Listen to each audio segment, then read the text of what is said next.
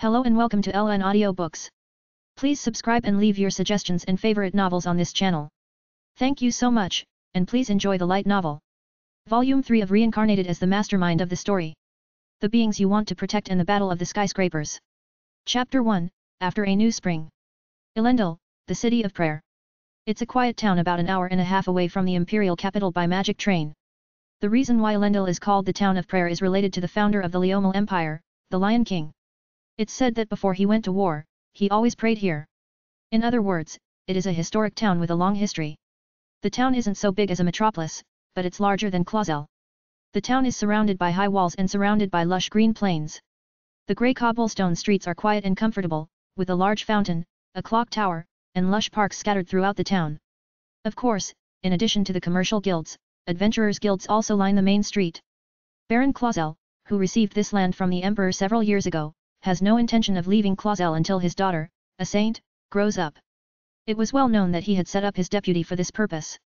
One day in Elendil, the bandits, who until recently had been causing a stir in the surrounding streets, have been captured, every last one of them. Many of them were adventurers, but all of them were comatose with locks on their hands, and they were rolled outside the gates.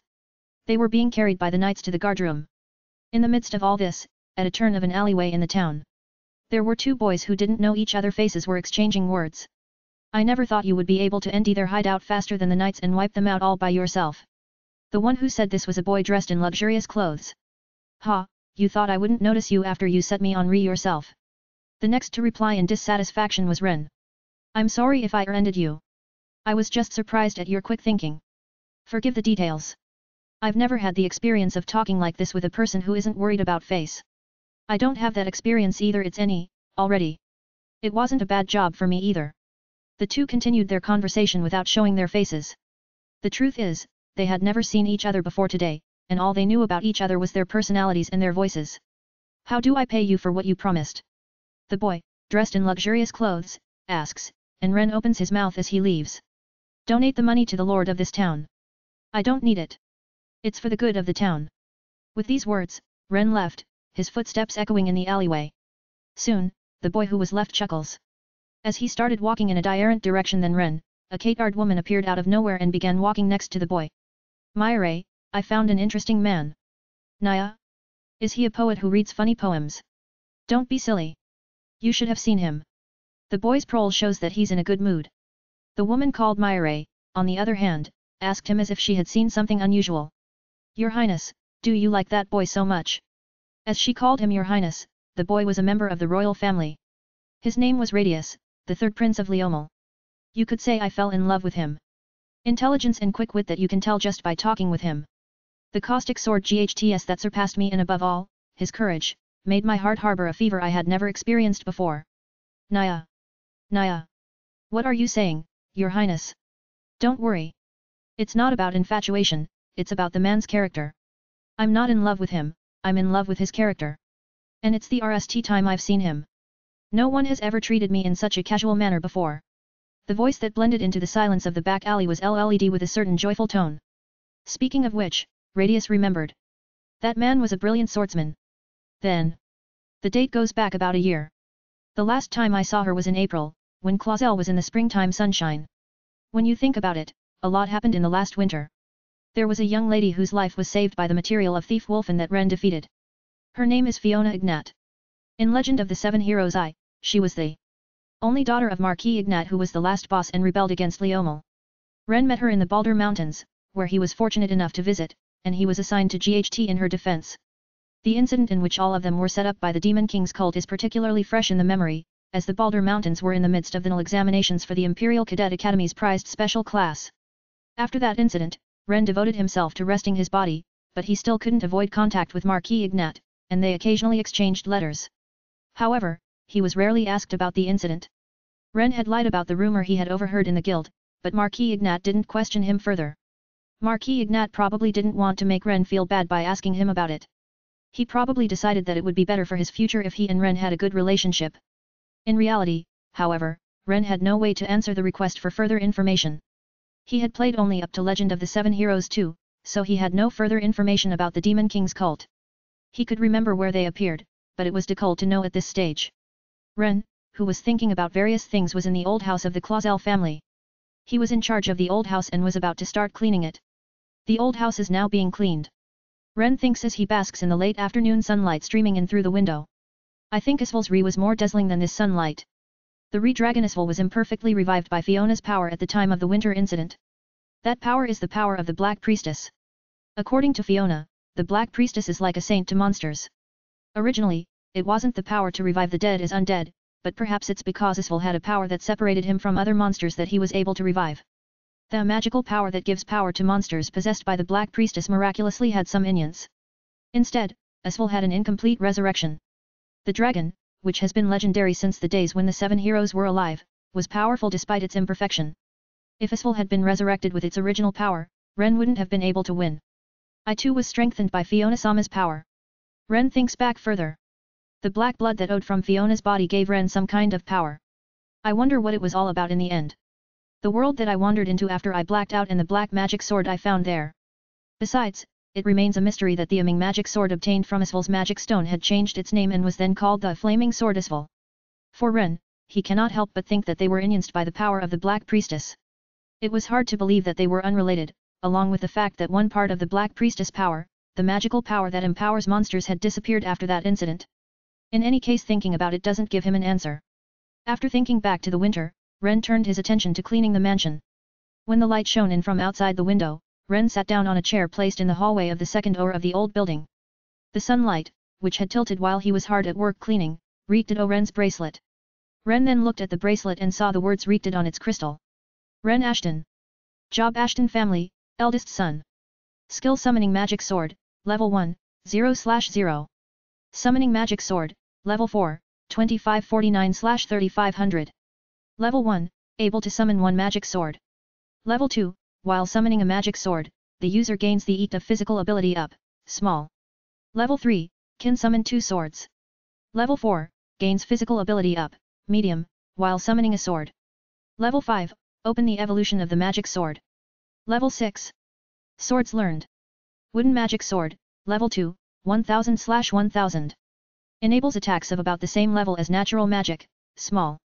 The range of attack EAT expands as the level increases. Iron magic sword, level 3, 2390/4500.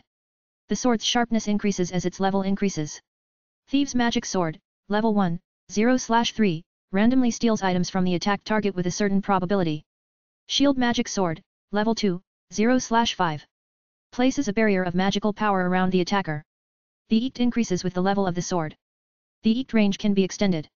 Magic sword of flame, level 1, 1/1. The Ri is the wrath of the dragon, the source of power. Ren's power has undergone a marked change compared to before the opening of winter. In the Baldur Mountains, he gained proficiency from steel-eating gargoyles in addition to Isval, and he has accumulated other proficiencies gained from hunting. After the Isval GHT, which raised his level of magic sword summoning techniques, he also gained one tantalizing piece of information. Level 5, open the evolution of the magic sword. This information didn't stop Ren's interest. The wooden magic sword had been accumulating proficiency and was no longer being advanced in level. If that was for evolution, for taking steps, it made a lot of sense. I was pleased with the physical ability up, medium, but I was even looking forward to the results of the evolution. It is hard to imagine if the AIM magic sword will evolve or not. I have a feeling that the AIM sword, Isval, will be different. Unlike other magic swords, the AIM magic sword no longer gains proficiency because Isval doesn't exist and its magic stone has been shattered by Ren. Therefore, he had to assume that Fiona's power and the black magic sword had something to do with the change of the Aming magic sword. But in any case, the wooden magic sword is promising. Let's try a little harder again. As soon as Ren muttered, Ren. Suddenly, Ren, who was on the second floor, heard a voice from outside the window. He opens the window to see Lisha looking up at him and waving. My father wants to see you, so if you have time, could you come to the main residence? He asked if you would like to have dinner with him. I understand. I'll come after I sweat it out. Lisha smiled prettily and was delighted when Ren replied. The topic of the evening was Ren's birthday party, which ended just a few days ago. Last year, Lisha regretted not being able to celebrate Ren's birthday. That is why this year's party was held under Lisha's leadership.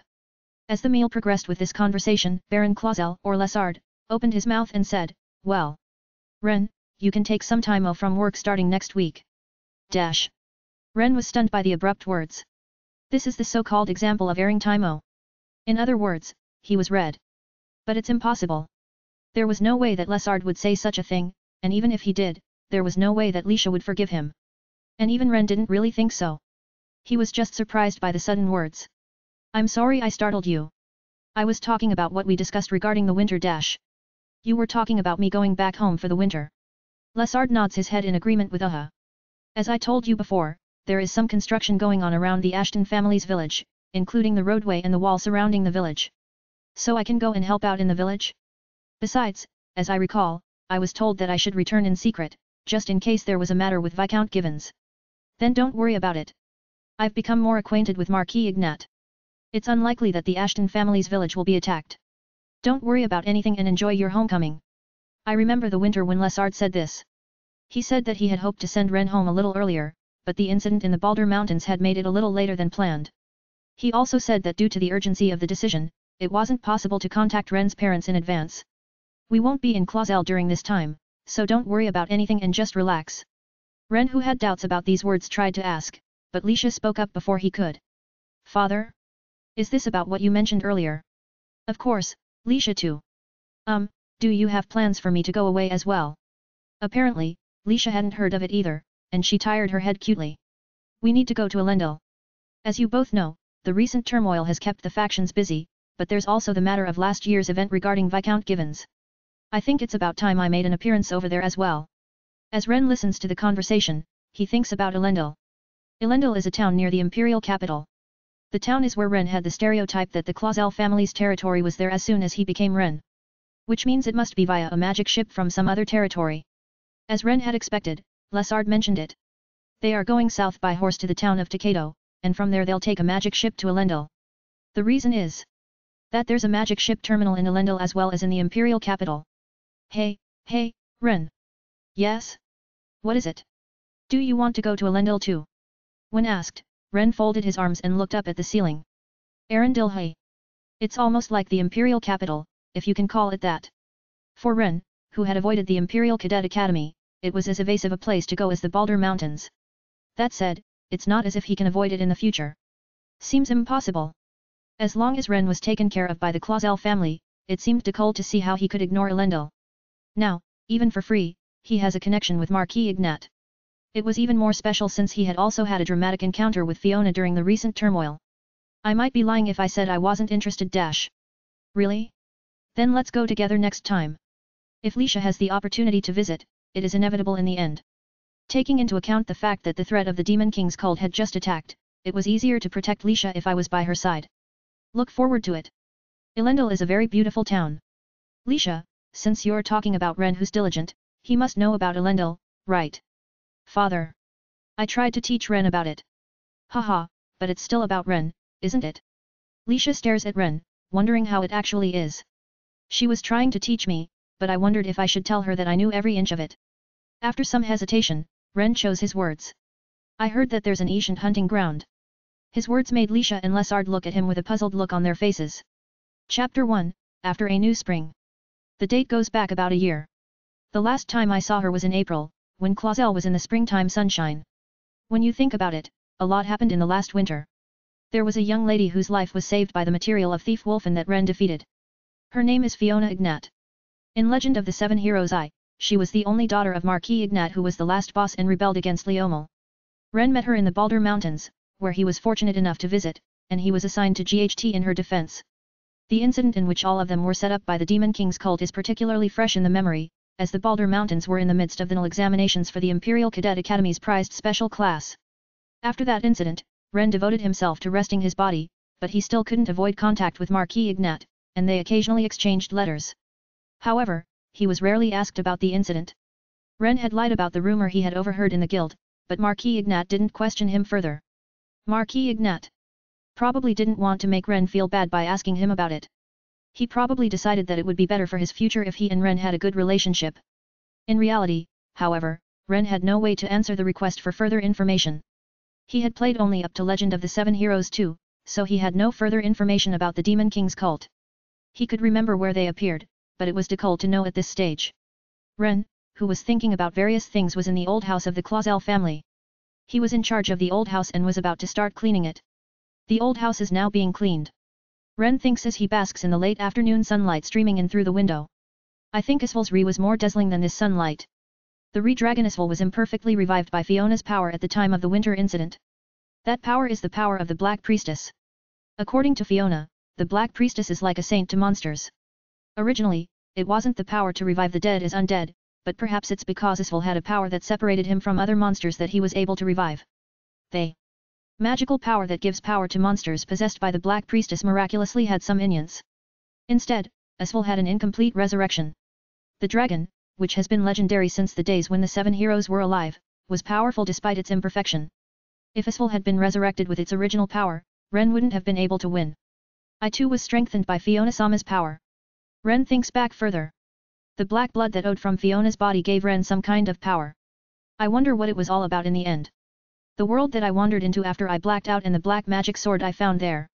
Besides, it remains a mystery that the Aming magic sword obtained from Isval's magic stone had changed its name and was then called the Flaming Sword Isval.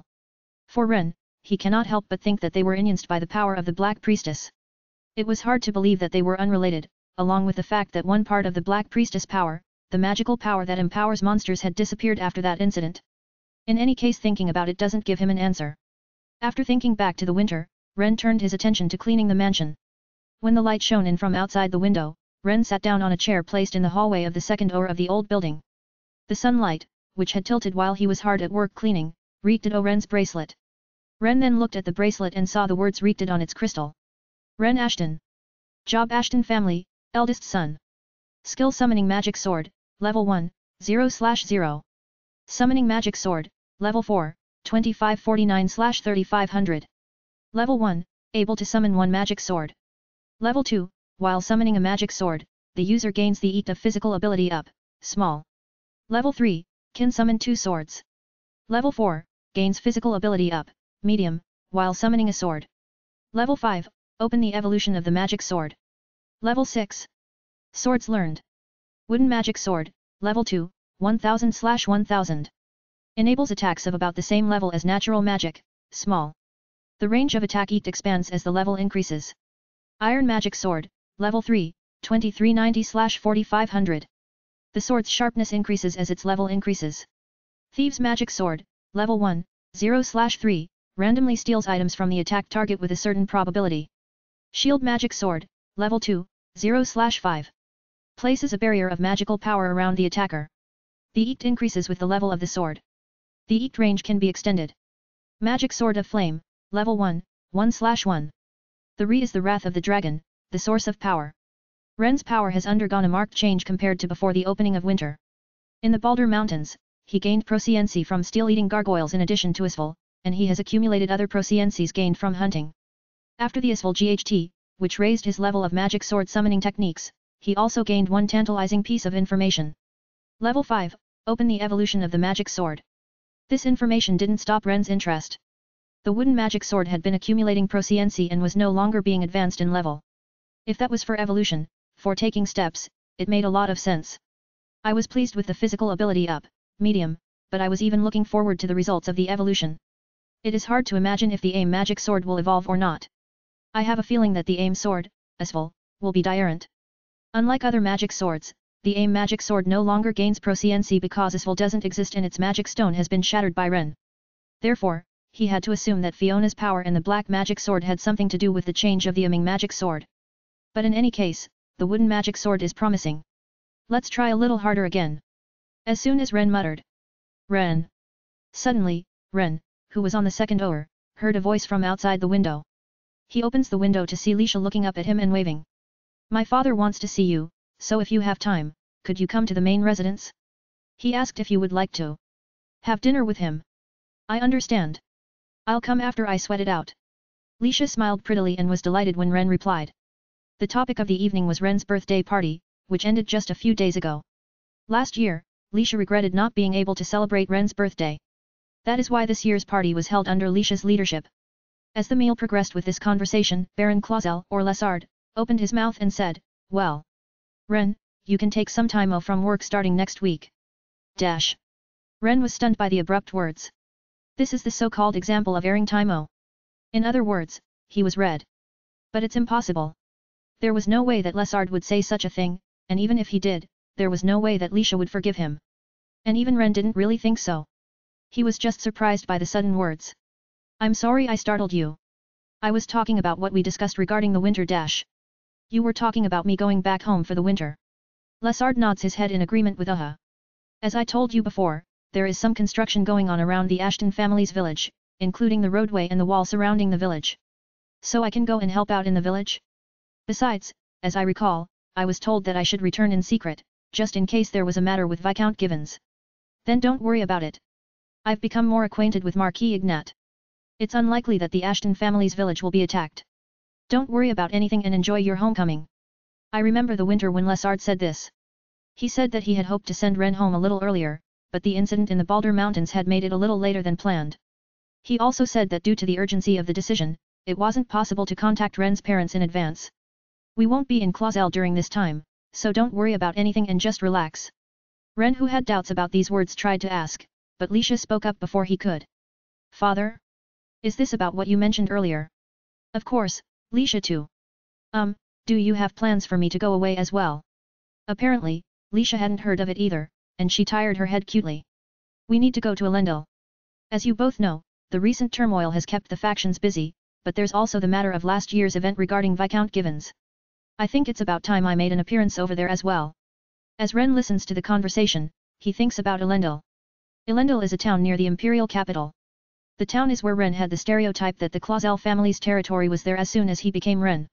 Which means it must be via a magic ship from some other territory. As Ren had expected, Lesard mentioned it. They are going south by horse to the town of Takado, and from there they'll take a magic ship to Elendil. The reason is that there's a magic ship terminal in Elendil as well as in the imperial capital. Hey, Ren. Yes? What is it? Do you want to go to Elendil too? When asked, Ren folded his arms and looked up at the ceiling. Arendelle, hey. It's almost like the imperial capital, if you can call it that. For Ren, who had avoided the Imperial Cadet Academy, it was as evasive a place to go as the Balder Mountains. That said, it's not as if he can avoid it in the future. Seems impossible. As long as Ren was taken care of by the Clausel family, it seemed difficult to see how he could ignore Elendil. Now, even for free, he has a connection with Marquis Ignat. It was even more special since he had also had a dramatic encounter with Fiona during the recent turmoil. I might be lying if I said I wasn't interested. Really? Then let's go together next time. If Lisha has the opportunity to visit, it is inevitable in the end. Taking into account the fact that the threat of the Demon King's cult had just attacked, it was easier to protect Lisha if I was by her side. Look forward to it.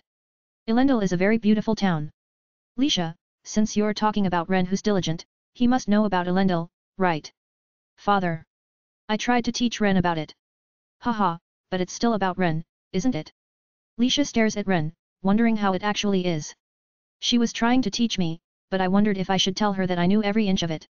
After some hesitation, Ren chose his words. I heard that there's an ancient hunting ground. His words made Lisha and Lesard look at him with a puzzled look on their faces. Chapter 2, A Village That Is Changing. A week passed in the blink of an eye, and the day came for Ren to return to his hometown. On this day, Weiss, a middle-aged knight who oversees the knights of the Clausel family, accompanied him, saying he would see him out of town. Of course, Lisha was with him. On the way to the gate, the three of them exchanged words on horseback as they rode through the town. However, it's extremely disappointing. Weiss said as if he had just remembered, and Lisha tilted her head in response. What's going on all of a sudden? I'm sorry to hear about Isval. I and the master are both frustrated that we can't publicize the boy's exploits. No, I just remembered. Only a few members of Leomel know about Isval. Aside from Weiss and Lisha, who are here, not to mention Ren and Fiona, the only others, including Lesard, are Marquis Ignat and his butler, Edgar. The reason it's kept secret is because Ren wished for it, and Marquis Ignat accepted his wish. It was judged that the information should be managed because of the involvement of the Demon King's cult.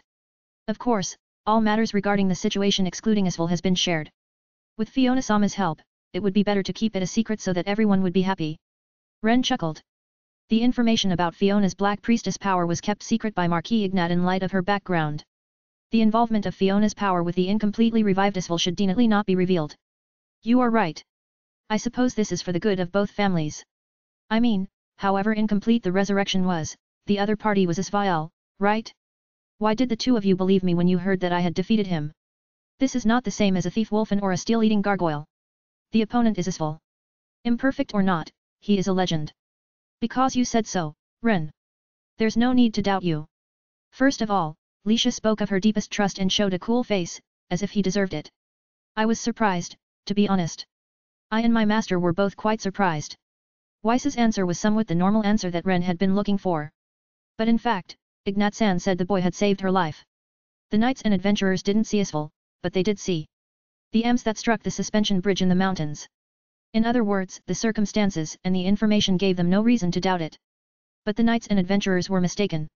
The reason for this is the nature of the Ri that raged in the Balder Mountains. The knights and adventurers, as well as the students who were present at the time, misunderstood that the dormant volcano had been revived by the followers of the Demon King's cult. They had no way of knowing that Isfel existed behind the scenes.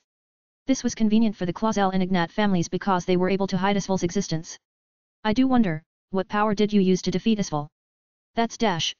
Why-san, that's no good. Yes, I understand. As I told you before, I'll not force you to say what you don't want to say. Weiss was somewhat impatient. Special power attracts people. We should avoid talking too much and exposing our weaknesses. That was the reason why Lisha also didn't force Ren to ask. If Ren suffered some kind of disadvantage because of her, it'd be outrageous to ask even if she was curious about such a thing. The three of them arrived near the castle gate as they proceeded on their horses while chatting with each other. I guess it's about time. Lisha said in a lonely voice. From here, Ren and the knights waiting at the gate would head out of town. The horse, originally Jiraku's horse and named low by Ren, neighs Bree as it looks out of the gates. Thank you for seeing me, oh, Lisha-sama. No, it's okay. I followed you because I wanted to see you, oh. But, be careful when go.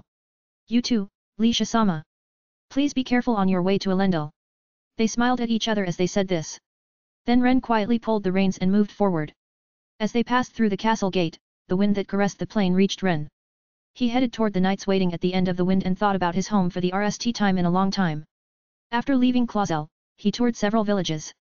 This wasn't at the request of Lessard, but at Ren's suggestion. As when Lisha was visiting the villages of the Ashton family, it must be one of the important tasks to visit the villages in the territory. Therefore, Ren would sometimes go from village to village, defeating monsters and doing the heavy lifting. As he spent day after day, the village of the Ashtons gradually drew nearer. Rendano, look at this. A knight said as he rode his horse across the plains in broad daylight. Seeing the brand new road ahead of them, Ren shouted, "Oh! Is that the road that's being laid?" "Yes, it is. It looks like we're getting pretty close to the village. Once here, the village of the Ashtons is just a stone's throw away. Still, it's amazing. The road is not guaranteed to be absolutely safe, but it is usually maintained in such a way that it is difficult for monsters to appear. To get to the village of the Ashtons, one must also pass through the forest. The road through the forest to the village shows that extensive work is being done. Something seems to be costing more money than I thought it would." The knight only smiles and says nothing. "I have to thank Lessard-san when I get back. This is because the cost of the sale of Thief Wolfen, which Ren left behind, wouldn't have been nearly enough to cover the cost." Ah dash. As we continued on our horses, we came to the nostalgic Tsurugi Rock. I can still vividly recall the battle with Thief Wolfen at that spot. The group didn't pass by the Tsurugi Rock, but instead continued on the newly established road. The road used to be a rather wide animal trail, but now it is a magnificent path. As we were going down that road, it occurred to me. Hey! That's it! I heard a voice. It was a voice that came from a place a little o the road, but not far o the road. Ren heard the voice and nodded to the knights who accompanied him. The group turned o the road and rode in the direction from which the voice had just come. Then, within minutes, it happened. There are so many of them today. Roy-sama. Take it easy. Oh, I know. As soon as I heard the voice, I thought it might be him. It became clear when I could hear the voice clearly. Dad. Ren pulled on Lo's reins and hurried him along. He rode Lo, a horse with the blood of a monster in him, at a speed that would make the horses of the knights pull away from him. Ren dashed in the direction of the voice. There's a lot of people here. The voice was just one person. There were two other knights besides Roy, and the three of them were dealing with more than a dozen little boars. Ren had never seen that many in one place. But Ren soon forgot his surprise and leapt Lo's back. He kicked the trees around him as footholds, and with his wind like body language, he took down the little boar in the blink of an eye. Roy and the others, startled by the suddenness of the event, blinked repeatedly. However, when Ren, who had nished defeating the little boar, stopped moving. Ren! Roy threw away the sword in his hand and rushed to his beloved son who suddenly appeared. Ren, who had been ting earlier, had an iron magic sword in his hand, but he hastily sheathed it and rushed to accept his father's embrace. Dad, it's dangerous when I'm holding a sword. With a hint of embarrassment, he reaches for his father's back. After the embrace, Roy rubbed one eye with a happy smile after seeing his son again for the first time in a long time. Wiping the tears from his eyelids in joy, he shows his white teeth. Even as my own son, this is a fancy homecoming. Even I'm surprised, you know. As soon as I got back, I couldn't believe how many little boars there were near the road that was being laid down. Yet, in every village, when you build a road, the monsters are stimulated. It can't be helped. I thought it would be so, but I shrugged and let out a sigh. Then the knights who were in the village following Roy spoke. Long time no see. Rendano. You look different. How strong you have become. As Roy had said, it was indeed a spectacular homecoming. He had defeated all the little boas in just a few dozen seconds, so he must have looked different from when he lived in this village. The knights, who had been delayed because Ren had rushed low, now arrived and relaxed their cheeks. But then something happened that put a damper on their excitement. A little boar appeared between the trees. The little boar recklessly aimed at Ren's back. Bull. Naturally, Ren, whose back was turned, could deal with it, as could Roy. However, it wasn't those two who defeated the little boar that attacked them. Just before they were about to deal with the little boar. Humph. Lo, who had been carrying Ren just a moment before, swung his paw and lightly kicked the little boar away. Lo then neighs with a proud whine and begins to eat the grass on the ground. Is that Ren's horse? Yes. It seems to be strong because it has the blood of a monster in its veins. Chapter 3, For some reason, I was reunited with Material of Fate. On the way to the village, Roy says. Ren, do you remember the bridge that separates the village from the forest? Ren recalls it as he walks with Roy, without getting on his horse. The bridge that Roy had just mentioned must have been the suspension bridge that Roy had escaped from when he was attacked by the thief Wolfen. I remember. What's wrong with that bridge? That bridge has been reinforced recently. We were heading upriver today when all of a sudden the little boars showed up in droves. They were excited about the road maintenance, right? Ah. I forgot to mention it earlier, but that's probably not all. Eh? What do you mean? Ren, listening to the conversation, looked at Roy's face and questioned. I don't fully understand the situation, but recently some little boars have been running away from the upper reaches of the river. The carpenters who came to the village say they don't think it's just because of the road maintenance. You don't mean some strong monsters have come again, right? I don't think so. Ren didn't doubt what Roy was telling him, but he still wanted to go check it out. It was because he knew that he was the best doctor in the current situation. As soon as he thought about it, he got on Io's back. Ah. Hey. Ren. Excuse me. I'll go check it out. Wait. We'll check it out later. You don't have to work so soon after you get home. Even if you say that, I'm curious about something. The knights who had come with him from Clausel said they would go with him. But Ren, who fears the worst, told them to guard the village, just in case. For the knights, their duty was to escort Ren, but the pressure in his words made them nod their heads. I'm going to check it out for a bit. I'll leave as soon as I sense danger. Oh hey. Ren. Ren ran through the forest, pulling Io's reins without listening to Roy's voice to stop him. Ren had never visited the upper reaches of the river Roy mentioned. But he ran along a riverside animal trail that he quickly found and headed upstream. He passed near Tsurugi Rock and headed deeper into the forest. All Io had to do was run one step, and the trees in the area swayed in the breeze. When Ren arrived upstream, he saw a large waterfall basin. There was no sign of monsters in the area. There were no bones of devoured monsters scattered about, as there had been in the case of Thief Wolfen. All he could hear was the sound of a clear stream echoing through the area, and the scenic landscape. There's nothing to see here. He got Io and looked around, just in case. But still nothing. Maybe it was just their imagination that the little boars ran toward the village from the upstream. As he was about to conclude this, Ren's body tensed up. He readied his iron magic sword and turned his eyes to the waterfall basin with a furrowed brow. Something is there. Something powerful. Holding his breath, he slowly approached the basin of the waterfall. And then... I thought there was a monster in the water, but instead I found something beautiful and shining. Ren summoned his wooden magic sword and used nature magic to create a path of tree roots on the water. He approached the waterfall basin and visualized the true nature of the beautiful radiance. Star agate. There was no mistaking it. The gleam of the gemstone that he had just seen in the winter in the Balder Mountains was indeed at the bottom of the water. Ren felt the tension he had been feeling disappear, and he smiled dryly and said, "Why? Let's just pull it up out of the water for now." Ren swung his wooden sword toward the bottom of the waterfall, produced ivy and wrapped it around the star agate. He grabbed the ivy with both arms and began to pull it up. But it was strangely heavy. Ren put more physical strength into his arms and legs because it was much heavier than he had expected. Little by little, the star agate came closer to the surface of the water and Wait, The star agate, which emerged from the waterfall as if being dragged, was much larger than Ren had expected to see. Perhaps a large portion of the star agate was buried in the waterfall basin. Ren pulled the star agate onto land with it tied up with ivy. It's big. The size of the star agate I saw was about the size of 4 horses in a row. Its shape was shattered in places, but it was roughly elongated and twisted into a shape with a sharp tip. Regardless of its shape, one would wonder how much such a huge star agate would fetch. Hai Hin Lo, who was waiting on land, was also surprised and nazed beside Ren. Oh, it's huge. But why's a star agate so close to the village? This shouldn't be possible unless it's a very special environment, like the Boulder Mountains. Ren, who had so many questions in his mind, twisted his head and looked down at the star agate with his arms folded. There's nothing wrong with having money for the village, but I'm still curious. Ren's eyes, which had been looking at the star agate, turned to the opposite side of the sharp tip. The other part of the agate was damaged more severely than the rest of the agate, and there was a section that looked as if it had been cut open by something sharp. The dragon's voice came back to Ren's mind. He thought, no way, and as he approached the section of the star agate, he remembered it vividly. Surrounded by Helra, I threw the iron magic sword at this horn. I am pretty sure that I cut it from the base of the horn, as if it were shattered. A moment after Ren recalled this, a crack appeared in the star agate. The star agate covering the horns shattered as if it were emerging from a cocoon. Why? Ren, who let out a mood voice, crouched down on the spot.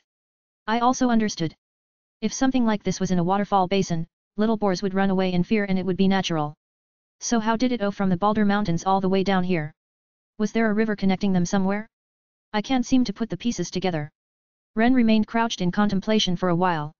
He looked at Isvol's horn in front of him and pondered. After much pondering, Ren once again headed into the woods near the village to call for a night. Since he couldn't carry the horn he found to the village, he and the knights worked together to somehow secure the horn and other to carry it to Clausel.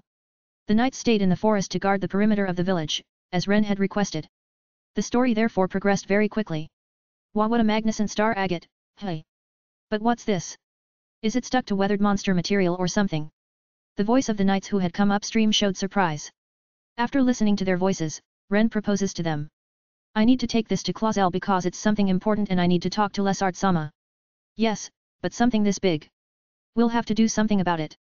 Fortunately, we are in the process of building the roads and outer walls.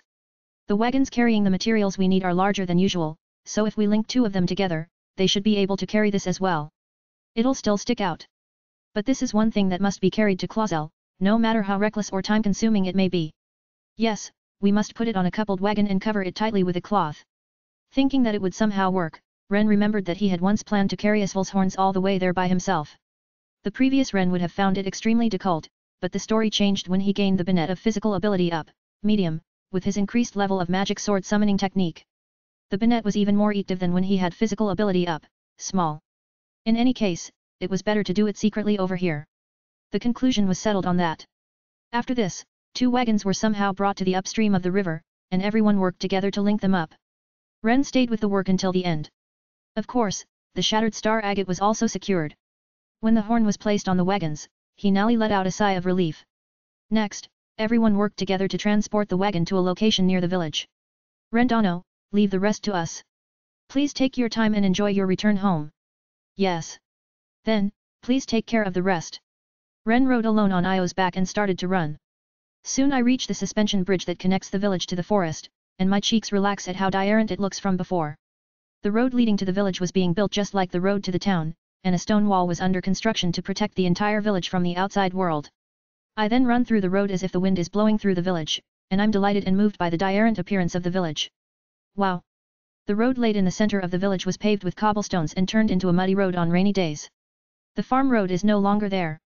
It was an imposing road that led to a novelty mansion perched on a small hill at the back. Also, most of the old houses have been rebuilt. Ren's hometown had undergone a remarkable recovery after the attack a year earlier. Is that the young master? You've grown up. Welcome home. Hey, hey. You look great on that big horse. The villagers who were working in the elds called out to Ren as they saw him riding along the road on Io. Ren answered them with a smile and rode further down the road. Eventually, he came to the gate of the mansion, which stood in the same place as before. The battered wooden gate, which looked as if it could collapse at any moment, was gone. replaced by a stone gate. Outside the gate stood his parents, waiting for him. Ren.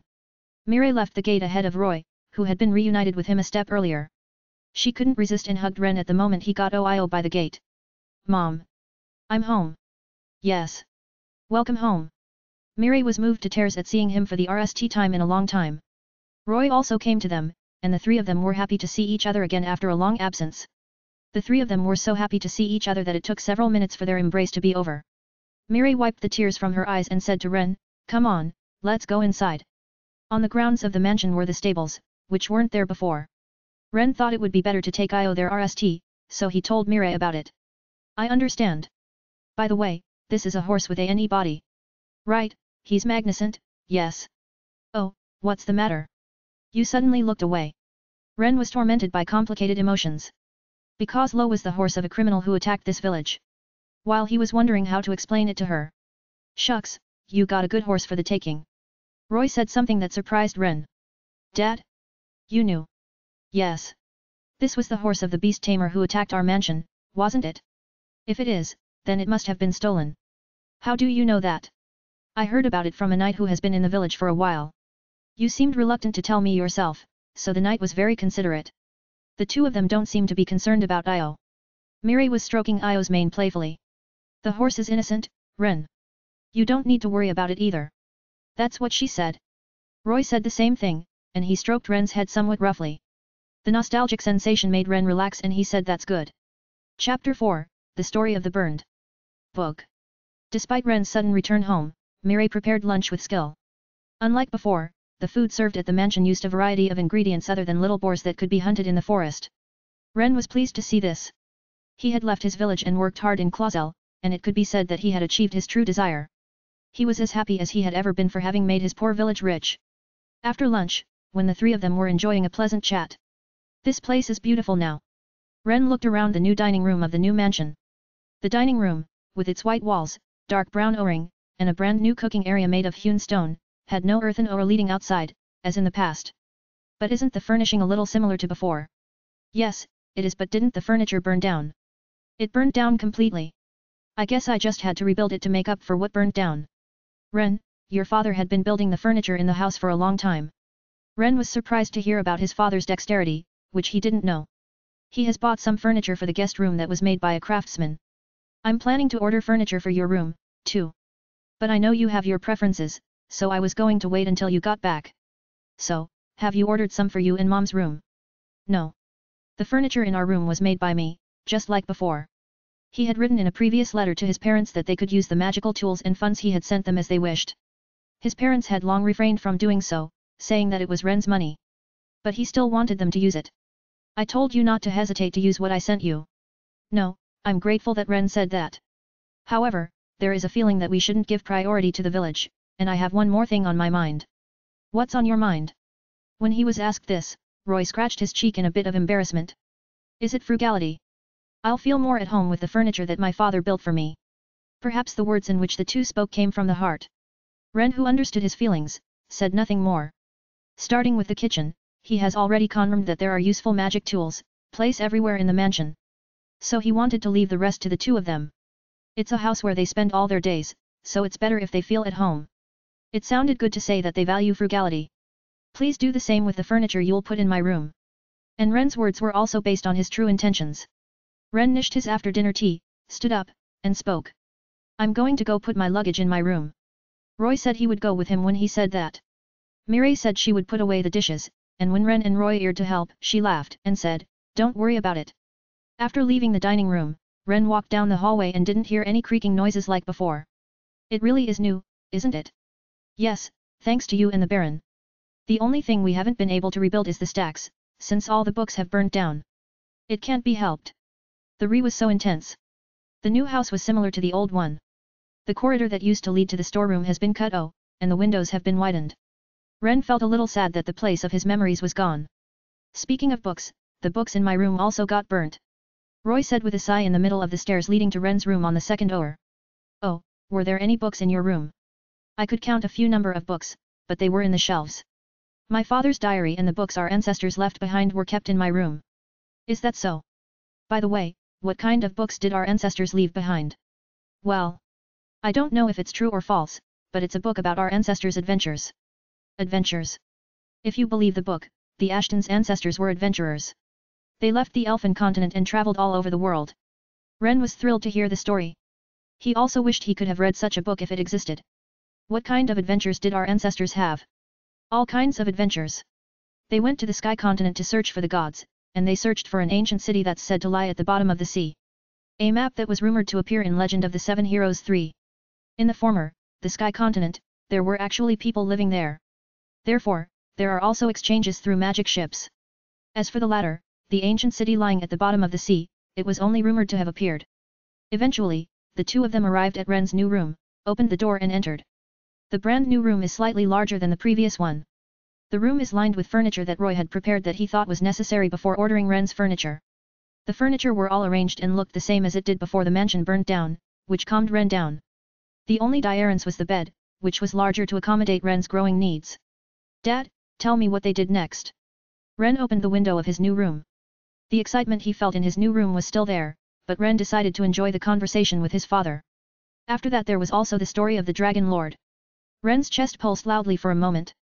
Roy's words were all too timely for Ren, who had somehow found Isval's horns in the waterfall basin.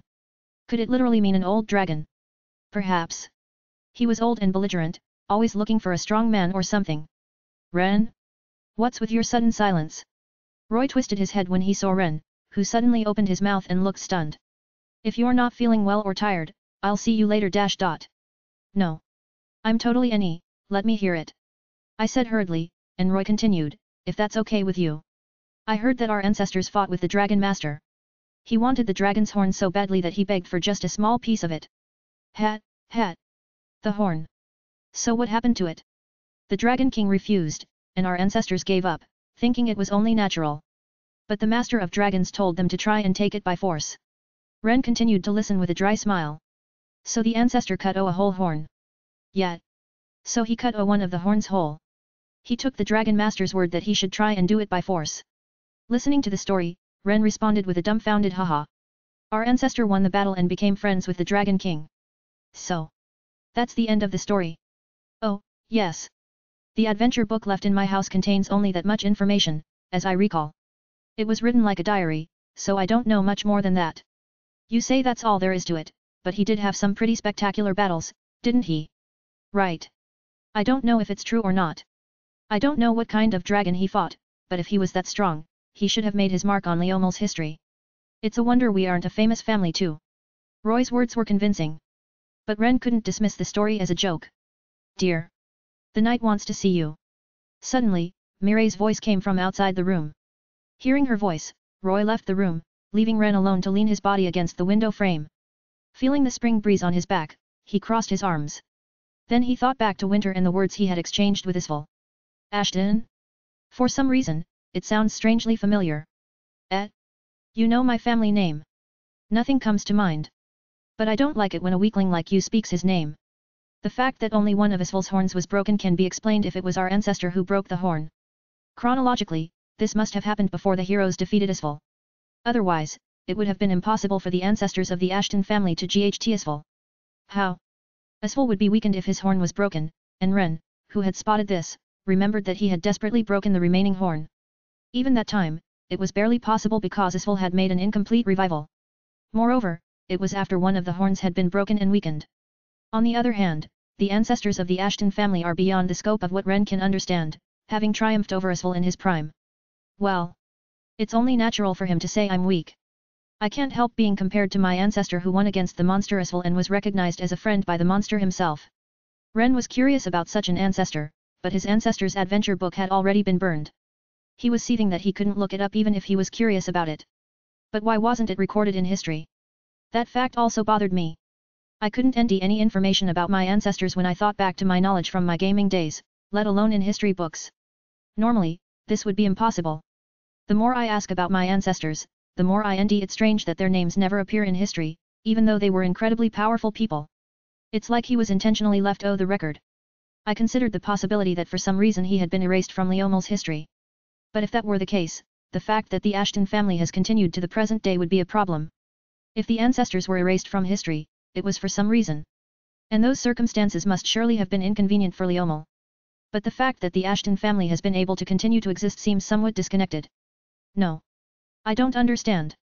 Ren is by no means a man of intrigue or politics. There's no way to know for sure because there's no information left. In other words, he could think, but he couldn't get answers. In the end, Ren only reconfirmed that the Ashton's ancestors were ridiculously powerful. The next morning, Ren woke up in his brand new bed in his room. It was a great feeling to wake up from sleep. The new house wasn't quite the home he remembered, but it was still nice to be back where he was born. When he opened the window, the wind that caressed the elds brought the scent of earth and grass. Good. Ren muttered and changed his clothes. He left his room, thinking back to his daily routine a little over a year ago. Oh my, Ren. Your usual walk. Mireille, who had passed him in the hallway, knew what Ren was thinking. Yes. I thought I'd go for a walk in the village for the RST time in a while. I understand. Ren was escorted out of the house by Mireille. Oh. Io was there, lying down in the stables and sleeping with her legs stretched out. She didn't appear to be perplexed by the change of environment. After passing through the gate, Ren went outside and began to walk along a different cobblestone path than before. The path, which used to be a eld path, has been transformed to make it easier to walk, but the distance from the elds is as close as before. The villagers soon saw Ren walking alongside the elds and called out to him happily. While Ren was on his walk, exchanging pleasantries with the villagers, he noticed an old woman walking in front of him. She was the only midwife in the village. Aunt Rig. It was Grandma Rig, the village's only maternity nurse and a skilled pharmacist. As soon as she saw Ren, her wrinkled eyes were slightly wet with tears. Bo-chan. You're all grown up. Is that so? Yes. After being praised, Ren scratched his cheeks in embarrassment and said, "Thank you," and began to walk alongside Grandma Rig. Chapter 5. Meanwhile, in Elendil. Ren and Grandma Rig were exchanging a number of words, rejoicing in their long-awaited reunion. Not a day goes by that we don't thank you for making our village so beautiful, Bo-chan. I mean, it's not only me you should thank, rather also Lesart Sama the Baron. It's true, it's also thanks to the Baron. But I've heard many times from the master that you are doing your best, Bakken. From my father. Yes. Whenever he receives a letter from you, he runs around the village boasting about it. Ren was happy that his father was happy. But on the other hand, when he heard that his own father was so pleased with a single letter, for the umpteenth time, he was embarrassed. Then I'm glad I tried my best. There was this loneliness I felt while I was away from the village. But if the village develops and the villagers have a good life, then I feel that my decision wasn't wrong. I'll continue to do my best, Ren thought so. Recently, merchants have started to come to our village. It was very rare for merchants to come to this village. When Ren was living here, he had never even seen one.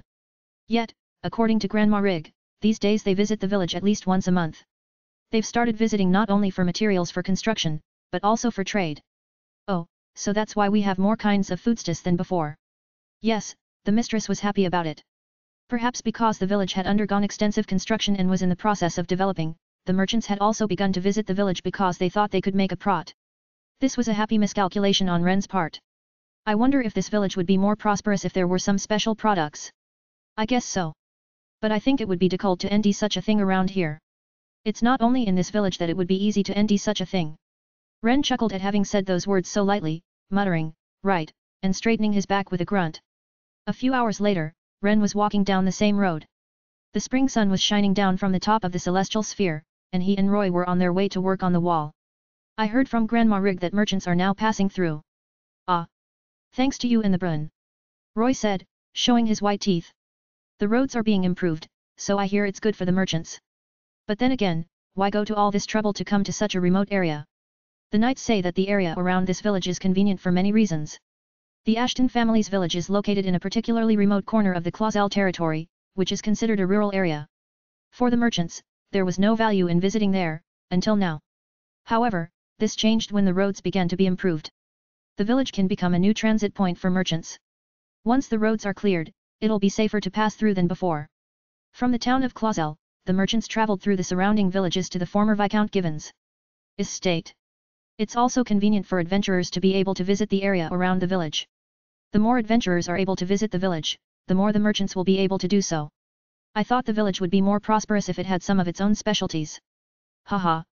Looks like it's going to be a crowded situation regardless.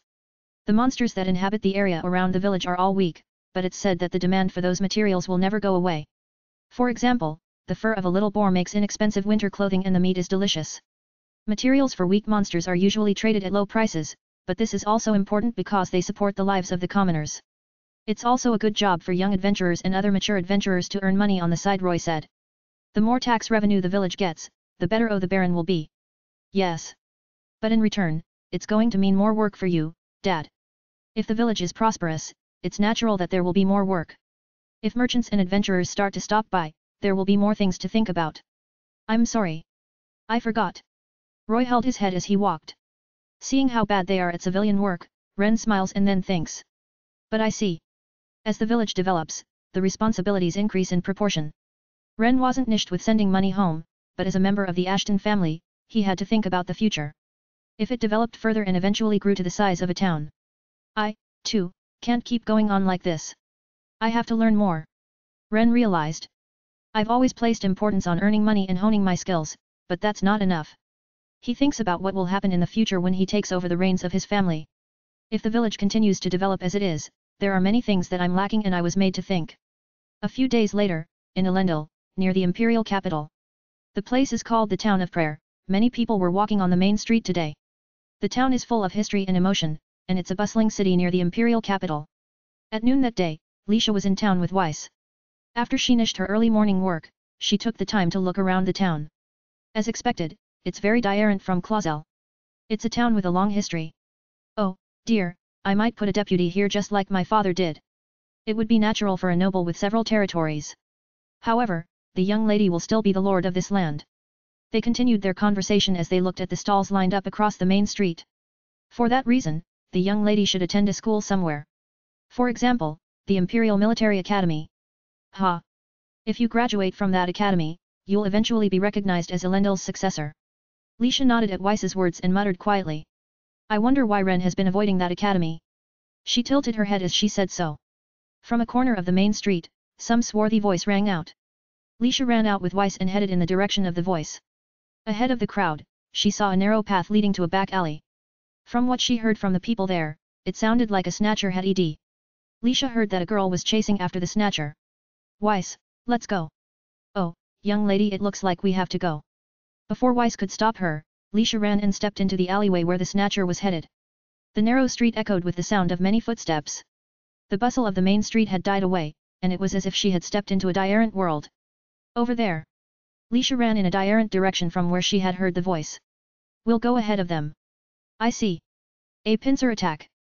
They decided to go ahead of the snatchers, trusting those who were chasing the snatchers ahead of them. The sound of footsteps echoing through the alleyway didn't stop. Lisha and Weiss moved away from the sounds to get ahead of them, but they began to hear them again, louder. They were able to get ahead of them as planned, and Lisha and Weiss waited with their swords in hand. After a while the snatcher Nally appeared. What the hell are you guys? The snatcher, who appeared to be an adventurer, was dressed in equipment made of monster material. He was carrying an expensive-looking bag under his arm, which was probably the stolen goods. The man reached into his pocket as he ran and held up a knife. Hey Weiss! Is Elendil not a safe place to live? It's one of the better ones in Leomel. There are criminals everywhere, just as there are in Clausel. I see.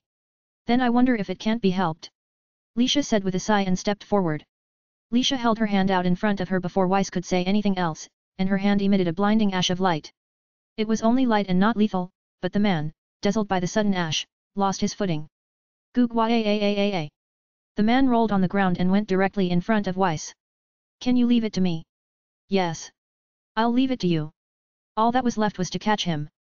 Weiss reached out before the man could get up and made him cross his arms behind his back.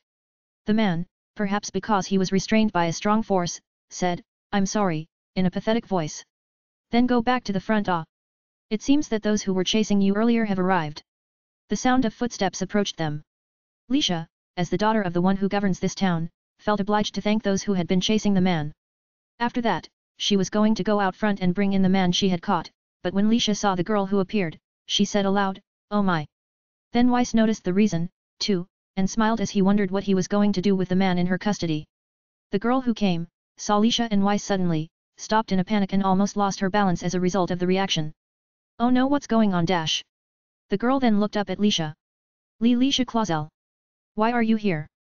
She shouted in surprise, her fair face flushed with amazement.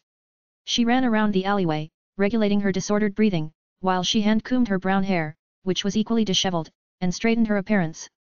Meanwhile, Lisha, when asked, looks at the brown-haired girl and spoke. My father rules this town, so it's no wonder I'm here. Lisha said proudly and extended her hand to the girl. It's been a long time, Sarah. The location has changed from the back alley to the front of the knight's quarters set up in Elendil. The guardhouse was for them, and inside there was a prison to hold criminals. There, Weiss tells Lisha, after entrusting the snatch and grab to those in charge. Young lady, let the knights take care of the rest. Sure. Lisha looked at the girl she had just called Sarah. Thank you, Sarah. I appreciate it. The thank you was for the fact that Sarah had been chasing a purse snatcher earlier. When she was thanked, Sarah continued, it's no big deal.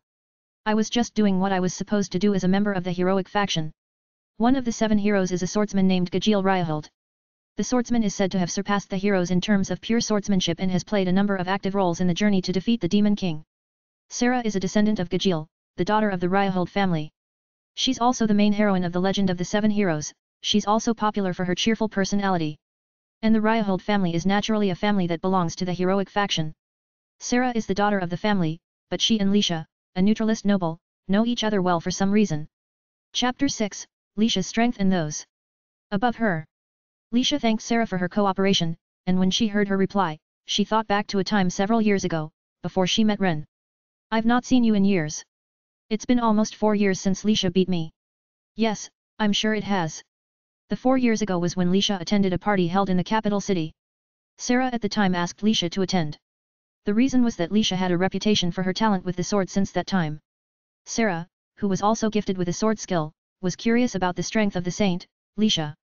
As the descendant of one of the 7 heroes, who were renowned swordsmen, Sarah applied with the intention of winning at all costs. The result, however, ended in a disastrous defeat for Sarah. The day after the party, they challenged each other at the Ryou family mansion in the imperial capital. There was nothing close in that stando, and Sarah was overwhelmed by Lisha from start to finish. While Sarah was swinging her sword frantically and out of breath, Lisha, who was facing her, didn't disturb her breathing at all, showing the absolute difference in their strength. That was the RST encounter between the two. Since then, Lisha, who was recognized by Sarah, has been told to adopt a more open attitude, which she has done. Even when they met again after a long time, it was no different. Since I'm on a business trip with my father, I never thought I'd run into you here, Sarah. Lisha smiled at the unexpected encounter, thinking back to that time. I was surprised too. I was on a tour with Vane when I ran into a snatcher, and when I chased after him, I found you. Vane. Yes, we were in Elendil together, but we got separated when I left to pursue the snatcher. Sarah's cheeks broke into a lovely smile as she said this. He's my friend and benefactor. When I was near his village, Vane saved me from being attacked by a monster. What happened to your guards when you were attacked? I went into the forest thinking I could GHT on my own, but I couldn't do it. You're just an idiot. Lisha sighed and said in an exasperated voice. However, she wasn't only dismayed, but also reminded herself to be careful, because she's had a similar situation and caused trouble for Ren. Ryou-san. If you don't mind, I'll have the knight ND your companion. Sarah is pleased to hear Weiss's concerned voice. Are you sure? Then can I ask for a favor? Sarah, pleased with Weiss's suggestion, nods and begins to describe the boy named Vane. He's the same age as her, slightly taller and slimmer than her. He had dark brown hair and green eyes. Weiss leaves his seat and goes to the knight standing in front of the packing house. Then, Sarah suddenly appeared to have a sudden idea. Since you're here, why don't you duel with me? She said this and walked toward the stung room. I'll show you how strong I've grown since that day. I'm going to borrow the training grounds in the packing building. Oh? You're not asking me for a GHTU, are you? Of course I am. Do you know how much frustration I have spent the last 4 years enduring? I've been working so hard for so long to beat you next time. Is that so? Lisha giggled as Sarah's momentum got the better of her. What should I do? Lisha secretly muttered to herself. In the RST place, their factions of the nobility are different, and she wanted to avoid being in a place where both parents weren't present, as before. She was sure she'd get into troublesome complaints later because of Sarah, but she can't help but wonder. But Lisha went after Sarah. Because the other party is a member of the heroic faction's family, she had no choice but to do so in view of the difference in their positions. I must apologize to Ren when I return to Clausel. The feeling she has now is probably similar to the one that Ren had in the past. Lisha thought about this, reflected on her past behavior, and stepped into the storeroom. A few dozen minutes later, Vane, the boy who had visited Elendil with Sarah, walked into the room. He was surprised to see Sarah slumped on the ground in the training room inside the Stung house, looking pitiful. What's wrong?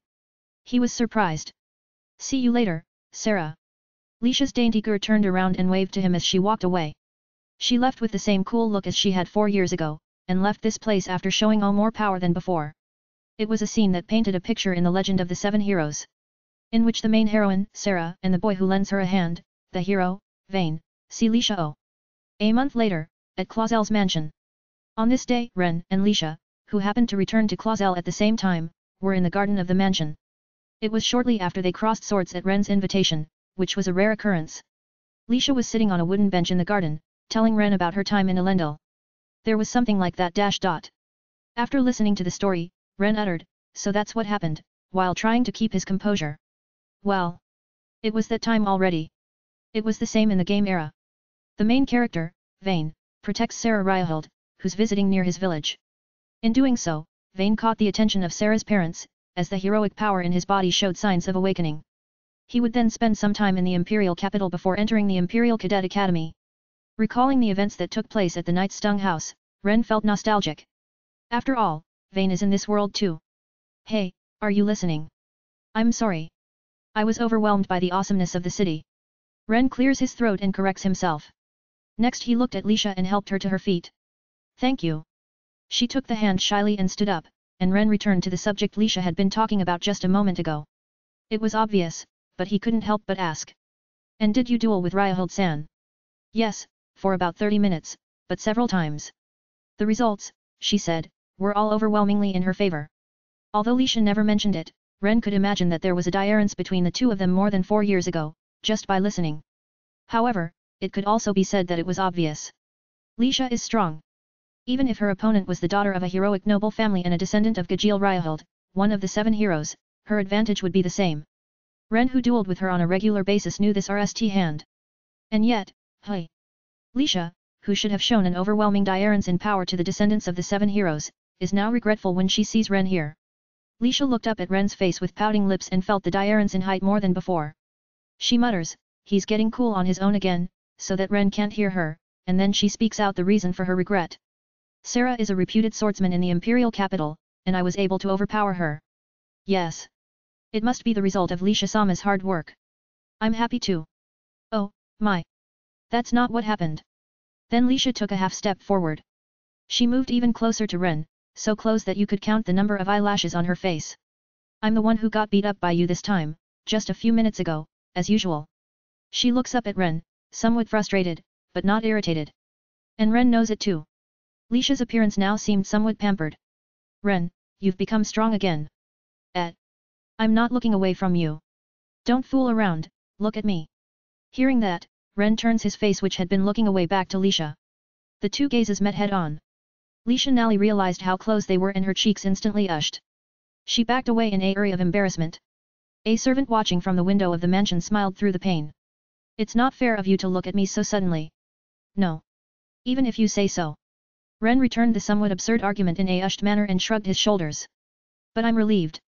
There was also the matter of Viscount Givens, so I thought something had happened in light of the factional relationships. If that's the case, Sarah has apologized to me many times. The situation becomes a little more complicated when you consider the position of Clausel and the Ryou family. But of course, the matter of Viscount Given was unwanted for Sarah. Viscount Givens had cleverly concealed the move from the public, and it was only after the fact that she learned of the whole story that Sarah made repeated attempts to contact the Clausel family. But I knew that Marquis Ignat was a great man. It seems that he was also putting pressure on the heroic barons so that they wouldn't be able to move. Was the pressure that great? Yes. I heard that Sarah's parents tried very hard to stop him in order to protect Sarah. There were various issues regarding Viscount Givens even within the faction. Ren thought how encouraging it was to hear the story. He was ridiculously troublesome when he was an enemy, but he didn't know he was so powerful when he became an ally. I don't know how stiff-necked he was, to the point that even the heroic barons cowered. It seems that Ryou-san was strongly concerned about you, Lisha-sama. Yes. She's very kind. But it's complicated. Lisha, who doesn't have a good impression of the heroic faction, even if she doesn't dislike Sarah's personal character, she can't help the complex feelings that stir in her heart, which cannot be put into words. Furthermore, the more she thinks about it, the more complicated it becomes, because the factions are not monolithic. Hey. Now tell me your story, Ren. How was the village? Ren's voice is bouncy, and he's full of good cheer as he recounts his memories. And so there RST day back in Clausel went. Chapter 7, Toward a New Story. After returning home, Ren's heart was LLED with a number of thoughts. He was naturally happy, but he also felt a strong sense of responsibility that he didn't have before returning home, and he knew what he had to do in the future, which made him feel more determined. It was the same night that Ren returned to Clausel. Master, I've checked. Weiss came with a mysterious expression on his face to the OS where Ren was talking with Lessard. Everything is in line with the boy's report. The horns are definitely Isval's. Weiss had never seen Isval with his own eyes. However, he was convinced when he saw the horns brought to the mansion. He realized that it was a fact beyond doubt, as was the star agate, as was Ren's report. Ha ha ha ha. Lessard, who had heard the story, laughed high in his seat on the sofa. I'm not surprised anymore. If it wasn't Ren, I'd laugh at Lessard-sama. I'm sorry. No, don't worry about it. There will be no extra witnesses. How did it end up in my village, anyway? Take a look at this. Perhaps it went down the underground river. Lessard spread out a map on the table in front of the sofa. The topography of the territory was marked with blue lines. There are rivers around the Balder Mountains that are fed by melting snow, right? Ren nodded his head yes. The river was the pathway through the hidden stage in the Balder Mountains that Ren and Fiona had been trying to get to when they escaped. The underground rivers in that area are connected to several rivers in our territory. I see. It's true that the corner of the river owes into it. But does it conveniently owe into my village? I agree. Honestly, I think it's too convenient and feels contrived, but that's what actually happened. It's probably true that it washed up in the village of the Ashtons. Lessard shrugged. If so, what about the relationship between Isval and Ashton family ancestors? He wondered if it would be a good idea to crown it in this world, but Ren couldn't help but think of something fantastical. It's like he had a connection with the Ashtons and was drawn to them or something. While that didn't seem realistic either, in light of Isval's power, he couldn't kick it out. Rather than being drawn to it, the theory that it went from the location in the Balder Mountains to his village seems more plausible. Oh dear boy, I was surprised too. I was enjoying the boy's recollections of his village and I didn't expect to see a horn like that. Those stories were shared at the dinner table when Ren and Lisha took turns sharing their memories. After everyone was at peace with the story of Ren helping to build the village walls and roads, the topic was suddenly thrown into the conversation like a bomb. Haha, by the way, Lisha-sama, how is she doing? The young lady is looking at the corner with great interest. Oh, that's just like Lisha-sama. The question is, what should we do with the horn? My lord, Isval's horn must be an imperfect material, different from its original state, due to its undead state. But even so, it's of inestimable value. But it's too cold to say whether it can be sold on the market. It's just a material, and if one recalls the incident between Marquis Ignat and Fiona, it's inevitable that putting it on the market would cause unnecessary disputes. Therefore, it has become a precious commodity that Ren was a little worried about. What should we do? Ren, troubled, suddenly clapped his hands as if he had just thought of something. How about consulting Marquis Ignat, Lessard-sama? I was actually thinking the same thing. Marquis Ignat owes you a great debt of gratitude, Ren. So I think he'd be willing to consult with us. Then that's where the invitation I received comes in. By invitation, Ren meant the one left by Edgar, a close servant of the Marquis of Ignat. I can't turn my back on him. He still has a hard time with Marquis Ignat because of the memories of his gaming days that keep snatching at the back of his mind. However, Ren wasn't as evasive as he used to be, partly because he had contacted him several times through the Clausel family after the Isval Asko. Considering the material this time around, he had no trouble making that decision. No, keep that one. You should keep the invitation that you received. That invitation is proof that Marquis Ignat has recognized you as a guest. Because when the time comes and you're in trouble, you can ask for help in other matters. I see. As the master said, there's no need for the boy to make such a move. Weiss follows Lessad's lead, and Ren blinks repeatedly. Oh, well, we're still in touch about the winter, and you don't need to use the invitation you got. But that's not what Lessard and Weiss wanted to say. The two had another reason for saying what they had just said. It was. When summer comes, there'll be a party in the imperial capital. Lessard said and took out a letter of invitation from his pocket. It was a luxurious one, stamped with pure gold sealing wax. It's a simple, common party. Nobles of all factions are invited to mingle in the host's mansion and perform belly tricks under the guise of hard work. Is Marquis Ignat going to be there by any chance? When Lessard was asked this, he nodded. The Marquis wants to meet and talk with me once. He arranged the party at the request of a nobleman with whom he has a close relationship. You don't mean to say that this is a party just for him to talk with you, Lessard-sama? Yes, It seems so. The party that Lessard, who hadn't been to the imperial capital much in recent years, would be attending. Ren understood the intention. This is not something that would cross anyone's mind to refuse. In other words, Marquis Ignat was concerned about you Lessard-sama, who is in a Diarant faction. No doubt about that. Ren also learned after getting involved with Marquis Ignat that this great nobleman was more loyal than he had imagined, and he never lacked respect even when dealing with a baron like Lessard. The power in his possession could be seen, but he behaved in a gentlemanly manner. When the conversation had settled down, I wanted to ask you both something. Ren had intended to ask about the Ashton family's ancestry in relation to the Isfalhorns mentioned earlier in the conversation. I was wondering if you could tell me about my Ashton ancestry, if you know anything about it. What's the rush? What's going on? Ren was right to think that it was sudden. Ren told them what Roy had told him. He also told them the words that Isfal had said to him, thinking that these two would be able to help him. That's about that dash. An adventurer who was an ancestor of the Ashtons. I'm sorry to say, but I've never heard of him. How about you, Weiss? Likewise I haven't. However, Isfal's words and Roy's story seem to be related. I can only wonder why you have no knowledge of such an ancestor of the Ashtons. Ah. If it were true, it deserved to go down in history. The two men have no recollection of reading any such books in the library of the mansion. But I have been looking again at your village after the Viscount Given's Asco. Did you wonder why they went out of their way to target that frontier? Yes, I did. But I couldn't ND any information that bothered me. In the case of remote villages, it's more common for their histories to remain unknown, and that village was no exception. Haha, so that's how it is. Didn't the village pharmacist know anything about this? In this case, it's important to rely on the information that the oldest person in the village knows. In case you are wondering, I asked about it, but they didn't know. Then, there may be no way to ND out. The only oral information we have is what Roy told him. If there are no documents left in the Lord's mansion, then he has no choice but to give up. If, as the boy said, for some reason or another, they haven't made their mark on history. He crossed his arms and put his hand over his mouth as he thought. The only beings who could erase a person from history who could surpass Isfal, even here in Leomel, would be the Emperor and the Seven Heroes. Why Sama, is that dash? If I'm correct, it may be a very complicated situation. Weiss shrugged his shoulders. The conversation gradually became less and less simple, and even the Emperor and the Seven Heroes came up in the conversation. If this happens, it is not something that the three of us here can talk about lightly after a chat. Shrugging his shoulders as well, Lessard exhaled, well then. I might be able to ND some information in the Imperial Library. He reached for the teacup on the table, uttering words that Ren also knew. Is it the Forbidden Library?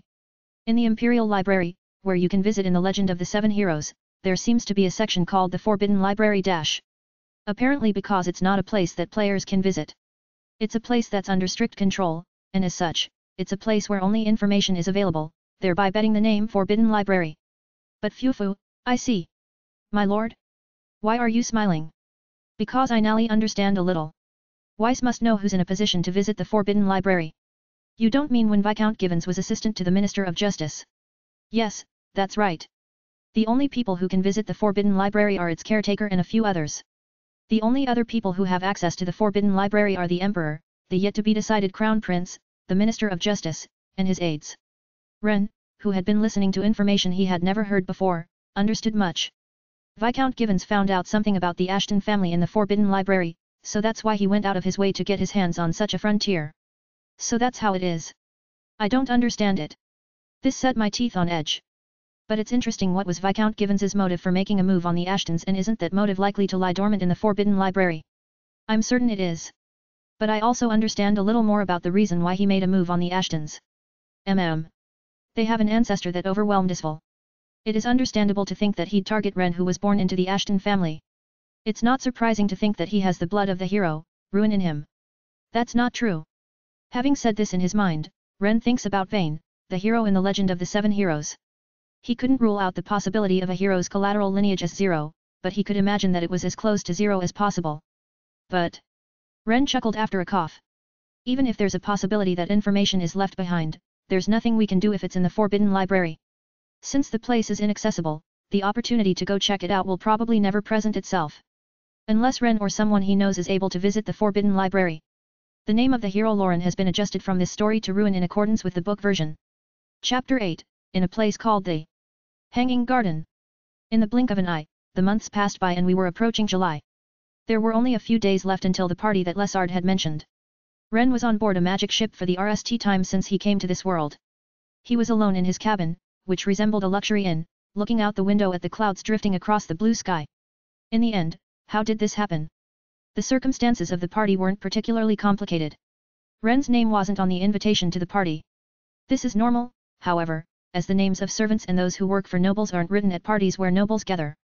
On the other hand, Ren hesitated to stay in Clausel when there was a possibility of a discussion involving his village. As a result, he decided to accompany the party to the imperial capital without joining it. It had been a short time since the Demon King's cult uproar. He would have come to this conclusion sooner or later in terms of escorting Lisha. Although he felt somewhat evasive about visiting the imperial capital in Elendil, he had no choice in the matter. We'll be arriving at Elendil shortly. A voice came from nowhere. Ren turned his eyes to the place where the voice came from, and there he saw an extravagant chandelier on the ceiling. In fact, it was also the magical device that delivered the voice. Maybe because it's a guest room that even the nobility use, it's really luxurious. Tickets for the magic ship are expensive, but still not so expensive that commoners cannot afford to board. But as for the magic ship, its staterooms are prestigious. Ren said he would pay for the ticket himself, but let me pay for it this time because of the circumstances, was Lesid's reply. Ren then left the guest room where he had spent almost the entire day. Outside the guest room, the space was so calm and serene that it was hard to believe that he was in a ship ying in the sky. It wasn't too luxurious and cozy, comparable to the Clausel family's mansion. Ren. Lisha was waiting for him a little further ahead. She saw him and waved her hand. Did you sleep well last night? Thanks to you. I fell asleep right after you left, Lisha-sama. Phew, a long journey in a carriage is exhausting, isn't it? I hope one day Clausel will have a magic ship port. Lisha, with a wry smile on her face, knows that it's difficult to do so. The main reason for this is because of the financial problems and the lack of maintenance. It's difficult to maintain, mainly due to financial issues. Therefore, we had no choice but to take a magic ship in a territory ruled by another nobleman. Let's go. My father is waiting for us. As soon as Lisha said that, the altitude of the magic ship started to drop. Within a few minutes, the ship lowered its hulking bulk to the magic ship dock at Elendil. The two of them walked around the magic ship in the meantime and met up with the two men, Lesard and Weiss. Ren was suddenly struck by the scenery outside the window he saw while heading for the entrance and exit. It really is Elendil. In the center of the white stone ground sits a huge structure that at RST glance looks like a white stone fortress or even a tower. The sight of the spires standing in various places is breathtaking, and the entire structure, somewhat reminiscent of the Gothic style, is magnificent, decorated with water streams and greenery. From its upper oars, a long runway-like road extends into the air. The magic ships that had come to Elendil were lined up at equal intervals and anchored in the air, anchoring the road from both sides. From the ship that Ren and the others had come in on, they could see the scenery of other magic ships standing in a row. Perhaps it was the height of the place where the magic ship was anchored, but it seemed as if the clouds were closer than usual. It felt like a fantasy. The magic ships that stayed around varied in appearance. Some were bullet-shaped, some looked like giant watercraft, and some boasted huge bodies with layers of wings that resembled SHNs. Here they come. Ren, who had been distracted by what was going on outside as he walked, heard the voice of Lesard, who had stepped near the doorway one step ahead of him. Weiss was standing next to him. I was going to ask you what you thought of Elendil when you saw it for the RST time, but I guess I don't need to ask you. Yes. I'm overwhelmed, to be honest. That's good to hear. Then let's go outside and let you be even more overwhelmed. The four of them met up with the crowd of disembarking passengers and headed down a path that was intended for those in the staterooms where they had stayed and out onto the ramp that led to the outbuildings. A moment later, the cool breeze outside caressed the group's cheeks and hair. From the handrail of the ramp, Ren looked down at the ground far below. Below the buildings, a number of carriages were parked, and many stalls lined the street. The area was crowded with commoners, adventurers, and nobles. The many train tracks extending out from the ground of the building Ren was heading for were also a sight to behold. The scenery, which he had only known through knowledge, was very impressive when he saw it with his own eyes. The building where we got the magic ship and headed is dash. The Hanging Gardens, right? How boring. You knew that. Ren felt like he had done something bad to Lisha, who was trying to explain it to him in a good way. Not that I'm going to leap to get her in a good mood. All I knew was the name. I didn't really know what kind of building it was. If you don't mind, please give me an explanation. Ren mouthed to her. Then Lisha opened her mouth, looking like she had no choice but to speak up, but happily. She turned to him, who was a few steps ahead of her as they exited the ramp. The Hanging Gardens where we are now are one of the symbols of Elendil. According to Lisha, the Hanging Garden is not only a place to board the magic boat, but also serves as a station for the magic train. If you take the magic train from the Hanging Gardens, you can reach the capital in about an hour and a half. And there's no station in the vicinity of the capital that boasts a scale as large as that of the Hanging Garden. Therefore, many nobles and big merchants go to the Hanging Garden, and it's an important commercial complex. Oh wow! I'm learning a lot. Not to utter Lisha, but when Ren exclaimed in admiration, she laughed happily and said. Phew, you think it's too any a town for a baron to keep? No, nothing like that. I'm sorry, I didn't mean to be mean. Ren, you're smart, so I was wondering if you might be thinking about that too. To be honest, it's not that I don't think so. When you hear that a nobleman is in charge of such an important place, it's natural to imagine a high-ranking nobleman. Ren was about to make a mess when LNAud explained to him. When the magic boat terminal began to spread throughout the country, these hanging gardens began to lose their value. Although the fact that it's a strategic point near the imperial capital where people can go to the sky remains unchanged, the level of difficulty in managing it is tremendous. Not many nobles wanted this place, which had already lost value, because it was too much of a responsibility. Even so, I thought that if you combined it with Elendil, it would give you a boost as a noble. Yes. It just as you said, Ren. Nevertheless, even for the royal family and the imperial nobility, those who were entrusted with this place had to be chosen carefully. The Hanging Gardens are used by many nobles, regardless of faction, so there was no difference in the importance of the place. However, there were no nobles in the capital who would willingly govern the Hanging Gardens in view of the difficulty of operating it and the repercussions if it failed, as LNAud had mentioned earlier. The income from operating the Hanging Gardens is not that great either. The annual maintenance costs are tremendous. There's the tax revenue from Elendil itself, but when you consider the cost of maintaining the town, the nobles who want to make a prod are more fearful of failure. So even if you get a beat, there isn't much to gain. The town's tax revenues are not as high as they could be. The former lord had no children, and soon after they retired, the seat of the Lord of Elendil became vacant. It was about 2 years before you and Lisha met. It's not to say that there were no nobles who came forward to claim the title of I am the one. However, because the nobles of each faction restrained each other, they weren't proactive in recommending a suitable noble from the same faction. Then, a noble from the neutral faction mentioned LNAud's name on the spot. LNAud was competent for his rank, and since he had a saint as a daughter, he was well remembered by everyone. It was also a half-hearted compromise when LNAud was entrusted with Elendil. He could see that some of them would eventually want to bring the entire Clausel family into the faction. And so it was decided that I would take care of Elendil. I feel somewhat as if you've been forced into it. Haha, but it was convenient for me. I had no ambition to expand my power as a noble, but having Elendil delivered by a neutral noble wasn't a bad idea. I had hoped that I could put a stop to the factional strife, even if only a little. Nowadays, the development is different from the wish that LNAud had before. Viscount Givens also had some ambition, because he once made a move on the Clausel family, and then on the Ashton family. Boy, ever since the master took charge of this place, tax revenues have been rising steadily. It's been on a slight uptrend, and the latest Gersnally show a visible change. Ren thought it was cool that LNAud said it so matter-of-factly and without boasting about his accomplishments. The power of the knighthood itself may be weak, but it's encouraging to see an individual make his or her competence known. The day when he becomes a viscount may not be far off. Not long after all this was said and done. Oh. I knew it. Ren turned his face toward the town of Elendil and looked at the grand clock tower that sat in the center of the town. It was built of ivory-colored bricks and supported by columns surrounding it on all four sides. Soaring high into the sky, it is a work of historical art. The hands of the clock are pointing to exactly 12 o'clock. The sound of the bells echoing in the area was as mysterious as a hymn. Ren? Why did you stop all of a sudden? I'm sorry. I must have been overwhelmed again. Phew, Ren, we have to move fast, so we'll have to wait for sightseeing later. Lisha hurried him along, and he quickened his steps to follow her. As he did so, he turned his attention to the end of the road, which was like a runway. Is there something like that too? There was something there, covered with a cloth like a tent. Through the cloth, it looked like a magic ship in the shape of a bullet. It was in the same place during the legendary era of the Seven Heroes, but unlike the other magic ships, it was something mysterious that didn't seem to move. I wonder what it was. When I get a chance, I might ask LNAud about it. Ren thought. Ren, feeling nostalgic for the scene inside the Hanging Garden, boarded the magic train heading to the imperial capital from the station set up on the ground level. Chapter 9, A Saint Accustomed to Defeat. The reason why we headed for the imperial capital shortly after our arrival in Elendil was because of LNAud's work. It was for this reason that he didn't head for the mansion, but moved around busily. The magic train, powered by a magical stone, was much faster than a horse, and Ren arrived at the capital in no time. The scenery there was also somewhat nostalgic and familiar to him. The tracks that accept the magic train from outside the capital. The station, where the tracks fan out, sits in the center of the main street. In addition, the railroad lines for the magic trains that travel around the capital are elevated, expanding the railroad network in the spacious imperial capital.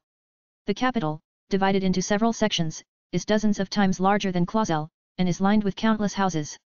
There are huge luxury inns that are renowned both locally and internationally, and even a renowned research institute. The headquarters of numerous guilds are also located here, and there are more prestigious schools, including the Imperial Academy of Military Science, than can be accommodated on a single hand. Furthermore, the aristocratic district, lined with the residences of the top nobility residing in the capital, is truly a sight to behold. Of course, not all of this can be seen from the station. Only a small portion of it can be seen from the station, which is only a few stories high. Ren, who had just gotten the magic train, walked out with an exclamation of "Oh!" He proceeded down the platform, which was crowded with station passengers, and looked up at the far end of the Imperial City from the railing where he could see outside. He walked straight down the main street to see the symbol of the Imperial City sitting at the end of the street. The Imperial City must be big. Weiss, who came up next to him, said. Ren, who was always surprised even in Elendil, opens his mouth with the most surprised expression of the day. It's more than I imagined. I can only be amazed at the difference between what I see on the screen and what I see with my own eyes. Hey? What do you mean by screen? No, it's nothing. Ren regretted his useless words. He regained his composure and turned his attention to the symbols of the Imperial City. Many of the major cities in the country of Leomel have buildings that can be called symbolic. However, there's one building in the capital that's a symbol of Leomel itself and shouldn't even be compared to all of them. That's the Imperial Castle. The whole light grey structure, lined with soaring spires as well as numerous outer and side towers, is a complex construction of arched paths that rise far above the ground. The complexity of the building is the culmination of architectural skill and design, and it is a fantastic building that does not seem to belong to the world of man. It's a crystallization of mystery, a place where it wouldn't be out of place if it were said that the gods live here. I think every time I come to the Imperial City that the Imperial Castle alone could cover most of the town of Clausel. And Lisha, who came by after Weiss. Weiss is really amazing, isn't he? He used to work in that Imperial Castle when he was young. Come to think of it, Weiss-sama, you used to be a knight of the King's Guard, weren't you? Weiss mentioned this at Lisha's birthday party held last year. Weiss, who had come to Ren's side as he was remembering, indicates the sword at his waist. This is the sword I received from His Majesty. It was given to me in the audience chamber when I was still a knight of the King's Guard. Ren was curious as to why Weiss was in the service of the Clausel family. But he wasn't in a mood to ask, because Weiss had a wistful look on his face ever since he mentioned that he had been a King's Guard knight. Let's not bring it up right now. It sounded good as he thought he was reading the air. The four of them headed for the inn with the other knights. There are a number of reputable luxury inns in the capital, but the group chose to stay at one that wasn't too upscale, but promised satisfactory security. The reason for not returning to Elendil's mansion was that the party would be held at dusk, followed by an evening party, and the gathering was expected to last until late at night. Ren walked into Lesid's room and sat down on the sofa in the luxurious room. Are you sure you're okay waiting until late at night? Of course. I've hired to accompany you, so there's nothing wrong with waiting alone. I'm sorry. Then I will take your word for it. Lesard, who was sitting on the opposite side of the room, apologetically lowers his head, and Ren, seeing this, hurriedly asks him to raise his head. If there's anything you need, please let the knight know. If you want to take a look around the capital, I'll get you a guide. Isn't it okay for me to look around the imperial capital alone? But I think you will get lost without a guide. It can be said that it is too late to decide whether to attach an escort. Ren has been going alone to the eastern forests in Clausel to investigate monsters, and he has just been active in the Baldur Mountains in the winter. In the imperial capital, where there are also many patrolling knights, there's nothing to worry about. I think I'll be any. I'll only go to the main streets and other wide places. If that's the case, then that's any with me. After the conversation was settled, Ren got up and left Lesid's room. The room next to Lesard was the one where Lisha was staying in and the further was Ren's room. Oh, Ren. What did you and my father talk about? I was just asking him if I could go to the Imperial City by myself to have a look around. Good. I want to go with you. No, you can't, Lisha-sama. You'll be busy changing clothes from now on. I understand. Even as she says this, Lisha's lips pout in frustration. I'll go say hello to Marquis Ignat for you. Ren said, please do so, and was heartbroken to see the look on Lisha's face as she still wanted to go outside with him.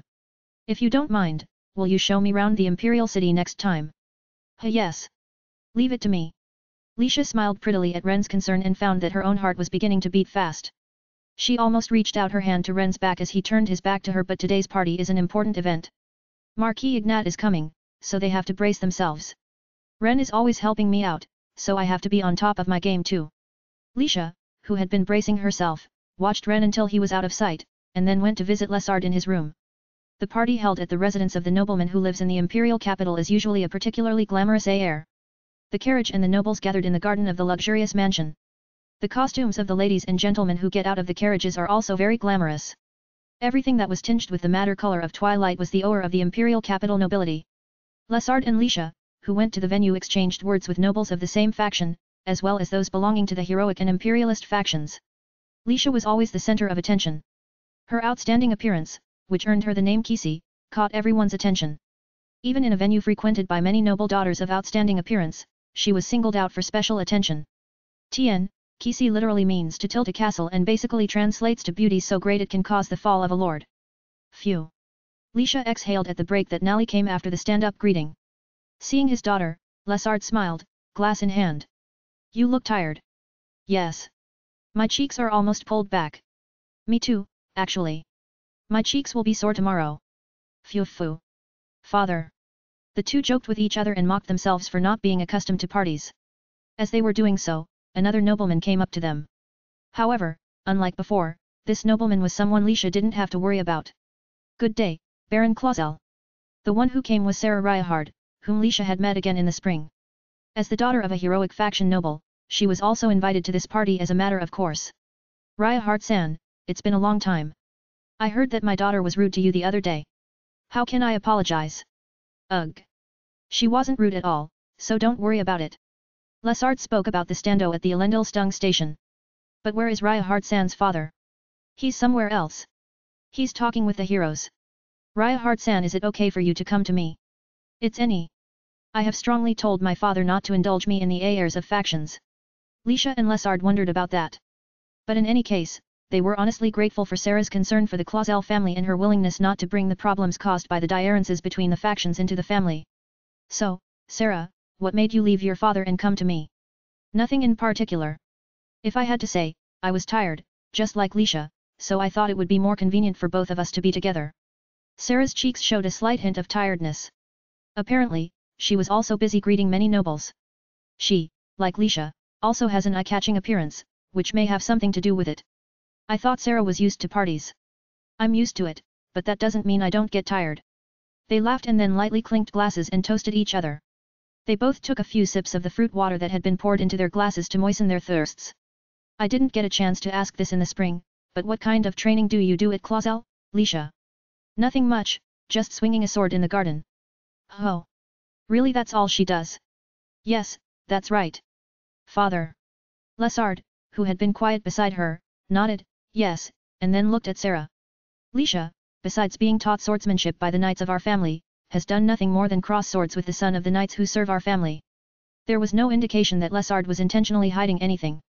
The fact that Sarah also realized this deepened her doubts. How could she be that strong without defeat, lies? Besides doubt, surprise. Born into a family of noblemen, Sarah was educated from an early age to be a gifted swordsman, even if she didn't show it. She begged for the teachings of not only the current heroic Baron Ryahard, but also other renowned swordsmen who could be called upon because they were in the imperial capital. There's no clear guideline as to which rank is equivalent to the heroic Baron. However, in general, it's often considered the Marquis, and even before its origin, they had a high status as noblemen, so there's no difficulty in calling a famous knight.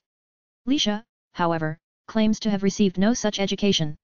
Despite this, Lisha's life, in which she boasts of her superior abilities, is one in which Sarah cannot help but wonder. I experience defeat every day. Lisha's voice was neither winning nor humble. So you're your own enemy? No, it's a boy. Not really my enemy. Then, are you imagining a boy stronger than you and putting him in your mind? A real boy. The boy my father was talking about earlier. Lesard said he was the son of a knight in the service of their family. Thinking back to those words, Sarah brought the glass in her hand to her mouth and quietly drank the fruit water. As she stood there, stunned, the waiter at the hall poured a rel and walked away. Then Sarah wet her throat again with the fruit water and said, "Hey." The pause was because it took her a while to understand. You seem surprised, but it's true. He's a boy the same age as you and me. But that means Lisha is losing in the last minute of the GHT or something like that. No, it's not. I'm being played with, and I'm still losing. What dash? Sarah was bewildered, wondering if this is what it meant to be speechless. Lisha smiled daintily at that. Chapter 10, Rigid Arms. In a spring stand-up GHT, Sarah was ragged against Lisha. That was already a bitter memory. After that day, she trained even harder than before with the goal of defeating Lisha. But Lisha had been beaten to a pulp. And against a boy the same age as herself. When Sarah heard the news, she was still upset, but she also found herself becoming excited. I was surprised that there's a boy stronger than Lisha. But I will work hard with Vayne and become stronger than you guys. You mean the boy who protected you? Sarah blushed slightly when she was told this. Lisha, noticing her embarrassment, knew that she had feelings for the boy in no small way. No wonder. Lisha, who had experienced something similar, was quick to understand. I'm looking forward to seeing you at the academy. It's going to be interesting to have me, Vayne, you and the boy stronger than you. Us in the academy? What are you talking about? What do you mean? Of course, the Imperial Academy. Sarah laughed in amusement. I thought you were going to be admitted too. Even the entrance exam for the special class is not that difficult for you, right? Lisha would naturally enroll at the Imperial Academy of Military Science. Of course. That is exactly what she is saying now. But Lisha hadn't yet decided whether to enroll at the Imperial Academy of Military Science. You haven't decided to enter school yet. Have you? When Sarah said that, Lisha nodded. I understand the value of attending the Imperial Military Academy. But it's not everything. I know that, too. There are people among the top nobility who think the same way. Not all ministers graduated from the Imperial Academy. Yes. That's why I. But Lisha, you should go to the Imperial Cadet Academy. Sarah. The words were powerful and compelling. Sarah moved her body closer to Lisha, who twisted her head at the sound of her voice. She then winked at LNAudioBooks, and her voice trailed. Oh. Then it was time. Just as Sarah was about to speak, the party hall was enveloped in a loud murmur. What's going on? Lisha said as LNAudioBooks and Sarah followed her lead and looked around. The three of them looked at the entrance to the party hall, where the other nobles were looking, and realized the reason for the buzz. Sarah's cheeks twitched when she saw the great nobleman who was at the end of her line of sight. The man who appeared at this venue was Ulysses Ignat, the mighty arm. He was walking slowly through the hall like an incarnation of beauty and loveliness, no less than Lisha next to him. He exchanged words and smiles with several of the nobles. He soon spotted Lisha and the others, smiled, and stepped toward them. Hello, nice to meet you two of the Clausel family. Marquis Ignat. No, Ulysses said with a fresh smile on his masculine, colorful face as he stepped over. Oh? You're of the house of Ryou. My name is Sarah. Yes. Of course I know who you are. I've seen your face at a few parties. I'm sorry, by the way, may I have a word with these two? At this time, Sarah's whole body was tense with tension. The pressure she felt from Ulysses standing in front of her was overwhelming her whole body. Just as she was about to start breathing unevenly, she realized how strong Ulysses was. She wondered if this was the strength that many nobles feared. After being asked if he could talk to Lisha and her fater, she had to respond to the question, but she had forgotten to do so. I'm sorry. I must have made you nervous. Suddenly Ulysses shrugged. He turned to Fiona, the incarnation of beauty and loveliness who was a step behind him. It's your fault, father, you know. You should be sorry. She stepped forward in place of her father and smiled at Sarah. It was so lovely that Sarah, who is of the same sex, couldn't help but admire it and forget her nervousness, and she secretly murmured, beautiful. Just having Lisha and Fiona by her side made her feel as if she's in a fairy tale world of gods. Their ambience made it natural. I'm sorry for interrupting your conversation. May we speak with the two of them? Fiona reiterated the question that her own father had posed. She was apologetic and low. Then LNAudioBooks eared a helping hand to Sarah. I'm very happy to hear from you tonight, Ryou-san. I hope you and Lisha will get to see each other again. Yes, I understand. His words are a paraphrase of his feeling that he can handle this place and it'll be any. Sarah, who has been eared a helping hand, realizes this and leaves the room. She had no way of knowing until the end why Ulysses had come here. Now. Ulysses turned toward LNAudioBooks.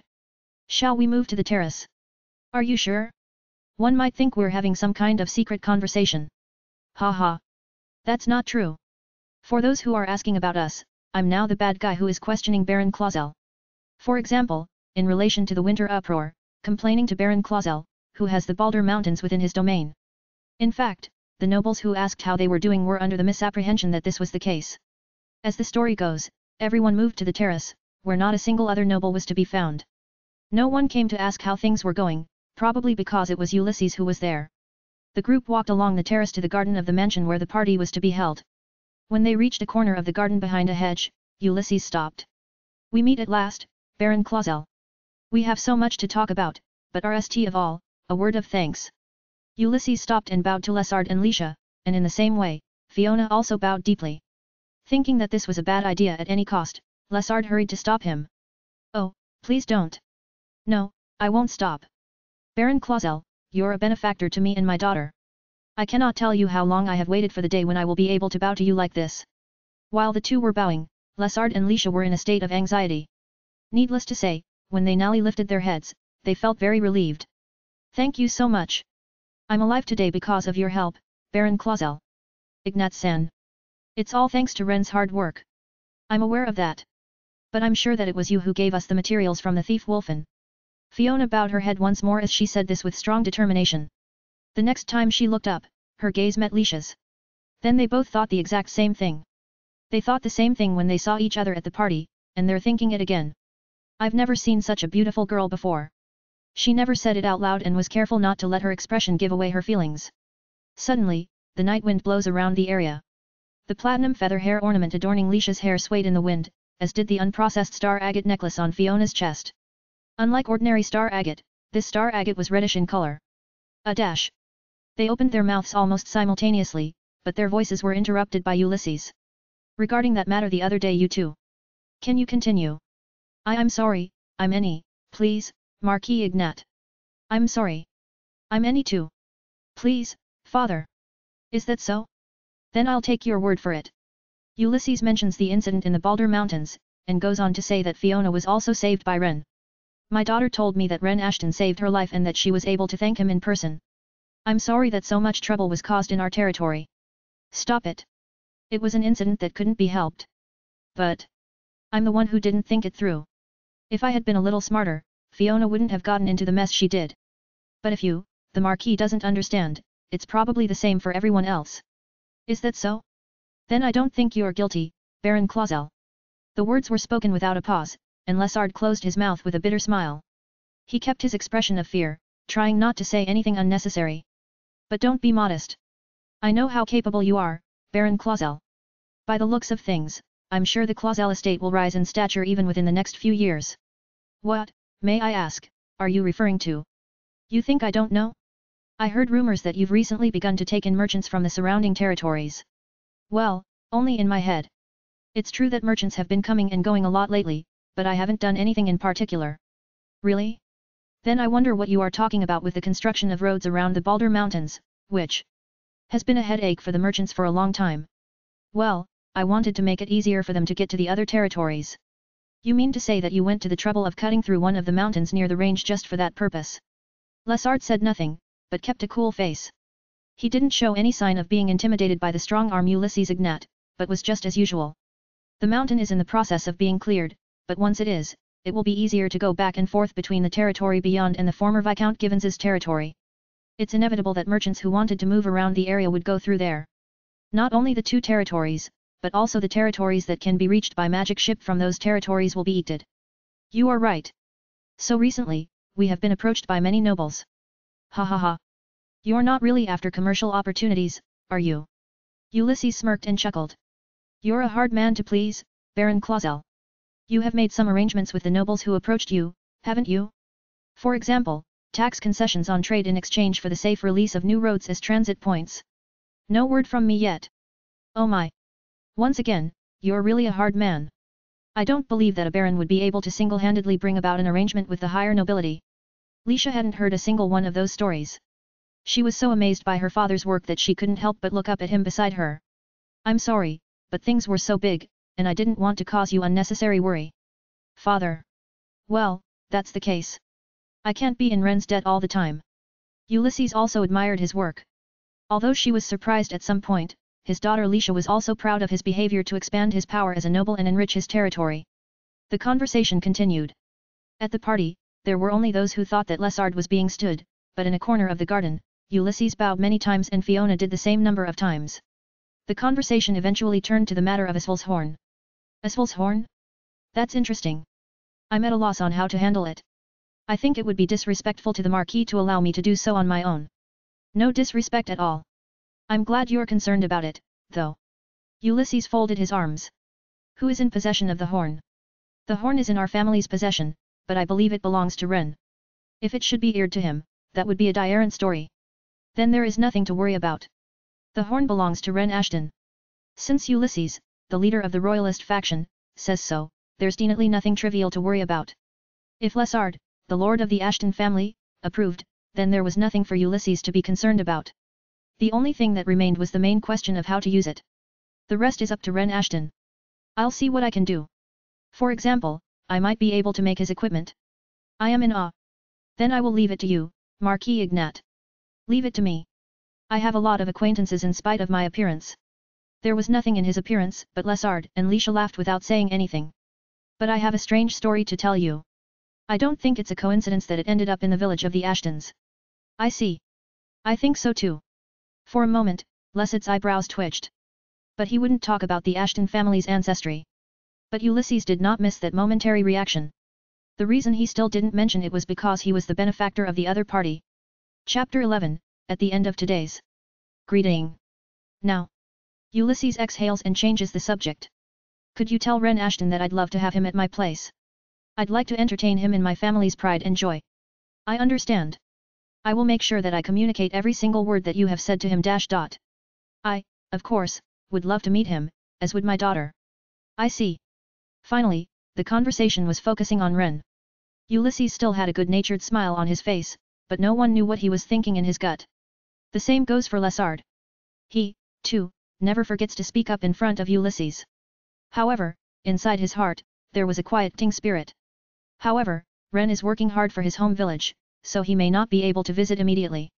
Well, would you also tell him that I'd be happy to help him as much as he wants? I would appreciate it. Ren also saved my daughter and the Clausel family, and I should be the one who should be responsible for the Ashton family's village. If you put it that way, he also saved my daughter, you know. Not once, but twice.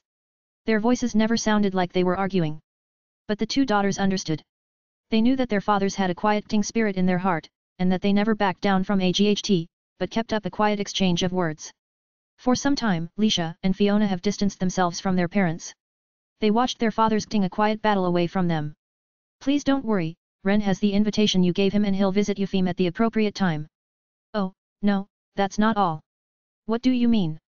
I said that was the RST appreciation, right? You see, I'm talking about the Balder Mountains. Oh? If that's the case, I believe we talked earlier about failing to recognize the situation. If it's between me and you, Baron Clausel, you're right. But you're forgetting something, aren't you? Thanking him for saving Fiona is another story. Their conversation was gradually heating up. For the girls, they had never seen their fathers like that. The girls giggled and looked at each other, and here they were, Nellie, able to calmly exchange a few words. Ignat-san. Fiona, is any dot? Yes, Fiona-san. You can call me Lisha as well. Unlike the two fathers, these two were noticeably awkward. After talking about their names, neither of them opened their mouths and remained silent. They had something they wanted to ask each other, but for some reason they couldn't get it out. Naturally, they were both thinking about Ren. They had been thinking about various things as people whose lives had been saved by Ren. And when they kept quiet, the night wind blew, as it had done earlier. Lisha's hair ornament and Fiona's necklace swayed again. That's . Then Lisha spoke up. Is that a star agate? Yes. This is my precious thing and I wear it all the time except when I take a bath. Is Lisha's hair ornament a platinum feather? Yes, it is. It is my prized possession. The two of them are very precious items, treasured possessions for the two of them. The expressions on their faces as they touched each other's treasures showed that they loved and cherished them innately. Looking at the expression on the other's face, the two of them naturally guessed it. She likes him too. Like me, we both had our lives saved. Their expression was being conveyed without them saying anything. Such a beautiful girl. I like her. It wasn't just their faces, but also their behavior, their words, and the civility in their mannerisms that make them beautiful girls from the bottom of their hearts. That's the trouble for them. It bothers them how much easier it would be if they could just hate each other. If the other's heart was ugly, they wouldn't be hearting over Ren in a shallow quarrel, because their feelings for him wouldn't be so strong. Because, as much as they cared for Ren, they never forgot their respect for him. It was out of the question that they would foolishly GHT over him, who had saved their lives. And, rationally speaking, they had no business acting with each other. They were calm. Fortunately for the girls, their parents had started a quiet war of words as if they were acting over Ren before they could talk to each other. This allowed them to think objectively and calmly. Even so, I cannot lie about the feelings I have for Ren. My love for him is my life. I would do anything for Ren, who risked his life to protect me. Lisha, in her usual tone of voice, forgot her honorics and just spoke her mind. The fact that the tone was normal is usually a mistake, and of course Lisha was aware of the mistake. But she had no regrets. She felt like she had to speak her mind here. However, after meeting for the RST time and speaking in front of Fiona, with whom Ren had a mysterious relationship with, Lisha's cheeks turned bright red from the neck down due to heat and various emotions. I can give everything to Ren-kun, who gave me this world. Fiona also turned bright red not only from her neck to her cheeks but also to her earlobes. The two of them have nothing to be ashamed of in the words they have said. But inevitably, they really can't help but turn bright red all over their faces. They wondered if it was such a great shock to convey their feelings of unyielding love straight out. Lisha and Fiona were staring at the other with red all over their faces. The night wind blows. The two felt the breeze caressing their burning skin and making them feel comfortable. What happened after that was that there was no conversation between Lisha and Fiona. They knew the strength of each other's resolve and feelings from the words they had spoken to each other and respected them. That's all there was to it. The atmosphere of the conversation disappeared when Ulysses and LNAudioBooks called out to them. Ah! I almost forgot. Ulysses said as if remembering on the terrace just before returning to the party venue. I thought I'd ask you just in case. Clausel-san, may I have a word? Lisha nodded yes. Clausel-san will be attending the Imperial Cadet Academy, am I correct in assuming that? No. I haven't yet made up my mind. Thinking back to earlier in the day, Sarah was about to say something. If so, it would be better to aim for a special class at one of the academies. In the past, I would have respected the Clausel family's idea, but these days things are so dangerous. Dangerous? You mean the Balder Mountains? Yes. But that's not all. Then Ulysses sighed, his voice sounding troubled. In the next few years, the factional wars will be even more intense than before. At this, LNAudioBooks raised his eyebrows and asked before Lisha could. Did something happen in the imperial capital? A few days ago. You must have noticed that the upper nobles of the heroic and royalist factions are swallowing swords after the disturbances in the Balder Mountains, or so they say. Ha! I've heard that even within the same faction there are often disagreements and arguments. That's right. But actually, that's not all. I only got the information just the other day, too. The fact that Ulysses is just getting to know about that information means that it's only few people that know about it in the imperial capital. I heard that a few nobles belonging to the neutral faction are switching sides to the heroic and royalist factions. These nobles have decided to switch to the other two major factions, fearing that the recent turmoil will further weaken the neutral faction. So the rumors that have been circulating for some time are coming true. Naturally, LNAudioBooks has heard about the events from the winter to today. He was making the most of his power, and also taking action in his own way based on the information he had received from Marquis Ignat, and he was doing his best not to lose the information war. However, the current story is not something he can intervene in. I appreciate your valuable information. I'm only too aware of my lack of power. I have only known this information for a short time, so it's understandable that you are unaware of it. Do not forget what I just praised you for. Something like this shouldn't shake your value, Baron Clausel. Not only the meaning of concern, but also the fact that LNAudioBooks is competent. After nishing, Ulysses turned to Lisha again. So you should aim for the Imperial Academy of Cadets. The more ties between the nobles, the more choices the Clausel family will be able to make. Ulysses, who had really wanted to deepen the ties between the two families, didn't play tricks on the Clausel family, to whom he owed a great debt of gratitude. He thinks about the Clausel family and respects the future they envision. He only speaks of the advice he can give. I really wish you could stand shoulder to shoulder with me and His Highness Radius. The last murmur didn't reach anyone's ears, least of all Fiona's. Ulysses, saddest with the talk about the Imperial Cadet Academy, looked at his watch. In an hour, the party will be moved to another location, where the evening party will be held. Fiona, I think it's time for us to go home. I'll walk you back to your dormitory. Yes. Thank you. The two members of the Ignat family weren't going to attend the party. The two bowed once more to LNAudioBooks and Lisha and then left this party hall. Ulysses immediately after leaving the venue, right after getting on the carriage. Well, let's head over to him, shall we? He told Edgar, who was acting as his minder, and proceeded through the Imperial City at night. Chapter 12, A-chan's Encounter. The time goes back about an hour, in a corner of the Imperial City. It was so delicious. Ren muttered after leaving a popular restaurant. It was the same restaurant that appeared in the Legend of the Seven Heroes. The food was prepared in a fancy 3D style, which attracted the player's appetite. After seeing the food entering his stomach, Ren was satisfied with his meal. Since he was to come to the imperial capital, which he had avoided, he should be allowed to have this much gain. He turned his attention to the road leading to the main street, thinking it was time to head back to the inn. Ouch! Hey! Watch out, old man! As he walked down an alleyway, an old man and a young adventurer bumped shoulders in front of him. The old man boldly said, "Ah!" But Ren was more concerned about the young adventurer. It was dimly lit, but Ren immediately recognized the old man's physique. That man is a dwarf.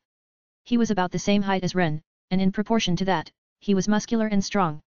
His beard was frizzy as if roasted by Ryou, and he looked just like the dwarves you often see in fantasy stories. Wait! Ren said, jumping in between them and interceding to prevent a GHT from breaking out. The young adventurer, perhaps taken aback by the boy's intervention, immediately left with a dismissive "good for you, old man," and walked away. Relieved, Ren placed his hand on his chest and looked at the old dwarf. "I'm impressed. The imperial capital isn't abandoned yet. I had to stop the GHT or that young adventurer would have been injured. Hey? So I'm not the one who gets hurt. Ha!"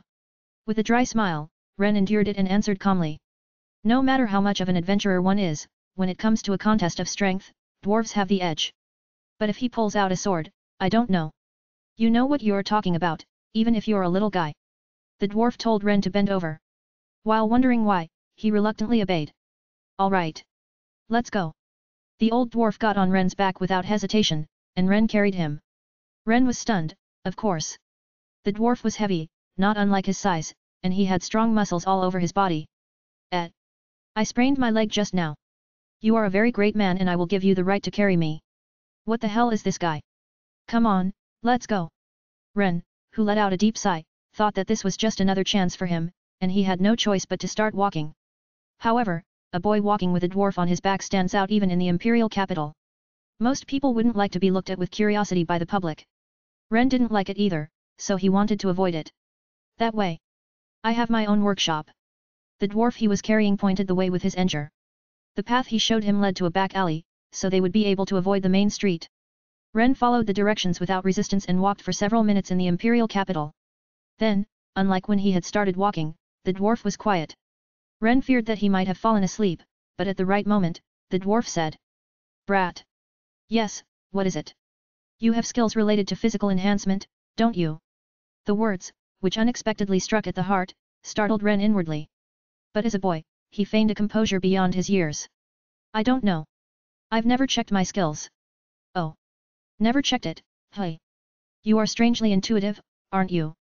I'm sorry. It's an occupational hazard. You said you had a workshop. Is that what this is about? I'm a blacksmith and magic ship engineer, and I've had a lot of contact with people who work with swords, so it's just a coincidence. It was the reason why Ren was able to nod his head in agreement makes sense. But it's unusual to be both a blacksmith and a mage ship engineer. I get that a lot. When you get down to it, there are some things that go hand in hand. Ah. So that's what it's all about. I'll make something for you next time, brat. I think you'll want something other than a sword. Why something other than a sword? Ren twisted his neck at the fact that he had ruled it out from the start, even though he said he was a blacksmith and would probably be forging swords as well. The dwarf pointed to the magic sword Ren was carrying at his waist and then gave his reason. It's a magical tool, isn't it? Again. How many times had he said the very words that struck at the heart of the matter? No, it's not. The strange thing about it is that I don't hear the voice of the material from it. Neither metal nor the voice of the material of the monster. Swords can speak dash. It's strange. I know what you're thinking. The world is a big place, but I'm probably the only one who can hear it. Ren wondered how much of that story he should take seriously. He had his own thoughts when he heard the core of the story twice. Ren had no further answer. The dwarf, on the other hand, looked satisfied and muttered, well, that's okay. Oops, it's about time. Then the dwarf got on Ren's back and put his feet on the cobblestone pavement. As he did so, he let out a squeak of pain from the impact of his descent, and had a few thin tears in his eyes. Apparently, he wasn't kidding. Are you okay now? I'm going to run home from here. I'll see you again. The dwarf, oblivious to Ren's feelings, runs on his own. Ren smiled at the sight of his back. He thought about the idea of going home on his own after coming here, and thinking that if he was in pain, he didn't have to hesitate. He watched the dwarf's back until he was out of sight. Ren, who was left behind, thought. He told me he'd build something for me. But with a parting like this, there won't be a next time. He wasn't really expecting it, but it can't be helped. He decided to go back to his inn. He didn't feel bad about helping people, no matter what the form of help rendered. Ruminating over the dwarf's words, which had left a strong impression on him, Ren turned to head home. It wasn't long after that he was taken aback. This area is a quiet section of town with a lot of high and low streets. Ren had just followed the dwarf's directions up the hill and had been distracted by the dwarf's meaningful voice. Now that he had calmed down and looked around, he saw a particularly familiar sight. Looking down the slope, he could see the streets lined with houses and numerous stores illuminated by black antique streetlights. But it's not the view he should be looking at. Ren takes a deep breath and turns his attention to the ground a short distance away. He turned his attention to the huge study building that sat there. The Imperial Military Academy. The Academy Block. The windows of the largest and most prestigious school in the area, called the Imperial Academy, were bright in places. There are probably still people inside. Ren looked down at the school from a slope at a distance. He gazed quietly at the large, lush gardens, the numerous research facilities, and the huge building with its dark blue roof. A complex feeling, something he had never experienced before, rushed through his body. He felt a pitiful desire to run away right now, and a strong desire to resist his fate, saying that he would not be defeated by what he was witnessing. Before he knew it, several minutes had passed. Cots cots. He heard the sound of shoes on the oar behind his back. The sound was one for the ears, and it came closer to Ren's side. Hello, Ren Ashton. It was a man's voice. He had never that voice, but Ren recognized it. Ren turned to the owner of the voice and tried to respond. But the owner of the voice told him to stay put, so Ren kept his eyes on the Imperial Academy and waited for the owner of the voice to approach. Without turning to face the man standing next to him, Ren also opened spoke. You don't need to thank me either. You have already written to me many times. I see. Well, then, I'll follow your heart. It was a strange feeling. Even though they had never met before, and even though the other was in a special position, there was a kind of trust between them. They were in a silence that could be described as the silence that comes from understanding each other. What did you think when you saw the school where Viscount Givens had invited you? I wondered, even after all this time, if he really could have written that letter of introduction. Kuki ha ha ha ha ha ha. Oh, then my fears are unfounded. That man could have at least provided a letter of introduction. Back then, you know. Is that so? Oh. He was, after all, an assistant to the Minister of Justice. But a letter of introduction only exempts you from some of the written exams. You can't avoid the final examinations that Fiona had to go through. Thinking back, even Viscount Givens could have prepared a letter of introduction, but the fact that Fiona was taking the exam itself was somewhat questionable. When Ren heard the reason, he felt his knees knocking. Eventually, they both looked at each other at the same time, not from either side. Finally, they saw each other eye to eye. Nice to meet you. Ren Ashton. Nice to meet you. Marquis Ulysses Ignat. There was no promise. But now the two of them have met here. Chapter 13, Ulysses' Story and Letter of Introduction. I thought you were coming to the Imperial capital too. Ulysses said with conviction. It's just a coincidence that I'm here. But how did you know I was in the capital? I found out after talking to Baron Clausel. From the way he spoke, it didn't sound like you were far away. It was just a coincidence that we ran into each other here. I sent Fiona to the girls' dormitory at that institute you were looking at, and I just saw you on my way back. In a party where Ren hadn't seen or heard anything, Lessard didn't have any particular slip of the tongue that would be considered a faux pas. If anything, it was just a bit of a check between the parents as they fought over Ren. All in all, Ulysses was just too sharp. I see. As expected of you, Marquis Ignat. I'm honored by your praise. And you can call me Ulysses. Ulysses secretly chuckled as the conversation proceeded without hesitation. He felt that Ren's imposing gur standing next to him was more powerful than he had imagined. The world of humans is interesting. It's funny how someone like you can be dragged out into the limelight at the drop of a hat. I just wanted to stay in the village. Haha, that's so like you. But think about it. Besides those who worked in faction wars, your existence was a miscalculation for those in the Demon King's cult. Do you understand? They meddled in an area they shouldn't have meddled in and created a hero, Ren Ashton, who should never have been born. You're giving me too much credit. I'm just the son of a country knight. But that's in the past. You are a smart guy, and I'm sure you're aware of that by now. Ren is very aware of it even if he isn't told. And compared to before, the desire for growth has sprouted even stronger. He has a stronger desire to improve not only his physical strength, but also his intellectual ability. For example, the Imperial Military Academy you were looking at. In my opinion, there's no other school that can match you. I think you feel that way yourself, even more than you did when Viscount Givens asked you to join him. I don't know. I'm not really aware of it. Good grief, you really are interesting to no end. Ren looked up at Ulysses in front of him, looking at his handsome face up close. The handsome man with a face somewhat similar to Fiona's was smiling fearlessly. Tell me, why do you speak as if you are avoiding the institute? It's not as if you are avoiding it because of Viscount Givens, is it? Legend of the Seven Heroes I, the question of Ulysses Ignat, the last boss of the Seven Heroes. The steel-armed man who asked the question didn't look away from Ren, who didn't answer, and Ren in turn didn't look away from him either. They just looked at each other. No matter how long he waited for an answer, he couldn't get one, so Ulysses says something more. It's clear that you see the value of the world-famous name in front of you, but you are avoiding it. But why? You're not afraid of Viscount Givens, you aren't afraid of Isfel, and you aren't afraid of me, but what exactly are you avoiding? Ulysses' words shook Ren's heart. Every time he was asked a question, he felt like he didn't know the answer. I should avoid the Imperial Academy at all costs. I thought, fearing the same ending as the Legend of the Seven Heroes. But even now I don't know if that makes sense. However, the underlying idea could not be overturned so easily. I just think that I'd be happier staying in the countryside than going through the pain of doing something I don't deserve. Ulysses' eyes darted to the side as he looked at Ren, who said this with self-mockery. He blinked repeatedly and then laughed high. Ha ha ha. You don't deserve it. It was a laugh that overrode from the bottom of his heart as he put his hand on his forehead and looked up to the heavens. When he was satisfied with that, Ulysses wiped away the tears that had ooded up from laughing so hard and looked at Ren. I'm sorry, I just laughed at I was surprised to hear you laugh so suddenly. Don't look so uncomfortable. Of course I can't help but laugh when I hear words like that. Then, Ulysses beckoned Ren. He suddenly started to walk away, and Ren somehow followed his back. You have changed the fate of your hometown and that of Clausel. Not only that, you changed Fiona's fate, which even I couldn't change. That's you, Ren Ashton. I'll say it again, you're giving me too much credit. Really? But in my experience, you can't do much with such an uncertain factor as mere luck. Ren had nothing to say in response to this condense backed up by his ability. By the way, people often say I'm scary. Why do you think that is? Because your wisdom and power are unparalleled. Because you are the individual who can bring the world's largest country, Leomel, to its knees. Ho!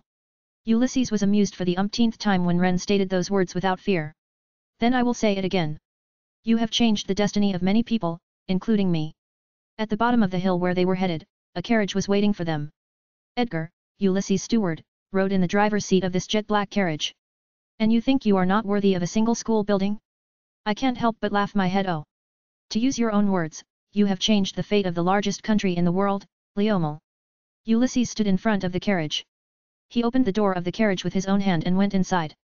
He told Ren to come inside and invited him to join him in the jet-black carriage. I'm sorry. It's the RST time we've met, and I'm talking to you like I'm a big shot. No. That's not true. It's hard to describe, but it was helpful. What I just said wasn't a lie. Talking to Ulysses, who sat down in the seat in front of me, I didn't think that the aversion I remembered for the Imperial Military Academy was tiny until I saw it. But I thought it would certainly be funny, as if I, who had changed so many destinies, was afraid of my own uncertain fate. How could I not think I could change my own destiny?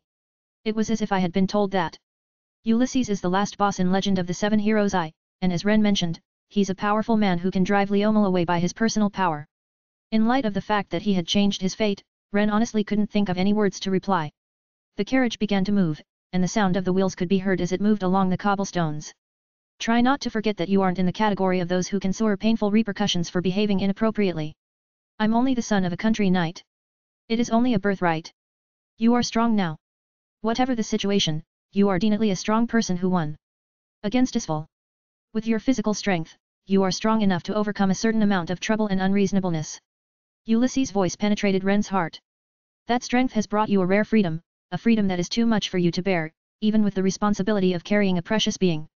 Of course, your strength is not limited to your physical strength. Baron Clausel is also gaining strength under your influence, and even though it's difficult for him to be outspoken, I want you to remember the Ignat family as well. Ren's friendship with Ulysses is especially encouraging to him, as he knows his power well. Even if his opponent is the last boss of the game era and especially, if that power doesn't go out of control. Also, Ren now must be an important person who is related to Ulysses in some way, if not as a bulwark to prevent Ulysses from going out of control. Hence, freedom is proof of power. If you aren't worthy, then all the students of the Imperial Military Academy are not worthy. May I ask you a question? Yes, what is it? I understand the meaning of what you said, Ulysses-sama, and there are some things that I think I should change my mind about. But there is one thing that doesn't add up. Ren suddenly changed from his previous calmness, and his voice sounded like he couldn't help it. He also told Ulysses without hesitation. The reason I was looking at the Imperial Academy of Military Science was probably just as well. But even so, Ulysses-sama seems to be all about recommending that academy. It's not only because that academy is the most prestigious in Leomal, is it? Oh, did you know? So that's what you meant after all. Ulysses looks embarrassed, and Ren looks very knowledgeable in front of him. My daughter goes there. I'd be very proud to have someone like you in her life. Yes, I thought so. But don't get me wrong, okay? Despite my daughter, the idea that the Imperial Military Academy would be good for you is also true. Also, I questioned your thinking. There was no lie in his words. Ren knew that, and he was grateful that Ulysses had put it honestly into words. Ulysses also cares about his daughter, but he wasn't trying to force him to do anything. About an hour earlier, he had recommended the Imperial Military Academy to Lisha as well, but that was just a reminder of the future of the faction, and there was no intention to make it easier for him to decide to enroll, for example, by leading Ren there as well. I was able to assert that there was not a single thing that was calculated because it was just a separate matter. As proof, Ulysses didn't talk about the Imperial Academy any further. Instead, he said, "There's still time before you are old enough to attend the academy. You might want to give it some more thought." He reached into the pocket of his jacket.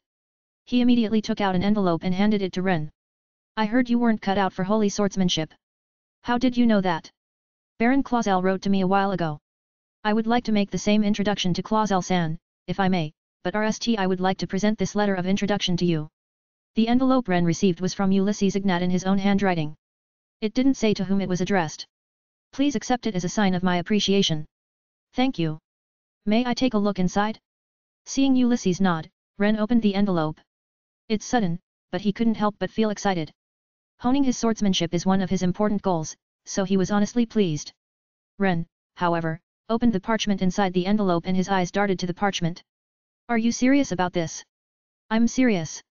There are many schools in the world, but if the holy sword technique isn't for you, then this is the one you should introduce, right?" "No. I understand your logic, but..." The letter of introduction reads as follows.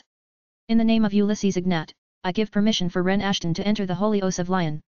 The Holy Oath of the Lion is the institution that manages materials and relics related to the Lion King, and for Ren, it's also the institution where he had to soar many times during his gaming days. The institution is rare in the Imperial City and has other unique characteristics. The Holy Oath of the Lion is considered the headquarters of hard swordsmanship in Leomal. Chapter 14, About the Future. The Clausel family party had planned to spend the next day in Elendil, but for some reason they had to hurry and return to Clausel. On the night of the party, not long after Ulysses had informed Lessard of the movements of the various factions, Lessard decided to return home as soon as possible, just in case. The night of the magic boat ride, in Lessad's guest room. Lisha was alone in the room that Ren and Weiss had visited, staring out the window of the room in the direction of the Imperial City. She was unusually quiet, even looking thoughtful.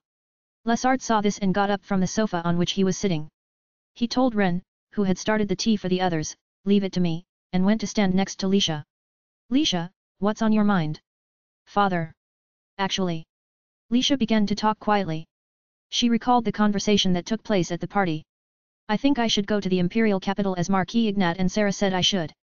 After hearing at the party that some of the neutralist nobles were going to switch sides, she heard the same words from Sarah, who came back to talk to her afterwards. It had come to have a strong meaning in Lisha's mind. Of course, Ren also heard about those talks. It seems that Lisha had some thoughts about the fact that she should go to the Imperial Military Academy. He had heard that from Lessard. "I have to do what I have to do, apart from what you have been doing without my knowledge, father." Until the matter of Viscount Givens, he had been able to stay calm because of his relationship with Ulysses. However, after the winter uproar, the situation is dire now that the existence of Demon King's cult has become public knowledge. The political power gained from the relationship with the nobility, as well as the information obtained in the imperial capital, is more valuable than anything else. You have thought about the words of Marquis Ignat, haven't you? Yes. The more ties the nobles have with each other, the more choices the Clausel family can make, and I can't get these words out of my head. And the best option is none other than the Imperial Military Academy. Lisha mentioned that it would be better to go to the Imperial City, but it was practically as if she had said that she would go to the Imperial Military Academy. Which means, I can't be a stranger after all. I know that the game and this world are two different things, and that the people living in this world aren't characters from the game. Ren doesn't like the insult of equating them. On the other hand, in his heart, he still wants to avoid the same fate as in the game. However, he is assured that his fate now is different from that of the game. The reason is that it has only been a short time since the outbreak of the Demon King's cult incident in the Baldur Mountains. For Ren, it's not enough to be concerned about what happened in the game era. He should have considered the possibility that he would be involved in something unimaginable in the future. It would be foolish to think and act only about the village any longer. It would have been a lie not to learn that from his past experiences. In Ren's mind, the two girls he risked his life to protect, Lisha and Fiona, came to mind. The Demon King's cult is already on the move. When Ren eventually learned that the Demon King's cult would become even more active, he muttered inwardly, in order to protect them, it would be best for me to live in the Imperial City or in Elendil. These words weren't born from a sense of duty. Ren had risked his life to protect the two of them, and they were related to each other. He now genuinely cares for them and has changed the aversion to the Imperial City that had resided in his heart. At the heart of it all is a devotion to the two of them. He's not doing it for himself, but for the existences he wants to protect.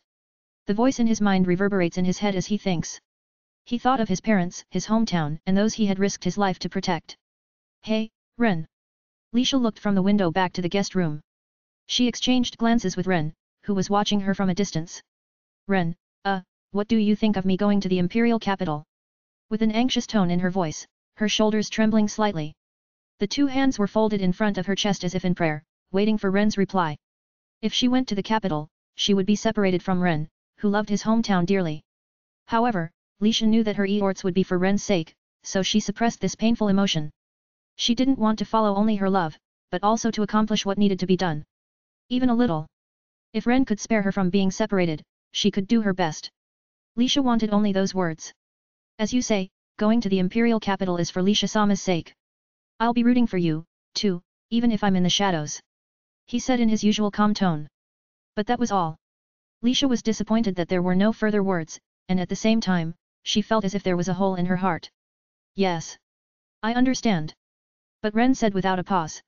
So even if you leave Clausel, I will continue to protect you as I always have. The unexpected words made Lisha stunned. Lessard and Weiss, who were listening to the conversation at the side, also looked on with smiles on their faces, as if they'd been expecting it. Lisha, who had been looking at them with a puzzled look on her face, said. Ren, what do you mean by protect? It's just as I said. I'm going to leave Clausel and protect Lisha-sama. In contrast to Ren, who said it in his usual tone, Lisha suddenly fell silent. She turns her head and begins to walk softly. When she came up to Ren, who had finished preparing tea and was beginning to set the table, she abruptly slammed her tea into Ren's chest. Idiot! And then, Stupid! Stupid! Stupid! Stupid! Stupid! When she looked up, her cheeks were wet with large tears. Her expression was discontented, happy, and radiant as if a possession had been removed. Ren asked in a panic. What's wrong? Lisha replied. Nothing. I'll never tell you. Lisha smiled prettily. Lisha then told Ren in a joyful voice. Thank you. I'm so happy. Haha.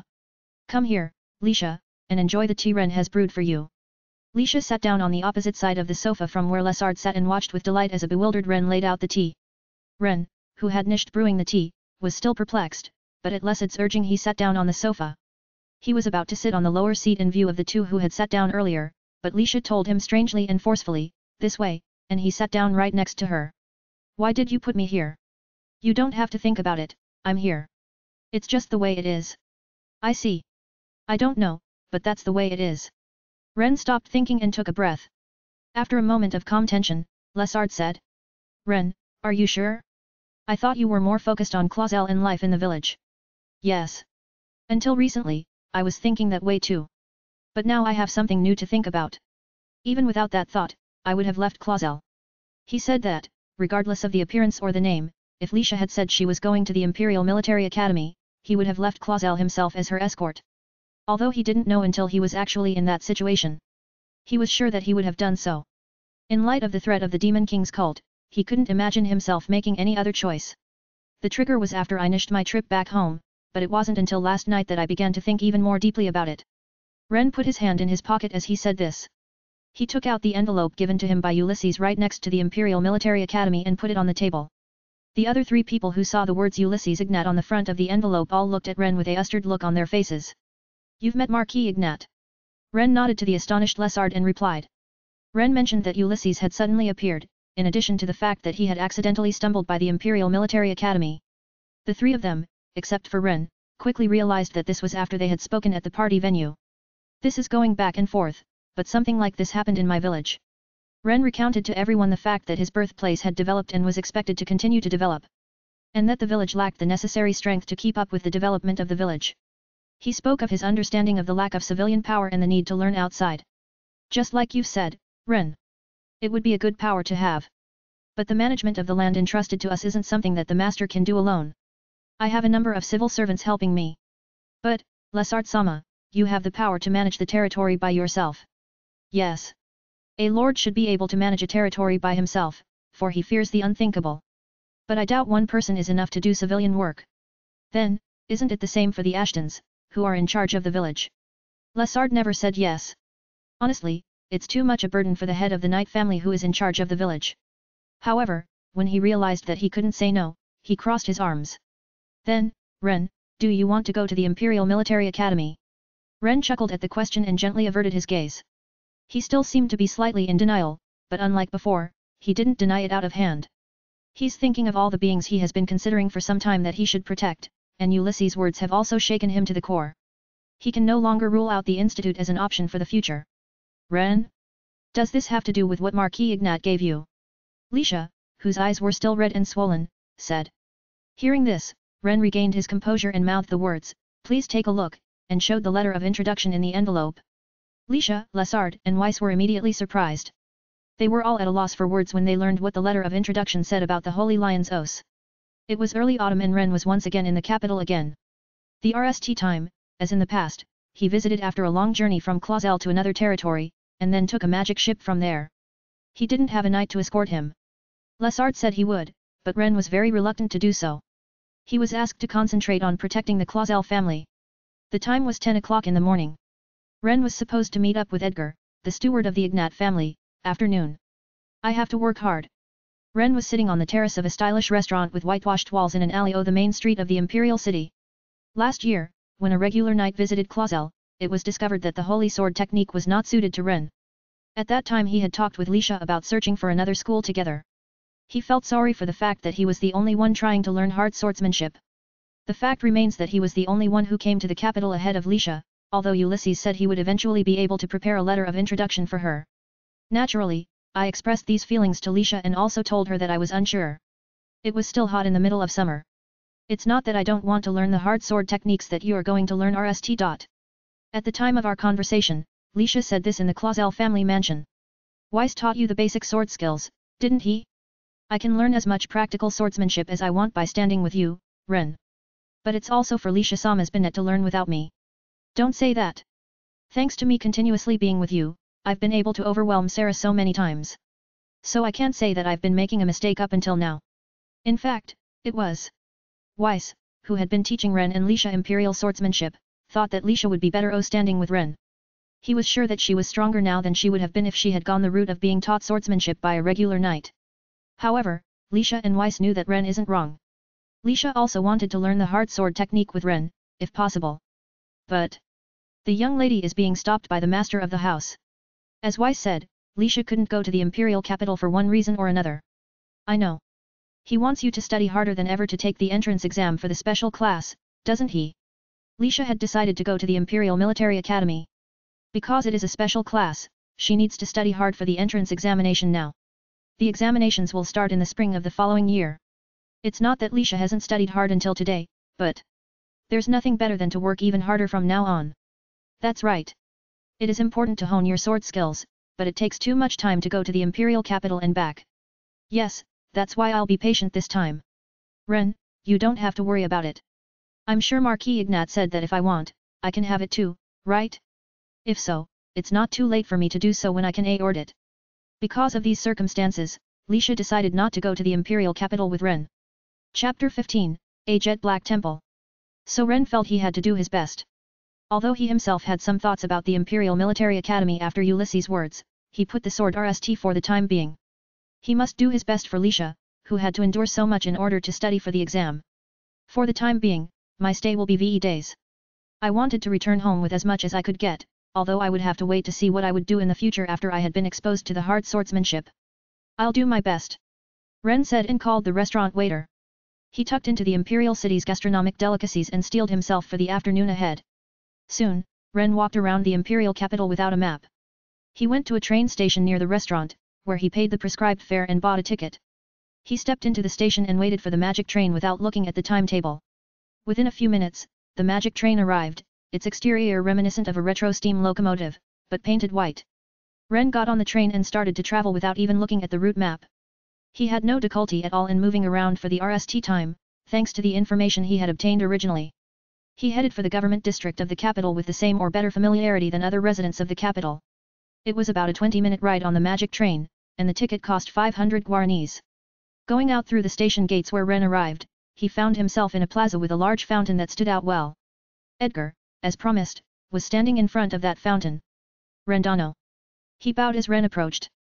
It has been a long time. I apologize for not being able to greet you the other day. I couldn't speak before the Lord. It has been a long time since I last saw you. Please don't worry about what happened the day before. Although it had been a long time, it was actually the RST time the two of them had spoken to each other like this. About a year and a half ago, Edgar was in Clausel when Viscount Given's turmoil broke out, but he and Ren had never spoken to each other at that time because Ren had only woken up once in front of Viscount Given, and when he woke up the next time, Edgar was already gone. Edgar was therefore looking forward to this day. Thank you for contacting our house the other day. The Lord was very pleased to hear from you, Rendano. By contact, he meant the letter of introduction Ren received from Ulysses. The letter of introduction only stated that he was allowed to enter the Holy Lion Os, so Ren couldn't determine how he should go about it. When he contacted Edgar to ask for more information, he received a reply that Edgar would show him around on the day of the visit. Well, Rendano, please come this way. He said and started to lead Ren on his way. He leads him on a slow walk, not in a carriage, but through the quiet government district. When you come to this area, you see a lot of well-dressed people. Many people who work for important institutions were walking around the area. It's easy to imagine that they are all well paid.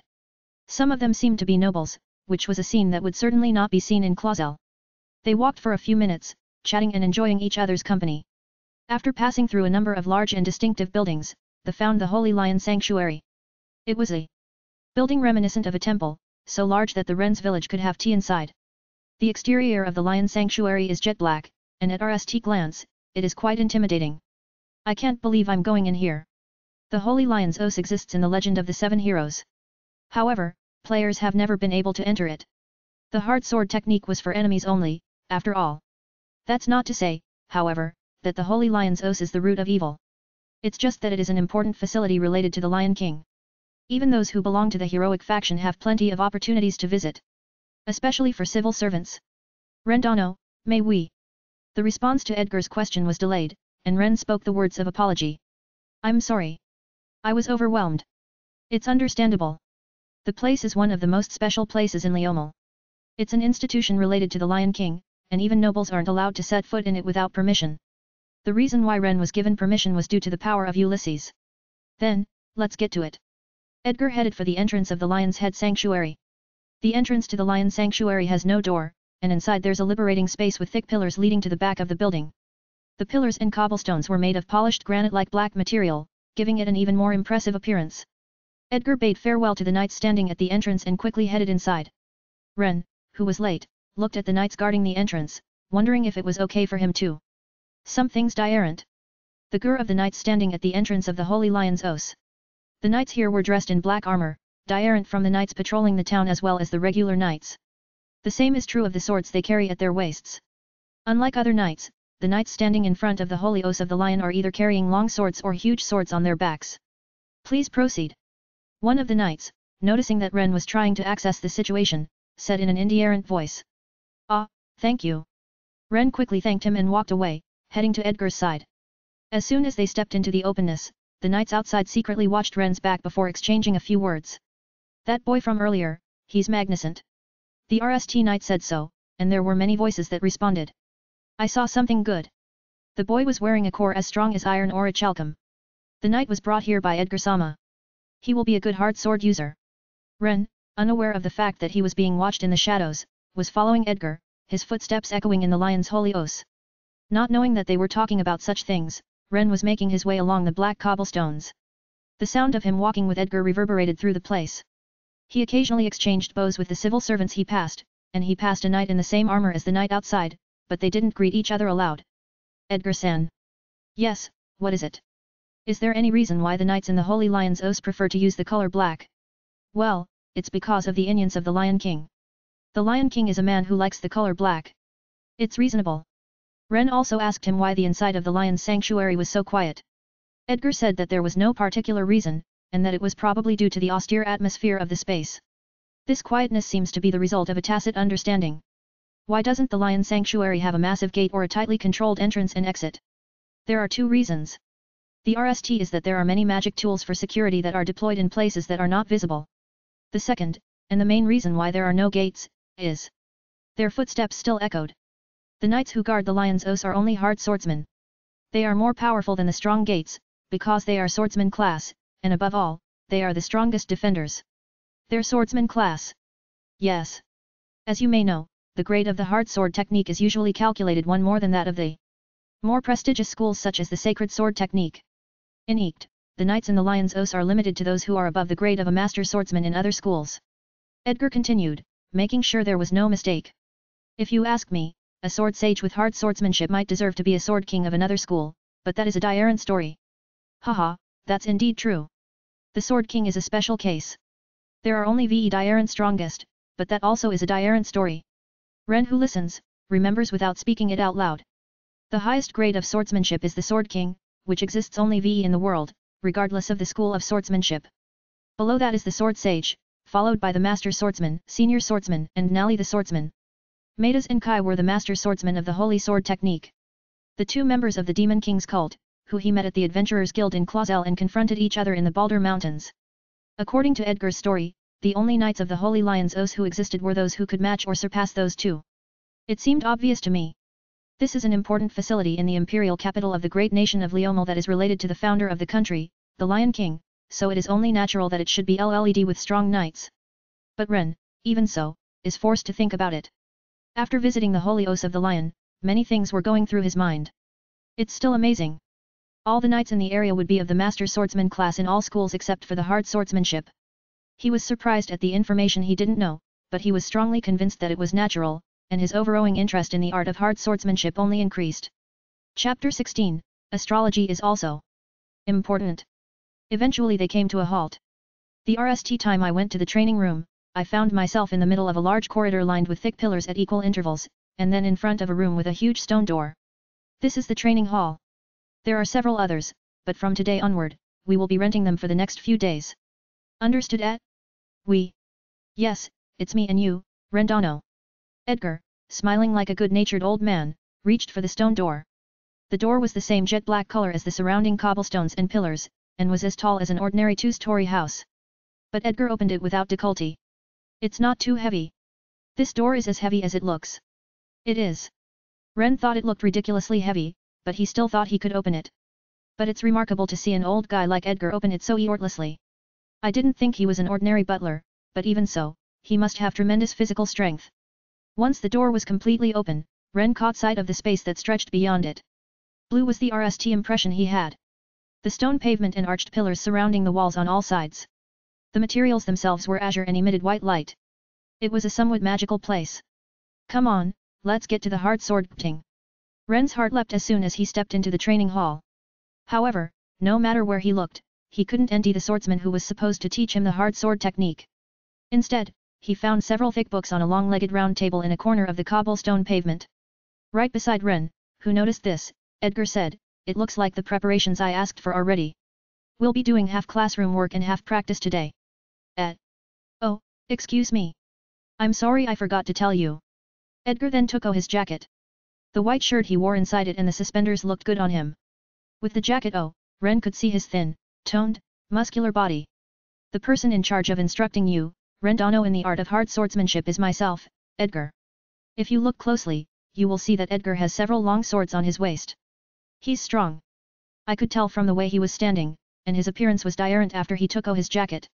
The presence of an overwhelmingly strong man handling a sword was awesome, not to say that he was superior to Isful, but it was unmatched by any of the swordsmen Ren had ever met. I'm honored to be instructed by a member of the Ignat family. That's ridiculous. I'm afraid that I am not strong enough to instruct Ren Dano, who defeated Isful. Ren was sure of one thing. If Ulysses-sama was going to introduce me to a hard sword user, I'm certain he'd introduce me to a strong man of his own choosing. So you're also strong, Edgar-san. I am sure of it. Well. These words are too good for this old man. Then Ren thinks as he turns to the book on the round table. So, in the Legend of the Seven Heroes, Ulysses-sama was strong in more ways than just his wits. If there was a rare hard sword user behind it, then he could not in various ways. The reason Edgar's strength wasn't known in the Legend of the Seven Heroes is that he died in battle somewhere. In any case, he's a man in whom Ulysses places his trust. Ren didn't care if he was old or not. Chapter 16, Astrology is also important. We'll start by touching on the book's contents. Have you ever experienced classroom training in swordsmanship? No, this is my RST experience. My father, Roy, was an extremely practical man, so there was no connection to it at all. Next, Weiss also taught me the sword, but he also never did classroom work. He taught Ren and Lisha his skills as a knight of Leomal with a meticulous plan. If you have any difficulty understanding, please feel free to ask me as many questions as you like. Thank you. By the way, does everyone else learning the hard sword technique start with the classroom training? This depends on the teacher, including other schools. I didn't say that there's a right way to teach. In my case, however, I believe that theory should accompany actual combat. He was looking forward to the instruction, even though he had no experience with it. Ren bowed his head and asked for a lesson. The thick book contained information on the origins of the hard sword technique, and Ren was excited to learn about it. After an hour, Edgar looked at his watch. From now on, I'm going to give you a few instructions with some demonstrations. A number of swords for training were lined up against the wall. Edgar told Ren to choose a sword of his choice from among them. Ren walked over to the wall and looked for the sword that suited him best. When he was nished, he returned to Edgar's side. The sword in his hand was similar in length and weight to the iron magic sword. After some warm-up exercises, I'll ask you to strike it lightly. First, let's take a look at your swordsmanship. After being told that, Ren worked on a few preparatory exercises. After a few minutes he said to Edgar, please, and raised his swords with both hands. Whenever you're ready. Feel free to go ahead and strike as you please. However, Ren felt a little averse to the idea of striking with full force and without hesitation at someone he had almost never met before. If you think about it, he has no memory of swinging a sword seriously since he got physical ability up, medium. He didn't want to hurt himself, let alone Edgar, by swinging the sword badly. Therefore, Ren gradually increased his physical strength to swing the sword. Then he noticed Edgar's skill to parry his sword with ease and his physical ability which was unhinging. The sound of their swords clashing with each other echoed through the training hall. The sound is ear-piercing, a testament to the strength of Ren's muscles. But Edgar was taking it in stride, nodding and saying, I see shadows of imperial swordsmanship in your technique. Yes. Weiss-sama taught me imperial swordsmanship on the orders of Lesart-sama, so I think it's the Inyans of that. Is that so? Your grip and swing were very rend. When he was done complimenting him, Ren said thank you very much and was told to stop swinging his sword. It seems I don't need to teach you the basics of sword handling. You have a good teacher. Edgar continued. Now, let's get you acquainted with the basics of hard swordsmanship. He held a thick book in his hand, his lips moving with a weightless appearance. As you know, martial arts is a concept that exists in all schools. It's a power that can compensate for those who are not born with magical skills. If it uses magic power to activate, and the technique is released through the sword. That is martial arts. Ren knew this, but the concept is slightly different in hard sword techniques. For example, there's the holy sword technique called light drop. I know it. I have experienced it firsthand. You know about it? You mean the Demon King's cult who appeared in the Baldur Mountains? If so, I think it would be easier to talk about it. The light drop is a martial art in which the magic power in the sword weakens the opponent's magical defenses and inflicts damage. So with the appearance of these two, Ren was forced to GHT an uphill battle.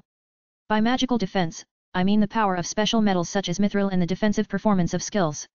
Especially the former metal is abundant with magical power, so it's harder than normal metals and at the same time, it's resistant to magic. However, in the hard sword technique, we do not consider the light drop to be a martial art technique. If it were a technique of that caliber, it would be a force that should be usable with regular swordsmanship. Ha. Contrary to the concept of magic defense, the sword must be able to penetrate even without the use of combat skill. Proficiency should be increased to make penetration possible. No wonder hard sword users have such ridiculously high offensive power. Painful memories of his gaming days ashed through his mind. However, he was delighted to think that he could handle it. The reliance on the sword would be a powerful force for himself and for protecting others. How can I put that power into the sword? The magic power in the body is to be so delicately kneaded that it surpasses the muscular burrs. The whole body must be charged with such magical power. The concept of cloaking, which is unique to hard sword technique, is the basis for all of the techniques. Please understand that if you don't master the cloaking, you won't be able to master the battle techniques of the hard sword technique. I don't understand everything from the beginning to the end. Also, cloak is not only an offensive concept. It is an invisible armor that protects the body, just as a metal LED with magic power is strong. It was difficult for me to understand what Edgar was talking about when he said cloaking is not just an offensive concept.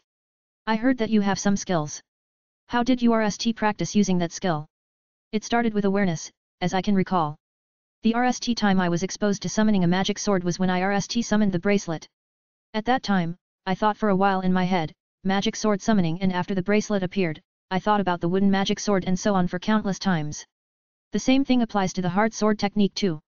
Let's start from the point of being aware of the power of the sword as I have explained, without thinking about the difficulties of the hard sword technique. I understand that the hard sword technique has the concept of cloaking, and without it, it is not possible to use martial arts. But how can other schools use the techniques without the cloak? Strictly speaking, swordsmen of other schools also use battle techniques by needing magic power. There is a difference between hard swordsmanship and other styles in the use of needed magic power. There are those who describe other schools as having their whole body covered with that magic power, but it's only for body armor and the like. In the holy sword technique, for example, the practitioner uses the sword and armor as a medium to deal with the battle techniques. On the other hand, the hard sword technique is a very different thing, as it's applied to the entire body. The major difference between the two is the subtlety with which the magic is handled. The body itself must be cloaked with the power, which requires precise manipulation of muscular movements and breathing. Edgar said that the body armor covering the body and the body itself are not the same thing. Unlike other schools that use a medium, we use everything. We use all that makes us who we are, and we do not rely on any one part. So, in other words, in hard sword technique, you use your own body as a weapon or armor. That's generally the way I understand it. The talent to use the magic power you have developed in such a way is the quality of hard swordsmanship. Therefore, even without using battle techniques, the hard sword user is strong. Ren Nally understood why they are unrivaled in both offense and defense. It's one thing to be able to use a sword and another thing to be able to master it. Chapter 17, After 5 days of training. Rendano, please take this. Edgar had prepared something for today. He reached into his pocket and quickly pulled out a small vial. The vial was an ordinary one with a cork lid and a round crystal ball inside. When Ren was handed the vial, he rolled the crystal ball with a clang. What is this? A vial that can be found anywhere, and a special crystal ball that reacts to magic power. I'm going to ask you to break the crystal ball in your daily training. I'm asking just to be sure, but I'm not supposed to open the lid and break it, am I? Of course not. You must destroy it by holding it in the palm of your hand, without using any magic from the outside. And don't break the vial either. Ren has no idea what he's being asked to do with that kind of magic. But Edgar told him that this was an ancient exercise. You can manipulate sharpened magic power at will, and through the palm of your hand, you can pierce the vial and destroy the crystal ball. It's very similar to the way magic power is handled in the hard sword technique. I'm referring to the talent of the hard sword technique I mentioned earlier. Can anyone use magic power in such a way? No. Magic alone has no such power. This particular crystal ball is specially processed to measure the skill level of the magic power inside. This will also be good training for you, Rendano. If I can't destroy the crystal inside, it means I don't have the talent for the hard sword technique. Ren holds the vial in the palm of his hand. Magic power, magic power. He tried to be aware of it without saying it out loud, but there's no sign of the crystal ball breaking inside the vial. Perhaps a little concerned that no change had come to the crystal ball, Ren looked at Edgar. Don't worry, it's normal for it to take time. I had a hard time breaking the crystal ball myself. In Edgar's case, he had barely been able to odd a scratch on the surface of the crystal ball as a young man. This training is not the kind that immediately pays it is the kind that results from daily effort. So it's the same with everyone. Ren understood this, but had a thought. So, what are we going to do today? What about tomorrow, or the day after tomorrow? Since he had come all the way to the imperial capital, Ren wanted to learn more. Ren put the vial in the pocket of his jacket, which he had taken to swing his sword. We will finish today's classroom lecture and demonstrate the strength of our hard swordsmanship in another training area. Thank you very much. If he could actually see the hard sword technique in action, it shouldn't be a no-brainer. Anyway, today is only the RST day, so maybe there's no need to rush. But it's no surprise that Ren was delighted. The essence of the hard sword technique is its destructive power. Let's move to the training area where there is something to be used as a target. Oh, he's going to show me by using a target. Rendano. Sorry. I was just thinking. Suddenly, Ren thought of a rather aggressive proposal. Perhaps it might cause trouble for Edgar. With this in mind, Ren was hoping to get as much as possible out of it. Unusually for him, he expressed his wish strongly. I also want to know what it feels like to actually face so against the hard sword technique. If you don't mind, can you use the hard sword technique on me? Edgar was unsure. After all, Ren is a great benefactor to the family he serves and cannot afford to have him injured. Please, can you do it? Of course, Edgar had heard about Ren's personality, and in this short time, he was beginning to understand a little more about what kind of person he was. But despite this, Ren was stubborn in his request, and Edgar had his own thoughts on the matter. Ren is a benefactor. What is a butler of a marquis's house if he cannot respond to his benefactor's wishes? All right. Edgar gave in to Ren, who was stubborn and unbreakable, and nodded with a wry smile on his face. I think I understand why you are so strong, Rendano. Now, if I may be so bold as to presume, let me show you some of my swordsmanship. Thank you.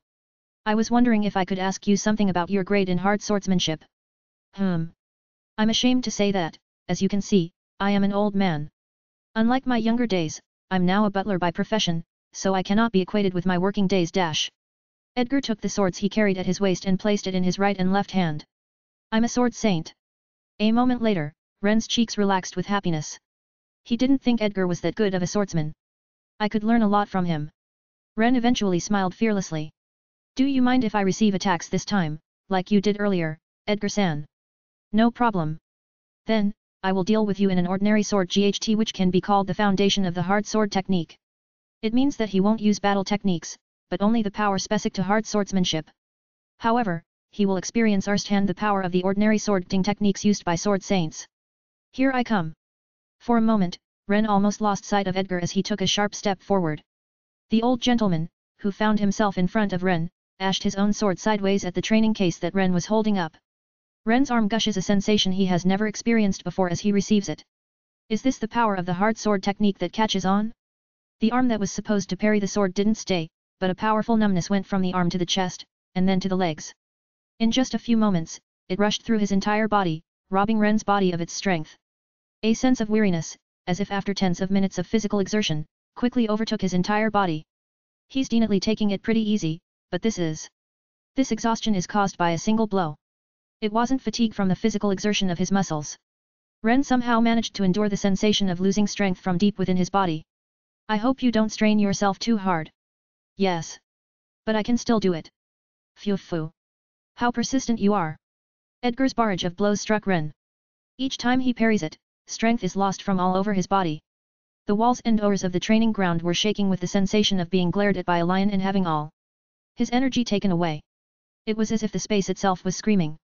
A metallic sound similar to a screech echoed every time their swords clashed with each other. Unlike Edgar earlier, Ren couldn't parry the opposing sword without moving slightly. This is... He was quickly approaching the wall. Edgar's sword has that much power. But it wasn't only strong, it was also rend. Soon, Edgar was ready to unleash an attack with the intention of bringing Ren to his knees. He intended to put more force into the sword than he had before. Ren realized this and clenched his teeth and put all his strength into his hands. Don't give up. For once, let's get it right, Ren. Edgar was making adjustments in order not to injure Ren, but to meet Ren's expectations. I'm surprised, even though it's your RST time, you're able to withstand this much dash. But then, Edgar's eyes widened. What dash? It was astonishing that the depleted Ren could even parry that one swing, and yet Edgar's hand was mysteriously numb as well. But Ren never pushed back. He was just struggling to parry it, as he always had. When Edgar saw Ren's face, his cheeks flushed with amazement, he shuddered slightly. It's powerful, or hegemony. The RST time he looked into Ren's eyes, Edgar felt a strong pressure covering his entire body. Brilliant. As expected of one they call the hero. On the surface, Edgar praised Ren and smiled as he sat on the oar, looking exhausted. But he couldn't forget. The face of Ren, who had just received a swing, was especially pressured by his powerful eyes, and before he knew it, he was surprised by the numbness in his hand. I'd be embarrassed if I didn't show a little bit of willpower, Ren said and sat down on the ground. He looked exhausted, large beads of sweat on his face and neck, and his breathing was ragged. There wasn't a bit of the intensity Edgar had seen earlier left in him. Perhaps Rendano has even more terrifying power than I thought. Hey? Did you say something? No, don't worry about it. It's your RST day, so let's leave it at that. I will take you back to your lodgings after taking a hot bath. Thank you. So, where do you get the hot water? There's a place where you can take a bath just to the left of the training hall. I'll show you there after you have had some more rest. However, Ren stood up as soon as he heard what was said. His footing was a bit wobbly and he felt unreliable. Nevertheless, after a short break, Ren began to walk on his own without any help. Rendano. Edgar, who was about to lend a hand, was quite surprised. It's still a little hard, but I can walk now, so I'll be any dot. Ren then opened the huge stone door with his own hands. Edgar, who should have been in a position to follow him and lend a hand, was too surprised to move and stood there with a stunned expression on his face. When the stone door closes, Edgar's cheeks naturally break into a smile. Lord! It seems that Rendano hasn't been dragged out to the front. After a mutter, he pulls on his jacket. He was shown up to be on the front stage and that's it. Once again, he thought back to the powerful eyes that Ren had just shown him. Edgar laughed quietly. The way he looked just now was like dash. Outside the lion sanctuary, a bell rings to signal 3 o'clock in the afternoon.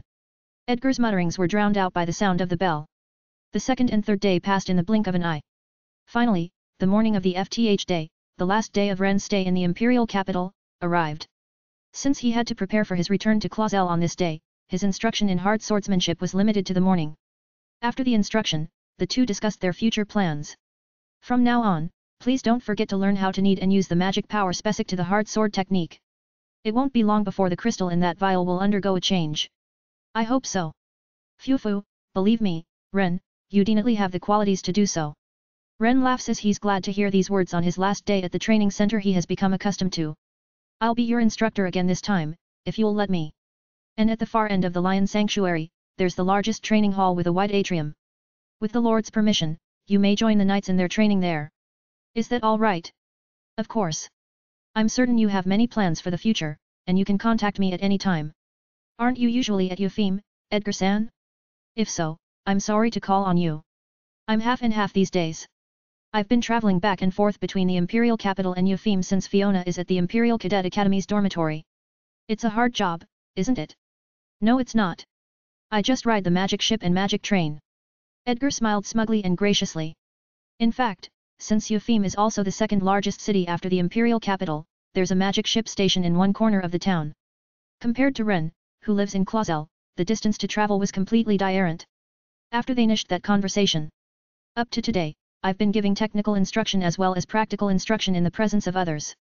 Since we are running out of time today, let me show you one last demonstration of the sword-ting technique. Is that so? I'll be glad. I am honored that you are pleased. What shall I show you then? Edgar, after some hesitation, looked satisfied and said, please wait a moment, and walked out of the training hall. When he returned within a few minutes, he was accompanied by one of the knights of the Sanctuary of the Holy Lion. He has wind magic, so I thought he could use a little help. My pleasure, Rendano, right? We have high hopes for your future. The knight was the one who had been guarding the Lion Sanctuary for the past few days. Thinking that it was a compliment, Ren obediently thanked him. The knight then did as Edgar asked and went to the back of the training hall and drew his sword. Edgar then turned to Ren. In the legend, the Lion King was undefeated on many battlefields, and he never backed down in the face of wizards. In a battle against magic, this was obviously a bad move. But the Lion King made it possible. He was able to do so because he had developed a sword technique that made it possible. Please. Edgar said to the knight, and the knight, hearing his voice, raised his sword in the air. As soon as the knight, who roared majestically, brought his sword down, a powerful wind turned into a blade and approached Ren and Edgar. In response, Edgar cleaved his sword horizontally. The wind was cut down by the cleave and became just a strong wind that stroked Ren's hair. That was dash dot. Ren had seen this scene before. It's common for magic to be opposite by an equal degree of impact. But the hard sword technique doesn't cancel out the magic. It also has the ability to slay magic. Although it depends on the level of skill, a wielder of the hard sword technique can inflict slashing damage even to magic, drown out magic, or even nullify it, as is the case now if the wielder is proficient. The difference in ability between the two is also a major factor, but even so, it is a destructive martial technique. The name of this technique is now star slaying. The name comes from the fact that the Lion King described magic as stars. At that time, it was believed that stars in the night sky were also caused by some kind of magic. In connection with this, it was so named because it cut down magic. I'm surprised that you even knew the name of the battle technique. I had been studying it for a long time. In fact, it was because he had witnessed it so many times in games that it made him cry over and over again. I'm sure that soon you will be able to use the star slaying technique to your full advantage, Rendano. Star slaying is, as I recall, the proof of a great swordsman's level in hard swordsmanship. Anyway, it's treated as a sword saint level in the other schools. However, considering the fact that in the Legend of the Seven Heroes, the Saint Lisha was a sword saint in the Holy Sword technique, it may not be that far off. However, even if we don't equate her with the game, Lisha is undeniably a genius, so it's not so easy to say for sure. But we should aim high. Ren said with a wry smile, I'll do my best, and nished the FTH day of instruction. The day after that, Edgar returned to Marquis Ignat's residence in Eupheme. Ulysses, who had been waiting for him to return, greeted him and took him to his prized garden and began to ask him about Ren. How was Ren Ashton? A number of words of praise popped into Edgar's head. But none of them seemed to tea. He wonders what words of praise would be appropriate for Ren. Then he remembered with a startled expression. He remembered the shock he felt on the RST day when he taught Ren the hard sword technique and Ren caught the last blow. It was as if he was a lion. If you take it as it is written, you may get the impression that he is a hero. But not for those who handle the hard sword technique. The word lion has a strong meaning that can be called an unspoken agreement among those who use the hard sword. It should never be used to evaluate others. It is the strength of the Lion King, the founder of the hard sword technique. Are you saying he's a lion cause he's a swordsman as strong as you, Edgar? He was a lion. The strength in Rendano's eyes that he turned towards me was definitely that of a lion. I don't know how to describe that strength without describing it as a lion. Edgar's voice sounded serious. Ulysses shuddered with admiration, though he had no intention of doubting it from the start. Chapter 18, Busy Days. First, he left Clausel and took about 10 days to get to the town where the magic boat port was located. Next, he took almost a full day by magic boat to Elendil, where he stayed 4 days before returning to Clausel, taking almost the same amount of time as the outbound trip. It had been almost a month since Ren had returned to his mansion in Clausel. It was midday when Weiss arrived at the old mansion and visited him, who had just finished unpacking. It was at the entrance of the old mansion. How was the hard sword technique lesson? Edgar-san told me that I have a talent for the hard sword technique. He will teach me again next time, so I will go to the imperial capital when the time is right. I knew it. I knew you could do it. Weiss was as pleased as if it was his own and smiled a friendly smile. Weiss, after listening to Ren's story in the capital, said, I have something I want to discuss with you, and asked Ren for a favor. I heard that you are planning to resume your investigation of monsters in the Eastern Forest in the near future. If you don't mind, would you be willing to let the young lady accompany you on that occasion? I don't see anything wrong with her accompanying me, but what's going on? Tomu. As the boy knows, the special class at the Imperial Military Academy has some exams where you have to GHT monsters, right? I'm going to have the young lady do some serious training in this area. I hope it will be all right.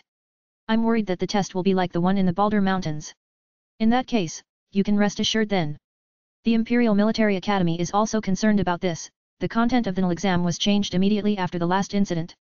Originally, the examination venue was kept secret to ensure fairness so that there would be no difference between the nobility and the commoners. Assuming that this was the reason for causing such an uproar as in the Baldur Mountains, the exam venue will be announced and administered for some time to come. Behind the scenes, they are sparing no time or effort to maintain fairness. Perhaps, from now on, the exam will lack more money than ever before. But after all this time, are you sure the Eastern Forest will be enough? What do you mean? The monsters that inhabit the Eastern Forests are not good for training. After all, Lisha was able to GHT well enough against the monsters when she fought with Jiraku. The only troublesome monsters that appear in the Eastern Forest are the earthworms, which crawl on the ground with their hard shell-covered body. Earthworms are bought at a high price because they are troublesome to hunt, but that is all. No matter how proud the Imperial Military Academy is of its special classes, there are no strong monsters that appear as Ren envisioned. Except for special exceptions such as Isfal. Therefore, if you just want to get used to the monsters, it is any to say that the forest in the east is any. Ren's point was the mark, but Weiss nodded, indeed. Because of that, he was looking ahead to Lisha's future. For me personally, I'd prefer to do it in the area around Elendil. That area isn't inhabited by powerful monsters due to its proximity to the imperial capital, but it's stronger than the forest east of Clausel. I see. But boy, you know a lot. I've studied a lot. Weiss nodded to Ren's words and crossed his arms. In fact, Ren had a valid point. It is important to take steps to GHT monsters, but even so, there are limits. Lisha also had to work hard on her studies, so she had better make good use of her time. Yet, heading to Elendil is also tricky. Ren, sensing a contradiction, opens his mouth. I'm sorry. It takes time to go to Elendil, so perhaps we can't use the time efficiently. Lisha had avoided going to the capital with Ren the other day because she was studying for an exam. This is just like putting the cart before the horse. Ren apologized for having said that without thinking. It's okay if it's just for a few hours. She can study for the exam at Elendil's anyway. Is that how it is dash? Well, in Elendil we can call a teacher from one of the nobility to the mansion, you know. Since it's decided, I shall go and consult with the head of the family. Weiss-sama. Weiss quickly went back to the main residence, and the Ren who was left behind laughed aloud, are you sure? Come to think of it. It was all he could do. If Lisha's base of operations were to be moved to Elendil now, it would be more convenient for all kinds of things. A few dozen seconds later. Instead of Weiss, who had left, Lisha came to the old building. Ren? Weiss left in a hurry. What's going on? It seems he had some thoughts about your training, Lisha-sama. My training? Ren recounted in detail the conversation they had just had. Lisha was thrilled to hear what he had to say. Phew, for Ren, you are very busy these days. You must be exhausted after traveling back and forth between Clausel and the city so many times. I don't know if it's a good idea to send you by yourself. Why is that? I can't say it's dangerous. But Lisha somehow realized what Ren was thinking. She stepped forward with a dainty angelic smile on her face, and Ren turned away and looked in the direction of the day after tomorrow. Lisha reached out her hand to Ren's face and made him turn his head toward her. What? The same words as before, but unlike before, they had turned into a steep question. No, Yes, that's right. I'll make you some tea. You haven't had a chance to relax since you got back, have you? Actually, I'll be working on the old building soon. Lisha Clausel will allow you to rest. When the daughter of the lord who took care of him said that, as expected, Ren couldn't say anything back. When Ren gave up and said with a contemplative look, I'll have a feast, Lisha's voice bubbled with satisfaction as she said, please do so. She turned her back on Ren to go to the kitchen of the old building, but turned around as soon as she started walking. Aren't you in a bad mood? What? Why, ? Because I said something that was a joke, but it sounded as though I was wielding my power over you. She seemed to be curious now, and asked Ren's expression a little anxiously. That is also typical of Lisha. Ren smiled gently. I don't mind at all, even if it was a strange joke. If it's Ren, I'd be happy to Kohan. I don't care. I knew you'd think it was weird. It was Ren, unusually, who pointed it out. However, there wasn't the slightest hint of hostility between the two, and they let out a cheerful laugh at each other. Lisha then listened with great interest to Ren's experiences in the imperial capital. After enjoying a cup of tea, Ren handed Lisha a small bottle. Before returning from the lion's sanctuary, Edgar had given it him to present to Lisha. I have to put a scratch on it, right? It seems so. Lisha was rolling the crystal ball in the vial with a curious look on her face, as if she was wondering if she could do it and if she had the talent for hard swordsmanship. Lessard listened to Ren's suggestion and allowed them to head to Elendil. The group includes both Lessard and Weiss. Lessard also had some convenient work to do in Elendil, then Weiss decided to accompany him. The departure was in December, a little more than a month after Ren returned to Clausel. He had been doing that round trip a lot lately, Ren thought as he stepped at the Hanging Gardens, the huge station that Elendil prides itself on. I don't have any plans like last time, and I'll just relax here at the mansion. However, I think Lisha and I will go to the imperial capital tomorrow. Father? I don't think you had any particular plans. We can go to a clothing store. It's about time your clothes were tailored in new fabrics, because they're getting smaller. The clothes are the ones that Lisha had inherited from her late mother. The white military-inspired out accentuates Lisha's loveliness and dignified beauty. I understand. If that's the case, by all means. Weiss also has some business to attend to, so let's finish that business on the way. Is that all right? If it were me, I would go there alone later. That's any. Lisha would like to see it too, so it's convenient for her. Hey Weiss. If you're going to the blacksmith town, I want to go there too. If you two say so, I'll take you up on your oar. The conversation settles down and the group leaves the path lined with magic ships. Stepping into the Hanging Gardens, they headed for the ground level. Chapter 19, The Imperial Capital in Winter. The Hanging Garden is the largest station in Elendil. Its scale is rare even in Leomel, as it also serves as a magic ship station. Just moving to the ground floor is an exercise in itself. Once outside of the ground floor, we could take a short rest because we could ride in the carriage that had been prepared for us. Ren got on the same carriage as everyone else and rode through the town for a few minutes. Although less bustling than the imperial city, the streets were LED with history and emotion, and the quietness was just right for an urban atmosphere. The house we were looking for was in the center of the town. Unlike the mansion in Clausel, the one in Elendil faces the main street. There were no buildings next to each other, but a white building with a high wall surrounding the entire site. Once you passed through the gate in the carriage, a lush garden greeted you. It's a magnificent house, different from Clausel's. When Ren said so, Lesard chuckled to himself, however. The appearance was somewhat similar to that of his parents, whom Ren had seen in the spring. The furnishings are almost identical to Clausel's. Perhaps it's because I was a noble who grew up in the countryside, but I never used to get used to city life like Elendil. I wanted to at least have a familiar environment in the mansion, so I hired the same furniture maker. Ren? What's wrong with your sudden wry smile? I heard the same story in the spring and I couldn't help it. When Ren returned to his village, he heard the exact same words from the mouths of Roy and Mireille. That amused him a little. When he told Lesard, who seemed to care, he laughed happily. We're lord and a knight in our service. It's not surprising that we share similar sensibilities. Lisha and Weiss, who were listening to the conversation, also laughed. Soon the carriage stopped in front of the door of the mansion, and a knight opened the carriage door from outside. Let's go, Ren. Yes. I'm looking forward to seeing the inside of the mansion. Lisha led Ren the carriage and into the grounds of the mansion.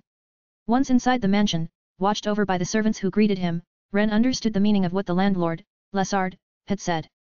The house here is different from the one in Clausel, but if you look closely, you can see the familiar furnishings, which made Ren feel at home.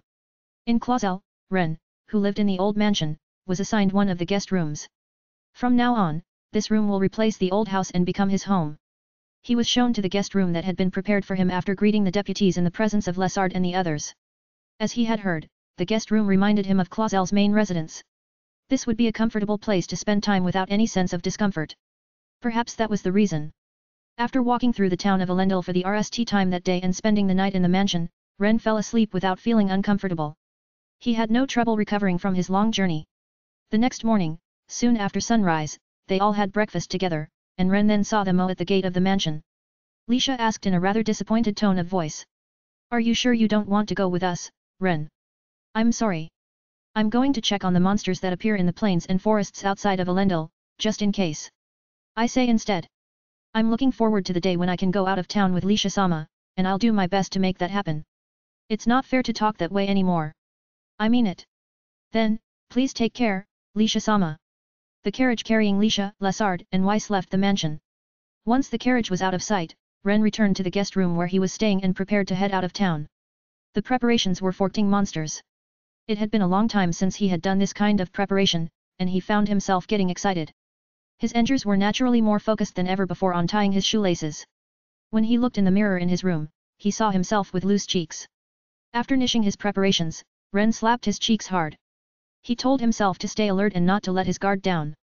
Okay. Finally, he left his room and headed out of the house. Recently, he has spent too much time traveling from Clausel to the territory to board the magic ship, and after arriving in the imperial capital to Elendil, so he hasn't been able to do much hunting in the forest east of Clausel. Every time he walked, he's reminded to renew his eorts. Ren called out to the knight in the hallway. I'll be now. The knight had accompanied him from Clausel, so he understood the situation. As the master said, please take care and don't be too hard on yourself. Thank you.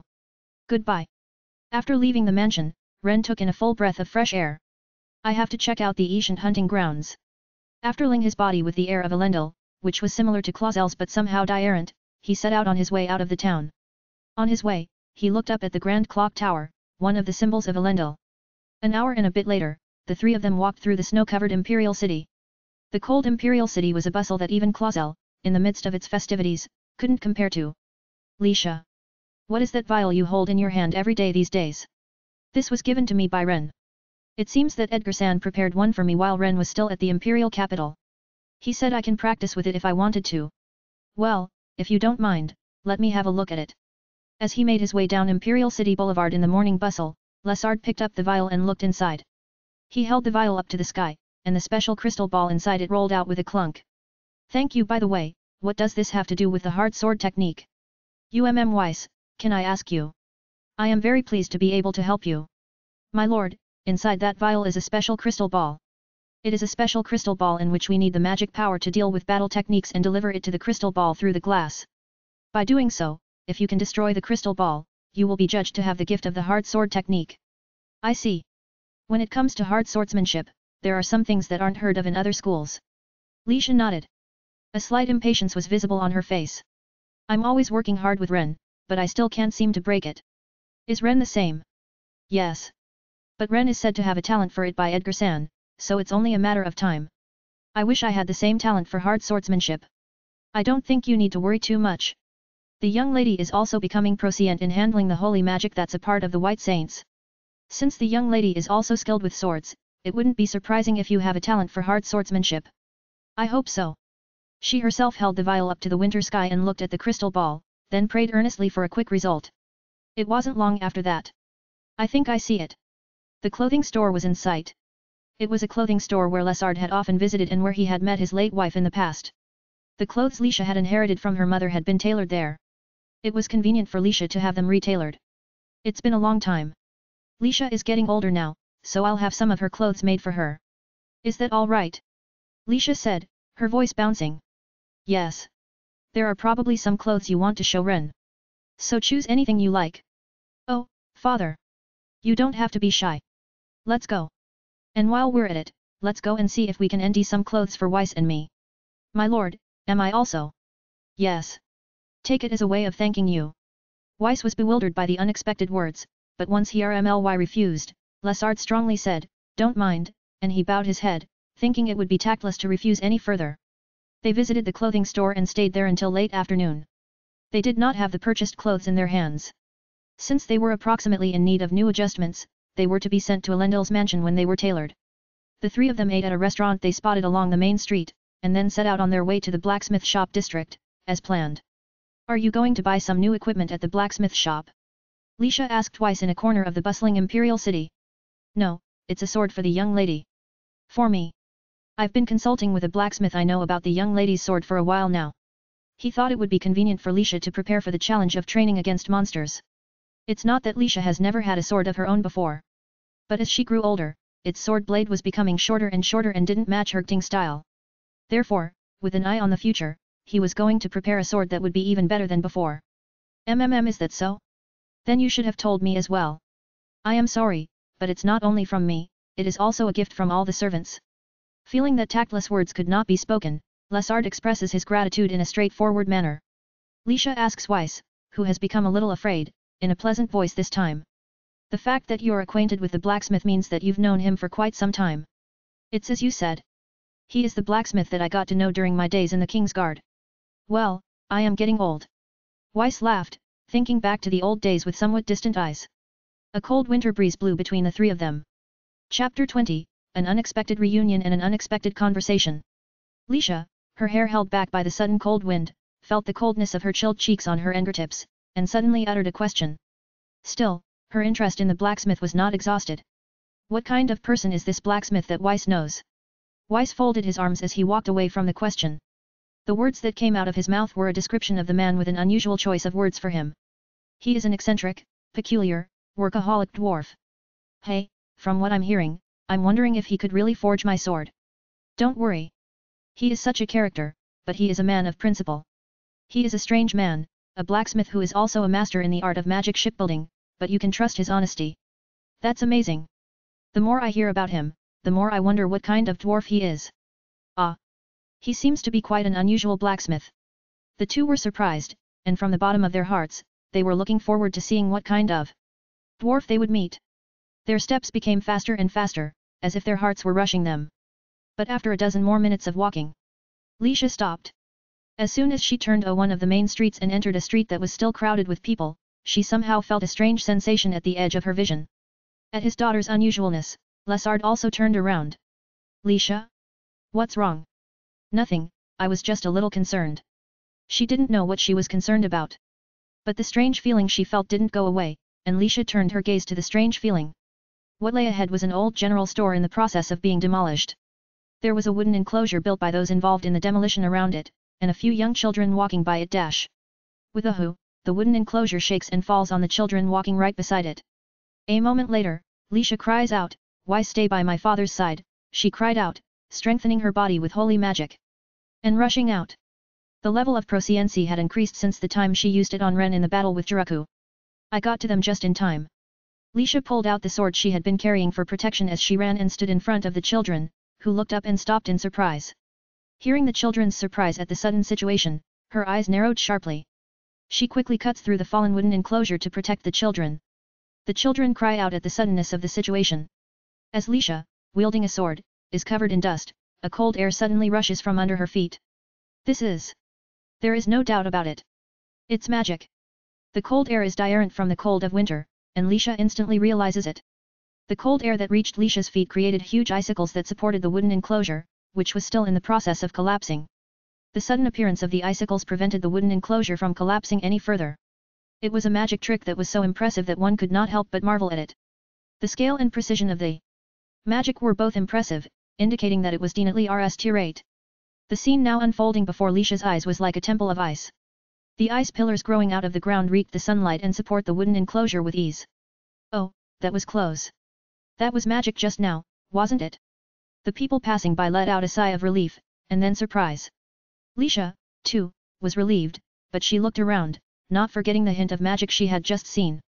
Then there was a girl who came running up to her side. I'm glad I made it in time dash. And from behind Lisha. The voice is light and clear, similar to the chirping of birds, which she has heard before. Lisha, whose clothes were covered with dust, turned around and was startled by the voice. Because there she was. Fiona-sama. Lisha-san. She had not seen Fiona Ignat since they met at the party. How could they take Lisha, covered in dust, to the blacksmith district? Lisha had been shown to a room in the women's dormitory at the Imperial Cadet Academy, where Fiona now lives, by courtesy of Fiona. Of course, this was to clean the dirt from Lisha's body. She says through the frosted glass door while taking a shower in the bathroom in Fiona's room. Thank you for the shower. Fiona, who was outside the door, smiled at Lisha when she thanked her for borrowing the hot water. She stopped preparing a set of towels and other things for Lisha and opened her mouth. Please take your time to warm up. Oh, I've prepared a change of clothes for you here. Oh, thank you very much. I'm so grateful for the hospitality you've shown my father and Weiss, as well as myself. Phew, don't worry about that either. Fiona was not walking alone in the imperial capital. She was in the middle of shopping with Edgar as her escort when she encountered Lisha protecting the children. She was told that both Lessard and Weiss were being entertained in the salon between the girls' and boys' dormitories. They said it was a place used by the students' parents and merchants who came in and out of the academy. Phew. Eventually, Lisha nished taking a hot bath, wrapped a towel around her and went outside. The clothes she had worn before coming here were washed in the girls' dormitory. It was also arranged by Fiona, and Lisha borrowed Fiona's clothes instead. The fact that there was more room in the chest region than usual made Lisha feel slightly defeated. It's any, I'll be alright. Lisha said and sat down on a chair in front of the wash basin. She wanted to dry her hair with a magical tool but she had left it behind. But she couldn't empty a comb. Fiona knocked on the door of the dressing room at the right moment and came back after hearing Lisha's answer. I am sorry, I had forgotten about the comb. Fiona had what appeared to be a comb in her hand. According to Fiona, it was a magical tool. Lisha, who had no idea what a magic tool in the shape of a comb was, inquired. Isn't it just a comb for combing your hair? Actually, it is. This is a little bit of a special item dash. Can you leave it to me to comb your hair, Lisha-san? Ahoy. I have long hair myself, so I understand. I know how hard it is for you to comb your hair by yourself, so if you don't mind, let me help you with that. In fact, it was indeed difficult. To be honest, there were aspects that helped, but inevitably, the difference in status snuck into her brain and she was lost. Also, combined with their mentally complicated relationship with each other, Lisha was unintentionally frightened. However, afraid of borrowing and breaking a magical tool she had never used, Lisha nally nodded her head. The sound of the comb sliding through her still wet hair sounded strangely loud to their ears. I hear it makes your hair shinier than with a normal comb. Fiona's voice was less than content. My father gave me this comb for my birthday last year, but I couldn't tell much difference, ha ha ha. That's... How about you, Lisha-san? Do you feel any different? I can honestly say that I don't feel that way at all. Lisha's hair, combed as usual, was silky and smooth to the touch with a watery sheen. Fiona, seeing Lisha's reaction, who was at a loss for words for a moment, laughed. I guess we don't really know, do we? The two exchanged a wry smile through the mirror. The next thing that came was silence. But soon, Fiona starts to talk about something else. I was surprised today. I thought you were in Clausel, Lysiason. But it turned out you were in Elendil. Yes. I was surprised to see you here in Elendil too. I came to Elendil for a variety of reasons, but I was going to the Imperial City to buy some clothes, and also to the blacksmith shop district. That's where all that ruckus happened. As they exchanged words, the two were becoming steamed, errant from the night of the party. Unlike that night, the words they exchanged were more like strangers than before, and there were glimpses that they were unsure of how to treat each other. When Fiona finished brushing Lisha's hair, she excused herself. Lisha, who had been sitting in her chair looking in the mirror, let out a breath of unorganized emotion and dried her hair with the magic tool she had left behind. As soon as her hair was dry, she left the dressing room. She headed to the living room, which felt too luxurious to be called a dormitory, and sat down on the sofa at Fiona's urging. The two of them almost admired each other's appearance, just as they had at the party that day. It seemed like an everyday conversation, but they looked at the window without meaning to each other. Outside the window, snow was falling. It was snowing in large acts. Ah! Lisha's eyes suddenly turned to one corner of the room. The big bookshelf on the wall distracted her attention. Do you like books, Fiona-sama? Yes. I'm ashamed to say, I was physically weak, so I grew up reading books all the time. As a child, Fiona spent most of her time in bed. The only thing to look forward to was books and conversations with Ulysses. Lisha also felt a special connection to Fiona when she thought that without Ren, Fiona would have died. It goes without saying that she herself was saved by Ren. Thinking they had found an opportunity for conversation, they both stood up at about the same time. It was a bit sudden, but it was the kind of opportunity the two of them were desperate to have. They approached the bookshelf and exchanged more words while feigning calm. There seem to be some books that look very occult. Lisha muttered. I don't know if that's true. But I still can't read them all properly.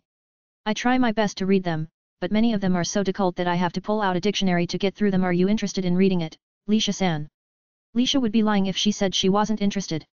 And also to eliminate the odd atmosphere of strangeness that remains between the two of them, Lisha said, by all means. The bookshelves were lined with books that looked like occult academic books, as well as thick novels and reference books with many bookmarks still in them. One reference book in particular caught Lisha's attention. This is for the Imperial Military Academy, isn't it? Yes. It is the reference book I used for the entrance exam. Fiona smiled shyly. She took the reference book from the bookshelf and showed its cover to Lisha. The reference book that Lisha saw was for the special class of the Imperial Military Academy. Chapter 21, Tell the Other Person. You can't give up. Forgetting the other books, Lisha, distracted by the reference book, says. I'm planning to buy one of these. If you don't mind, may I take a look at it? Yes. It's okay, but it's a little embarrassing. Lisha, who had wondered why she was embarrassed, soon understood why. Fiona opens that reference book. It has many bookmarks tucked into it. Not only that, but many pages were marked with Fiona's notes. She was probably embarrassed that her own notes had been left behind after she had used them to study. But these notes attracted Lisha's interest even more strongly. I was studying here with another reference book, and I couldn't get it out. Oh, here it is. I can end it here. The private class began abruptly, with them standing next to each other. Fiona's teaching style is superb, and the areas that Lisha didn't understand were quickly resolved. Lisha couldn't help but ask. Do you have experience teaching others? No, this is my RST time. I did my best because Lisha was my partner. Fiona put her head down and said with a gentle smile. Are there any other areas of interest? Actually, there are a few things. Then let's talk about them for a moment. The strange atmosphere was subsiding a little. They both returned to the sofa as if turning on their heels, relieved inside that the conversation had changed after reading the reference book. The opportunity for conversation that they had wanted so badly to get down their throats was sublimated into a new one. They sat down facing each other anew and exchanged wry smiles, relieved at that without saying it out loud. Still, Fiona was good at teaching. Lisha's other questions were easily led to solutions, and she was actively asking questions along the way. Then, gradually, the hardness was removed, and as at the end of their meeting on the night of the party, the reservation gradually disappeared between the two of them. Your written notes are also very clear.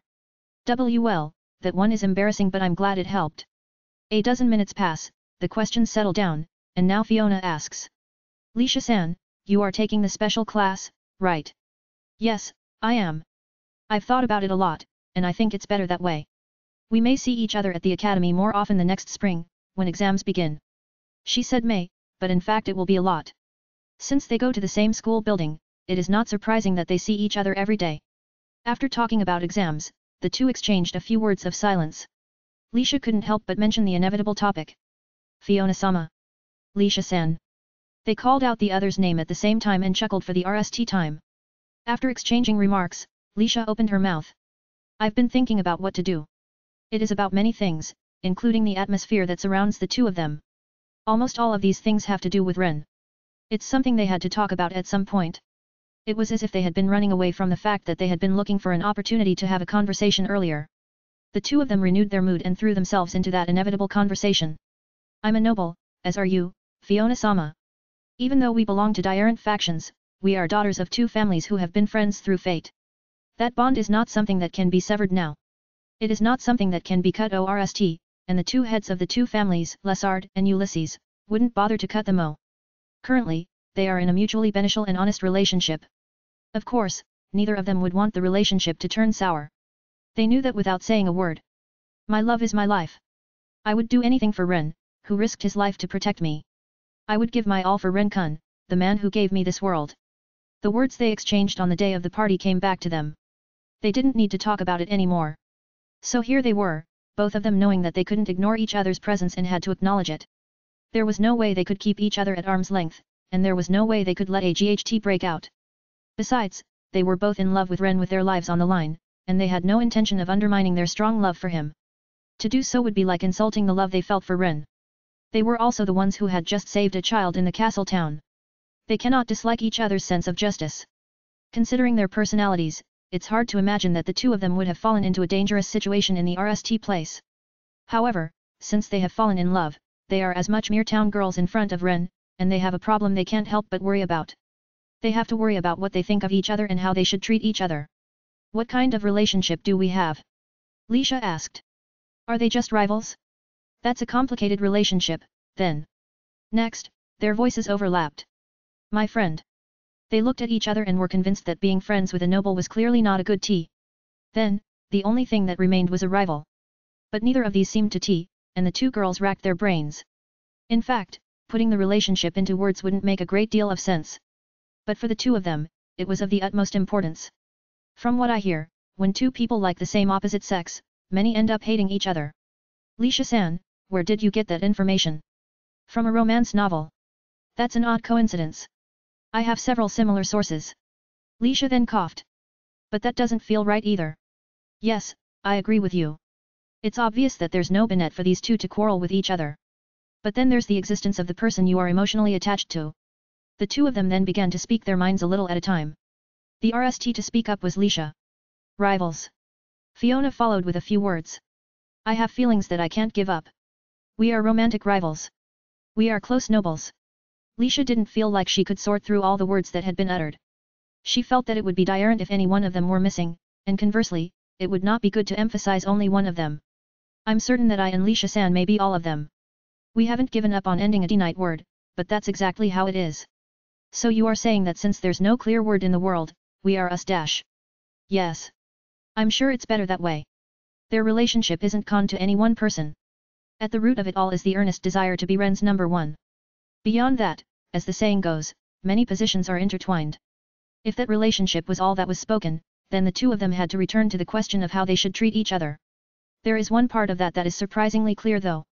They decided to say only what was non-negotiable above all else and leave the rest to the passage of time. I'll never, ever, ever, lose.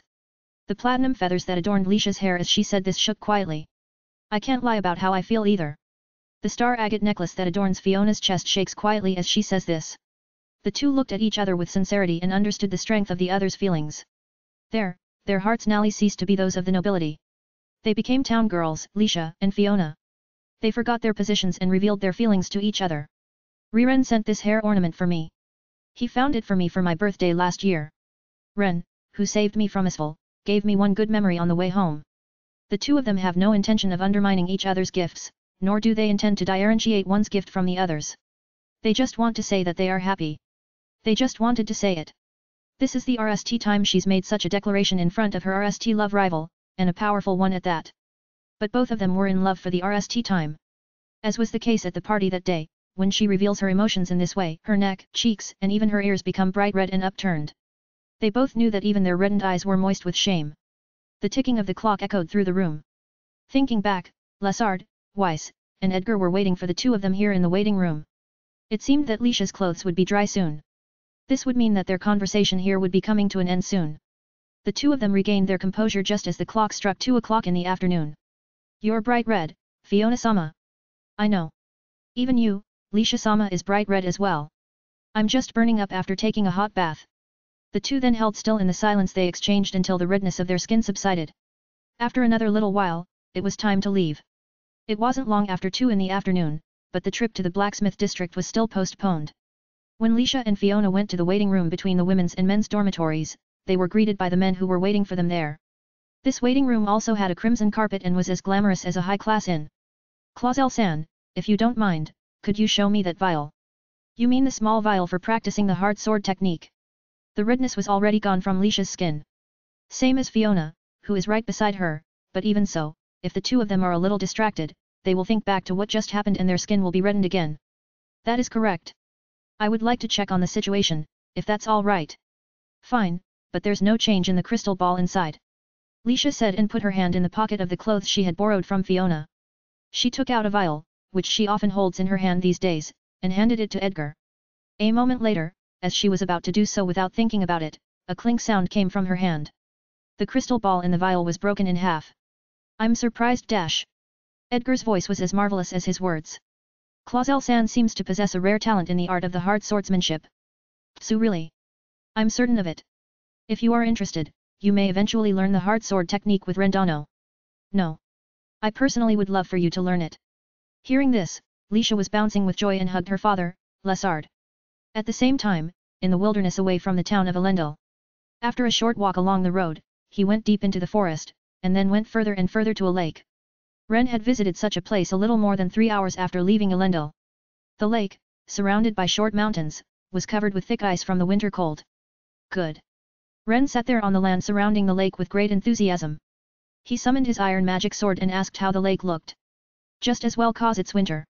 He walked on the lake, which was covered with thick ice. He took 10 minutes to get to the middle of the lake, and with the iron sword in his hand, he cut through the ice to create a large hole. Let's give it a quick lift. It had been quite a few months since he had learned that the evolution of the magic sword would be opened up. But this year, because of all the time required to travel between Clausel and the city, he wasn't able to hunt as much as in previous years. That's why it took him so long until today, but now it's time to level up. Ren checks his bracelet and rearms that he will get it done today. Ren Ashton. Job Ashton family, eldest son. Skill Summoning Magic Sword, Level 1, 0/0. Summoning Magic Sword, Level 4, 3481/3500. Level 1, able to summon one magic sword. Level 2, while summoning a magic sword, the user gains the EAT of physical ability up, small. Level 3, summons 2 swords. Level 4, gains physical ability up, medium, while summoning a sword. Level 5, open the evolution of the magic sword. Level 6. Swords already mastered. Wooden magic sword, Level 2, 1000/1000. Enables attacks of about the same level as natural magic, small. The range of attack EAT expands as the level increases. Iron sword, Level 3, 2925/4500. The sword's sharpness increases as its level increases. Thieves Magic Sword, Level 1, 0/3. Randomly steals items from the target with a certain probability. Shield Sword, Level 2, 0/5. Places a barrier of magical power around the wielder. The EAT increases with the level of the sword. The EAT range can be extended. Magic Sword of Flame, Level 1, 1/1. The Helra is the wrath of the dragon, the personification of power. As he confirmed, he was very close to increasing the level of the magic sword summoning technique. As for the art of summoning a magic sword, you gain proficiency by summoning a magic sword and training with it, so unlike the magic sword itself, he was able to gain proficiency little by little. Today, he could now raise it. Ren threw the raw meat he had taken out of his pocket into the large hole he had opened. The meat, which sank with a clattering sound, was something that could be bought at a street vendor's stall and was inexpensive, like the meat from a little boar, for example. But it works in a big way. A dozen seconds after dropping the meat into the lake, bubbles began to reach the surface of the water. Chapter 22, slightly delayed, but still vivid.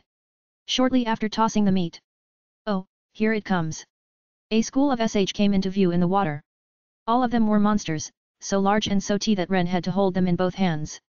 Their epidermis was covered with thick blue scales, and their mouths were covered with sharp fangs like carnivorous animals. Its name is berserk fish. The sight of berserk sh swimming in groups was a little bizarre. Ren's cheeks twitched as he threw another piece of meat into the water. Kaka kaka. Kaka. The sound is made by berserk sh rubbing their fangs together. A few of them leaped to the surface as fast as bullets, aiming at the meat that has been thrown. Ren saw this and swung his iron magic sword. He swung it again and again, each time a berserk sh appeared. 1, 2, 10, then 15, and in the blink of an eye, a pile of berserk sh that had been hunted was created on the water. After 19 berserk sh were hunted, the momentum subsided. I wonder if it's okay for it to be this easy. The berserk sh, the monsters I mentioned earlier, have their breeding season in the winter. The young sh that hatch from the eggs grow up in this lake after the surface is covered with thick ice, repeatedly eating each other whenever they become hungry. They are famous for their ferocious aggression, which they unleash from their sharp fangs. The name berserk fish was given to the sh because of their aggressive nature. As adults, however, they are surprisingly quiet. They may prey on birds that come to the surface once the ice melts, but they rarely attack people willingly. It's not much of an accomplishment because it's so easy. I knew it was evolution. Ren Ashton. Job Ashton family, eldest son. Skill magic sword summoning, level 1, 0/0. Magic sword summoning technique, level 5, 95/5000. Level 1, able to summon one magic sword. Level 2, while summoning a magic sword, the user gains the EAT of physical ability up, small. Level 3, may summon 2 swords. Level 4, gains physical ability up, medium, while summoning a sword. Level 5, open up the evolution of the demon sword. Level 6, gain physical ability up, large, EAT while summoning a magic sword. Level 7. Swords already mastered. Magic Sword of the Great Tree, Level 3, 114/2000. Allows attacks of about natural magic, medium. The range of attack EAT expands as the level increases. Iron Sword, Level 3, 3039/4500. The sword's sharpness increases as its level increases. Thieves Magic Sword, Level 1, 0/3. Randomly steals an item from the target with a certain probability. Shield Magic Sword, Level 2, 0/5. Places a barrier of magical power around the attacker. The EAT increases with the level of the sword. The EAT range can be extended. Magic Sword of Flame, Level 1, 1/1. The Re is the wrath of the dragon, the personification of power. There were 2 major differences. The RST was that the level of the magic sword summoning technique was increased and the evolution of the magic sword was opened up. As usual, the level of proficiency required to reach the next level is far and sad, but it seems that the next level is physical ability up, large. The other is the real deal. With the opening of evolution, the wooden magic sword, whose level did not increase even after gaining proficiency, has now reached the next level. The name of the sword had evolved into the Magic Sword of the Great Tree. Oh, it looks cool. I can't say enough about it. Ren thrust the iron magic sword into the ice and with its sharpness it shattered the ice and sank, so he made it disappear and summoned the Magic Sword of the Great Tree instead. His wish came true, you could say that. The Magic Sword of the Great Tree that appeared in midair is not the wooden knife-like appearance that it had before. It was a beautifully carved sword that could have been used for ceremonial purposes. Speaking of curious things, there's one more thing that comes to mind when he thought about it. The power of natural magic, small, had been enhanced to natural magic, medium. It was in Ren's nature not to resist the temptation to try it out. Go. Ren looked around carefully, then, after confirming that no one was around, he swung the magic sword of the great tree. As usual, he intended to let the tree roots and ivy grow. Believing that he could use stronger nature magic, he was strongly aware of the assumption that he could use even stronger power. But it's only a change from small to medium nature magic. He exercised the natural magic, thinking not to expect too much and not to be discouraged by it. Then, oh! The tip of the great tree's magic sword, which was swung down, was facing down the large hole in the ice. From the depths of it, an earth tremor arises. The RST time the sword was used, Ren, who had exercised his new power, twisted his head and looked at the situation a few seconds later. Eee! Numerous tree roots appeared, cracking the ice around the area, each of them undulating with a noteworthy thickness, so that even a giant man-eater could have been tied up. This occurred everywhere in the large lake. Needless to say, it boasted an attack range and potency unmatched by anything seen before. Faced with the unexpectedly high Inyans, Ren hurriedly drowned out its power. The power was inversely proportional to the amount of magic power consumed, forcing him to change his mind that it was only a small that had changed to a medium. It's called evolution, after all. It's a change that makes sense when you think about it. But Ren continued to be amazed at how strong he had become. The thick ice covering the lake is cracking everywhere, and already the momentum of the cracks is causing the ice to owe silently on the surface. Ren exhaled and felt like he could rejoice over and over again that his magic sword had evolved. But then he thought back to one thing that still felt underpowered. The AIM magic sword. He had tried to summon it many times since early spring, but the result was always a headache. The pain was similar to running out of magic power. I wonder if it's because it's so powerful to begin with, even if it's not the flame sword as full. When he tried to see if he could summon it again, he felt that the pain was slightly less than before. It wasn't a situation to push too hard, so he took a breath when he was able to conream his growth. He concluded that he was still not strong enough, and stopped thinking about the magic sword of AIM. Ren placed the large burlap sacks he had brought on the ice and shoved every single berserk sh he had killed into them. After the bags were full, Ren carried them to the lakeside. The snow around the lakeside made it cold to walk, but Ren didn't seem to mind as he headed home. Efficiency is good, but I'm going to have to go every day from now on. In case you are wondering, the legendary era of the 7 heroes limited the amount of time that you could earn money as mentioned earlier. First of all, the season had to be winter, so hunting had to be done as the story progressed. Therefore, the hunting mentioned earlier was an efficient way to earn money that could only be done during that limited time. However, this world is not a game. The number of monsters must be night. It's not impossible to hunt them in the future, but if we continue to hunt them, the berserk sh may eventually be wiped out and the ecosystem around us may be altered. Realistically speaking, this is something we should avoid. Even so, there's no one here. Winter has its own monsters, but winter-only monsters rarely appear in this area. Many monsters don't show themselves unlike in the warmer seasons, so adventurers who target monsters that appear in winter seldom visited this area in the RST place. No one goes out of their way to sh for juvenile berserk sh, and no one likes to GHT a pack of them on the dangerous ice. That's why the place where he could hunt was a good spot. Of course, merchants and travelers wouldn't need to go there in the RST place. The reason why Ren didn't meet anyone was probably the result of a combination of these reasons. He thought about a lot of things, but in any case, it was a big catch today. Ren, who had no time on his hands for anything but walking, almost unconsciously reached into his pocket while thinking about the magic sword of the great tree. He took out the vial that Edgar had given him with a familiar look and clasped it in his palm. Maybe I should go to the guild and sell it, but I hear this monster's meat is delicious. Just as Ren was thinking about berserk sh, suddenly, there was a small sound, like glass breaking, coming from Ren's hand. Worried, Ren stops and looks at his hand. He thought at RST that he had broken the vial, because there was only the vial that he had just grabbed. But it's not so. When he opened his palm, he saw. Ah, it's broken. The crystal ball in the vial wasn't scratched or broken in half. The crystal ball was shattered into pieces. It's not that he wasn't surprised at the abruptness of the situation. However, in order to master the cloak, this crystal ball was used to practice the handling of magic. If so, then the impact on the crystal ball will appear as soon as the end of the crystal ball is reached. It's not a gradual act, but rather an instantaneous one. He was so deeply moved when he thought that all his efforts up to today had borne fruit, and his cheeks relaxed. It must be a joyous day, as the evolution of the magic sword is now open. Ren's steps were very light as he made his way along the snow-covered beast path. Chapter 23, Blacksmith Street. When Ren returned to Elendil's mansion at night, he surprised Lessard and the others. It was impossible for them not to be surprised by his sudden and noteworthy war results. Lisha, however, was different, smiling at his exploits and wondering if Ren would be any different. The meat of the berserk sh was so delicious that Ren said it was worth the effort, and it was decided that it would be served at the mansion. The thick scales were also good for sharpening blades, so they weren't sold. After dinner, Lisha visited Ren in his room after taking a hot bath. By the way, I heard you didn't make it to the blacksmith district. Yes, I didn't. I had a lot of things going on, so I didn't have time to do anything else. What happened? Still a secret. I'm sure Yule will end out soon enough. I'm a little frustrated to be honest with you, so let me be a spoiled brat just for today. Spoiled? Lisha said and sat down on the bed.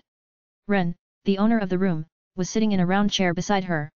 Lisha patted the bed next to her and urged him to come closer to her. When Ren, who was stunned by this unprecedented gesture, remained silent, Lisha tapped the bed again. Ren, who didn't understand her aggressiveness, sat down next to her, wondering what was going on. Then, this is from Edgar-san. Lisha hands Ren an envelope. Heartily, their physical distance is closer than usual. Upon receiving it, Ren wonders, what is it? He opened the seal and checked the inside. He opened the parchment and found Ulysses' words, see you in the imperial capital next week. We will meet with Ulysses Sama next week in the imperial capital. With Marquis Ignat? Are we going to have dinner with him? No. I think you discussed Isval's horns before, and he's going to introduce us to a blacksmith about it. Introducing a blacksmith would mean that the discussion would be about Ren's armor. Ren is excited about that. Lisha saw his cheeks relax and gave him a big sisterly look. Ren is a boy too, right?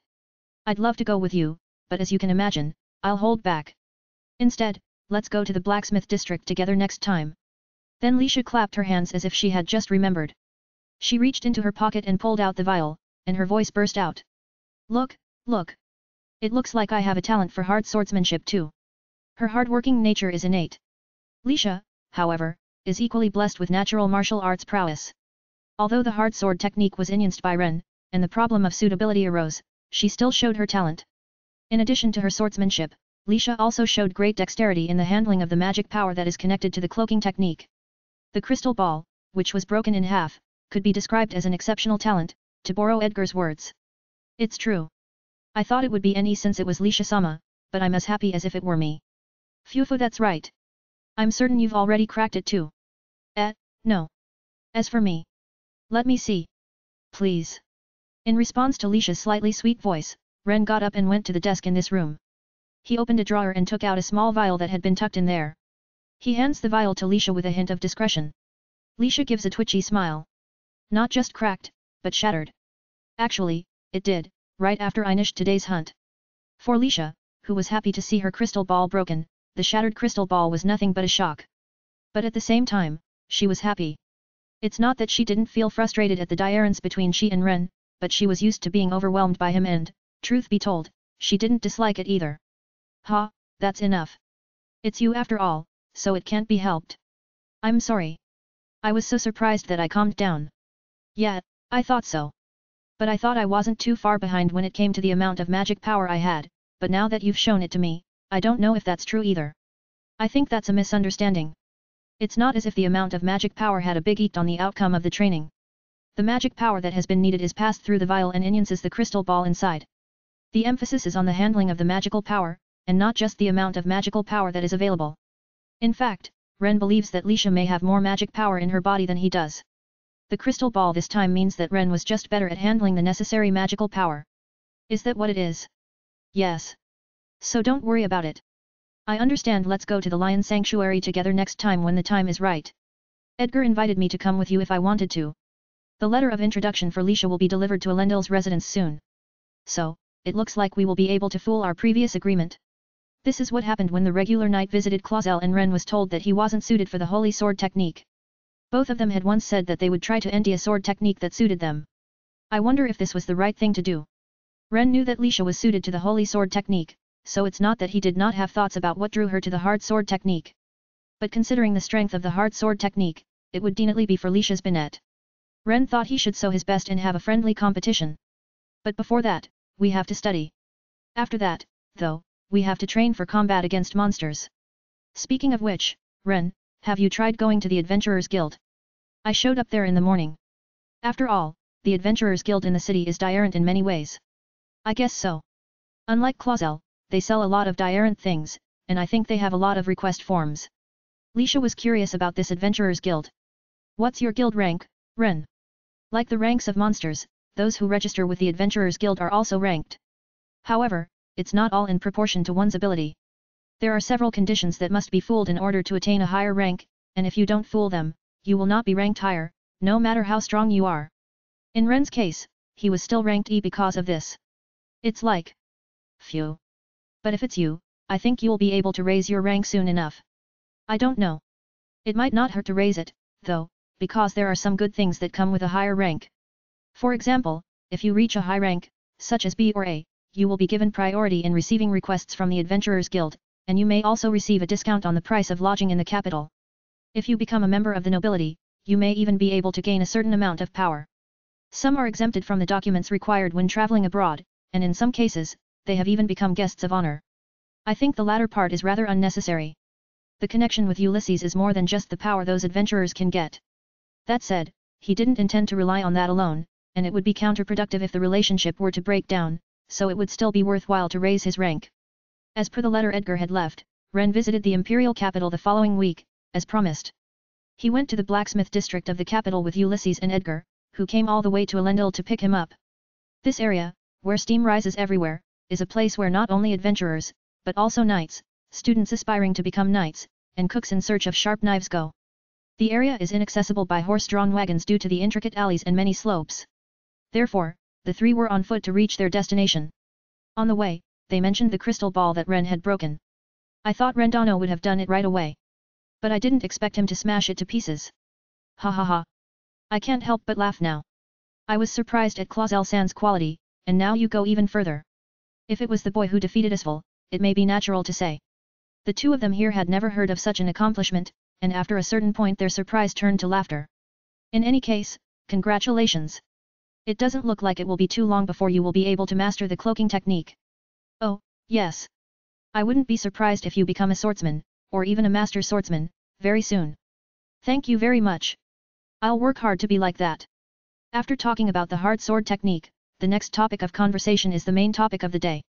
What kind of blacksmith are we going to meet today? He is a good blacksmith, but the problem is that he is eccentric and hates his job. Ulysses shrugged his shoulders as he walked through the crowd. His somewhat theatrical behavior, combined with his outstanding good looks, made him picturesque. Wow! That sounds like bad craftsmanship to me. No, that's an exaggeration. It's true that the dwarf has a tendency to pick and choose his work. Can he really process Isval's horns? I don't know.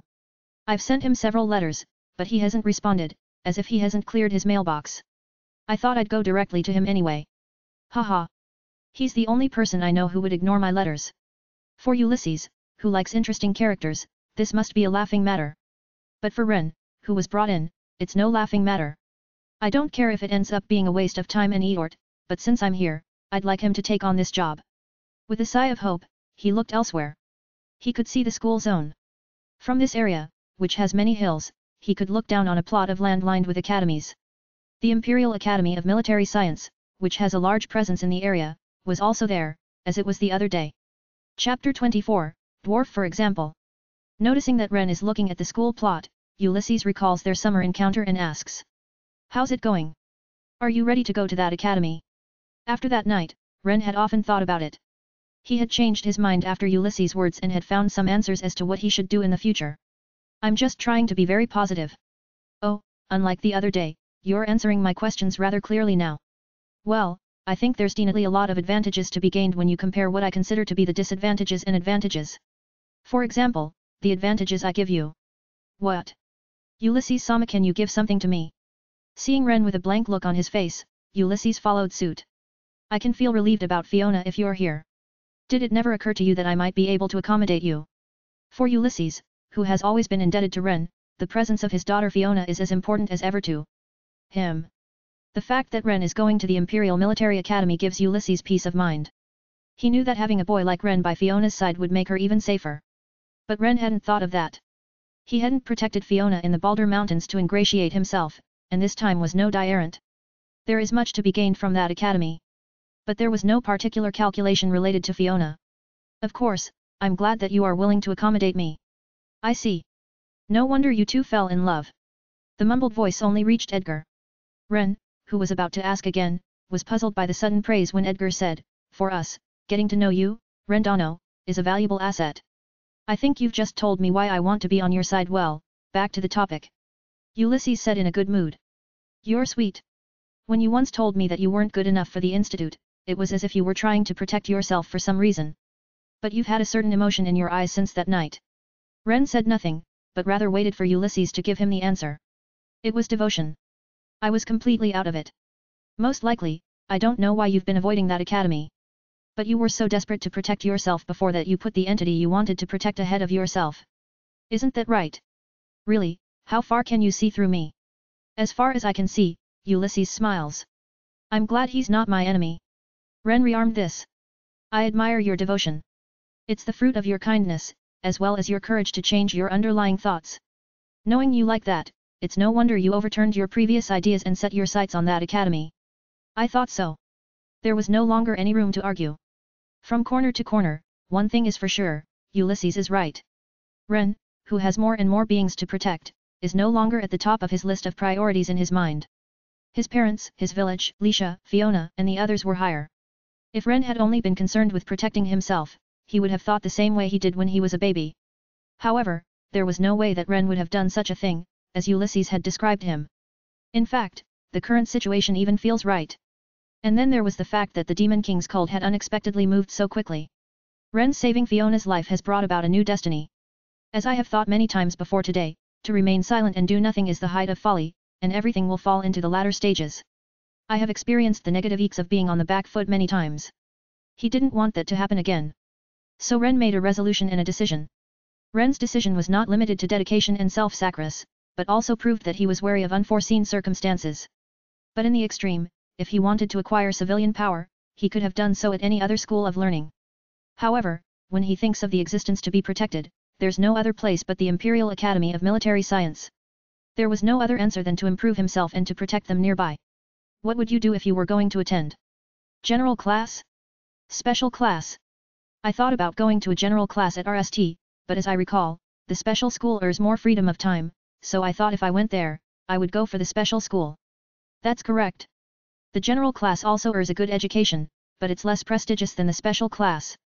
If you want to learn a lot, it is better to be in the special class than to do things halfway. The two of them continue to listen to the voices in the hustle and bustle as they aim for the workshop they want to go to. And if you mean a slightly errant path, Ren Ashton in the game was in the general class. In that sense, it'll be better to aim for a special class. Definitely to avoid the half-heartedness that Ulysses mentions. Well, I'm sure you'll get in without a doubt. You sound so sure, but don't you think I'll fail the exam? I don't think so. It's just a hunch, but I have no doubt that you will enter the school with a good score. Oh, you have a hunch. Phew, don't be silly, will you? My intuition is right.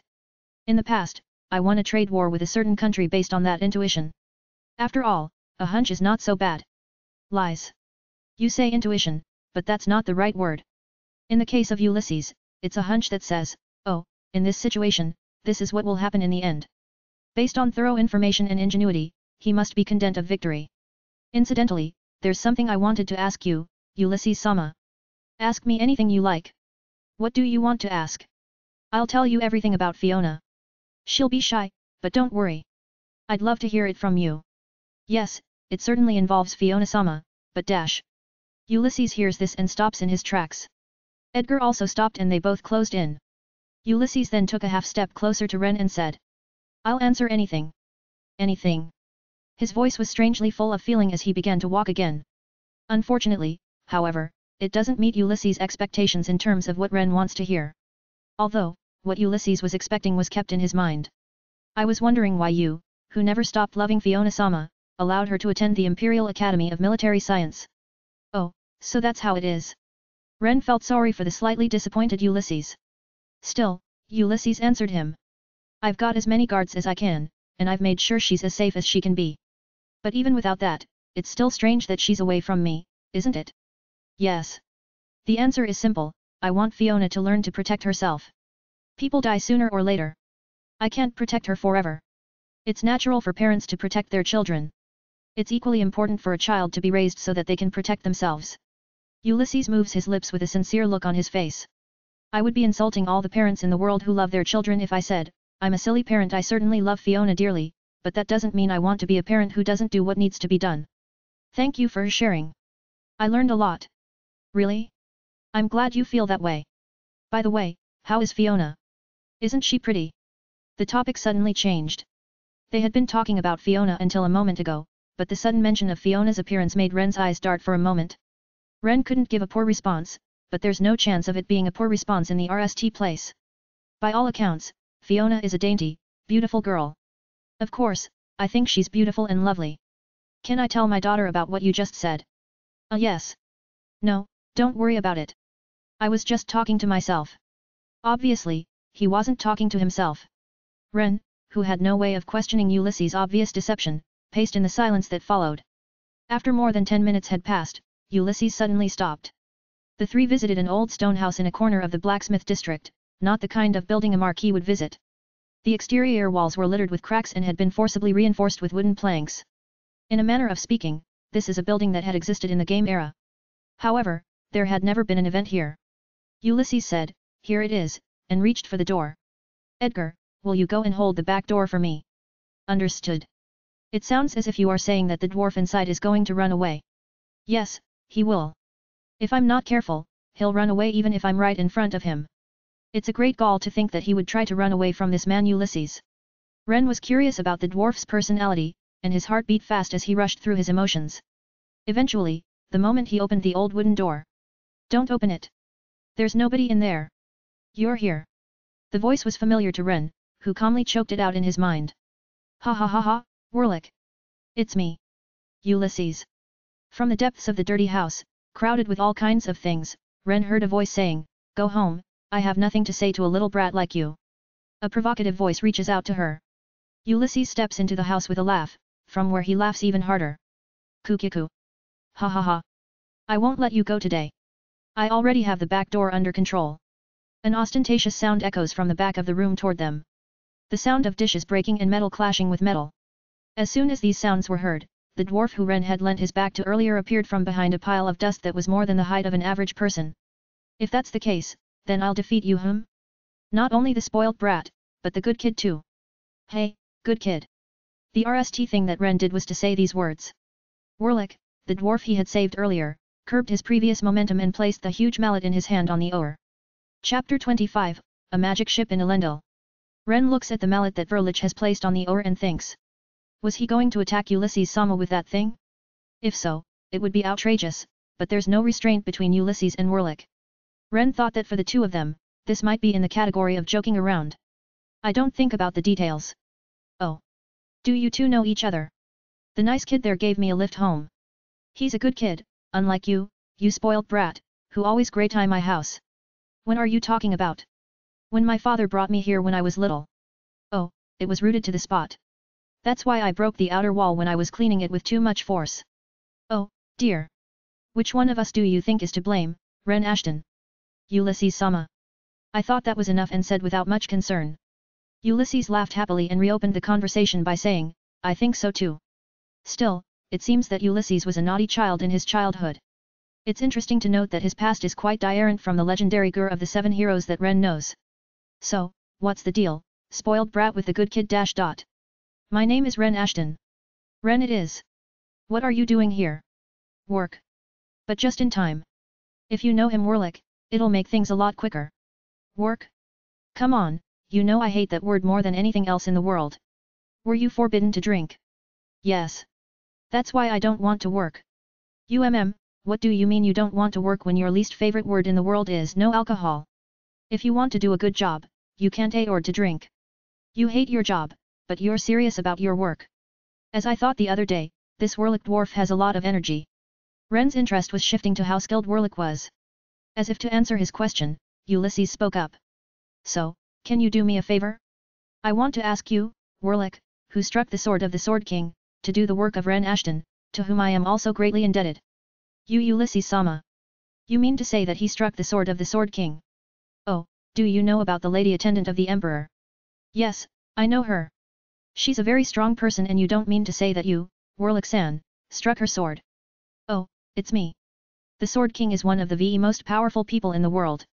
The fact that he struck the sword held by one of them means that Warlick is a master craftsman beyond Ren's imagination. He does other noteworthy work, too. But as I said, he hates his job. He has turned down medals so that word wouldn't get out about his skills, and he lives his life by avoiding the limelight. Hearing the reason for his absence from the public eye, Ren nodded his head. But, I don't want to work. Suddenly, Ren thinks back to the summer. That's what they were talking about as he was carrying Warlick on his back. Didn't you say you were going to forge something for me? I might have mentioned something like that. Okay, I've got his word. Ren made a clenched st and rejoiced. I don't mean to make excuses, but I have to admit I was a little drunk. A sword for a swordsman as good as you is a different story. I don't think I've ever shown my sword skill to Warlick-san. I don't need to see it. That's the way it is. Ren looked at Ulysses next to him with a troubled look. Warlick is trustworthy when it comes to blacksmithing. And swords as well. But if he asks you to lend him money for a drink, don't trust him. After a few drinks, he'll forget he borrowed it. Hey. Hey. It's like you're saying I'm a bad guy. I'm glad you got my meaning but, Warlick, it's not a sword I want you to forge. He says he doesn't need a sword, so I want you to make him a suit of armor. Even if it is, it won't make any difference. If you don't have materials that I approve of, I'm not going to make it. I'm not interested even if you owe me a pile of gold. I have plenty of money, you spoiled brat, so go and a material or two.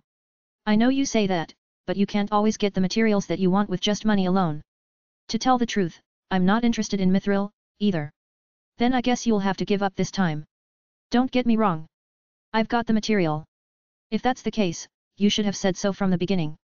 So, what kind of material? As soon as Warlick raised the question, the door to this chaotic workshop was closed. Edgar, who had come from outside, said, "No one is listening," and Ulysses nodded in satisfaction. "I know Warlick won't accept if the item isn't rare in its own right. If you know that, then you should be prepared. I won't accept half-baked materials."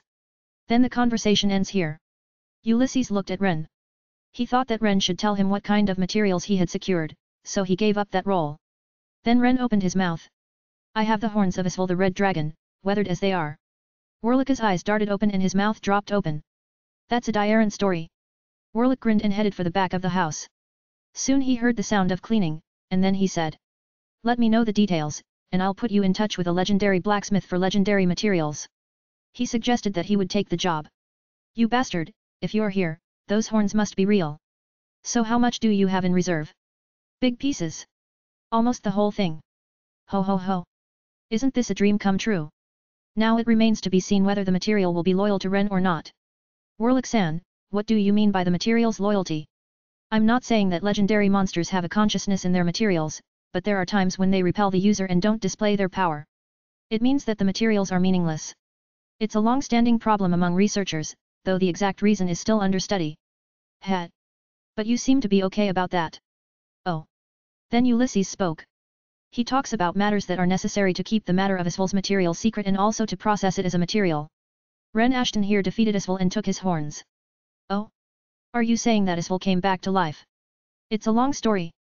I'm sorry, but I won't mention all those things. The only thing that matters to you, Warlick, is the loyalty of the material, right?" "Well, it must be. Then I will not ask you. What do you want to do with it?" "I've only heard of it in old stories, but Isval's horns are so big, you'd have a ridiculous surplus if you want to make an armor for Ren. I, for one, would like to use it up somehow." "I agree with you. Both Ren and Ulysses can honestly not have enough of Isval's horn. If they were to continue to have them, they would either process them all anyway or throw them away because they don't want them to show up in any way. However, throwing it away would be outrageous. It makes Ren want to nd some other use for it. Shouldn't we also make other people's armor or swords out of it? I don't recommend it, but it's not impossible. Even if you went to the trouble of making it, from the looks of it, it won't be loyal to anyone but Ren. It would be much better to go to the Devil's Continent and mine some sacred iron or a chalcum and strike with them. The best equipment is the one you know how to use. If it is said by the one who struck the sword of the Sword King, Ren and Ulysses have no room to argue. If that is the case, the remaining materials will be wasted. After all, they would like to nd another use for it somehow. How about using it for a magic ship or a magic train? If Ren also uses it, the material might be more loyal. I don't have such a thing. I don't even have the money to buy it." Ren Ashton, you can get a magic ship any way you want. Is he speaking from his sense of value as a marquis, or is he aware of the wealth of the Clausel family? But I don't intend to force Ulysses to do anything. He doesn't say things with an impassive sense of value, and he's very serious. "No, I mean I don't have money .. "No, you don't. The Clausel family is in charge of Elendil, right? Then they should have one. If they had that, don't you think they'd be moving around on that magic ship?" "I don't think so. The Clausel family's magic ship that I know of is broken." "Is broken?" Ulysses looked at Warlick while Ren twisted his head. He wasn't lying or joking, after all. "I don't think Baron Clausel got rid of it. He must have kept it in the Hanging Gardens. So, Warlick, why don't you use the remaining materials for that magic ship?" Warlick shook his long whiskers. "I see. Lemuria." He muttered and nodded with a faint smile on his face. Chapter 26, The Identity of the Cloth-Covered Object. We traveled to Elendil via the train station in the imperial capital. On the long road where the magic ship was anchored in the Hanging Garden, there were VE people including Ren. The others were Ulysses, Verlich, Edgar, and Lessard. It had been a while since then. It was after midnight, and there was already not a single guest in the Hanging Garden. The darkness and silence enveloped the area compared to the daytime, and the group exchanged words in the cold winter night breeze. Ulysses, who heard Lessad's reply, says in a tone of voice that suggests he knew from the beginning. "So that means you haven't gotten rid of Lemuria yet, right?" I thought it would be a disrespect to dispose of the magic ship that was given to me by His Majesty and wondered if it could be repaired someday. LNAud said, "This way please," and walked out, stepping to one corner of this long, runway-like road. Ren, who was following him, was surprised to see something at the end of the road. Could it be that thing? He had seen it when he was playing the game, but now that he had become Ren, he saw it for the first time in the hanging garden. When he arrived at the sight of what appeared to be a magic ship shaped like a bullet from its silhouette through the cloth, LNAud gave an order to the magic ship engineers who were there. "Take out the cloth." The ship's engineers immediately removed the cloth to reveal what had been hidden. As Ren had expected, what was revealed was a magic ship. It was much smaller than a typical magic ship that carries passengers, but its bullet-shaped upper part had translucent wings folded down, reminiscent of SHNS, and was there with luxurious decorations. The top part, shaped like a bullet, has translucent wings folded into a shape reminiscent of a SHSNS, and there are luxurious ornaments along with a series of sailboat-like sections without sails for people to ride on. "Oh, it's still the same as it was when I built it," Verlich said. His cheeks were relaxed and you could see that he was happy. "Sorry for the late introduction, Verlich-san, I am LNAud Clausel. When His Majesty entrusted me with Elendil, he gave me Lemuria that you built." "Oh. I could tell at RST glance that you took good care of it. You didn't keep it in the dock, so you didn't forget its nature, right?" "Yes. I was told by a magic ship engineer who knew the situation that it would be better to manage it in a place where it would be exposed to the wind. It's because of the materials we used to build it. I chose materials from monsters that are good with wind, so it's more convenient for it to be exposed to the open air as much as possible. Thank you for taking care of it." After the conversation had settled down, LNAud and Ulysses gave strict orders to the magic ship technicians. They told them to keep everything they saw here a secret. Ren stood next to Verlich, who looked up at the magic ship called Lemuria. "This was built by you, Verlich-san." For Ren, one of the mysteries from the time of the Legend of the Seven Heroes had just appeared. He didn't imagine the content would be as interesting as it is. "I built it for the former king a long time ago. His Majesty liked it very much at that time, but he stopped writing it after he became ill. After that, other members of the royal family sometimes wrote it, but I heard that the furnace in the center of the ship was put to work recklessly, and that's how it ended up like this. The furnace and its surrounding area burned up after repeated overworking, requiring major repairs. Since then, however, no one has attempted to ex Lemuria, and it has been placed in a corner of the hanging garden because of the materials and funds needed to repair it. When Elendil was entrusted to the Clausel family, the ownership of Lemuria was transferred to LNAud. The combination of these events led to the current situation. If you're worried, you can give me food. By the way, when the repair is nished, I don't mind if it's a famous sake. Please send it to me once in a while. Compared to the usual repair costs, this is a small price to pay. But if it's Verlich who does the repair work, it is especially valuable and cannot be exchanged for money." Verlich, too, wasn't short of money, which is why he made this request. LNAud gives Ulysses a troubled look, but he laughs and tells him not to worry about it. He is a man who hates to work, but when he decides to do something, he does it thoroughly. "I don't like it when the spoilt brat says that." "I understand. From now on, I will give you priority in wholesaling rare materials obtained in our territory. You really are a spoilt brat, you know that." Then Verlich suddenly looked at LNAud. "I heard that LNAud has a saint. Her sword will be ready soon, so I'll bring it to you later." He continued to Ren and LNAud, who were surprised at the sudden mention of the sword. "Weiss has been asking me to do this for a long time, and now that you guys are here, I'm going to niche it." Verlich said that he and Weiss are old acquaintances. LNAud nodded in agreement when he learned that Verlich was the one he was supposed to meet at the blacksmith shop the other day. It must have been when Weiss was a knight of the King's Guard before he joined the family, right? Weiss saved me from a blizzard in the nearby mountains back then.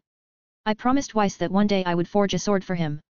But Weiss said he didn't need it because he had his sword. So, that sword, is that the sword that Verlich-san forged? Although it's knowledge from the time of the Seven Heroes, the sword held by Saint Lisha is still in my memory. It was only natural that it would remain deep in his memory since it boosted the performance of the wielder that he wanted so much that he couldn't wait to have it. It was no wonder, when he heard that it was the sword forged by Verlich, who had forged the sword of the Sword King. "By the way, Verlich, where will you repair Lemuria?" "We'll use the dock in the Hanging Gardens. We'll have LNAud-san close-o a section of the dock so that only we can get in.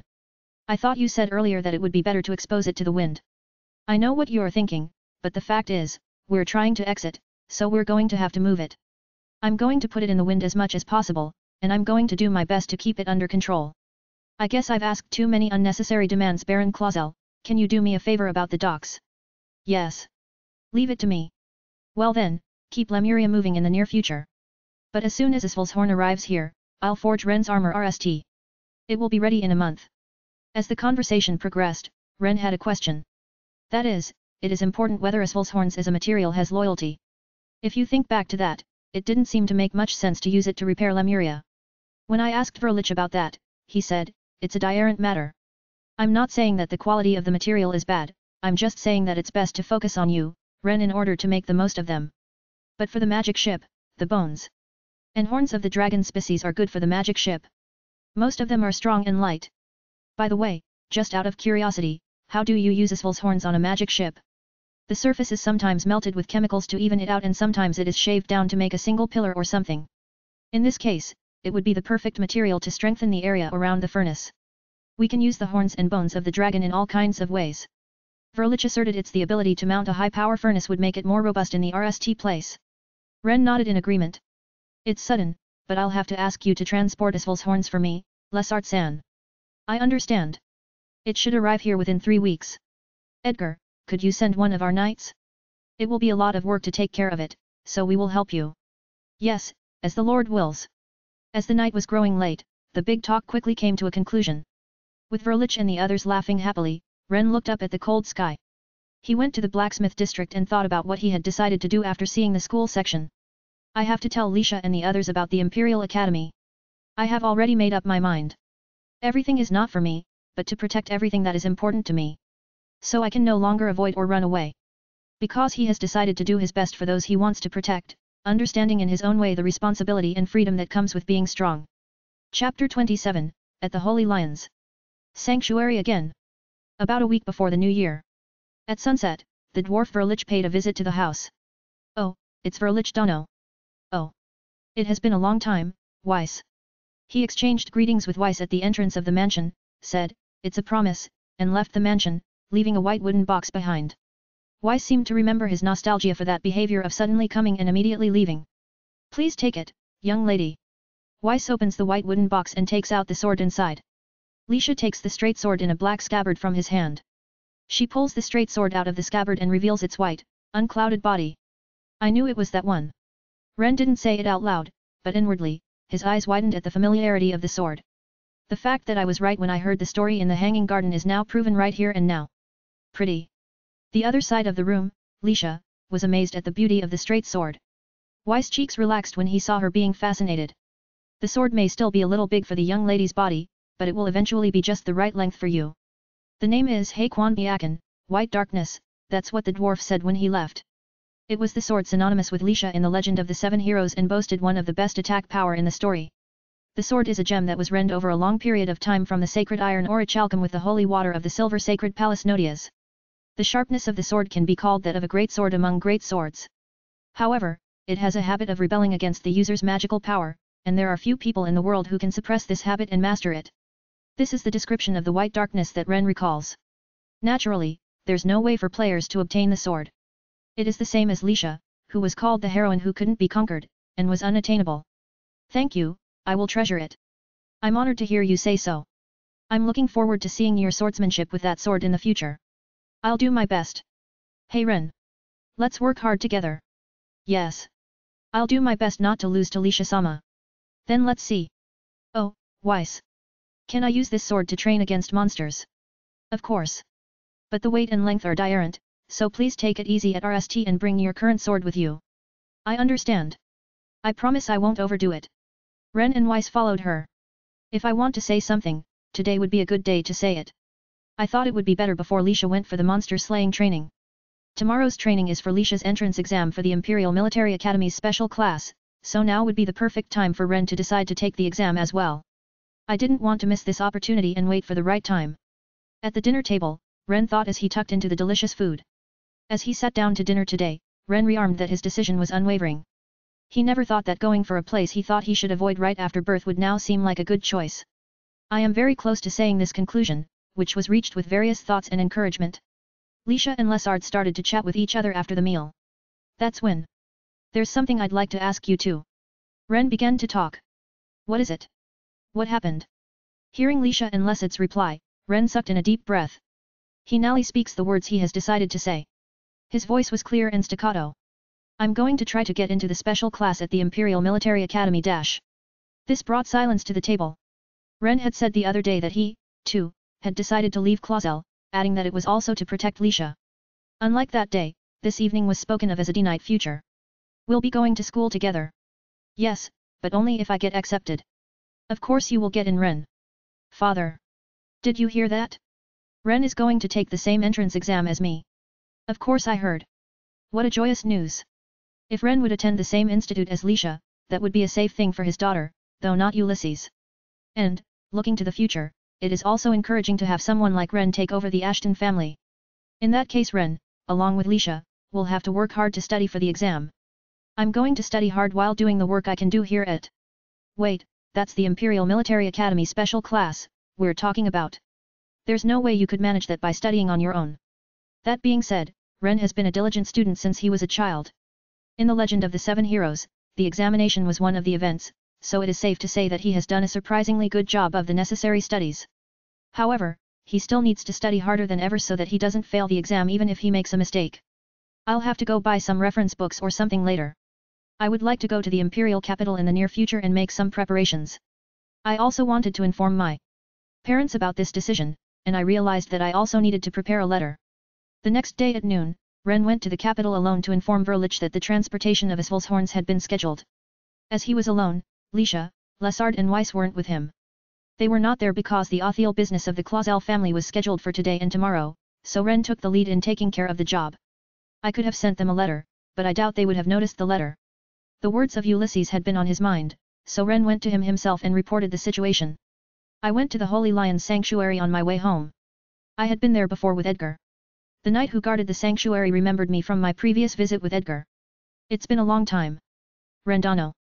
He was the knight who had performed wind magic at Edgar's request before. The knight, still in his jet black armor as before, noticed that Ren had come alone and stepped to his side. The knight had a gentle smile on his face, in contrast to his intimidating armor. Are you alone today? Yes, I am. Edgar-san told me that I could use the training area in the back, so I thought I would watch your training and learn as well, if time permits. Normally, it would be more convenient if Edgar were there. But this time, because of the short notice, there was no room to contact him. But thankfully, Edgar was at the Holy Lion Sanctuary. Since Edgar-sama is here today, I thought he had an appointment with you. Edgar-san is here. Yes, he is. I thought you guys had plans today since he said he was going to give instructions to Rendano as soon as he arrived this morning. The coincidence is just right. If Edgar still plans to remain at the Lion's Sanctuary, it would be best if he could introduce himself to other knights. I asked the knight if I could come in, and he immediately nodded. Basically, someone is always wielding a sword here. The O-duty knights often visit and train here, so there will be no shortage of people to GHT with, no matter when you come. The knight said as he walked. Implying that Ren was welcome to visit without hesitation. I see that there are always people at the training center. Yes, even at night. The Lion's Head Sanctuary was as solemn and quiet as before when Ren stepped inside for the RST time. However, things began to change when he went to the back of the building and passed a room in the training center that he and Edgar had used. He felt a pressure that made his skin tingle.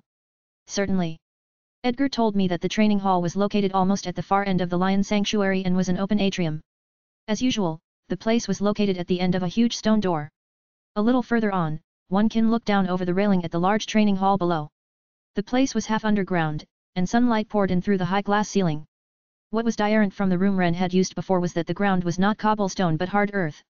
When I got here, the pressure was more intense than it had been earlier.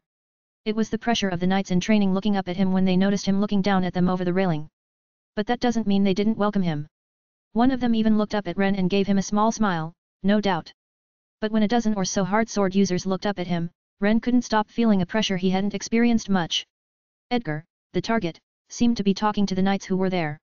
Chapter 28, with the Dark Knights before. Edgar immediately noticed Ren and rushed toward him. Ren, on the other hand, was also accompanied by the knight who was guiding him, and they proceeded down the stairs leading to the lower level. After meeting on the landing, they exchanged words as they headed down. If you had asked for me, I would have come to get you right away. I'm sorry. I went to Verlich-san's place and thought I would come afterwards. In addition, when I call Edgar, I can contact him at the designated place. When he's staying in the Imperial capital, he's basically staying at the same inn, so he can be contacted there. I came here today to observe the training or to see if I could spar with someone. That is what I told you before, isn't it? If you come to the innermost part of the compound, you will be able to cross swords with someone, which will definitely be beneficial for you Rendano. But since I'm here today, I will spar with you. Are you sure? Of course. The main reason for this is that the Lord is having a lot of parties this time of year and I'm in the capital with him. I will be here for about a week after the new year, so if it's okay with you, Rendiano, I would be happy to cross swords with you. For Ren, this is a word he would never have wished for. After a low please, Ren Nally steps down into the large training ground that stretches out beneath the atrium. This is where he would be receiving instruction today, and Ren was about to get ready for it. Ren, is it? A large man came and called out to him. The man had a muscular physique to match his huge sword, and when he stood beside Ren, who was still a boy, the difference in physique was more than that of an adult and a child. In other words, the man was quite large. He was probably in his late 30s. My name is Ren Ashton. Ren answered without hesitation. Then the large man that came up to him said. I can see that you certainly have a promising future but I'm a little worried about you. Worried? The truth is, Edgar-sama asked me to be your partner when you came. Edgar-san said that. That's right. He said these words because he was convinced that we would help you to hone your sword skills and that you would be of benefit to all of us here. The man who came to me did not seem to have any complaints about this in itself. The man had no problem with Ren coming here in the RST place, not that he has any negative feelings towards him. He just has one thing on his mind. The man folded his arms in confusion. If it's a request from none other than Edgar-sama, I have no hesitation in doing so, but we are a little concerned about something. The knight who led Ren here opened his mouth. Edgar-sama has told us that when you come, he wants us to cross swords with you using that hard sword technique. However, we are worried that you might get hurt. I would not hesitate to do so if you were a knight here, but if we use the hard sword technique, you'll be worn out. However, I heard that you were able to block the sword of Edgar-sama. The knights who used the hard sword were driven by such hesitation. The knights who gathered one after another also agreed and looked somewhat hesitant. But one of the knights said, I think we need to see if he has what it takes, and suggested that he show them the progress on the vial. I will answer their questions. Rendano, prepare yourself. I have a selection of swords for training lined up against the wall, so choose the one you like best. I understand. Here you go. Ren, who was not intimidated, shed into his pocket and pulled out a vial, which he handed to Edgar. There's a reason he was carrying around the vial that he no longer had any use for. He kept it in his jacket pocket as a memento, because this was one accomplishment Ren could say he had achieved. Because it is not large and therefore does not get in the way. Well. Edgar turned his body toward the knights. Ren is already getting ready. I said earlier that it would have a positive effect on all of you. Let me show you why. Edgar presented the vial that Ren had just given him, and the knights were absolutely stunned to see it. The crystal ball that was supposed to be inside the vial was immediately recognizable as having a talent for hard swordsmanship, even with a small scratch. They were all wide-eyed to see that the crystal ball had been shattered. Does anyone still have any concerns after seeing this? No one opened their mouths, just stunned. Not one person foolishly thought that he must have opened the lid and shattered it. And they all shared the amazement they felt. They came to an understanding. Why Edgar had mentioned that it would be good for them. Eventually, the hulking man laughs. It won't be long before he masters the cloaking technique. Then another knight said. I wonder if he will learn it in the near future. I've never seen such a talent. The knights also heard about Lisha's talent and were still amazed. Ren returned to the place where everyone had exchanged a few words, sword in hand for training. Then the big man stepped forward and said, by all means. If you would allow me to be your partner. The light in his eyes was a sign of an uplifted heart and interest in Ren. Invited to join him, Ren looked at Edgar's face and left the decision up to him. The Edgar mouthed the words, not bad. Let's watch how Rendano GHTS, and I will give you technical advice each time. One by one, follow the order. I understand. Ren responded and began his preparatory exercises. A few minutes later, Ren was excited to get into the GHT. He wasn't at all intimidated by the sight of a swordsman with a huge sword in his hand, but he too prepared his own sword. With that, everything changed. The presence similar to a high energy that Ren radiated, and the appearance of the knights who sensed it. Show me your full power with the sword. The man said, and Ren Nally stepped in. It was sharper and faster than the man had imagined. The man, whose eyes were wide open, held the huge sword right next to him with a body agile enough to match its size, and blocked Ren's sword as it attacked him head-on. There is no shock that strikes the core of the body. After all, it seems that he has not yet mastered cloaking. But it is conversely terrifying. Even though he has not mastered the cloak, the shock is like when he receives the sword of a hard sword user.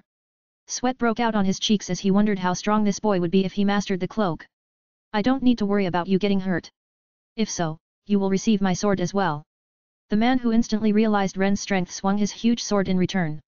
Even with the difference in size, Ren's core strength was unexpectedly strong enough to keep his body from being bounced around. The man swung a huge sword right at Ren's side, and it ran sharply to his side. Ren also held his sword ready to catch the swing, which left a sound like thunder. Ren's cheeks contorted for a moment as the shock shook him to the core. His body was further blown forward by the man's physical strength, and he rolled several times on the ground to get into position. No pain. But his hand was terribly numb. Nevertheless, Ren quickly got up and held his sword again. He smiles wryly and wipes the sweat from his forehead at the numbness and weariness he feels in his core as he laughs fearlessly. "Tsu, even though you are adjusting, you got up soon after receiving the huge sword of the swordsman class." The man muttered, a bead of sweat trickling down his cheek. The knights who were watching the two duel together, some praised and some relaxed their cheeks at the sight of Ren, who was not even old enough to enter the academy yet. They were passionate about what they were seeing. The same was true for Edgar, who was instructing Ren in the art of swordsmanship. "It hasn't been that long since that day, but you've honed your skills again." He shuddered to think that Ren had already grown so much after the summer instruction. The power released by the huge sword used by the swordsman class is the fruit of intense physical strength that literally shakes the body from the core. If it had been Ren in the summer, he wouldn't have been able to respond as well as he did to the giant sword of the man he was facing. He might have been blown away easily and could not stand up. "Anyway, you are at the very beginning of becoming a hard sword user." He never forgot and continued to work hard every day, struggling with how to develop and use his magical powers. The tips that he gained from the fruits of his recent efforts are pushing him toward the blossoming of his talent. I think I'm getting it." Ren felt a palpable sense of relief, even though he had just accepted the challenge. Thinking back, it was the same when he crossed swords with Edgar. When he received the hard sword technique, he didn't just feel the impact without thinking about it, as he had never experienced such an impact before. "Whenever I experienced these shocks with my body somehow learned from them. I will learn the power of this to the fullest." The shock of receiving the hard sword technique caused several beads of sweat to form on his forehead. Ren wiped the sweat and smiled wryly. "Could you do it again, please?" "Ah, it doesn't matter how many times." The rst time he had taken a swing of the giant sword in a single skew, Ren had felt the weariness in every muscle in his body. Still, he swung the sword again in the same manner, watched over by numerous knights. 2 times, and then 3 times, until he ran out of strength. After returning to Elendil, Ren almost fell asleep in the bath of his room. After the bath, he prepared himself for dinner with Lisha and Lisa's Road, who had returned for the night. At that time, Lisha said in a worried voice. "Ren? You look so tired, is something wrong?" "Actually, I went to the Holy Lion Sanctuary. I tell them about my day." It wasn't on his schedule, but he went to the Lion Sanctuary because he had to. He said he was able to meet Edgar there by chance, so he went to get some pointers, including how to stand with the knights. "Compared to the summer, I was able to move my body, so I just worked too hard. I'm going to work hard again tomorrow." When he told them this, Lisha and Lesard laughed, saying, "That's just like Ren. Father. I can't wait to train with Ren too." "I know, but you'll have to be patient during this time. I want to explore accompanying the nobles as much as possible, coupled with the recent faction uproar. We need to attend parties as well." Edgar said something similar. His master, Ulysses, is also in the capital for the party. The time is definitely important for Lisha and her family as well. In return, I also need to improve my sword skills. To be strong is to be able to protect. Ren, who had planned to continue going to the Holy Lion Sanctuary for a while tomorrow, was once again bracing himself. Chapter 29, with the Dark Nights afterwards. The next day, Ren left the mansion just after sunrise and set out for the Lion Sanctuary. Although he was still tired from yesterday, he was relieved to end that he felt unexpectedly at ease. Not willing to rest at this level, Ren was led with even more motivation than yesterday. Despite the early morning, the Lion's Sanctuary was still full of knights, just as it was yesterday. Today Ren met up with Edgar as soon as he arrived in the imperial capital and visited the Lion's Sanctuary, so unlike yesterday, he went straight inside. The first thing he did was to go to the training hall at the far end of the atrium, and he found the same large man he saw yesterday. "That was fast. I'm still in training, so I have to work hard when I can." "That's a good attitude. I want the young knights to hear it. Not to imply that all young regular knights are like that," the man adds. "Many of us think that becoming a knight is the end of the line. The shamefulness that makes us want to question what we are as knights is really a luxury that has been created in our hearts.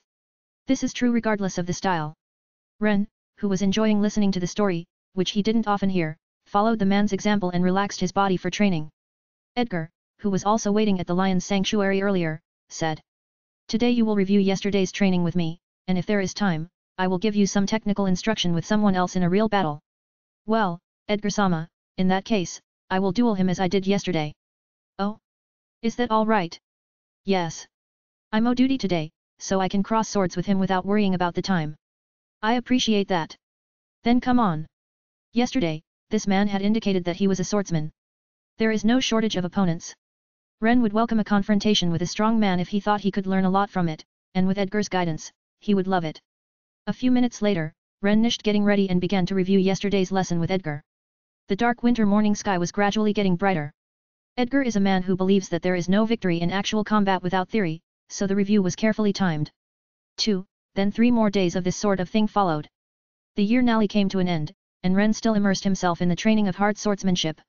He had planned to work with Lisha on monster slaying training, but since she and Lesard were no longer able to aid it due to their work as nobles, it was mutually convenient for both of them. Edgar was Ulysses' steward, so he couldn't always be at Ren's side, but Ren continued to hone his skills in hard swordsmanship here at the Lion's Sanctuary. One morning, Edgar came to check on Ren and rubbed his beard. Have you noticed, Edgar-sama? A knight stepped up to him and said. Since when did Rendano look like that? Since yesterday. He has been working hard every day until he can no longer move, and he seems to be on the verge of a breakthrough. No wonder he looks different. For the Knights of the Lion's Sanctuary, Ren is not an enemy to be eliminated. However, even though they were training, they were using hard sword technique, in other words, the power of cloak, to confront Ren. Ren's body must have been incredibly exhausted from the constant use of the hard sword. However, he never gave up and continued to work at it. I really think he's going to master the cloak. I'm not surprised. The other day I showed you the qualities of Rendano, in addition to his hard-working personality, there is nothing strange about it. Even so, Rendano has been training hard ever since the day he first came here. Yes, because his body will learn to feel it by constantly receiving the hard sword. Edgar turned on his heel as soon as he heard the knight's words. Edgar-sama, is it okay not to talk to Rendano?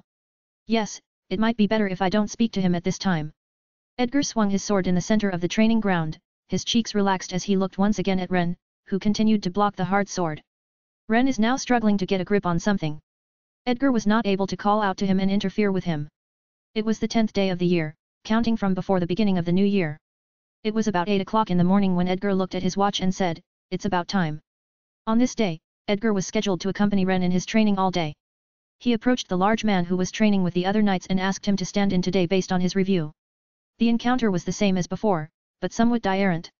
Ren was still struggling with the strength of his opponent's muscles and hard sword techniques, but his movements were different. His body was still tired, but there was no stiness. The presence of the margin in the sword's ash was able to counteract the impact of the giant sword. HOH. The man couldn't help but be surprised at this and grinned. The man was amused to see how much he had grown in just 10 days. Eventually, just before lunch. For the RST time, Ren met the power of the giant sword head-on. What is it now? I don't understand. How was he able to block the giant sword so differently from a moment ago? The RST time he saw the sword, he was surprised to learn that the shock he felt did not come from the core of his body, but was limited to his fingertips dash. Edgar also felt admiration and the edges of his lips relaxed. The man muttered, at last. Ren wavered there, his body shaking. He had been training without a moment to catch his breath, and his body needed a break. That's enough. We will continue after lunch, Rendano. Yes. I understand. Ren thanked the man who had been his opponent, and Edgar led him out of the training hall. The Lion's Sanctuary doesn't have a cafeteria, so they left the Lion's Sanctuary to go to a restaurant outside. Hey! Another knight asked the man who had been Ren's opponent and called out to him. The last one. Ah! The man showed his own hand to the knight who came to him. His hand was shaking slightly. It was an uncomfortable feeling that he was made to remember in reverse when the giant sword was blocked. Without knowing they were having such discussion, Ren closed his mouth and thought, while Edgar led him away. He heard his own footsteps advancing through the Lion's Sanctuary, staring into the distance somewhere. Edgar, who was guiding him, did not want to speak to him. He knew that every second of this silence was an asset for Ren to grow. The silence between them continued throughout the meal and most of the time back at the Lion's Sanctuary. The few words they exchanged were limited to ordering their meals and talking about their return to the sanctuary. It wasn't until 3 hours after the afternoon training began that they were able to have a conversation of any kind. After reviewing the morning lesson, Ren went back to dueling with the large man. Ren was chasing something he had felt in the morning, and suddenly felt a heat. Deep inside his body, he felt a strength similar to the impact he felt when he felt the impact created when he received the hard sword technique, this time from his hand. Something led his fingertips, his hands gripping the sword. Have you opened the gate? The other knights, who had been observing the change in Ren's appearance, watched with bated breath. Ren, wielding his sword in the center of the training area, suddenly stopped moving and stood still.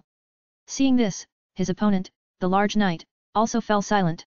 Ren's body, which had repeatedly blocked the swing of the giant sword, suddenly calmed down. The heat that had been building up in his body disappeared. Gripping his training sword, Ren recalled the day he had broken the crystal ball in the vial. The fatigue was gone from his hands, his fingertips, and his entire body, which had been swearing from severe wear and tear. The truth was that the weariness had not disappeared, but now, for the rest time, Ren felt a kind of all-powerful sensation. Can you do it again, please? Ren asked the man. Ren, who had been quiet, suddenly began to speak, and everyone could see a further change in his eyes. His eyes were different from those of the previous morning. His eyes were so calm that they thought they saw a part of what Edgar had called a lion before. Ah! Shall we go? Unconsciously, the man put his muscles into his hand holding the huge sword. The man unconsciously let his whole body boil over more and more. He swung down from above Ren's head with a much faster and sharper swing than before. Ren, who was waiting with a relaxed motion, but with a momentary contradiction of holding the sword, blocks the giant sword on the spot.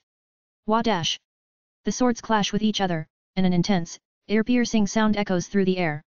On the contrary, the man who swung the huge sword backed up slightly. Ren swung his arm toward the man this time, switching swords. Hey ah! Nu, ga, oh ho! A moment later, the man blocked Ren's swing. A shockwave shook the sky and spread from between the man and Ren to the atrium. The man dropped the huge sword to the ground with a clang. The sweat that had been on his forehead for some time dripped onto the ground, and he smiled, showing his white teeth as he regulated his short breath. Edgar-sama. Yes. It still seems to be limited at hand, but it's a frightening prospect. What a show they have been given. Edgar walks away clapping his hands and walks over to the stunned Ren, who is looking at his own hands. Congratulations. It wasn't something sudden. It was just that the efforts Ren had put in over the months leading up to this moment in his training in the art of hard swordsmanship had borne fruit. His own qualities were definitely a part of it. Through Edgar's sword GHTS, and through the stand-up matches up to this day. He now got a feel for it, and now he's done it. Now it is limited to your hands, but in a few months, you will wear it all over your body. Then, this is... Yes. That's exactly what it feels like. Now tells Ren, who is still staring at his own hand, the words Edgar has always wanted to say to him. You are a hard sword wielder from this day forward, Ren Dano. The hard sword swordsman, Ren Ashton. The hand that holds the sword is still one hand, but it is clothed in the magical power that he has rend. On this day, he now took his RST step as a hard sword user. Chapter 30, to get the documents. It was the morning after the day Ren was able to use the cloak with his hand. One of the reasons why he decided to come to Elendil was Lisha's training against monsters. Ren had left Elendil with Lisha and Weiss for their RST training. The destination was right next to the lake where he had hunted Berserk SH. The three of them were walking along the beast path covered with deep snow, breathing out white breaths. Along the way, they encountered beast-shaped monsters several times.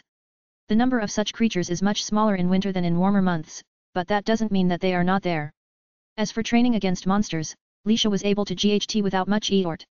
It was obvious that she was good at it, but the way she fought while listening to Ren's and Weiss's advice was typical of a hard-working woman.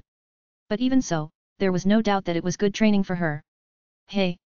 Lisha, dressed in her coat, asks Ren as they walk. What does it feel like to use the cloaking technique? She had already heard about it from Ren when he returned to the Elendil compound last night.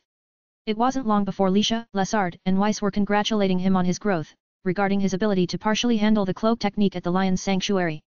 If you only look at the 10 days from the end of the year to yesterday, it is short, but Ren has done his best in various ways since last summer, learning basic swordsmanship as well as training with the vials in the example.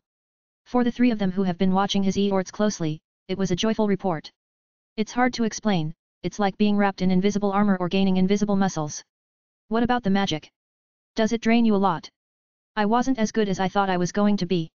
If it were you, Lisha-sama, who is thought to have more magical power than I do, you might have more leeway. Following Lisha, who listened with interest, Weiss said. It's a real pleasure.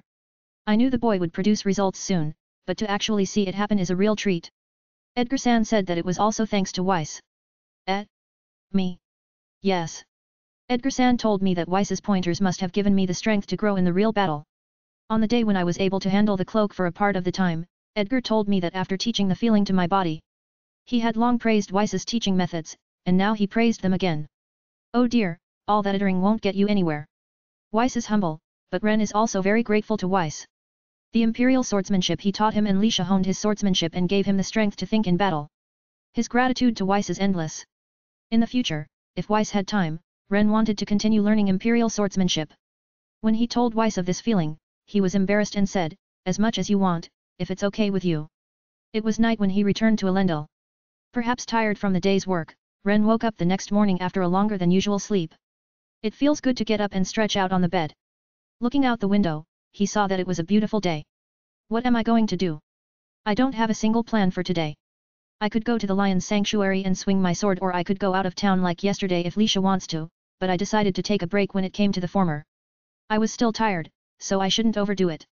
On the other hand, if Lisha wanted to go out of town, the latter case would also be unlikely. After Ren finished getting ready, he left the room and asked the servant. As expected, Lisha had not woken up yet. She must be tired after walking from morning till night yesterday. Well, Ren was undecided about how to spend the day. When he was in Clausel, he used to spend his time cleaning the old house, but in Elendil's mansion, there was nothing to do. Ren, who wasn't short on time, wondered if there was anything he should do. If he was going to have a day, he might as well make it a productive day, as well as a restful one. Oh, I see. There was one thing that needed to be done. When Ren recalls its presence, he looks out the window in the hallway and is approached by Lessard, who happens to be passing by. Good morning. You took care of Lisha yesterday, didn't you? Good morning. Yesterday was a good experience for me too. I'm thinking of going to the imperial capital for a bit today, Ren continued. Then Lessard laughed. The lion's sanctuary? Don't push yourself too hard. Dash. Oh no, it's not that. I just remembered that I had something I needed to get. Since it's the new year, I thought it was time to get it. What do you mean, something you have to get? Twisting his head, Lessard, surprisingly, quickly came to an understanding. Thinking back on Ren's recent words and actions, it would be a lie if he said he didn't understand. I see. The Imperial Military Academy. The purpose of the application was to take the entrance exam. For Ren, who has decided to take the special class, it's a document that must not be submitted late, no matter what. There are still a little over 2 months to go before the deadline, but it's best to do it as soon as possible. I believe Lisha-sama has already completed the process. Yes. But then again, you really know a lot of things. I've studied it so that I don't make any mistakes. As usual, it is knowledge in the legend of the 7 heroes, but as usual, it is also unspoken. Ren told Lessard again that he was going to the imperial capital, returned to his room, grabbed his wallet, and left the mansion. The morning light reacting on the silver snow was a little dazzling.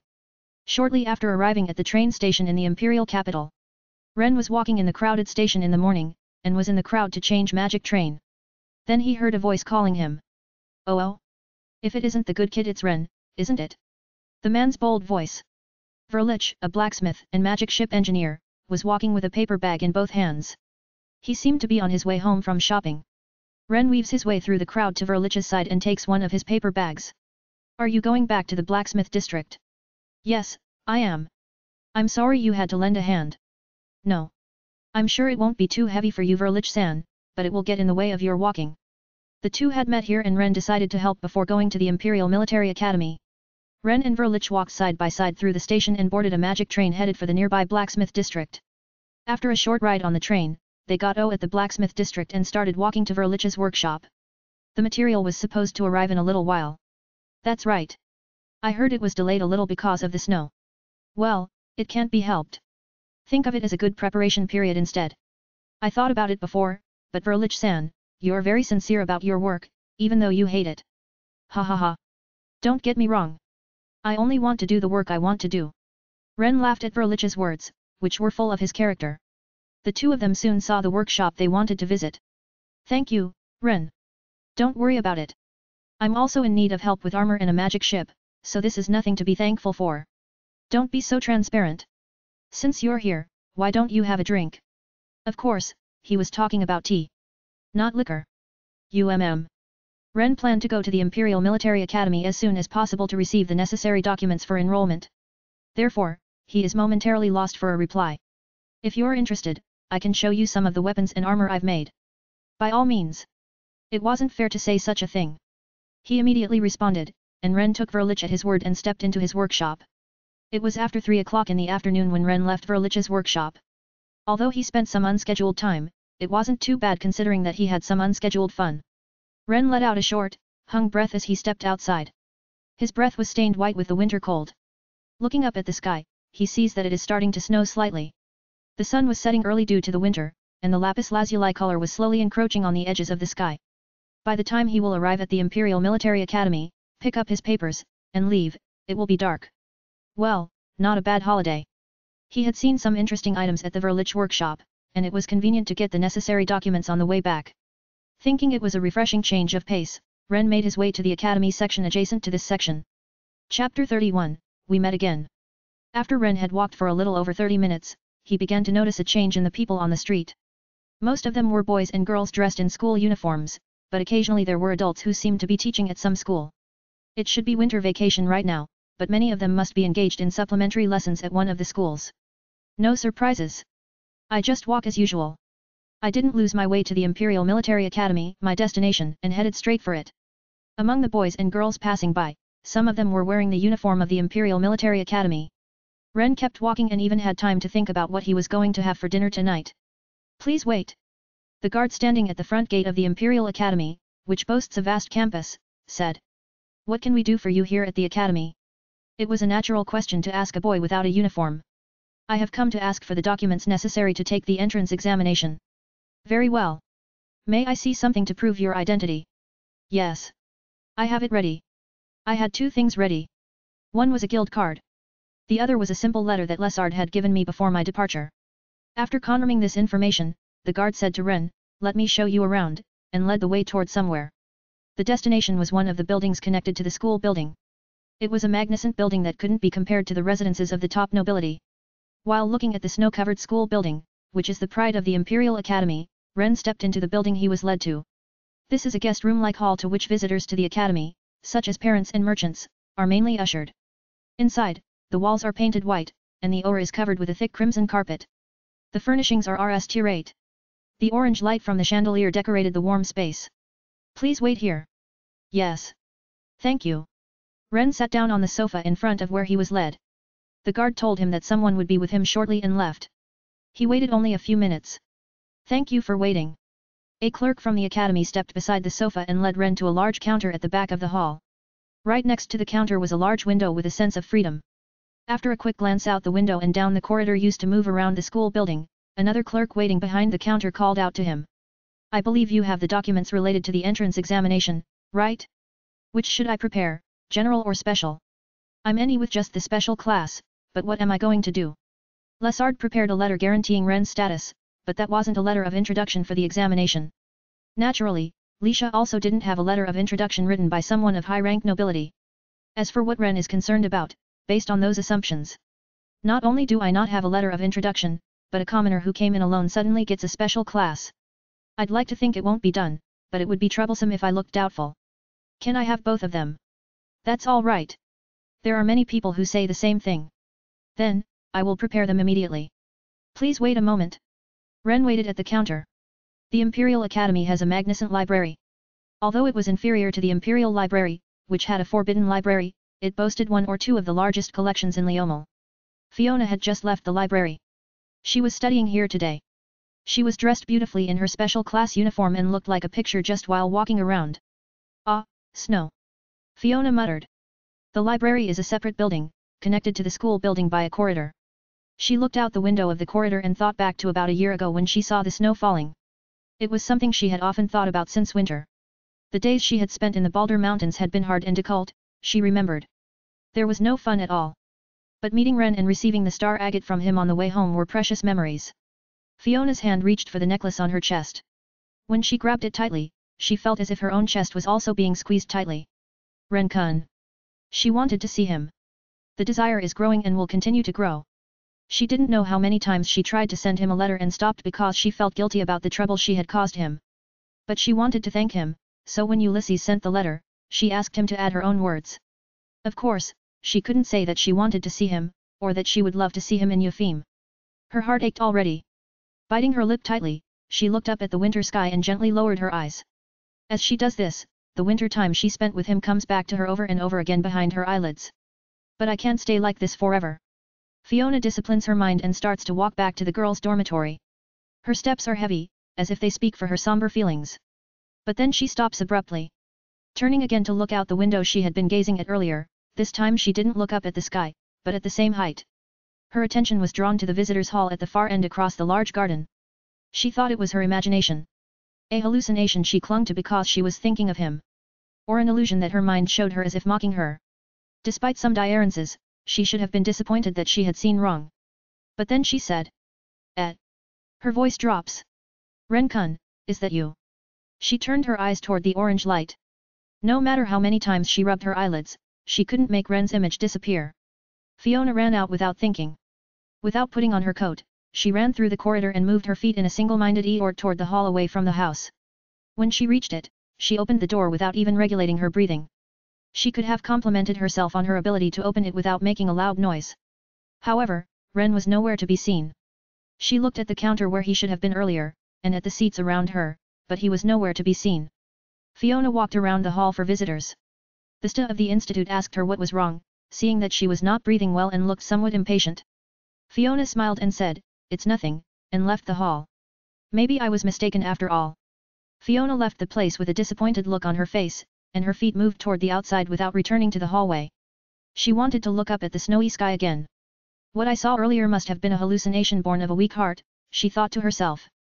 Even as she mocked herself for this, she wanted to at least see the snow.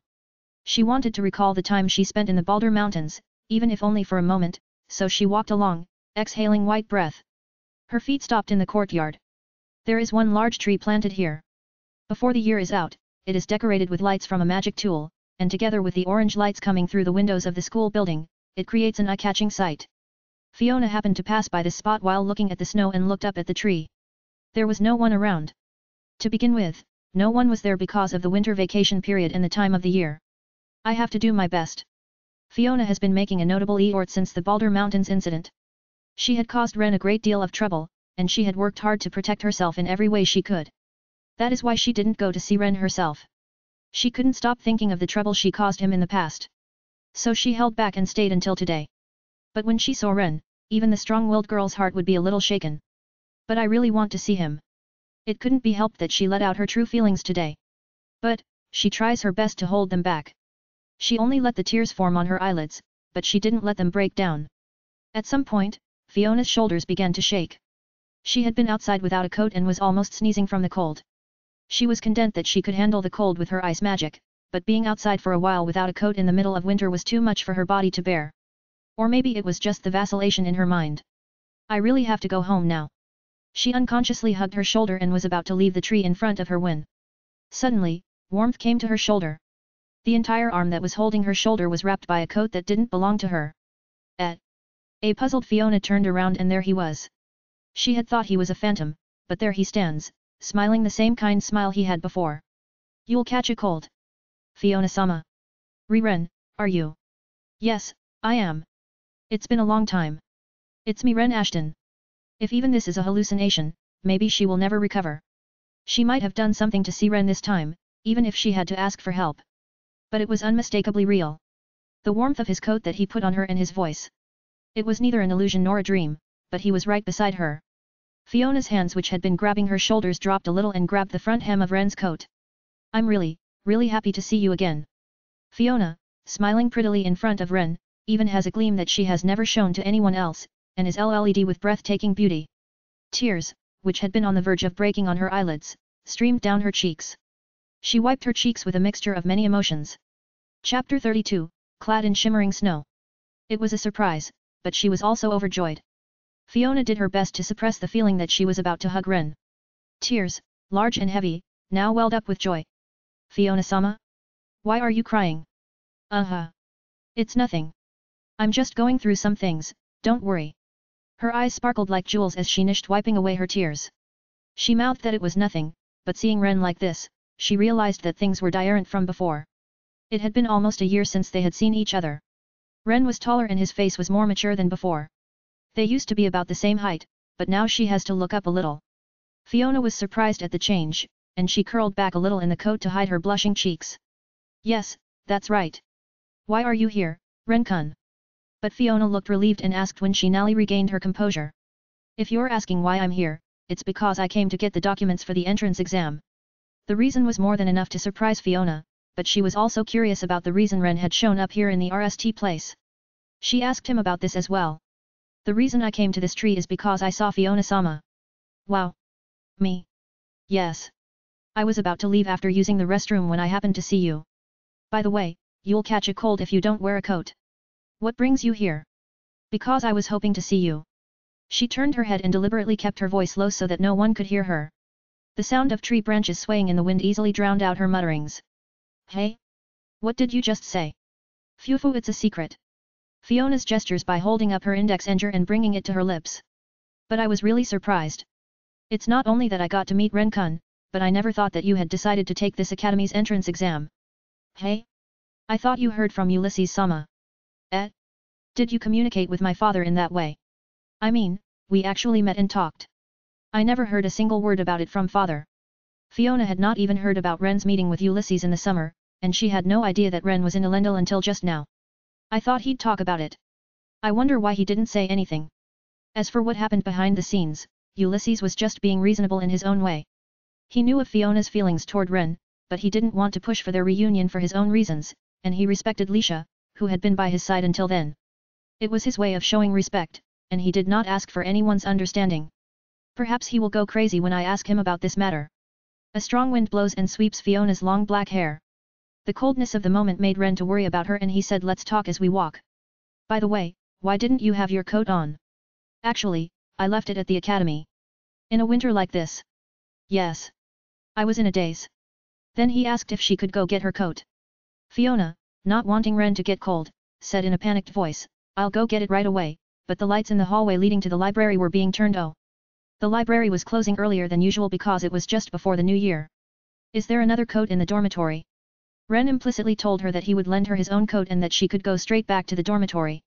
Of course, if Fiona didn't want to go back to the dormitory, that would be a problem.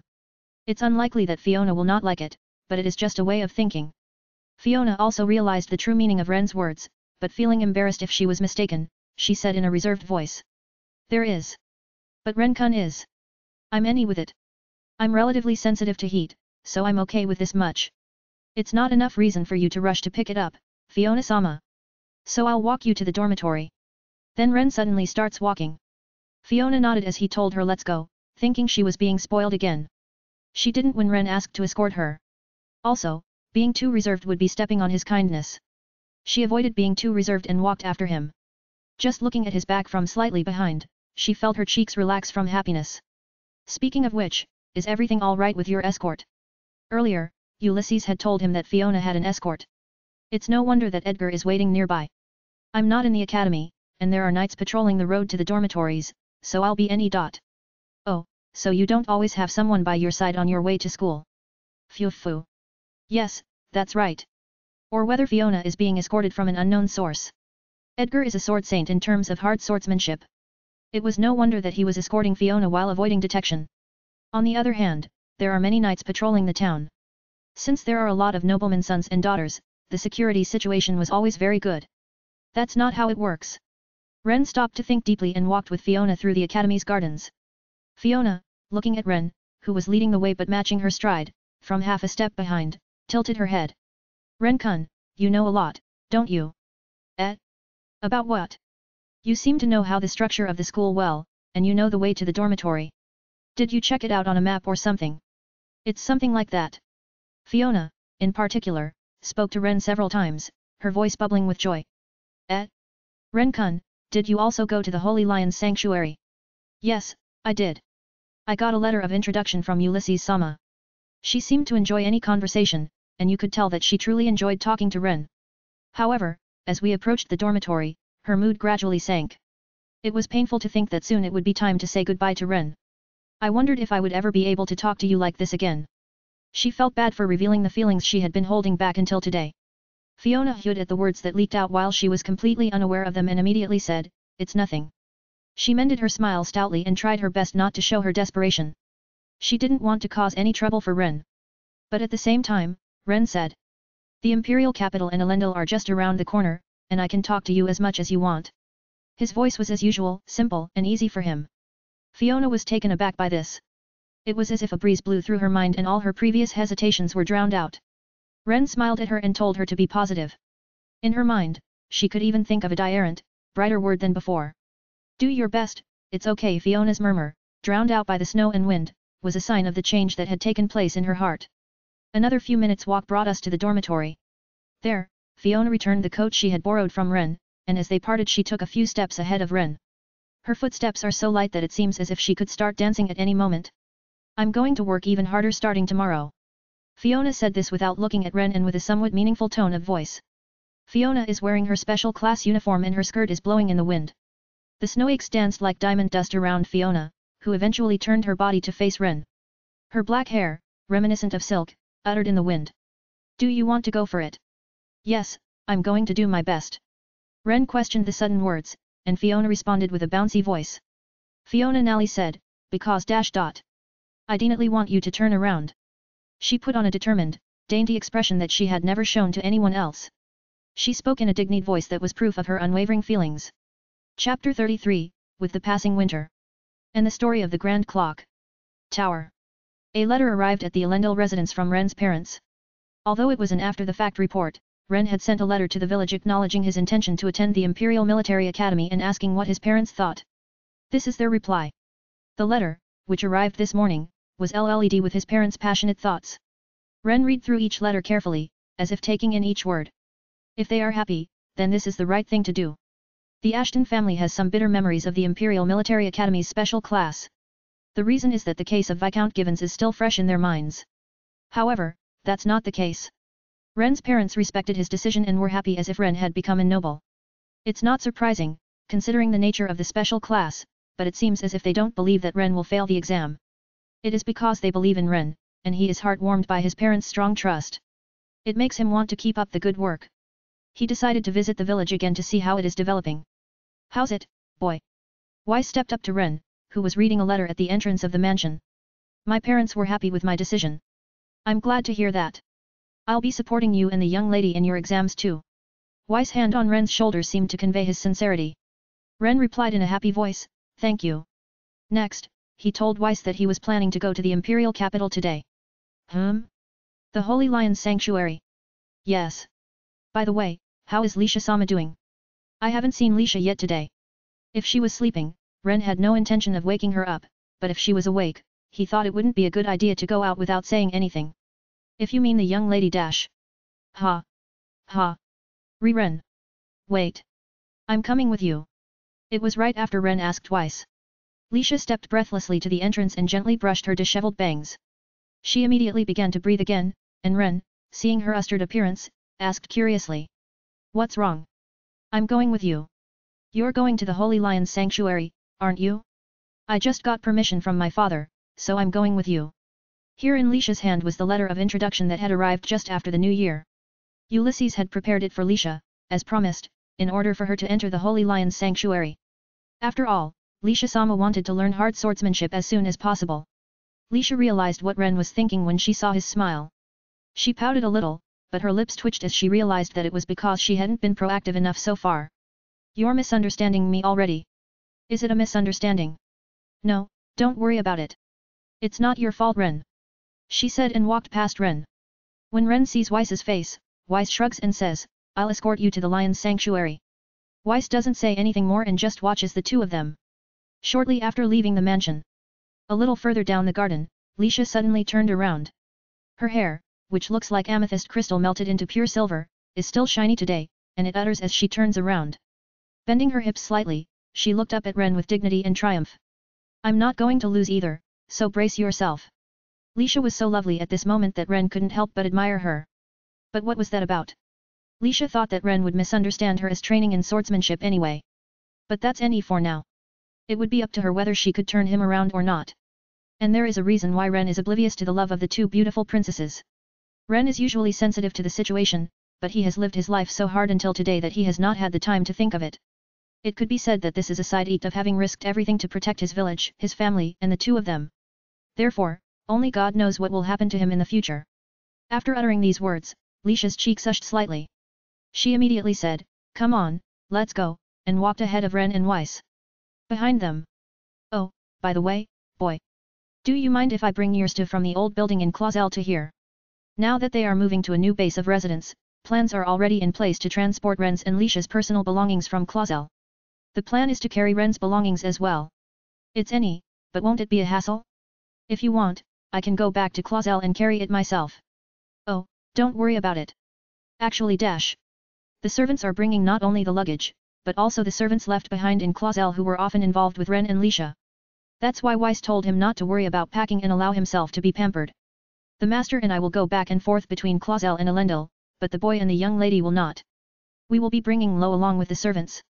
I'm sorry for all the trouble you have taken with everything. Don't worry about it. We are more than happy to have the boy by Our Lady's side. After the conversation, Ren's eyes look upward. He looks up, not at the sky, but at the Grand Clock Tower, one of the symbols of Elendil. The hands of the clock tower were pointing to 8 o'clock in the morning. The bells of the Grand Clock Tower were ringing in Ren's ears, signaling 8 o'clock in the morning. It's really big, isn't it? Lisha responded to Ren's voice. She, who had been walking a little ahead of him, came up next to him. Do you know, Ren, that clock tower is a magical tool? Hey? Is that so? Lisha's cheeks relaxed at the fact that Ren did not know. She was probably glad that she had something to teach him, since Ren usually knew most of what she was talking about. You can't see it from here, but the Grand Clock Tower has a garden on the roof. That's where the Grand Clock Tower's control unit is located, and it protects the Imperial City and the area around Elendil. Does that mean it's guarding the city with magic weapons or something like that? No. The Grand Clock Tower is not a weapon. You know the story that one of the 7 heroes was a magical tool craftsman, right? That Grand Clock Tower is also a magic tool made by him. Oh, no wonder the act was incomprehensible to an ordinary person like me. Lisha heard the half-joking words and laughed. Don't say strange things. The magic stone of the power source is also always from S-rank class monsters. My father told me the magic stone is replaced every few decades. However, only the Grand Clock Tower is said to be under the control of the Imperial Castle. Lessard said he will not be involved at all in the process of replacing the magic stone. By the way, when was the last time it was replaced? It must be decades ago. That means it's time to replace it. Yes, it is. Ren, you're right. It will be replaced by next summer. Oh. Is coming soon. In the course of the conversation, I was able to hear from Weiss how to get to the rooftop. The answer was simple and clear. The only way is to take the stairs. The RST time Lisha went to the Lion Sanctuary on this day she was exposed to the hard sword technique for the RST time. Her sparring partner was a female knight who worked at the Lion Sanctuary, perhaps out of concern for Lisha. She had never seen the hard sword technique before, but she understood its strength with her own eyes. The knights were saying the same thing. Lisha's talent is also rare. It was almost February when Ren went to the capital with his usual familiar gait. On this day, he went to a bookstore in the imperial capital and bought a number of reference books for his studies. It was a little hot with his coat on, so he walked unbuttoned on the way home. What shall I do? I wish I could go home like this, but it was still daytime and I wasn't sure if I should look in another store or go home. While he was thinking about this, Ren's feet were heading for a certain section. The area was lined with stores of all types and was crowded with people of all ages and both men and women. It was not far from the Imperial Academy. The road where Ren had dropped Fiona the other day was also close by. Ren, who was walking through the Imperial City with a paper bag full of reference books in one hand, stopped suddenly. There. He stopped at a curious sight, muttering, "Hey." Chapter 34, The Third Princes. Thoughts. Ren looked over to see Edgar walking alone. "Edgar-san." Ren walked up to him and called out to him. He noticed Ren approaching, bowed his head in a Ren manner, and asked. "Rendano, are you shopping?" "Yes." "And what about you, Edgar-san?" "I have come to buy something that Verlich Dano asked me to buy. I was away from the Lord because he is in his workshop right now." "Ah, Ulysses-sama is also in the capital." "Yes, he is. Actually, last night, I finished bringing the materials to the workshop of Verlich Dano. The Lord came to the imperial capital to consume it as well. The material is none other than a Svol's horn." "Ah, come to think of it, it took a long time to transport." "Yes, it did. It's a big item, so the transportation was eaten by the snow." Ren was troubled by what he heard. "I thought I should go to Verlich's workshop after this, as I was just going to take a random look at the stores in the Imperial City." When I told this to Edgar, he nodded his head and said, "Sure." With that, Ren and Edgar set out on the road to Verlich's workshop. They headed to the nearby magic train station, and the two of them rode the magic train to the site of the blacksmith district. Ren thought that the Imperial City was crowded everywhere, and while chatting with Edgar, they went to Verlich's workshop. Verlich and Ulysses, who were both in the workshop, were surprised by Ren's visit. Oh. It's Ren. Hey. I didn't expect to see you with Edgar. Come on, come over here, will you? Ren was invited to come closer to the two men in the workshop. They are in a hall just inside the workshop. As soon as Ren approaches, Verlich suddenly pulls out a string from his pocket and begins to measure Ren's waist with it. Hey. Since you're here, let me measure you. Verlich is dying to work as a blacksmith. Since you're here, I'm sure he'll take the opportunity to do so. The material has already arrived. I see, all of a sudden. Understanding the situation, Ren placed the paper bag LLED with reference books on the table nearby. Have you been shopping? Yes. I got some reference books. I saw Edgar-san on my way home, so I asked him what was going on, and here we are. Oh, so that's how it is. However, this is a good thing as well. You've saved me a lot of time in making your armor. That's right.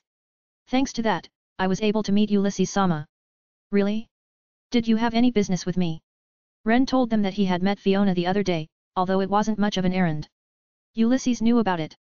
It would be impossible for him not to have heard, but Ren had other questions he wanted to ask. Why didn't you tell Fiona that you and I had been in touch? I'm sorry. I forgot about it. I didn't mean anything else. That's an absolute lie.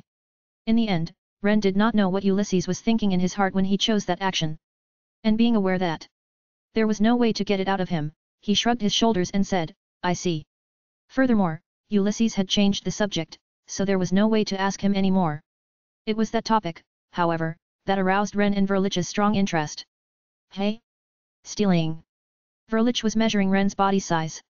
Ulysses' mouth was full of small talk as he told them that just the other day, several workshops of magic tool craftsmen had been the victims of thefts.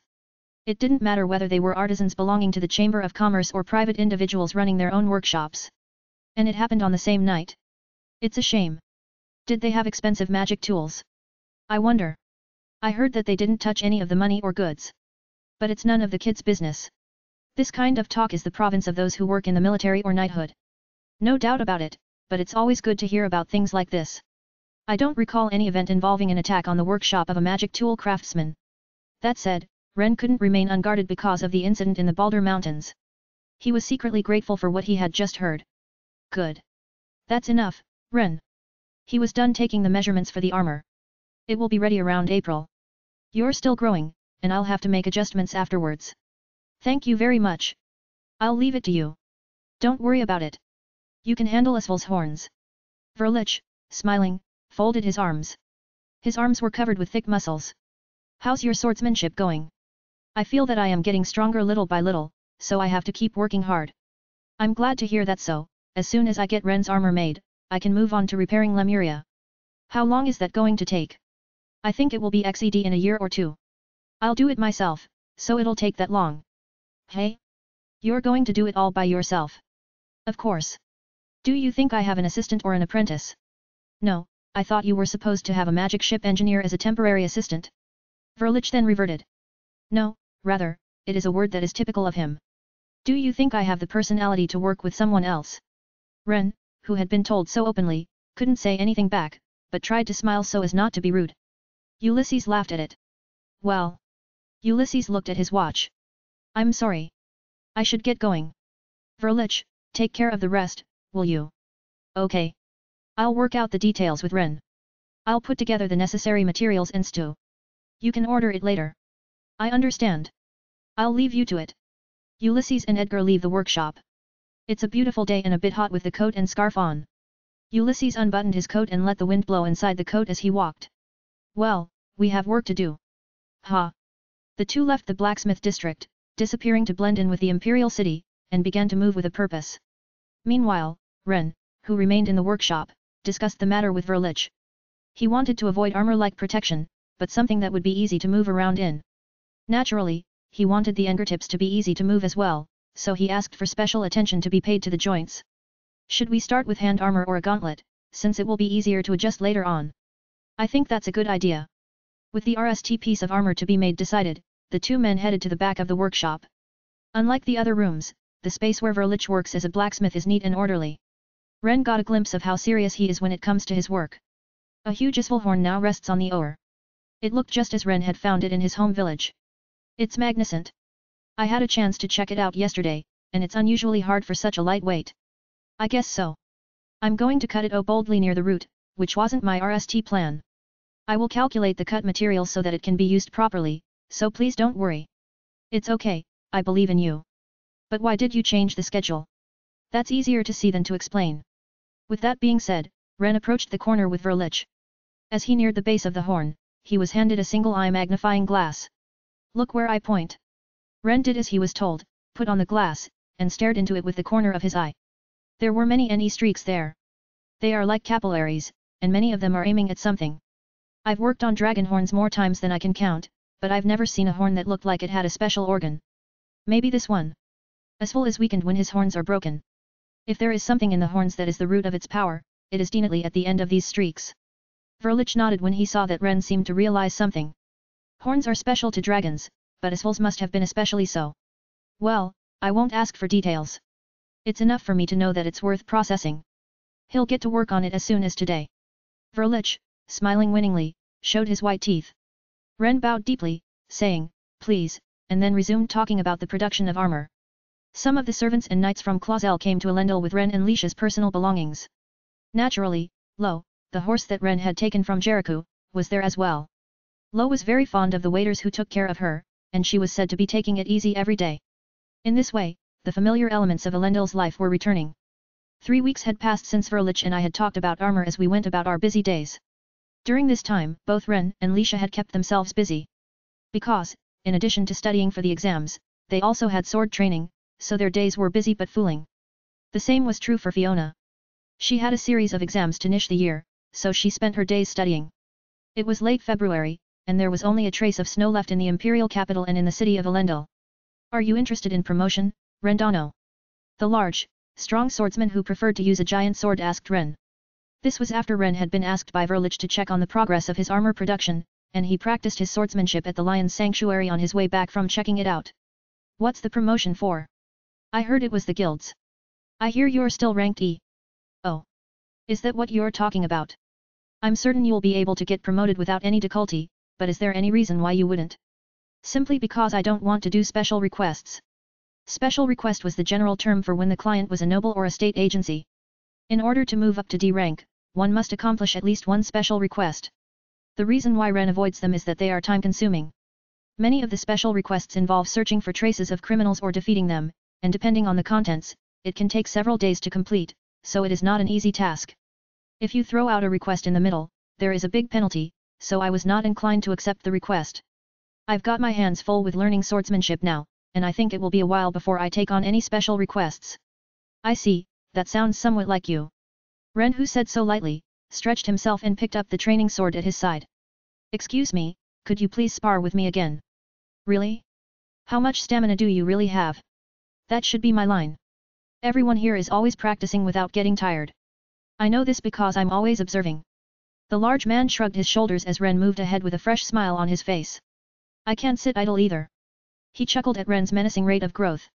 From the Imperial Castle, he could see the Imperial City from one end to the other. When Ren was honing his talents at the Holy Lion Sanctuary, in the Imperial Castle was one of the rooms on the upper oars. A boy sitting on a chair on the stone balcony was looking at a piece of parchment in his hand. At this height, even the clouds come to about the same height on some days. The wind was a bit chilly now that it was not yet warm spring. However, the boy was looking through the parchment without worrying. The third prince, Radius Van Leomel. This is the balcony in his room. The way his hair is blowing in the wind, even though he is a boy, he has a unique charm. He exhaled as if he had made up his mind. Now. Next, he said in his usual voice. Myre. He then uttered a woman's name. Then, immediately, a pretty girl, a mixture of Katesith and human, appeared. She came to Radius' room and immediately stepped to the balcony. You called for me, Naya. It's about that ruckus earlier. I'm a little concerned about something, so I'm going to make a request to the guild as well. The girl called Myre heard Radius' voice and her ears shook. Again, I thought it was too sudden, but I laughed and thought it was just the way it always is. Chapter 35, Special Request. Myre says. If it's about the matter in the magic tool maker's workshop, the knights have already dash. I know. I just want to check it out too. It's to keep it under my control, so that I can move easily. I will not say anything, Naya. I'm going to go to the guild and make a request on behalf of your highness, then. Without mentioning my name, of course. I know, Naya. I would like to submit it as a special request using the name of a trading company that your highness has in mind. Please do so. The trading company is also a victim of theft, so we can call it an investigation. Do you want any information you can get? Yes. Whatever I do, I need information in a hand. Mayure said she would comply with everything and do as Radius wished. She continued, tail wagging, her tone familiar and irritatious. I'm sure your highness will soon be able to gur out all the bandits all by yourself, anyway, don't you think? If I do, that's any, and if I nd information that I'm not aware of, all the more better. Phew. I understand. There is not a single thing to object to. I'm going to start getting ready now, Naya. She turns her back on him to leave his room, but immediately looked at him again. Oh, by the way, your highness. I heard that the production system for the potion that you developed last year is ready to increase. I hear that they will be released sequentially throughout the country, Naya. That's good news. Let me know if there is any more news. Yes, Naya. Well then, I'm going to leave you now. After Mayure left, Radius rested his upper body on the balcony railing. Looking down, he could see the earth far below. He looked out over the imperial city without fear, even though he was at a height that would surely kill him if he fell. 2 days later, Ren left the mansion in the morning and headed for the guild.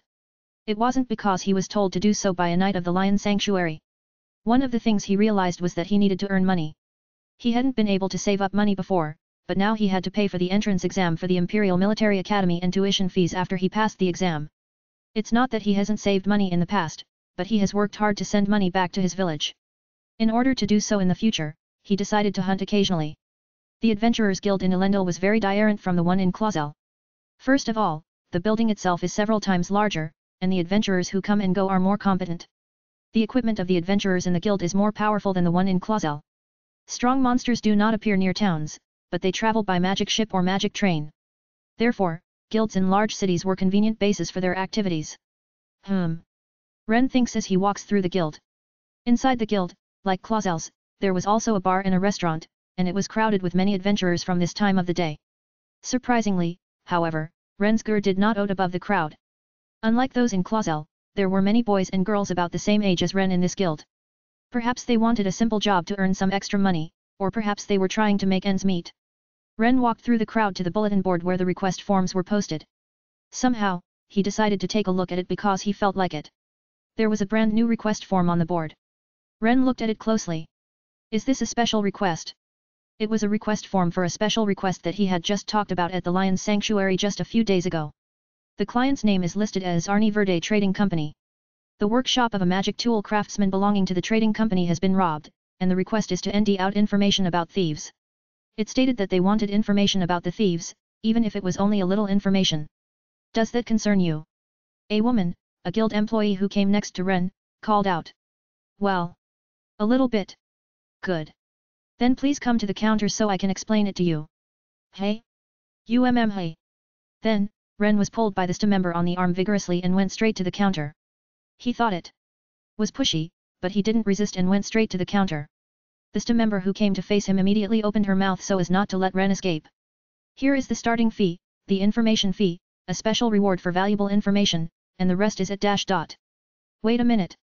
You're in too much of a hurry. Ren waited at the strength of this momentum. He didn't know if it was too late for that, he sighed. What's the matter with you? You suddenly pulled me here out of the blue. I don't really understand why you're giving me all this. I am sorry. In fact, there's a reason why we'd like you to accept the oar. Between you and me, we'll even give you a little extra reward. Something is not right. I feel like there is a very good reason for this. The guild wouldn't normally consider adding a special reward to the oar, even if it was just out of the blue. Ren took an involuntary half-step back. Oh, wait. There's a reason for this. I'll listen to you. I sigh for the umpteenth time.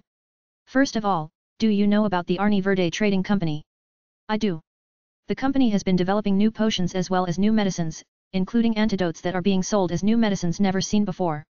It is undoubtedly the most vigorous trading company among the new trading companies. For the potions that are sold, Ren was also indebted to them during the Legend of the Seven Heroes era. Oh, you seem to know a lot about it. Thank you very much. So, what's up with this Arni Verde Trading Company? Actually, she said that since they put up the request, there have only been 2 people who have accepted the request. If it is said that it has only been up for a short time, it makes sense, but even so. Even inquiries from adventurers, which are usually plentiful, have been few and far between. Since the other party, the Arni Verde Trading Company, hasn't set a limit on the number of people, I take it that the guild must want as large a group as possible. We, the Elendil branch, have also been taken care of by the Arni Verde Trading Company. The guilds have also been treated very kindly when they sell other trade goods to them. Therefore, the Elendil branch would like to respond to the wishes of the other party. However, since they have only received 2 people so far, they are having trouble keeping up appearances with the other party. Let's muddy the waters. He understood the situation, but Ren has no intention of accepting the special request. Regretting his earlier reply, which could have gone either way, Ren replied, I think it would be better to ask an adult, not a kid like me. But the guild Othiel laughed. Steel-eating gargoyle. Ren's eyebrows lifted. The other day, when you came to our guild, we confirmed a lot of things. I received some information about Ren-sama at that time. I see. Is that what you meant? So I thought it would be great if Ren-sama was interested. That is the reason why I asked you to join me earlier. In this case, he felt that it would be wrong to refuse just because it would be too much trouble. Although he had not given up on the idea, Ren straightened his posture and asked Thista to listen to him more carefully than before. I'm the son of a knight in the service of the Clausel family, as I'm sure you understand. Yes. I will not do anything to violate your position, and I will not make such a request of you. As a member of a guild that is neutral in all things, I give you my word. Then, please continue. Yes. The Arni Verde Trading Company has informed us that the thieves stole nothing but documents and disappeared, paying no attention to the money. The main goal of the Arni Verde Trading Company is to recover those documents, and they are asking those who accept their requests to ND out information about the bandits. At present, they haven't been able to ND out where the bandits have escaped to. However, the Arni Verde Trading Company seems to be convinced that the bandits' clues indicate that more than a few to a dozen people are responsible for the crime. How can they be so sure of the number of people they are dealing with? From the traces. The fact that a workshop with strong defenses was broken into leads them to believe that there are several skilled thieves. Isn't it possible, on the other hand, that there is only one person who is extremely skilled? Probably not.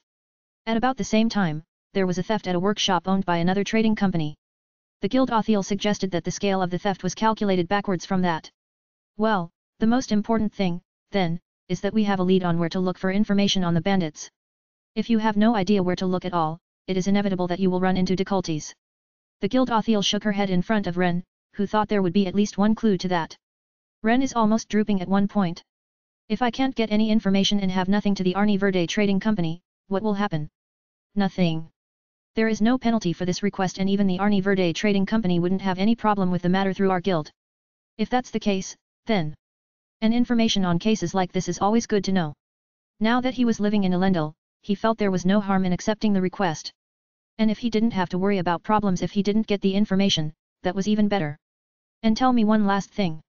Why are so few people taking this request? It's difficult for people just starting out, and those who are good at what they do end up doing more lucrative work. The latter would make more money hunting elsewhere. You are right. If the requests are more about research, this tends to be the case. Ren shrugged his shoulders when he heard her reply and said, I understand everything. In the end, I decided to accept the special request. I'm not in it for the reward money, but out of a desire to have the opportunity to search for information myself. In light of the Demon King's cult in the Baldur Mountains, it would be impossible for Ren not to be concerned here. So Ren was walking along the mountain path, thinking about the special request. He had also asked Lessard about this special request, just in case. Since the other party was a big trading company, he couldn't ignore it as his father was a knight in the service of the Clausel family, so he decided to ask Lessard. Lessard granted Ren freedom, saying, no problem. He trusted Ren and laughed and told him not to worry about it. Chapter 36, A Connection Being Made. A few hours later. But, you know, I can't just look for bandits without any clues.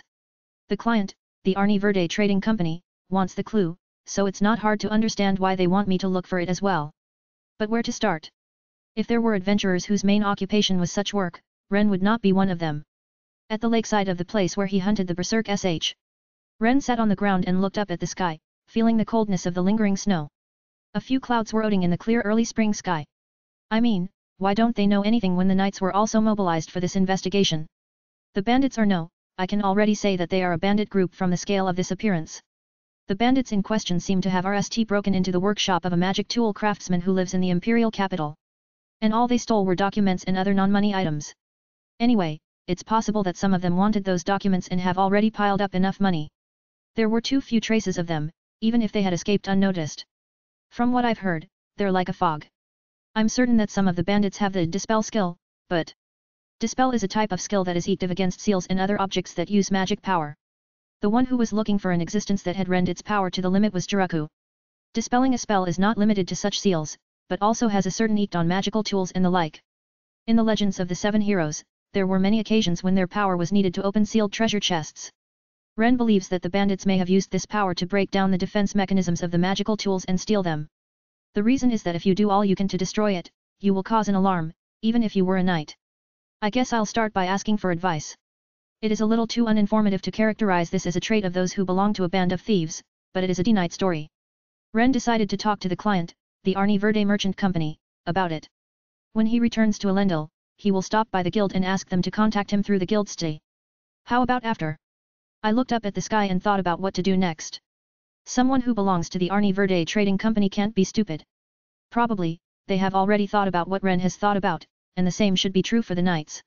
Ren wondered if there was anything else to share. There's a dispel skill user involved with this theft. With little information to start with, Ren spent the next few dozen minutes pondering. He sat on the ground, but with fur under his buttocks. It is the fur of a little boar, a staple of hunting in his native land. It kept him from feeling the cold, and the cool breeze cooled his head. I wonder what I would have thought if this were a scenario in a game. Part of him wondered about such an idea when he got here, but Ren, who was stuck in his thoughts, now brought it to reasoning. I knew it was from the imperial capital. First of all, how did the bandits get out of the capital? Although there are guards everywhere in the imperial capital, it is extremely difficult to investigate theft by someone who is skilled at covert activities under the cover of darkness. However, this doesn't mean that knights and guards are idle. They also have a certain level of competence as imperial city employees, so it was unlikely that they would let them escape so easily. I'm stuck on something. He kept thinking about that something, but he couldn't come up with an answer, and he held his head.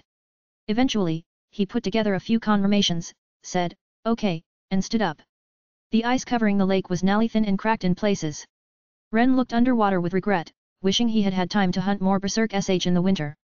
The berserk sh, not as wild as they used to be, were swimming leisurely through the water. The same night, at the imperial castle. After the bath, Radius' hair was still slightly damp. His hair was sticking together with sweat oozing on his skin. He sat on the sofa, enjoying the cold drink poured into the glass in his hand, thinking. Well. He looks at the glass. His face reeked in it, his brows furrowed. It's still impossible. I don't care about the fact that it was at night, they couldn't have gotten away with it as I had heard. Even if they could have escaped, there would have been plenty of clues left to end out what happened next. In fact, it was only a few days ago that Radius began to worry about the recent disturbance. As the third prince, Radius is also busy with his Othiel duties. In January, he completed the examinations for the Imperial Military Academy's prestigious special class, and immediately spent his days immersed in Othiel duties. He even went abroad 3 times in a short period of time. He wasn't tired from this series of events. However, it took him some time to learn more about the case. Someone knocked on the door of this room. Who is it? It's me, Naya. Knowing that it was Mayure, Radius called out to the door, "Come in." Mayure immediately stepped in, and in her hand was a letter. "Have I interrupted your thoughts, Naya?" "No matter. Did something happen?" "That's right, Naya. I have something to tell you, Naya." The letter was handed to Radius, and she sat down on the sofa without asking for permission. As she looked at her lord, who was opening the seal of the letter. "It's from the Elendil branch of the guild, Naya. Unfortunately, only a few adventurers have been willing to accept the request, but I'm happy to report that it's a kind of interim report, Naya." I wasn't pleased that so few had accepted the request, but as Mayure said, I was interested in the interim report itself. I started reading the letter right away. There are people who have arrived at the same conclusion we have with very little information. Naya? What do you mean? You may read it. It's quite interesting. Mayure, who had again taken the letter she had brought with her, went through it. There are a few things in the letter. The guild contacted the client today with regard to a matter of concern. The contents of the letter are about the status of the defense equipment in each of the workshops where the thefts took place. The guild is asking for an investigation into how they stopped working at the time the theft occurred. Also, what those defense devices are doing now. Also, if anyone with dispelling skill is alliated with one of the eated workshops. It is strange that some workshops have been robbed, but the thieves have left not a trace. The recent disturbances suggest that there are collaborators in the capital. Of course, even the guards and knights who are investigating are thinking about this, and they are investigating with this in mind. But that's not all. They call it a defense device, but in other words, it's a magical tool. If there is an intruder in the workshop, it will neutralize them or alert the outside world with a loud noise. This time, they were forced to stop working, probably by the dispelling skill. The RST premise is how the bandits stopped those defensive devices. The defense devices, or magic tools, mentioned earlier are huge. The workshop itself that was damaged was built in such a way. It would have been impractical to destroy all of them if we feared they would be conspicuous. And it wouldn't have been possible to do anything about it from the beginning, except by using the dispel skill. Yes, it would have been difficult to destroy everything. Mayure said knowingly. At the very least, it is impossible for a single dispel skill user to carry out the theft. Yes, that's right. Several crimes were committed in one night. Radius said. The role of the dispel skill user is not to steal. The only necessary task is to stop the operation of the defense devices in some of the workshops. After that, it's up to the collaborators to do the rest of the work. So the dispel user stops the defense equipment and moves immediately. The collaborators sneak into the workshop where the defense equipment has been stopped. This is said to have reduced the time required. These are the information already obtained from the investigation to date and everyone's ideas derived from it. Not only Radius, but also among the knights and guards. However, the city hasn't been informed. They were wary of their opponents and kept as much information as possible to prevent it from becoming known to the public. It would be easier to make plans if they belonged to a workshop owned by a trading company Naya. The answer to why the adventurers who reported this time were suspicious of the people involved in the victimized trading company was what he just said. It goes without saying that those with inside information have an advantage when it comes to putting a theft plan into action. The RST person to be suspected was the person involved, since he was well aware of the situation of those in the same industry. Also, the fact that they disappeared like fog and didn't leave any trace behind. It is also believed that they hid temporarily and escaped at an opportune moment. The person who contacted us through the letter may have been able to quickly trace it to our assumption based on what little information he had. But since he couldn't be sure, he asked us to probe. Naturally, it hadn't been confirmed at this stage that anyone belonging to either of the trading associations was involved with bandits. At present, the line is only thicker. Still, there was no harm in looking into it. It would be foolish not to investigate. That is why many people, including knights, are working on the investigation. I heard that the defense equipment used in the damaged workshop was completely shut off from the inside and outside of the workshop. I can only assume that they modded a part of the stolen defense device and attached it to a carriage or something to escape the imperial capital. Usually, it would take a long time to remodel and repair the equipment Naya. But if it is based on a detailed plan as Your Highness said, it is only natural that they have at least made the necessary advance preparations. That's right. That's why the bandits managed to escape without leaving a trace. I heard that the guards in the workshop were also easily defeated. Yes, but the foolish ones are the ones in the workshop. I can only think that they were afraid that the leak of their technology would become known to the public and didn't inform the knights immediately. It wasn't until after the incident that the knights were actually notified of the disturbance. This makes it difficult to investigate even in the imperial capital, where there are many excellent knights, including the imperial guards and even the best knights in Leomel. It would be strange if they did not. This is a direct matter, and there should be some penalty for those who report late. I suppose they were concerned that their position might be threatened for the sake of future business, though. Well, wisdom is the tool of business for these people, Naya. But, Your Highness, could the person who delayed the report also be related to the bandits? I think it's unlikely, but I also don't know. We'll investigate it as well. Tonight. But if he really had nothing to do with the bandits? That is, if he was just trying to protect the interests of the trading company. It's not like I don't understand the feelings of the victims. But both the bandits and their collaborators know that and are working with that in mind. I can see their trickery. Radius, sighing deeply and profoundly, looked at Mayure. Mayure, can I ask you to do this? No problem. Leave the trivial matters to me. And you, Your Highness? I'm leaving the castle now and going to Eupheme. It's about Ulysses. I'm sure he will be looking into this matter before I know it, so I will go to see what he thinks. Then Radius gets up to change his clothes. Mayure left his room in the meantime and went to work to accomplish what needed to be accomplished. However, Radius' mind went back to the report and the adventurer he had consulted with. It seems that he had the same question and thought about it as soon as he received the request today. I'm sure that knights and civil servants will eventually come to the same conclusion as we have. However, the two of us were obviously quicker to notice. In particular, the one who contacted us this time wasn't a knight but an adventurer. Radius was elated by the contact, which seemed to have been made tactfully based on limited information sources. We shall meet someday.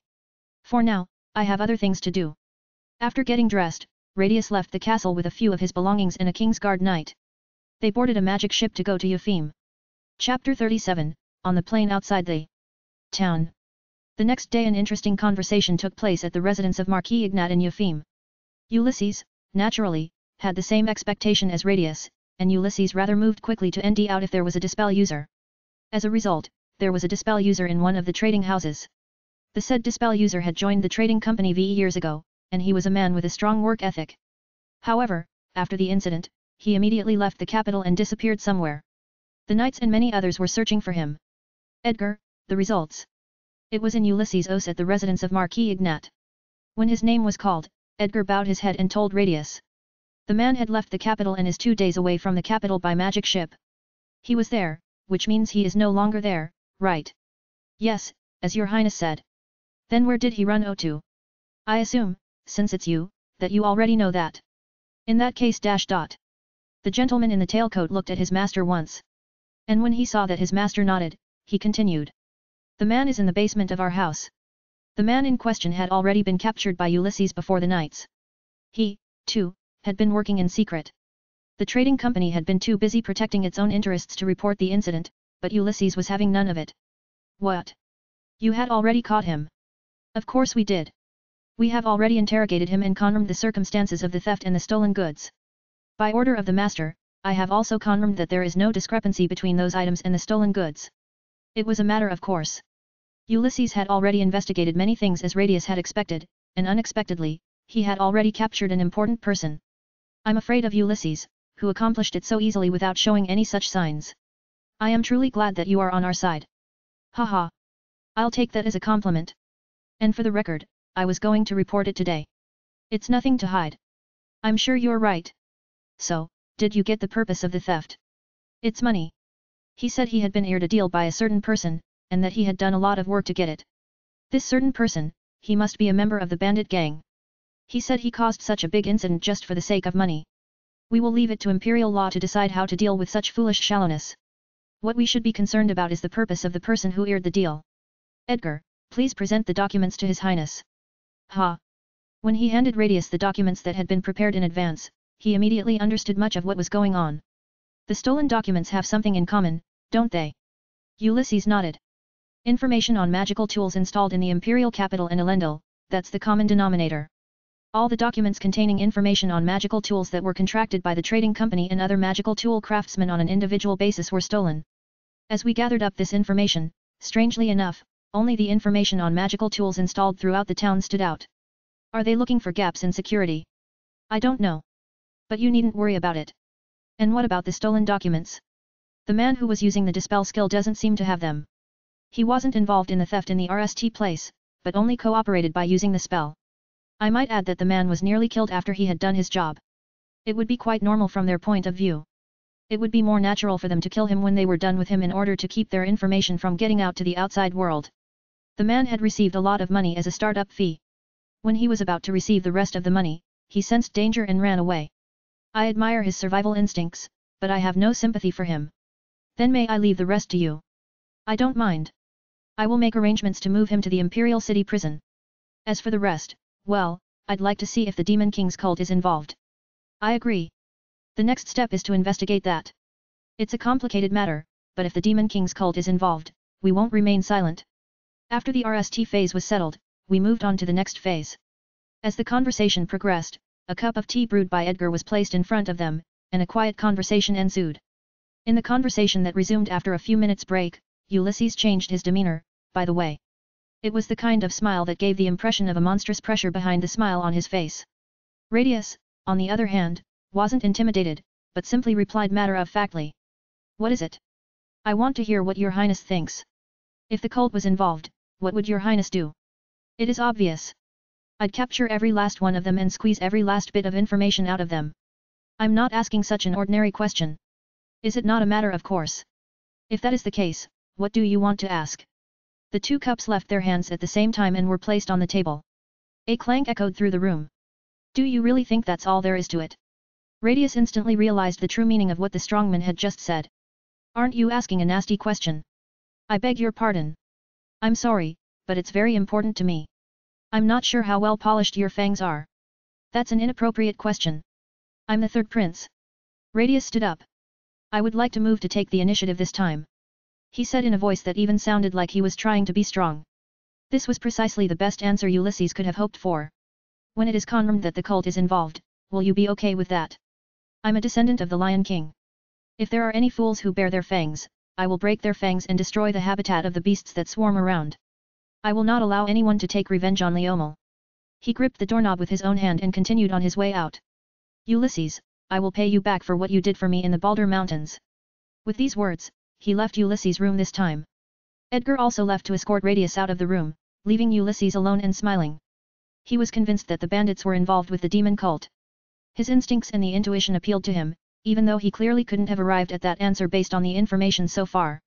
The next day, word arrived at the mansion that Ren's request had been completed. The guild was notified shortly after Radius returned to the capital. The completion of the request stunned Ren. Just like that? Ren wondered, but if the guild had decided that he had completed the request and that the guild was okay with it, there was nothing more he could say. I guess the Arniveld Trading Company must have gotten some important clue. I was happy to think that I was lucky and that there had been progress in the bandit racket. He had successfully promoted his guild rank and now had a rank of. After leaving the guild, Ren looked up at the bright sunlight and squinted. He returned to his residence, put down his belongings, and went hunting with Lo. A few minutes after leaving Elendil, there is a plain with lush green grass and hours. The snow had recently melted and new life was now beginning to sprout. The plains were crowded with peddlers and adventurers. It was only about an hour's ride by horseback to Elendil, making it a good place to take a break. There were also simple stalls where meat and vegetables were grilled in the open air for travelers, adventurers and those following the road nearby to stop by. The aroma of these stalls was also very fragrant.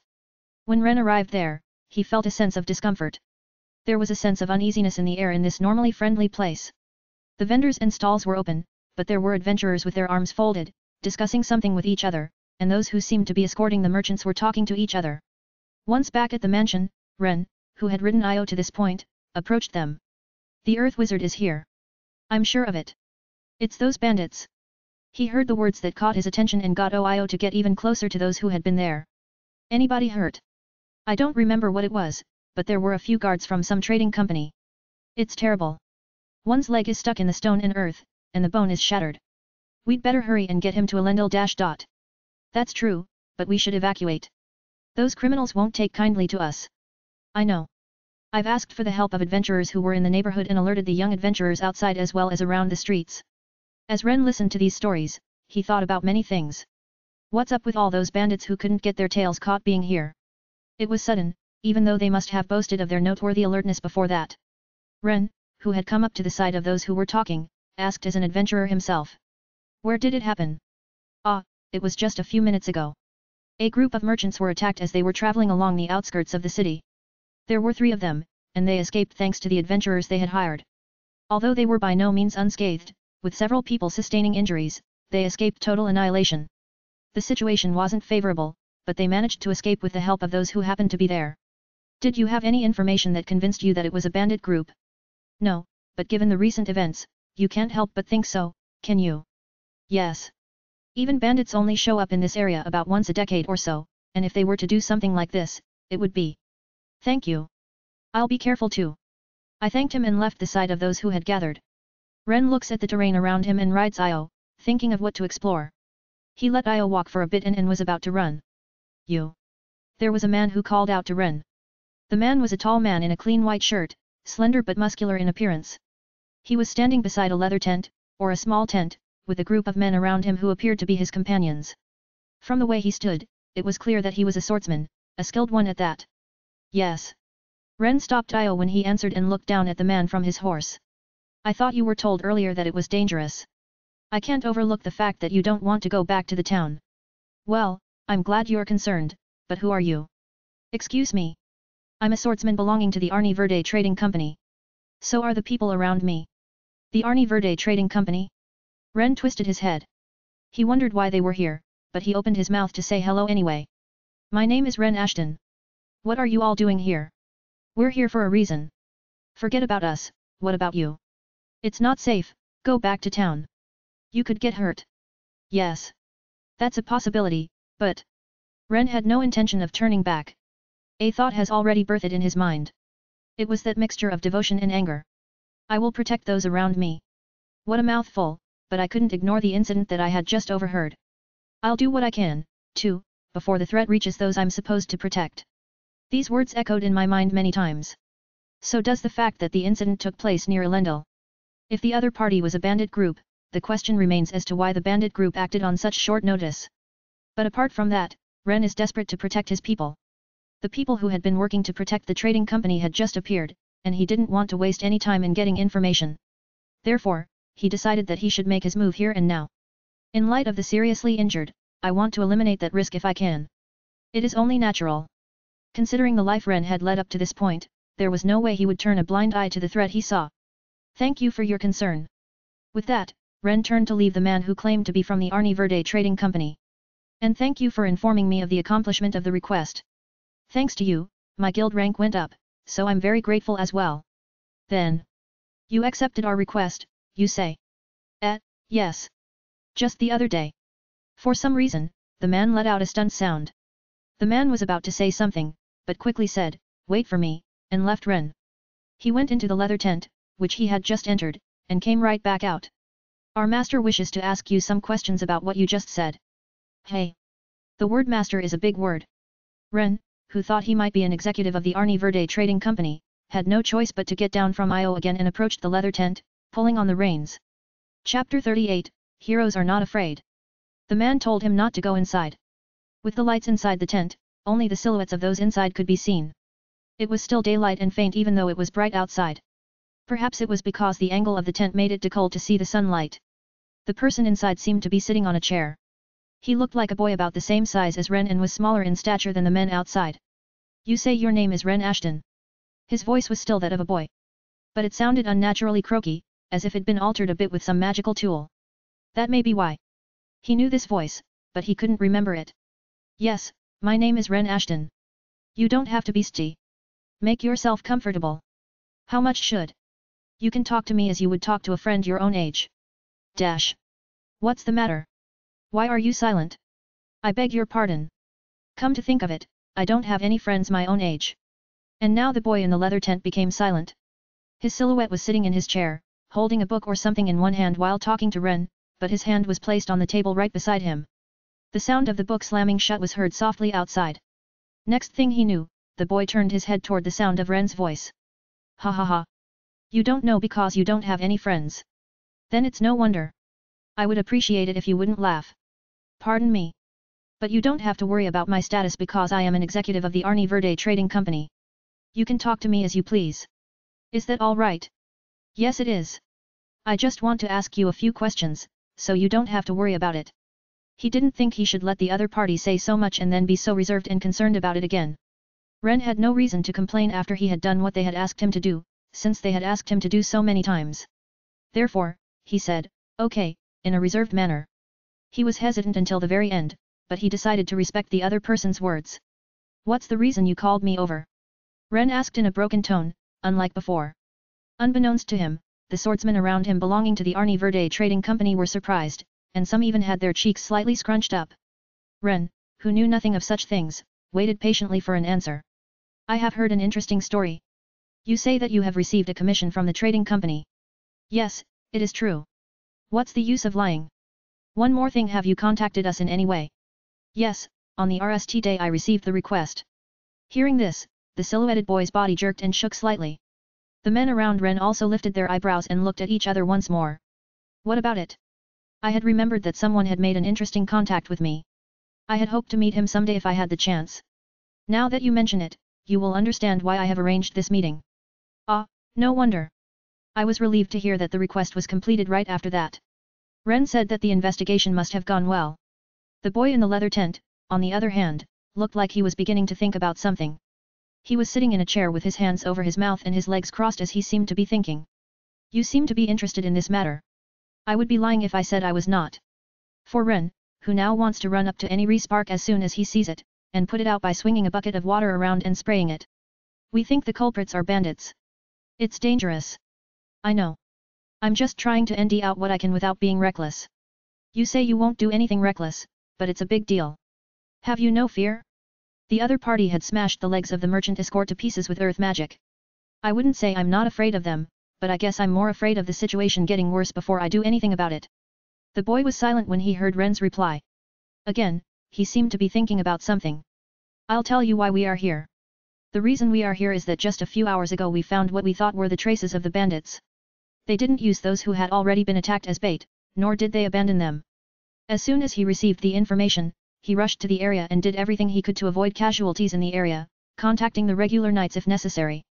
He also said that when the merchants were attacked, they were assisted by a swordsman from the Arni Verde trading company, who had rushed to the scene. No one but me and my men should know about this, but I have already taken care of it so that there will be no casualties in the surrounding terrain. All that remains is to empty the bandits' hideout as quickly as possible and destroy them. That's great. I'm relieved to hear that no one else is going to get hurt. So you stay out of this. There's no need for you to do anything. The boy then mentioned that the Arni Verde trading company's research had shown that the bandits were in a hurry. He mentioned that the bandits, who had been cautious until today, were slowly beginning to get their tails between their legs. Ren still didn't say he was going back to the town, further explaining the danger of the other side. I don't think the bandits planned this theft on their own. Someone is probably behind this and is making them do the job. Otherwise, they would have stolen nothing but meaningless items. I see. So there was something missing from the previous theft, and the boss got angry. Yes, that's right. I'm thinking the same thing, but then again, how could you know? There's no other reason to be in a hurry. But when I hear that the people who have been so careful and prepared are in a hurry, I'm more comfortable with the idea that the boss is angry. The boy shook his shoulders in a good mood and continued. I know we could have gotten the information without that rush, but it has made our investigation a lot faster. Oh.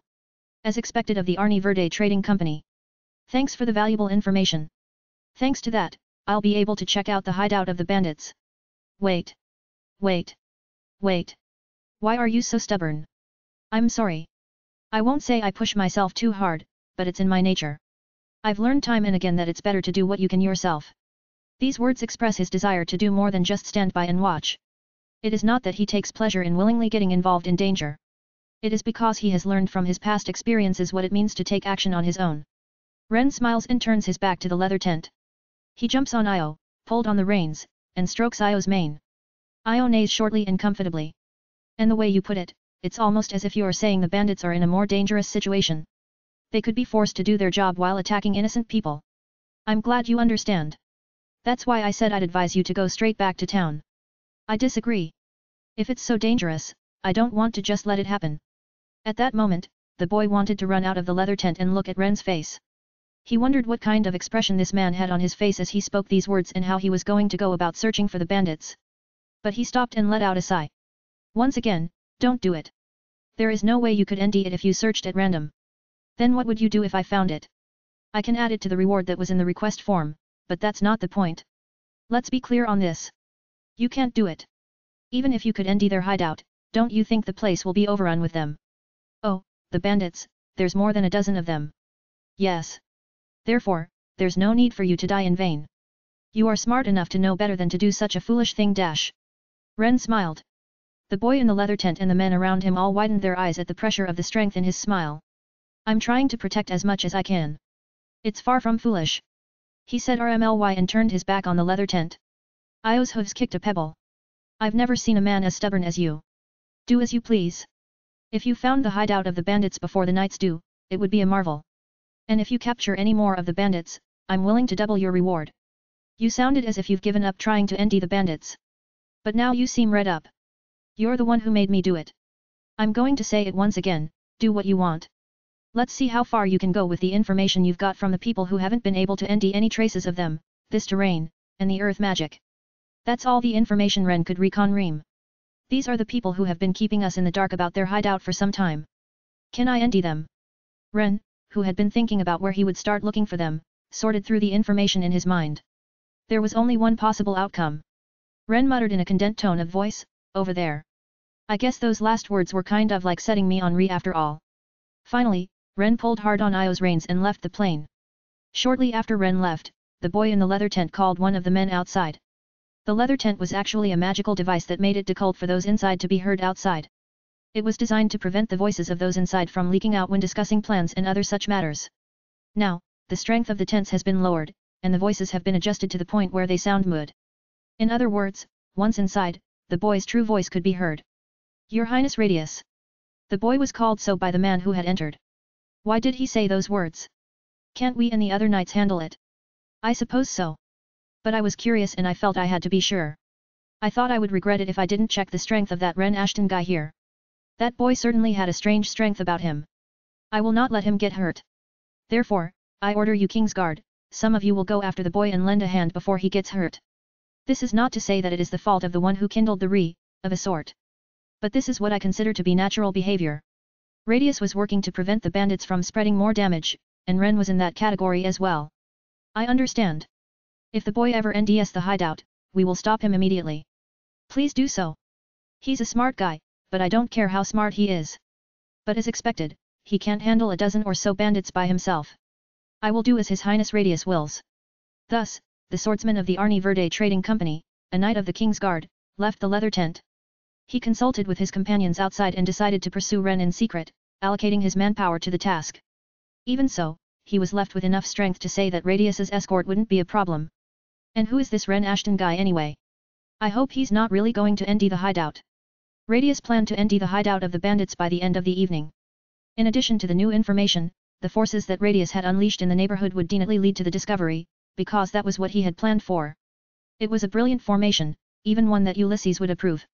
But Radius didn't know. He had never heard of Ren's life, so he couldn't fully understand the basis of Ren's thinking and core strength, as well as his stubbornness. Radius would be surprised in less than a few hours. What the boy who defeated the Red Dragon, Asphal, accomplished was not barbaric bravery. It's the crystallization of pure courage and devotion, and is truly valiant courage. Chapter 39, it is also vivid in front of the prince.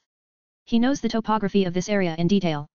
For Ren, who had explored every inch of the area, it was easy to think of a place that might be the hideout of the bandits with a few pieces of information. The location of the victims, earth magic, a perfect place to hide. Ren had an idea of the location of those who escaped the imperial capital in secret and disappeared until today. There is a nest of monsters that used to inhabit this area. It's in the mountains, in a place called the Great Hole of the Forest Worms, an ant's nest-like terrain. A hidden map that can only be entered by using earth magic. It's the only place they can go. Ren rode Io like wind toward the conclusion he had reached in light of various factors. Io was even stronger and faster than when he took her from Jiraku. Io, a horse with the blood of a monster, led Ren to the small mountain where he wanted to go in the blink of an eye. Ren dismounted from Io at a corner of the mountain where there were a few remaining snowakes. Facing a nearly perpendicular mountain, Ren placed his hand on the stone and earth. By using earth magic here, the legendary era of the Seven Heroes was able to bring about changes in the terrain. An entrance to the forest worm, created in every direction in the mountains, would appear. Forest worms are similar to the earthworms of the eastern forests of Clausel, but they nest in these mountains. They are slightly stronger than the earthworms, but they don't live in this area now because the population has been wiped out. The nests that were supposed to be here were only remnants of the past. So, the question is how Ren, who cannot use earth magic, can bring about changes to the terrain. Oh. Fortunately, there were traces of what appeared to be the use of earth magic by the bandits. The terrain was beautifully disguised to blend in with nature, but when he touched it, its surface was soft unlike the surfaces of other places. The gravel fell down gently. Thanks to that, he didn't have to resort to forceful techniques using the iron magic sword or the magic sword of the great tree. Ren pulled out the iron magic sword and dashed it vertically toward the surface of the mountain. This wasn't a forceful technique, but in Ren's mind it wasn't worth it because this ash made a round-shaped hole in the surface of the mountain. What about you, Io? Hyen. It wasn't safe to leave her outside. So, as Io neighs as if to say she will follow him, Ren stepped into the forest worm's nest with the reins pulled. It was huge inside, and 10 adults could have walked side by side. The torches lined up at equal intervals were lit. I knew it was here. There was no sign of a treasure chest or anything like that, even though he remembered that there had been one. Instead, he found a number of traces that someone had been living there. Io yawns in a bored manner. Sleepy. Bruh. Apparently, she is sleepy or bored. I'm going to brush and let her rest when we get back to Elendil. Ren looks around while talking with Io. This burrow, dug by forest worms, is wide and smooth, as if its surface had been polished. There is a simple staircase, made of logs XED in place, leading vertically, horizontally, and diagonally through the somewhat awkward circular space. As he was advancing down the staircase, a cold wind blew against his neck.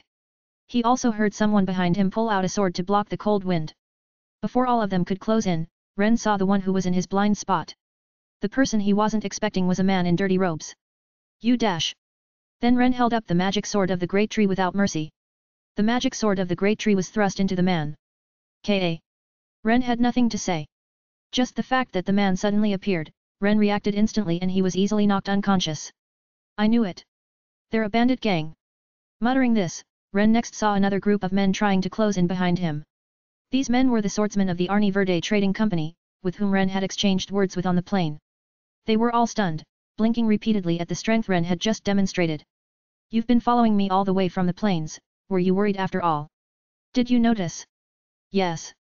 The presence was harmless, so I just left it alone. After saying that, Ren went inside. If you come with me, I'll leave it to you. Ah. I understand. But the Knights of the King's Guard, who called themselves the swordsmen of the Arni Verde Trading Company, actually looked at each other. 4 of them were trailing Ren, and one of the 3 took a magic lock from his pocket and put it into the bandit's hand. Next, he made sure that he was completely immobilized, leaving 2 of them to follow Ren. The 2 remaining men are said to watch their backs. I have one question. The King's Guard Knight who had followed Ren said. What is it? How did you enter this place? I'm an adventurer, so I've studied the topography of this area in detail. I remembered that there was something strange about this area, and I came here to look for it in light of the information I had just heard. The King's Guard Knights even seemed to be probing Ren's identity. Ren knows that. If he were in the opposite position, it wouldn't be surprising to consider the possibility that the person was a fellow bandit. So Ren says a few words to reassure them. If you inquire at the guild, you can ND out as much as you want about my background. When he told them this, the King's Guard Knights fell silent and said nothing. Within a dozen minutes, Ren, walking in the lead, stepped into an open area. Here, too, a number of torches were lined up at equal intervals along the wall, and the area was illuminated by a light that swayed eerily in the wind coming from somewhere. A dozen shadows attacked Ren. Bandits were popping out from everywhere, ready to attack Ren in every direction. Io, stay away. Ren, however, let go of Io's reins and moved away from her. The Knights of the King's Guard, who had been ordered by Radius, drew their swords, but were unable to move their legs, immersed in a sensation they had never experienced before. Or they were convinced that they didn't need to move. Ren, holding the magic sword of the great tree in his hand, moves slowly. He mutters to himself in front of the approaching bandits. I'm glad. It is not clear what emotion is hidden in those words. But the Knights of the King's Guard will soon understand it. Gwaea. One by one, the approaching bandits are effortlessly mowed down by Ren's hands. The wary earth magic user was in the rear guard, and just as that person was about to exercise his magic, Ren Nally stepped forward. Rushing like the wind towards the magic user, Ren in an instant had closed the distance between them. As soon as he let out a pathetic sound, he exercised earth magic. Ren's power seemed to mock it. Vines of nature magic appeared out of nowhere and bound the legs of the opposing man. The Ustard man waves his sta in his hand, causing the earth to rise even higher in an attempt to resist Ren. But the man's magic never reached Ren. Ren was faster, sending the impact of his sword through the man's body. The magic that should have been exercised lost its power and just became irregularly raised ground. All of this was done with remarkable speed. Can you help me carry him? The King's Guard Knights saw that Ren was relieved. I'm glad he said this, probably calmed by the fact that the bandits were a force he could deal with without difficulty. They exchanged the following words while capturing the bandit. The opponents should have been a group of talented people, but what is this? It is clear that he over there is a more powerful man. Yes. He went for the neck. How could he take him alive without killing him? Their voices didn't reach Ren's ears. 2 or 3 of the 4 King's Guard discussed. Ren likewise carried the bandits out of the forest worm nest. There were several regular knights, not King's Guard knights, who had been there on foot. They had brought wagons to transport the bandits to the foot of this mountain. It seemed that the King's Guard knight, who had been traveling separately, had summoned them. The sight of the bandits, all of them unconscious, being carried away was bizarre. They are supposed to head for the plain where Radius' tent is located, and from there they are to continue on the road to Elendil. Radius, having heard all the reports, rushed out of his tent. There he found all the bandit members who had been transported and Ren, who had returned without a scratch.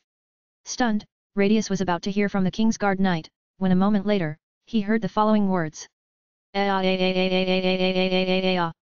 One of the bandits, who should have been in the wagons and bound so tightly that they couldn't move at all, let out an ear-splitting scream and jumped out of the wagon. His eyes were bloodshot and his skin had turned reddish-black. Wearing black magic on his arms, he raised the sword he had taken from the knight and aimed it at Radius, who was ahead of him. Radius was astonished, but still opened his mouth to give instructions to the King's Guard knight. In front of him, Ren, who was still riding Io and asking about the situation, pulled out an iron magic sword on horseback and held it up in the air. I wonder if it's related to the demon cult after all. The power of the Demon King, which was given to the cult members, is out of control. I could imagine that the Demon Lords, who were the masterminds behind this, had arranged for him to run amok like that when the time came. The King's Guard Knights were closing in to protect Ren. They were the King's Guard, after all.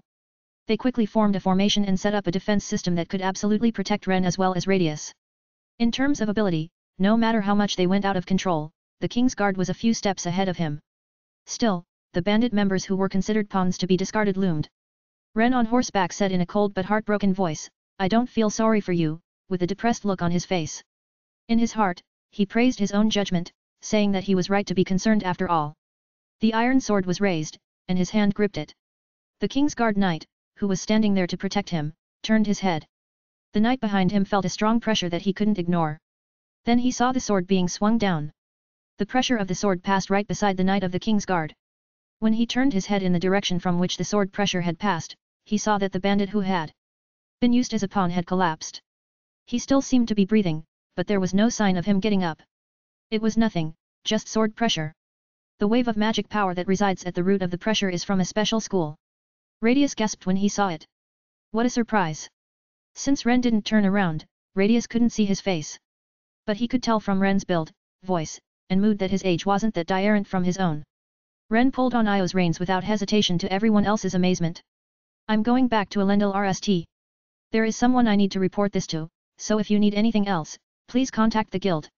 The boy who had just shown his clear power walked away. A speechless Radius somehow regained his senses and ordered the King's Guard Knights to recapture the man who had been knocked down by Ren. The King's Guard Knights were about to move on their own just before the order was given, but you could still see the agitation on their faces. "Your Highness." One of the King's Guard Knights spoke to Radius. "I'm sure of it. He's a hard swordsman." "Yes, I think so, too."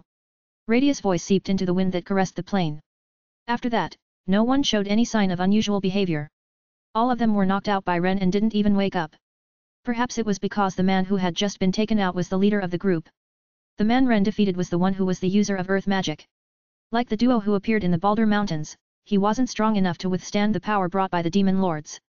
But he could run amok and become a discarded pawn. In other words, maybe that's what it was all about. Chapter 40, in a corner of the town. Ren, alone and without stopping, was now aiming for a certain place with a clear goal in mind. It was the familiar mansion of Elendil. Upon returning to Baron Clausel's mansion, Ren was greeted with the words, "Welcome home. If you are looking for the young lady, she's still studying." The servant, who had just arrived here from Clausel, told him so. She was a servant who had been watching Ren and Lisha closely and was also the woman in charge of Lisha's personal care. Ren didn't want to disturb Lisha, so he quietly made his way to Lesid's os. As soon as he arrived at his os, he said to him, "I have something to report to you." Once again, something sudden. Although he seemed a little surprised, he showed no signs of agitation and invited Ren to come to his side. Seeing Ren stand opposite his table, Lesard joked. "A short time ago, I received a report of damage caused by what appeared to be bandits. I don't suppose you've caught the rumored bandits. What have you done?" Ren was silent. Seeing this, Lesard blinked repeatedly. He was puzzled as he folded his arms, and after a dozen seconds of thinking, he said, "Which was stronger, Asphal or the other?" I'm sorry. I was startled and made a strange joke. But there is a part of me that's not as surprised as I thought I was. At least not compared to when he heard that Ren defeated Asphal. When he heard that the demon cult were involved there, he couldn't help but be more surprised than he was at Asphal. Instead of marveling, he bowed his head. "Thank you. It was out of the blue. The bandit riot will come to an end thanks to you, Ren. I haven't forgotten that the demon cult is involved here and we don't know what they're thinking, but for the time being. Won't you scold me for being so selfish? This is because the knights were also involved in solving the bandit case." It was not because Ren thought that he was being too modest. He asked this in light of his position, the relationship between the knights, and his involvement with the Clausel family. "I'm not so lofty as to be able to scold you for your good deeds. Besides, I told you. I'm grateful to you." For Lesard, the Lord of Elendil, Ren's success was also a source of great joy. He's not one to scold Ren for his kind-hearted behavior, but only to praise him for it. "But, well, I'm certain there is a certain saint out there who is strongly concerned about what you've done that's dangerous. I'll explain myself later." "Do so. But Lisha isn't unhappy with you either. I ask your forgiveness only because I am concerned about you. I know that. Lisha-sama is a kind person."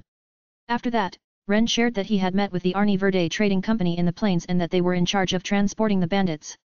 That helps too. Thanks to you, the Clausel family will be more politically competitive.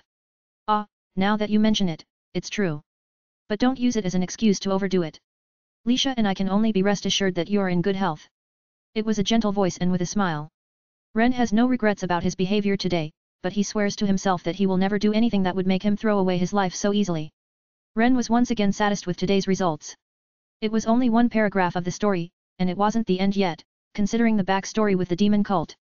Rather, we should say that this is where the real work begins, but Ren is happy that he was able to prevent this before things got any bigger. After all, there was no such event. What am I going to do? Ren's activities have made it inevitable that things will happen that he doesn't remember. Originally, it was because they were attacking in a completely different way, since Ulysses had already turned on the demon cult and was working in the shadows at this time. To Ren, who was thinking about many things, Lessard laughed again. You've done the Arni Verde trading company a great favor.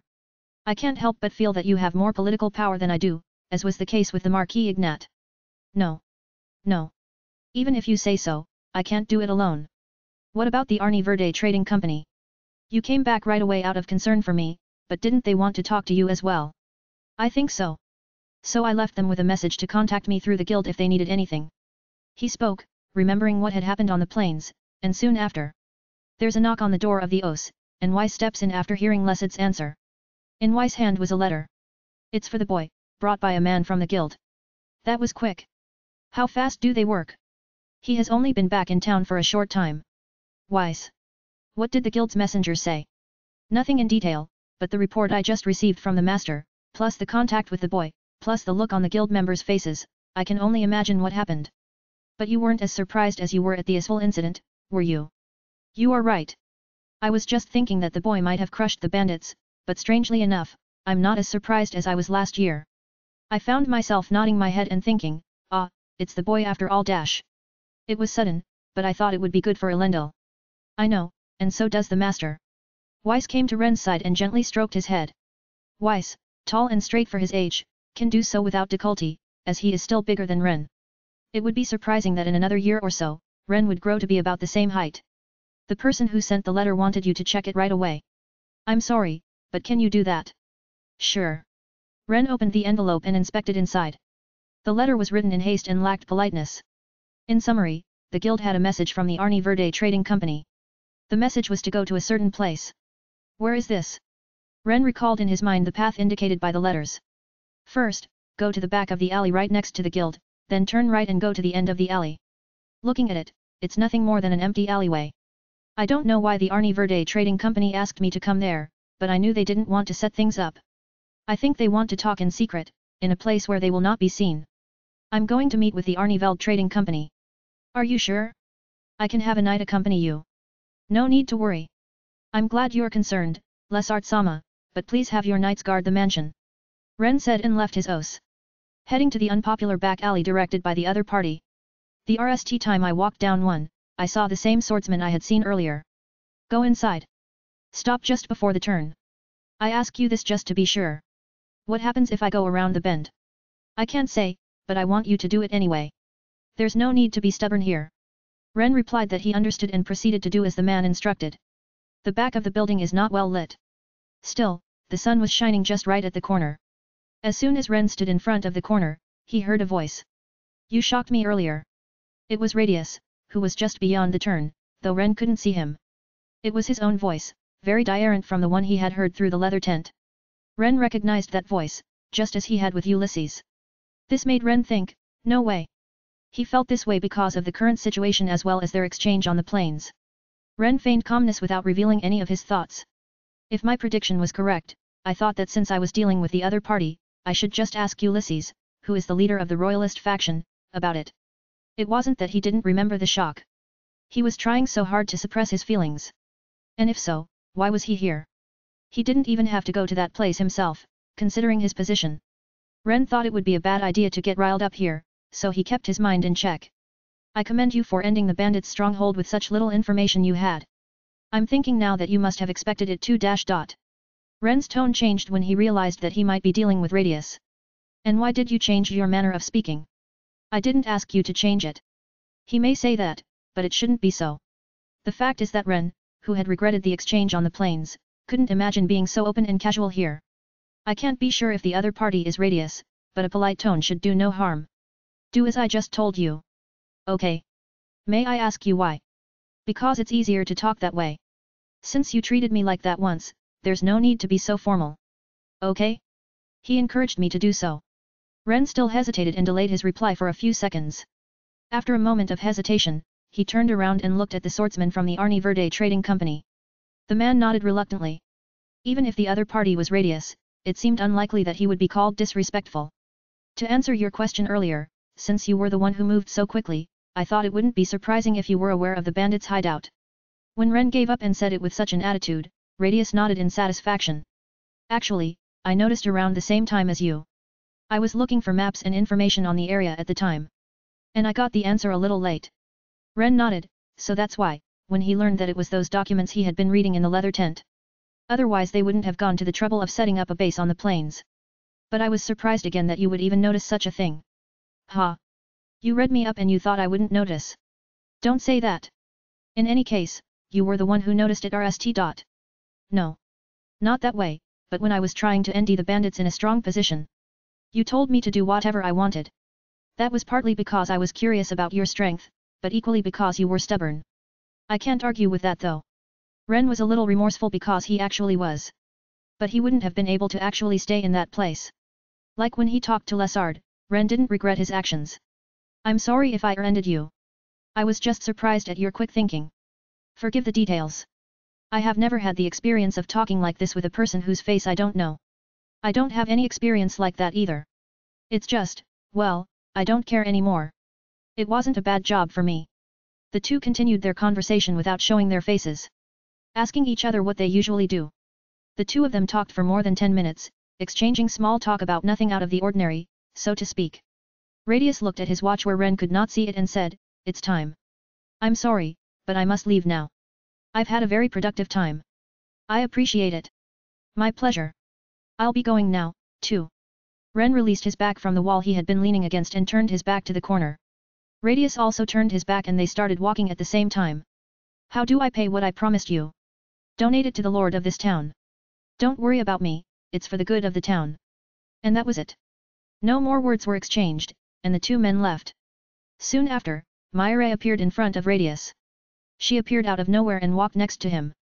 "Mayure, I found an interesting man." "Naya? Is he a poet who reads funny poems?" "Don't be silly. You should have seen the situation. As for where Ren was being watched, it was since he was on the plane. Even if he did not appear in public, he was confirming various things with his own eyes. Your Highness, do you like that boy that much? I can say that I fell in love with him. The intelligence and quick wit that can be seen just by talking about it. The caustic sword technique that surpassed others and above all, courage, made my heart harbor a fever I had never experienced before." "Naya. Your Highness. What are you talking about? I'm not in love with him, but with his personality. And it's the RST time I've ever seen anyone treat me in such a casual manner." The voice that blended in with the quietness of the back alley was certainly joyful. "You say that now, but your Highness told him to be open-minded with you. But no one has ever listened to me when I've asked them to. The reason is that he didn't know that you were the prince. But if you have such passionate feelings for him, why did you talk to him without seeing his face?" "That's any. We'll be able to talk face to face soon anyway, so I'm just going through with today's encounter to the end." "Good grief, I don't really understand the male mind, Naya. I don't really understand the female mind, so it's all the same to me. Come to think of it," Radius said as he remembered. "That boy was a splendid hard sword user." "That's true, Naya. It wouldn't be strange if he became that powerful at such a young age, and his name would be popular, Naya. His name is Ren Ashton. I don't remember any nobleman named Ashton. I also remember that there was a knight of that name in the Clausel family, whom Marquis Ignat is rumored to be getting to know these days." "Well, you know him well." "I was curious about Marquis Ignat's movements before, so I did a lot of research." Radius understood a lot of things. "So is the reason why Ren Ashton lives in this town and why he has come to visit that plane.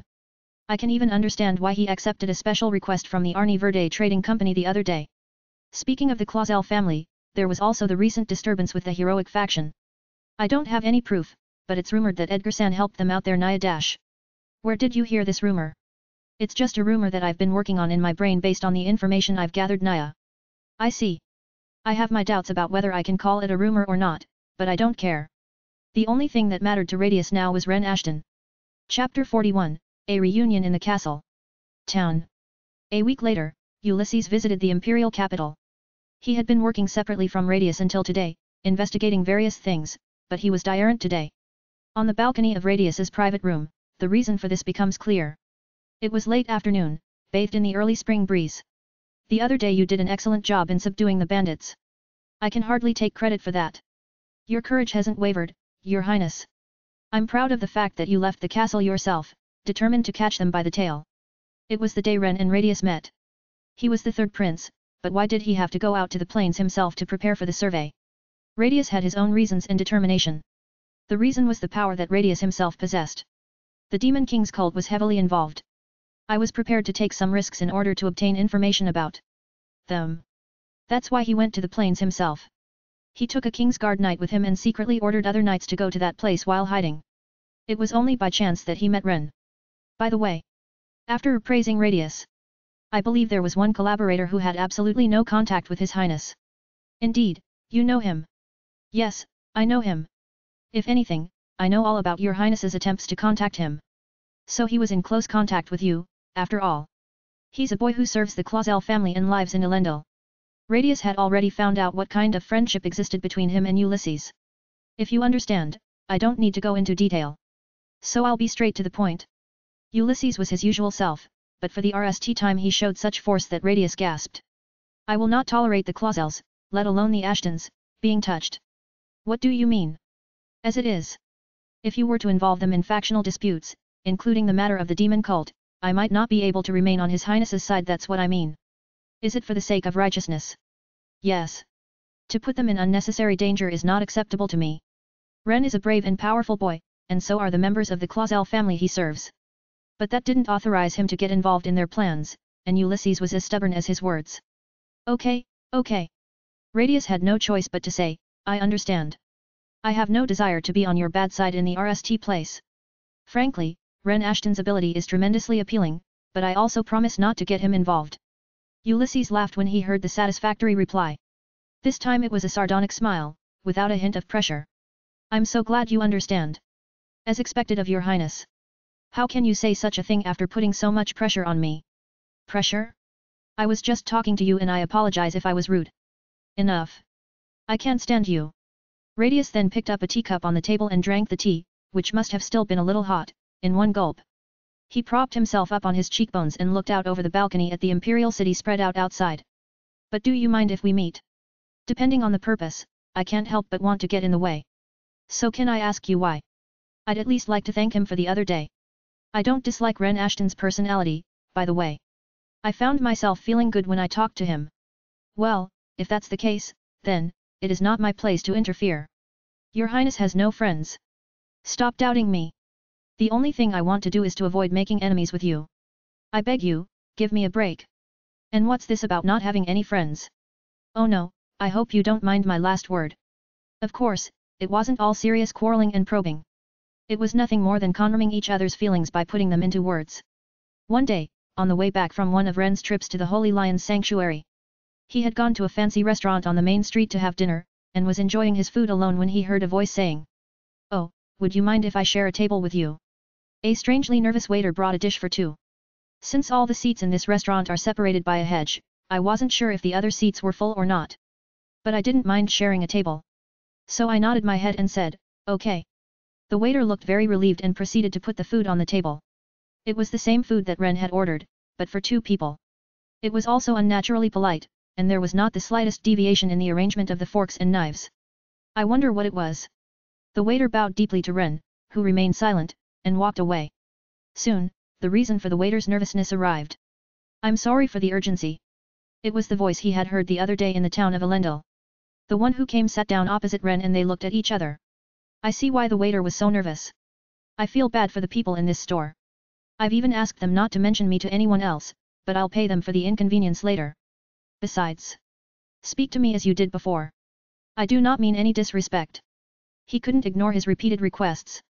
Even if I talk to him face to face like this, I can't ignore it. I'm just wondering if you don't think you're being reckless yourself. I do, but it's too late now. I understand. Then I won't say it anymore. Thank you for understanding so quickly. Let's talk about it over a plate of food. Then Radius took a knife and cut a freshly cooked steak. It's quite tasty. I'm certain the restaurant staff will be pleased if you tell them the taste is suitable to a member of the royal family. I won't say something so arrogant. I will praise this taste on my way back home. If you don't mind, I'd like to come back for more. That was something that would make the restaurant staff very happy. Of course they would be nervous, but if they were praised by the third prince, they would be more than impressed by the honor. So, what brings you here today? I forced myself to come here to thank you, but you are really calm. How did you know who I am? It's a long story. I felt strange when I met you on the plane. You really are a perceptive man. Ren Ashton, or do you mind if I call you Ren? I don't mind. You're older than me, so don't be shy. Did you know my age? No. Of course not. I thought you were a year older than me since you're about to enter the Imperial Military Academy. I mean, you're older than me, and that's exactly why I should change my tone. Me being born a year earlier makes no difference. The two men continued to eat their steaks.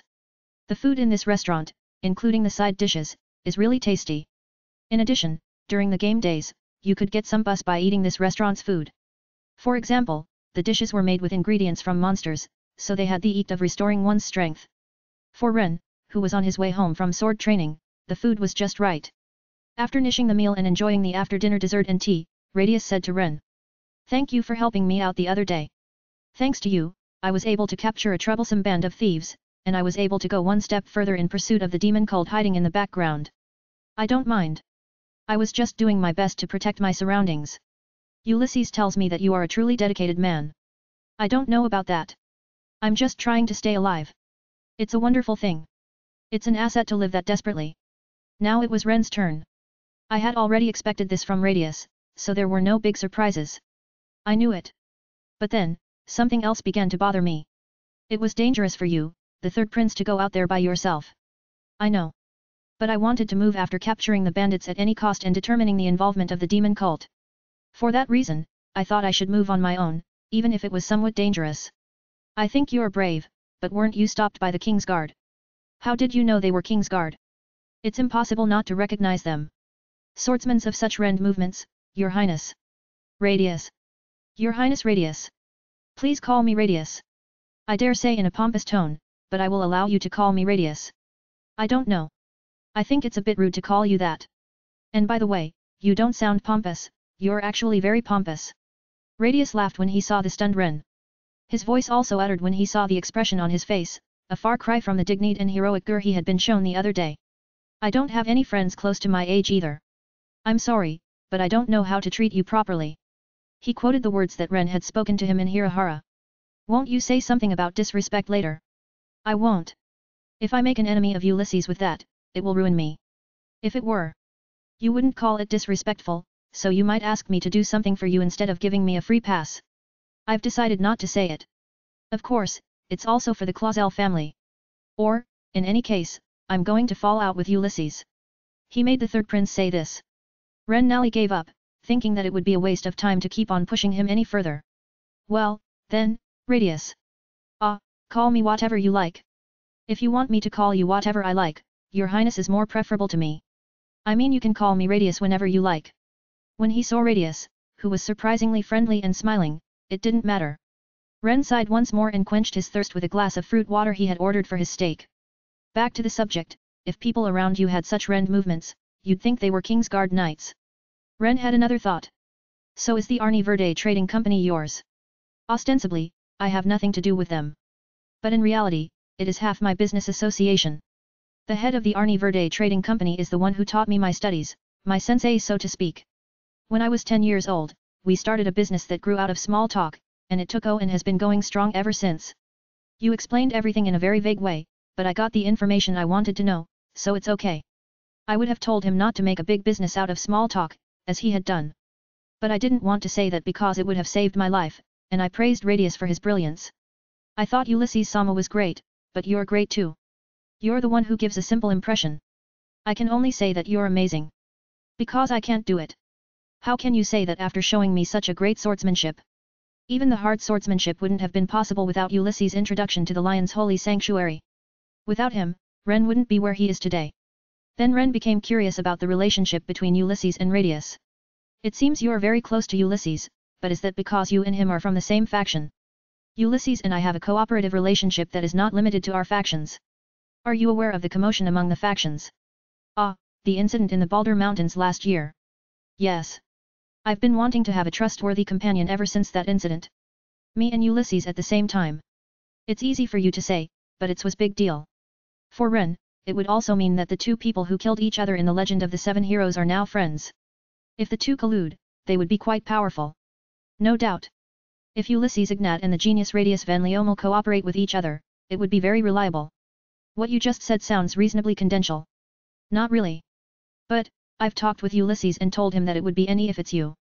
By the way, I'll have the reward money for the other day brought to you tomorrow. Hey? You're really going to give it to me? Why did you think I wouldn't give it to you?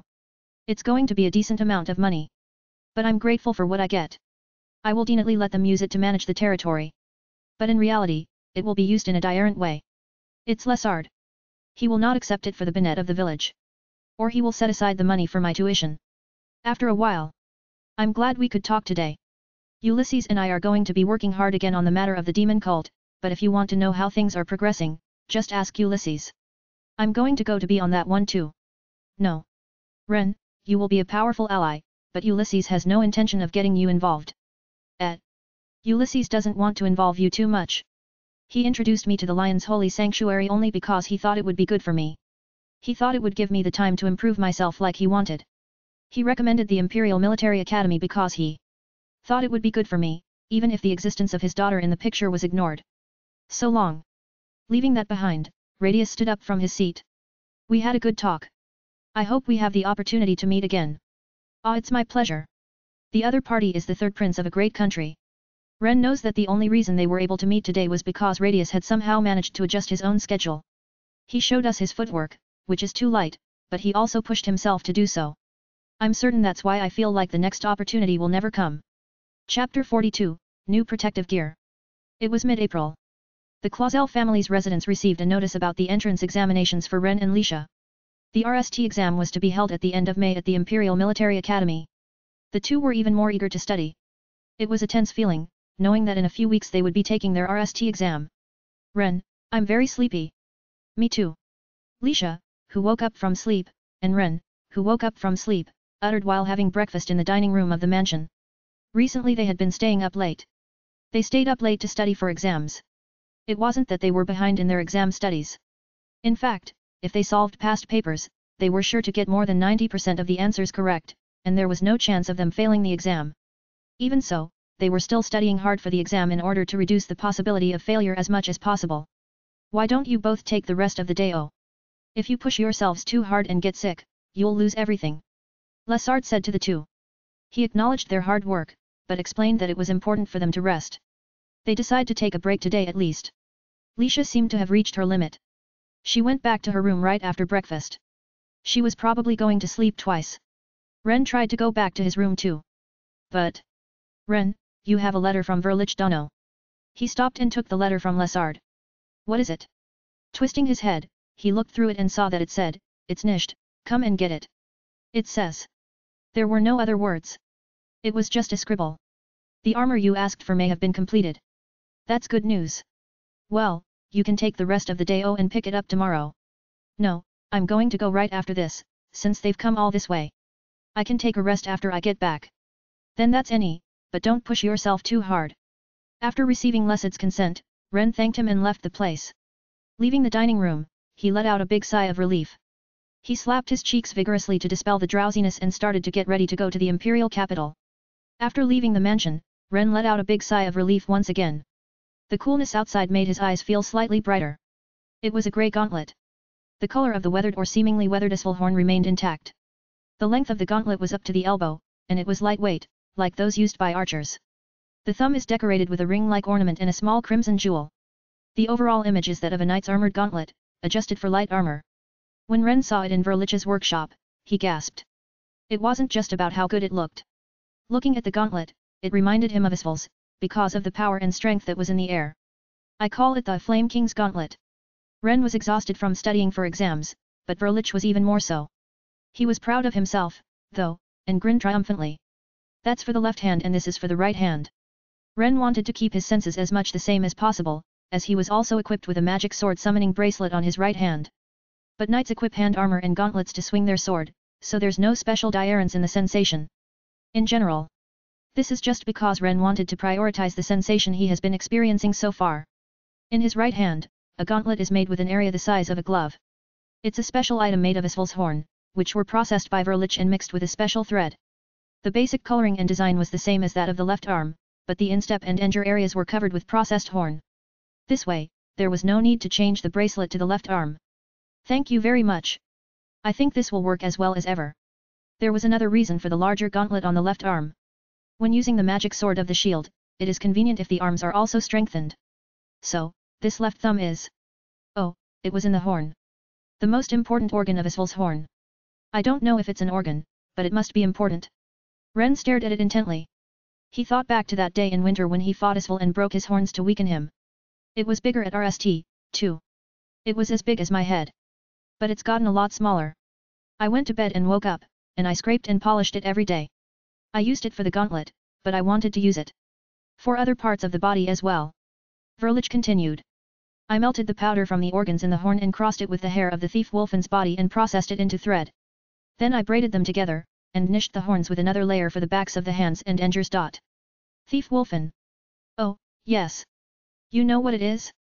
The rank is D, but its body hair is very convenient when used well. If you're a good craftsman, you can use it to cross-fertilize with other materials. I see. You can thank the rude brat later. The hairs of the thief wolfen were given to me by him. I don't think it's been on the market in recent years, but he was lucky enough to have had it before. It was a familiar story, but Ren was careful not to let it show on his face. He then did as Verlich asked and put on the Flame King's gauntlet on both arms. Wow! Even though he measured me once, they tee perfectly. Ren felt no discomfort at all wearing it, and when he moved his arms, it followed him as if it were his own body. How does it feel? I've worn other equipment on several occasions, but this is the RST time I've felt this comfortable. Well, I measured it, so it's natural. Even at that. Ren repeatedly gripped and opened his fingertips, content that he would be able to wield the sword as before. If it feels too light, don't worry. As I said before, it is hard. Even rare metals can't compare to it. Suddenly, Ren's eyes turned to his left thumb. I didn't say it until today, but I felt a little scared. I was concerned about whether Asval would have any strange urges because of what he had said about Ashton being weak. But now, I don't have a trace of that fear. I touched the crimson jewel on my left thumb with my right hand and felt a gentle heat. All right. The RST job is over. With a thud, Verlich collapsed onto the ore in a heap. He began to doze and cast his eyes down. I'm going to bed. When I wake up, I'm going to slurp down a drink and rest for the rest of the week. Oh, thank you. I'll go and leave you to it. See you later. I really wanted to thank him more before leaving, but Verlich looked so sleepy, as if he was about to fall asleep any moment. Ren put the Flame King's gauntlet in a wooden box and left the workshop with the wooden box in his arms. After closing the door, he bowed deeply once toward the inside of the workshop. On his way home, Ren decided to try using the magic sword with the Flame King's gauntlet. I would like to see if there is any difference between this and the previous one, and I would like to use a bit of nature magic to see if there is any difference. If this is the case, it is necessary to head to the station. I will go to Elendil and go out of town as soon as possible. As I moved my feet, thinking I wanted to try it out before my drowsiness returned. Ren-kun. I heard a voice right beside me. I turned around to see Fiona walking with Edgar. This area wasn't far from the blacksmith district, so it was no surprise to see Fiona walking around. As soon as she saw Ren, she came to his side with a toddle and a loping gait. You've been to the blacksmith district? Yes. I was just running some errands. Edgar also came to the side, bows to Ren, and walks a few steps behind him. Oh, could that be? He immediately recognized the box in Ren's hand and its contents. He smiled happily and thought that Ren was going to check it out. Ren also realized that Edgar had noticed this. I must also thank Ulysses-sama. I heard that he provided the hairs of the monster. The Lord said that Rendano would say so. The Lord has asked me to tell you that you are not to thank him. As expected of Ulysses. He already knew what Ren was thinking, and he even told Edgar what he was going to say. Ren, with a wry smile on his face, then looked at Fiona. She asked him about his recent life, and he told her that he had been busy studying for exams and that he had come to the Imperial City today, sleepy but trying his best to talk about them as they walked. Fiona smiled as if to say that she was so happy to be able to talk to Ren, and listened to him as he repeatedly chimed in. So you're leaving already? That's the plan. So I thought I'd go to the station and change trains to Elendil. Fiona then fell silent. She looked up with a hoe at Ren, who twisted his head to see what was wrong. Her eyes, which could be mistaken for jewels, shot straight through him. It was part of what she had decided to try to do before. She comes up with an idea to try to be a little more active. I'm on my way home from work to my next job, hope you don't mind if I join you on the way. Is your job the Ignat family's business, by any chance? Yes, I help father on a regular basis with work. That's why I was with Edgar. Ren looked at Edgar. Edgar nodded, no doubt. I thought you'd be traveling in a carriage, but it seems that's not the case. Fiona-sama likes to walk. Well, it can't be helped. Since I'm feeling so much better, I'm more than happy to walk myself. It has been a while since she got healthy thanks to Ren, but Fiona has never forgotten how hard it was. Now she was happy to walk on her own 2 feet. This is the reason why, despite being the daughter of a marquis, she walks more often than she travels by carriage. If so dash. Not knowing how far along they would walk together, Ren nodded to Fiona if it was okay with Edgar. Fiona secretly muttered, I did it, and smiled. It was after we got on the magic train. The magic train we boarded was crowded and there were no seats for the 3 of us. In the crowd, we were fortunate to be able to stand by the wall near the entrance. The rocking and warmth of the magic train lulled Ren to sleep. I see Ren-kun, you're about to take your RST exam, aren't you? I hope I can pass it without any problems. Phew, I'm certain you'll be any. I've heard that you've been working hard. Is it from Ulysses-sama, by any chance? Yeah. He said you can't think about failing dash. This is true, so it is not a mistake, but Ren would like to stay on his toes. Klono-sensei will probably be back by the end of this year, so maybe you, Ren, will be able to meet her at next year's entrance ceremony. I may indeed be able to meet her. Edgar, who was standing by, was listening to their conversation, thinking inwardly. In fact, Ren has already met and talked with Klono. On the contrary, Ren doesn't yet know that she likes him. It was still a secret that he had met with Klono twice there, just before taking down the steel-eating gargoyle and when he went to deal with a fallen tree that was clogging the river in the village where he and Lisha had toured. The magic train was shaking slightly again. Ren's eyelids, which had been heavy, moved up and down several times. Fiona saw this and said with a kind smile, full of compassion. It was a kind word from the bottom of her heart. Would you like to close your eyes and rest for a moment? No.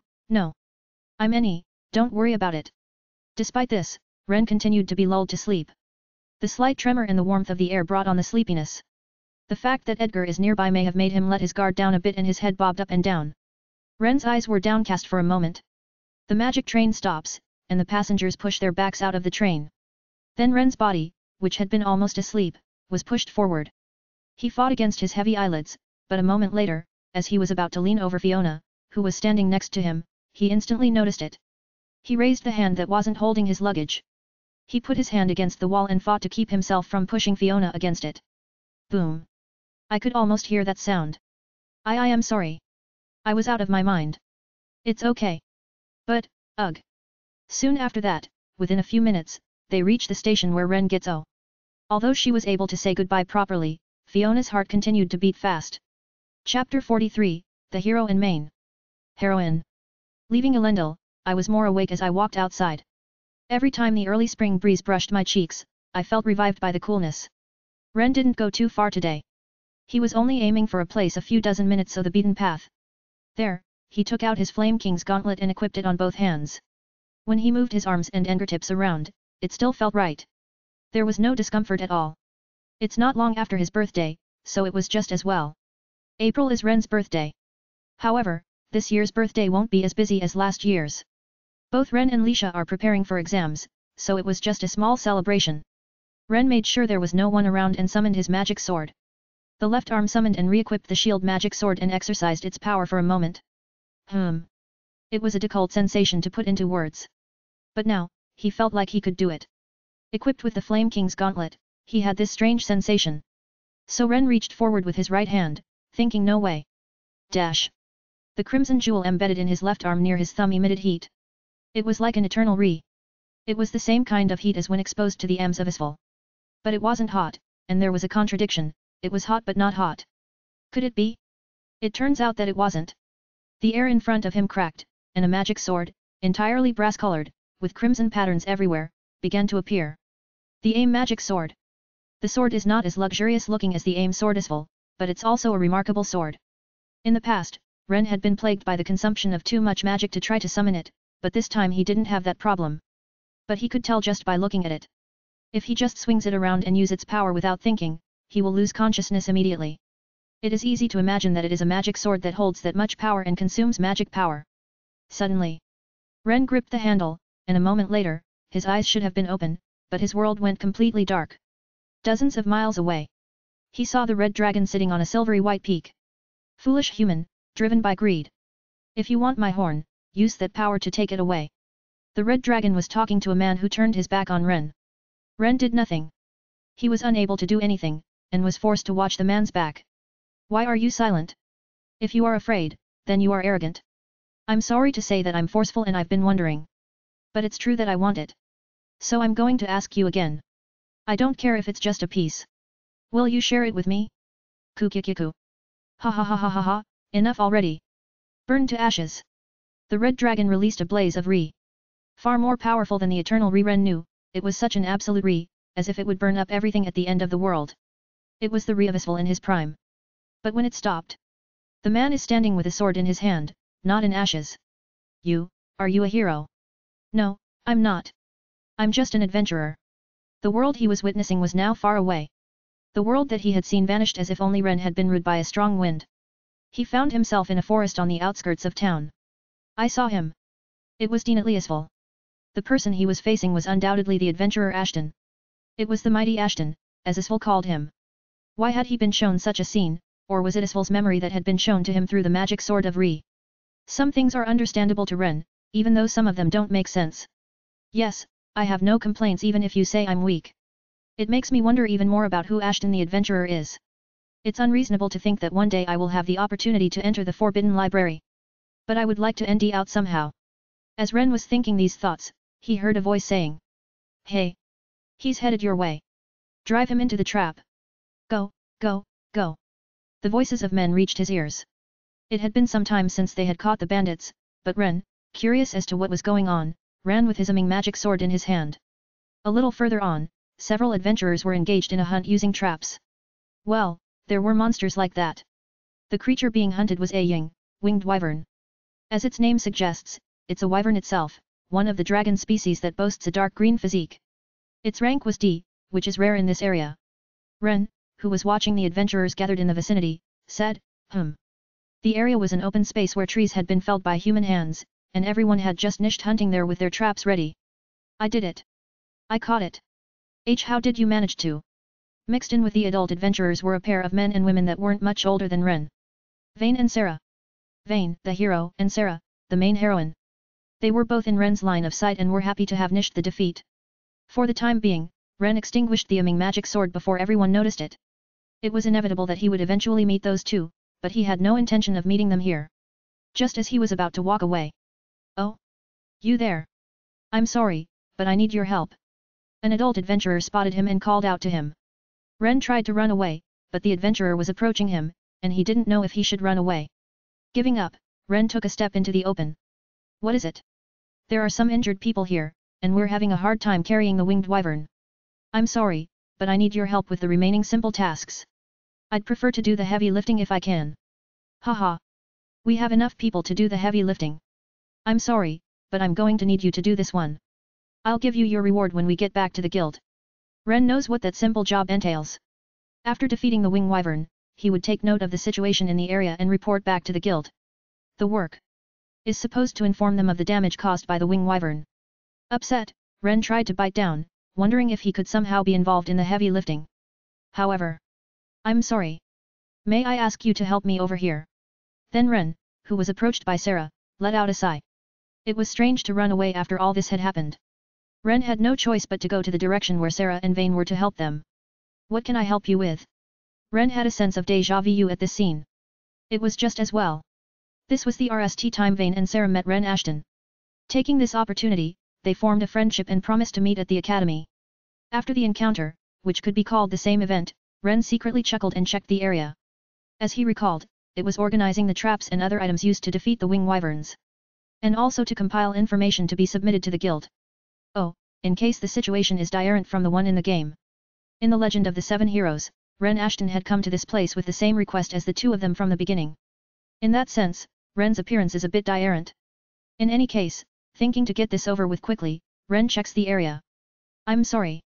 I'll pay you out of my reward too, so please accept it. No, it's okay. I really don't need to be paid this much. Is that so? Then I'm sorry once more. It's okay, Len said repeatedly. Vane Nally gave up on Ren's intransigence and said, at least let's have dinner, to which Ren replied, if I ever get a chance, I'd love to, a curt refusal. Soon the work to be done here would be over.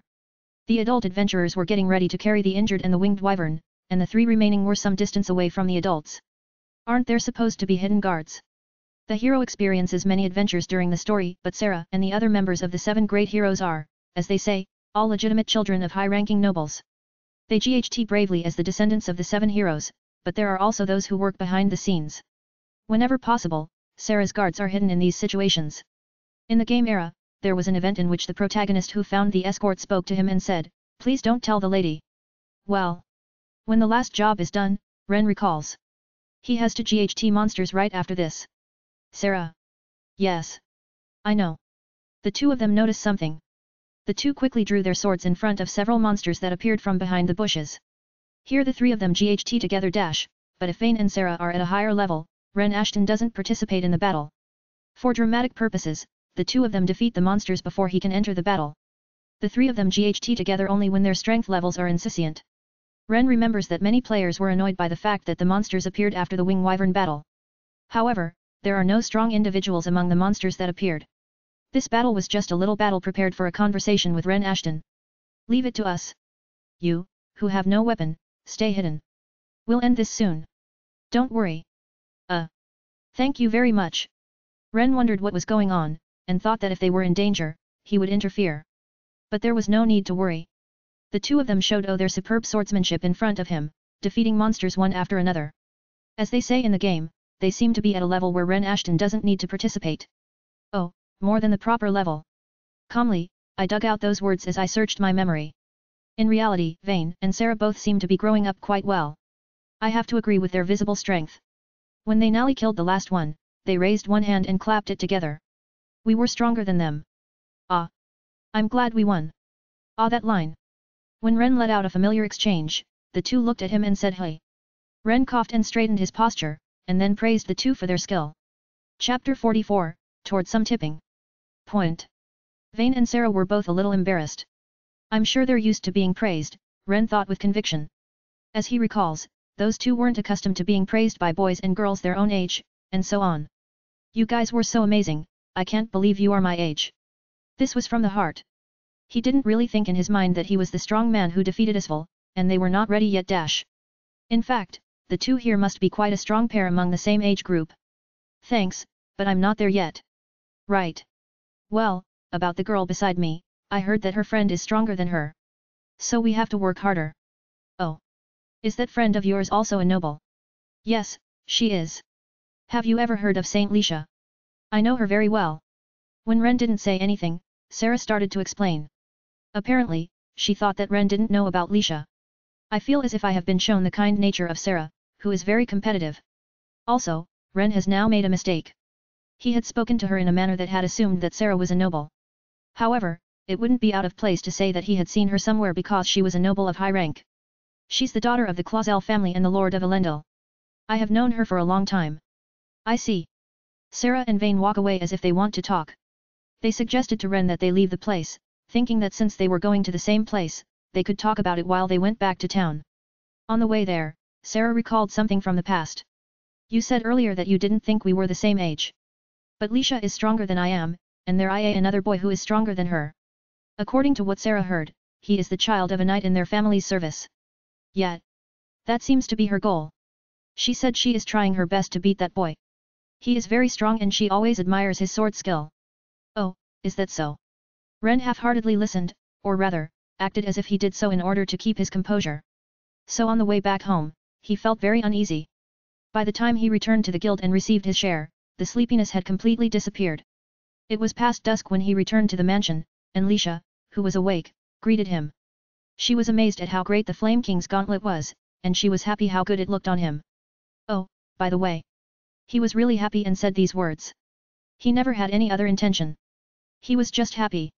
I'm happy when I heard that Lisha-sama was fascinated by my sword skill. Dash. Her cheeks pulled back. It was as if she had frozen. Where did you hear that?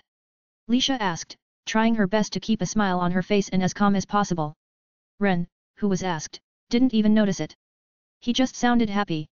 I went out of town on my way home to check on the condition of my gauntlet. Then I happened to run into Raya Heart Sandting a monster dash. I don't know what you are talking about. Ren met Sarah. There was something more important than this fact. Lisha instantly realized that the source of the information was Sarah, and she was flustered. That is. I don't know what you're talking about. I'm fascinated.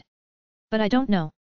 This is another complication, but it's okay for Lisha to tell Ren with her own mouth. For example, during a stand-up GHT, she has said before. I'm really fascinated by your swordsmanship. But the words she told someone else reach his ears indirectly. This brought Lisha unspeakable embarrassment. The reason for this she doesn't know. Perhaps it is a matter of mindset. Oh yes. Did Sarah know about you? No. We didn't particularly introduce ourselves, so I'd say we talked to each other without knowing each other's names. Ah. So you've heard everything. Ren wasn't sure where all of this is going, but surely Sarah was talking about Lisha trying her best to beat him. That said, Lisha didn't say anything to be embarrassed about. She was just embarrassed by the fact that he had been told about it without her knowledge. Lisha turned her back to Ren and walked away. She sits down on the sofa at the entrance and hugs her knees, cushions between her knees and arms. When a giggling Ren approached her, she thought to herself that her anger was unreasonable. I'd like to go shopping in the imperial capital next week. She said such a thing to Ren as if to sweet-talk him, and smiled when she heard him say, I'll join you. Inside a carriage parked in a certain part of the imperial capital. Radius and Ulysses, meeting in secret, were exchanging opinions about the recent bandit riot. Klonosama will return in October. We'd better get to it before then. Their idea makes sense. But I don't understand. Have you forgotten about the existence of our Sword King?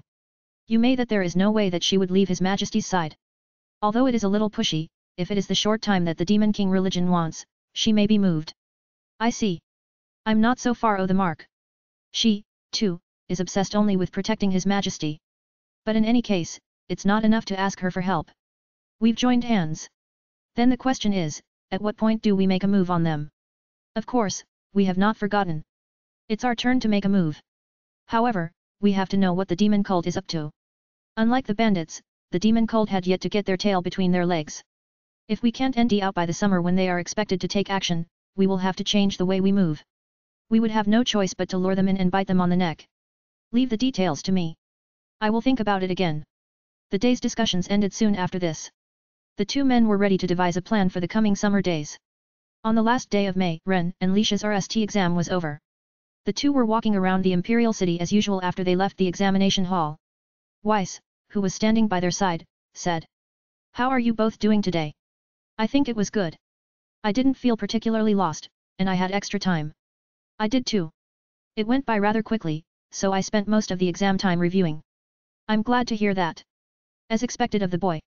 The next exam will be held in July, followed by another in September, and then in November, followed by the NL exam in January of the following year. Both of them were determined to do their best again for that day. Lisha-sama. Yes, what is it?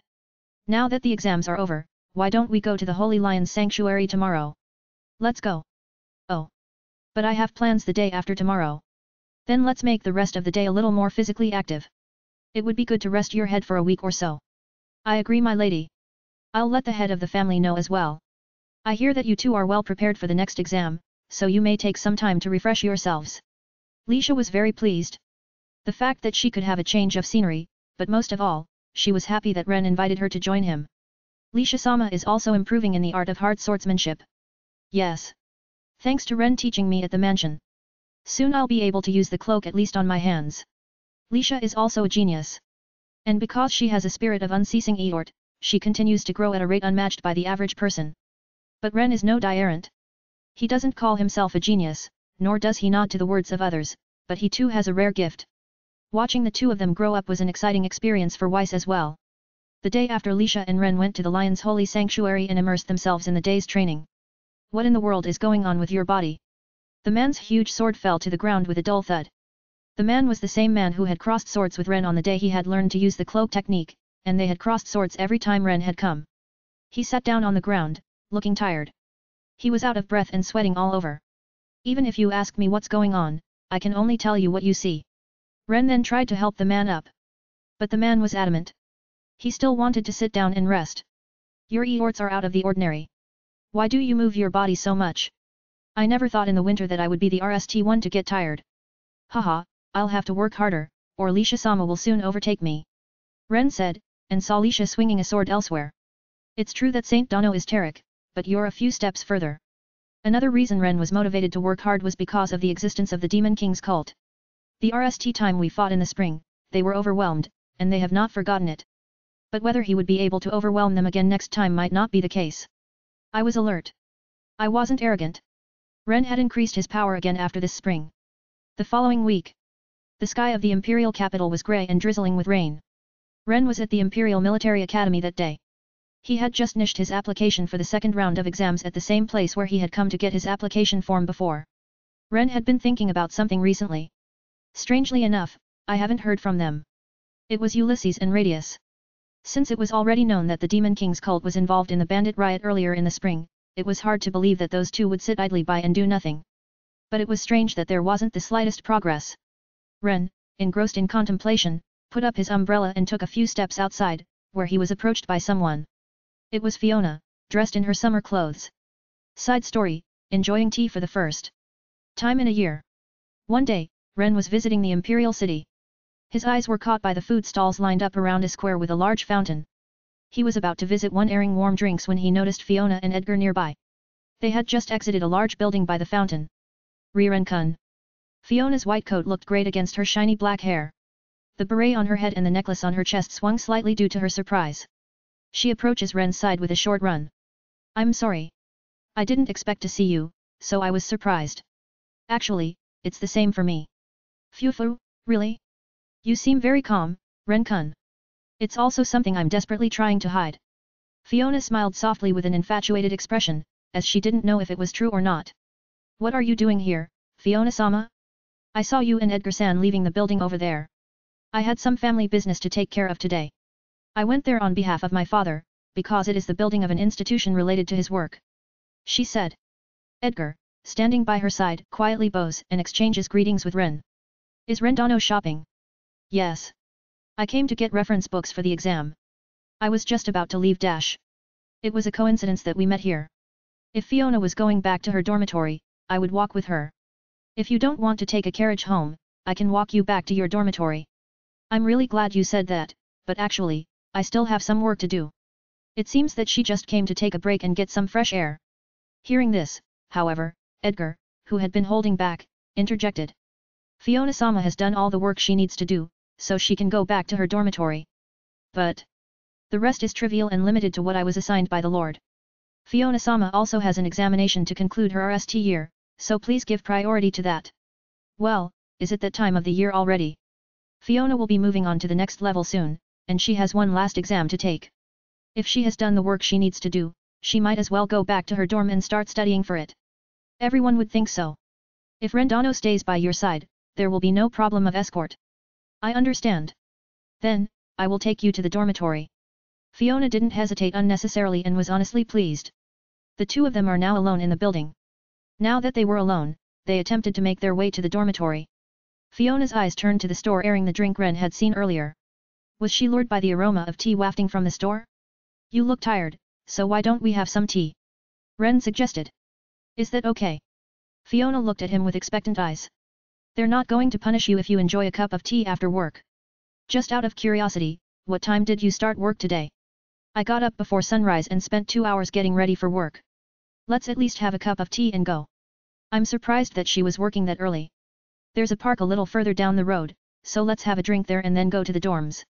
Phew, Ren-kun, you really know the imperial capital well, don't you? The two immediately went to the store they had just spotted and were greeted with a hello by the owner. The two of them looked at the menu list on the simple counter. Let's try this one. The tea leaves and their places of origin are written there in detail. Without hesitation, Ren decided what to order. In fact, the tea could be ordered even in the time of the 7 heroes, and it has the act of slightly restoring one's strength. I wondered what Fiona would order. Ren, which tea would you like? I think I'll have this tea. Then I'll have the same one. Ren, thinking that it would have been better if she had chosen slowly, didn't say the words and ordered the tea she had chosen for the two of them. Soon the tea they had ordered was handed to them. It's hot, so be careful. Thank you very much. I'll put your money on the counter. Here you go. Please come again. Ren paid for the tea. Fiona was upset when she saw it because he was ahead of Fiona as a matter of course. Since you're taking care of me, I'll pay for it. I just want to get it out, so don't worry about it. She couldn't be any more tactless and bite back if he said it in his usual tone and with a smile on his face. Fiona looked apologetic, but held the cup of tea that Ren had bought her in both hands. Thank you for the tea. She looked up at Ren with a slight smirk and a dainty smile. By the way, the cups they held in their hands were not pottery cups, wooden cups, or paper cups. It was a simple cup made from a piece of nut, split in half. There is a variety of the common tree used to build houses that produces the fruit. In Liomel's stall, the berries were often used as disposable containers. The berries are hollow inside when dry, so shopkeepers need only break them in half. The oil content of the berries themselves repels water for a while, and because they are inexpensive, they seem to be very useful. The only drawback is that the bottom of the berries are round, so they cannot be placed on the table unless they are shaved. Thinking back to such tidbits of information, Ren walks with Fiona. In less than 10 minutes, they arrived at a small park in a back alley. The park had a covered terrace where they could sit in the winter without being covered by snow. Right now, there were only 2 other small children playing in the snow. Oh! This tea is delicious. The cold of winter is mixed with the steam every time Fiona brings the cup in her hands to her mouth as she drinks, hung and pung, lightly cooling the surface. Ren, who was sitting opposite her, followed her lead and sipped the warm tea. Oh! I was talking about how it would help me feel the aches of physical recovery, and surprisingly, I understood that. Because he had been going to the lion's holy sanctuary whenever he had time after the new year, Ren has been swearing from muscle pain in some parts of his body. He felt a little relieved. You could have chosen your tea at your leisure. Fiona heard this and said. I just wanted to try the same thing. Really? Yes, it's true. Fiona replied in a good mood. Fiona seemed to be satisfied with the taste of the tea, which was probably a good thing. Ren didn't think much more about it. After a few dozen seconds had passed, Fiona suddenly remembered. Then, with a cup of nuts in both hands, she looked up at Ren. That. He looked as if he was having trouble hearing. Yes? What is it? Do you still remember what happened in the Balder Mountains? If you want to know, I even remember what happened on the mountain before I met Fiona-sama. Fiona coughed when she heard Ren's reply. You also remember the tea I brewed for you. I remember when we were looking for a new way down the mountain after the suspension bridge collapsed. I recalled that Fiona had made tea for me while we were camping. The tea tasted very astringent, he recalled. The tea was very fragrant. I can still remember it. Then, what did it taste like? It was absolutely delicious. Really? Wasn't it particularly cold to drink? No, not at all. It was a forceful and nonchalant reply that clearly showed Ren's concern for her well-being. But Ren had no intention of lying to her. In fact, at the time he was drinking it, he thought it tasted good, and it was a bit astringent, but that was about it. I've practiced a lot since then. I hope one day I can do it again, and this time I can make a proper cup of tea. Naturally, she was referring to Ren. I studied so that the tea wouldn't be too astringent like before. It was definitely astringent, but it wasn't necessarily tasteless or anything like that. Ah. You were aware of it too. So it was like that after all. No, it was delicious. But it's true that you were reluctant to drink it. I liked the taste. Fiona couldn't have been unaware of his concern after digging his grave. But the kind words were heartwarming, and the way Ren gently said them out of the corner of his eye was a little cute, and her cheeks naturally relaxed. Chapter 45, On a Rainy Day. Fiona, dressed in her summer uniform, visited Ren, who had just finished his application for the second exam. Due to a certain business, she had a plan to meet with Ren.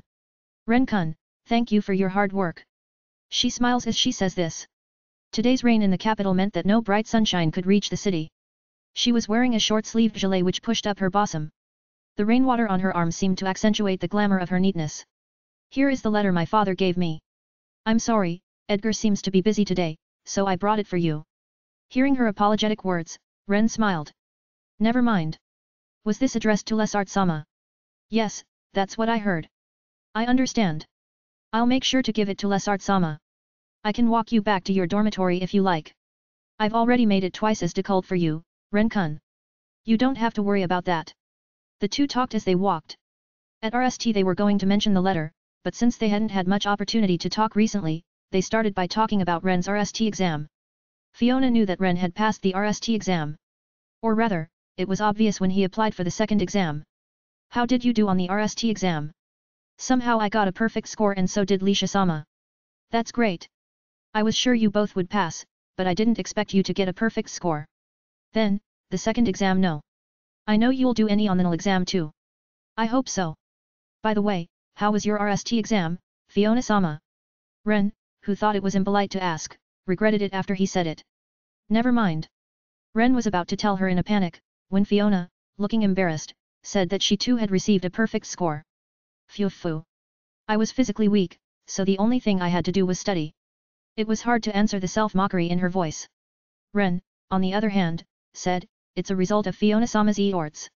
I think Klono-sensei would be surprised to see a boy like you, Ren-kun. The dean, right. For Ren, this is someone whom he has mixed feelings for. I'll definitely be nervous when we meets for the RST time. But I will continue to try not to have the same future as in the game. I have changed many destinies in the past. I'm not as afraid as I used to be. As I recall, Klono-sensei will return in October, so we will see each other at the entrance ceremony next year. I remember she is away from Leomel because of her work. You'll see her at the entrance ceremony next year. She's been away from the capital for a long time because of her job at the Silver Palace of Nodias. But after the disturbances in the Balder Mountains, it seems that she tried to return home once. However, the work that Klono is involved in is not limited to Leomel, but also involves other countries. She couldn't return so easily, and she also received a letter from Ulysses asking her to leave the matter to him, so she had no choice but to give up the idea of returning home. Speaking of which, Ren said. Ulysses-sama seems to be very busy these days. You mean my father? He's certainly very busy. He seems to have entrusted a lot of work to Edgar, so I guess it has something to do with that. Ren then fell silent as they walked. Fiona, walking next to Ren, looked at him and secretly ushed a reddish color in her cheeks when she saw him looking more mature again. Ren then realized that he had been silent, and immediately said. I'm sorry for being silent. He looked at Fiona and his eyes met hers. I wasn't looking at you. No, it's nothing. I just misunderstood. The main goal is to RSTND out why Ulysses and Radius are so quiet. Ren shook his head and said hey. I sent a letter to him before, but he brushed it oh. I asked Ulysses in a letter what had happened to the bandits. His reply was, don't worry about it. And that's about it, in summary. The rest of the letter was just small talk and words of admiration from Fiona. But Ren-kun, why are you so concerned about my father? Fiona-sama, have you heard that the Demon King's cult might be behind the incidents relating to the bandits? I've heard about it. I've been wondering about that. I was told that Ulysses-sama was working with Radius on a number of things, but I haven't heard from him at all. I'm sorry, you're referring to His Highness the Third Prince, right? Yes. Why did you call his name out like that? Radius told me to call him that, so I thought I'd do so without further ado. No wonder Fiona is surprised. She's the daughter of Marquis Ignat, who is the leader of the royalist faction, so her respect for the royal family is stronger than that of other factions of nobles. Ren called out the third prince, and the third prince forgave him for it. She couldn't catch up with these thoughts. Ren-kun, so is that how it is? Therefore, Fiona gave up what she thought. Even I told you to change your tone of voice when talking to me too. She muttered softly and thought back to her exchange with Ren in the Balder Mountains. She felt a certain frustration toward the third prince. I've been wondering why I haven't heard from Ulysses-sama. I've been trying to contact him, but he's been very evasive. Fiona prioritized Ren's thoughts. I don't think it's possible that my father hasn't done any research. That's right, isn't it? I know Ulysses-sama is working without my knowledge. Yes. Ren-kun. Fiona says what she suddenly remembered. She found out not long after the bandit riot.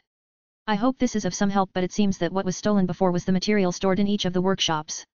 Fiona mentioned that Ulysses and Radius had previously met in Eupheme and had talked about it there. The documents containing information on the magical tools contracted by the various trade associations and the magical tool craftsmen were all stolen. It was as if they were only targeting information on magical tools installed throughout the town, a fact that came to light. Are they looking for gaps in security? Ren immediately uttered the same words that Radius had uttered at the time.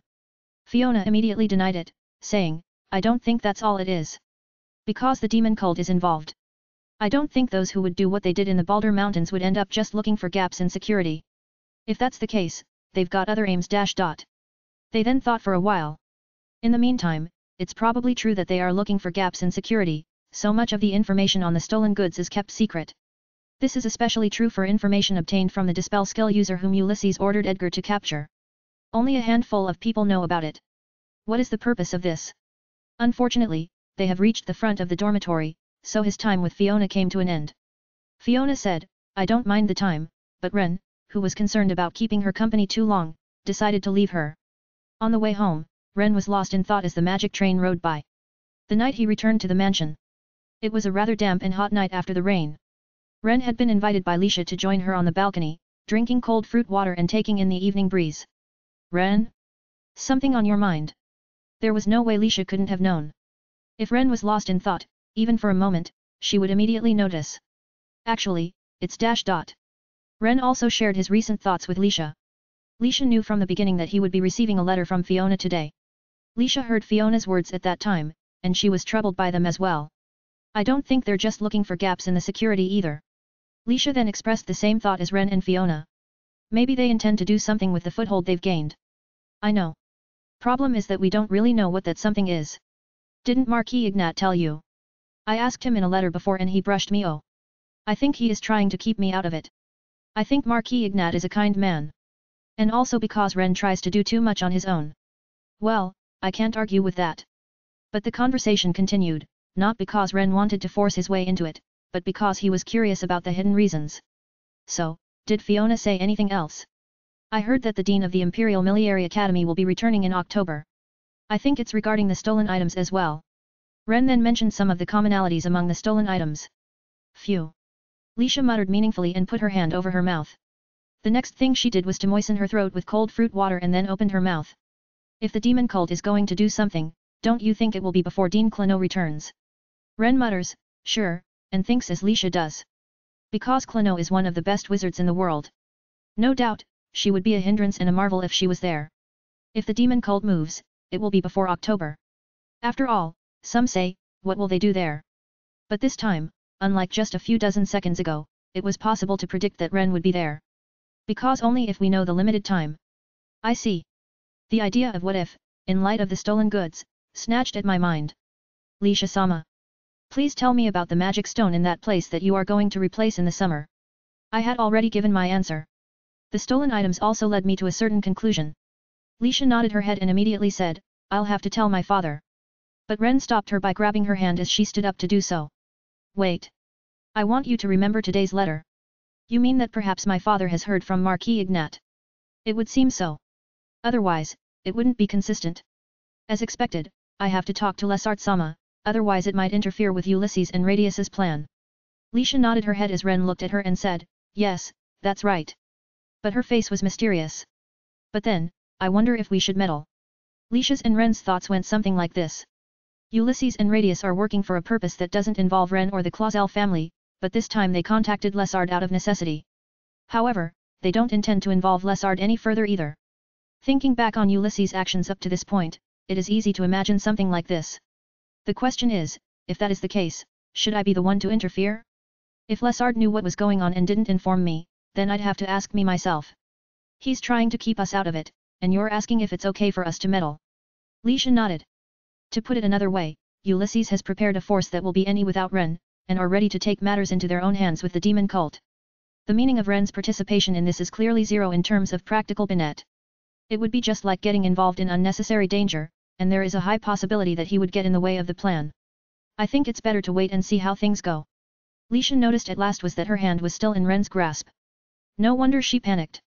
Chapter 46, Even if I didn't want to interrupt you, I just wanted to hear what you have to say. Ren had a feeling that didn't add up. He did not want to resist the kindness of Ulysses and the others, nor the foolishness of wanting a futile battle.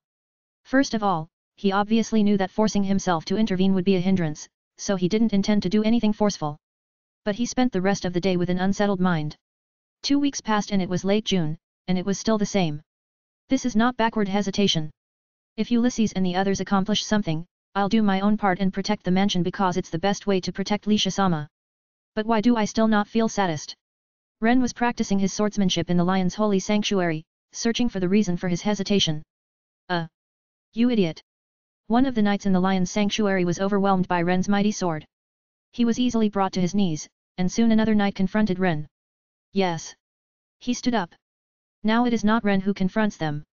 It is those who, until only 6 months ago, had been teaching him the meaning of the hard sword. However, all of them were brought to their knees by Ren's hard sword. Ha! Ha! Rendano is even more awesome these days than ever before. What's going on? It's scary. Is he trying to become a true lion? Ever since winter, Rendano has been wielding his sword to exhaust his inexhaustible strength. Ren swinging his sword. More. Sweating and gasping for breath. As long as his body could move, he tried his best. The dense magic that Ren cloaked his body with was invisible. Still, the hard sword users were able to understand it. That boy is trying to evolve, again. For some purpose, forcibly. The hard sword users gasped, feeling as if they were being shown that moment. An old gentleman appeared there. Edgar-san. Yes. It's been a while. Ren hasn't had the chance to see him at all recently. Edgar appeared suddenly and took his jacket in front of Ren, holding the 2 swords that had been prepared for training in his left and right hands.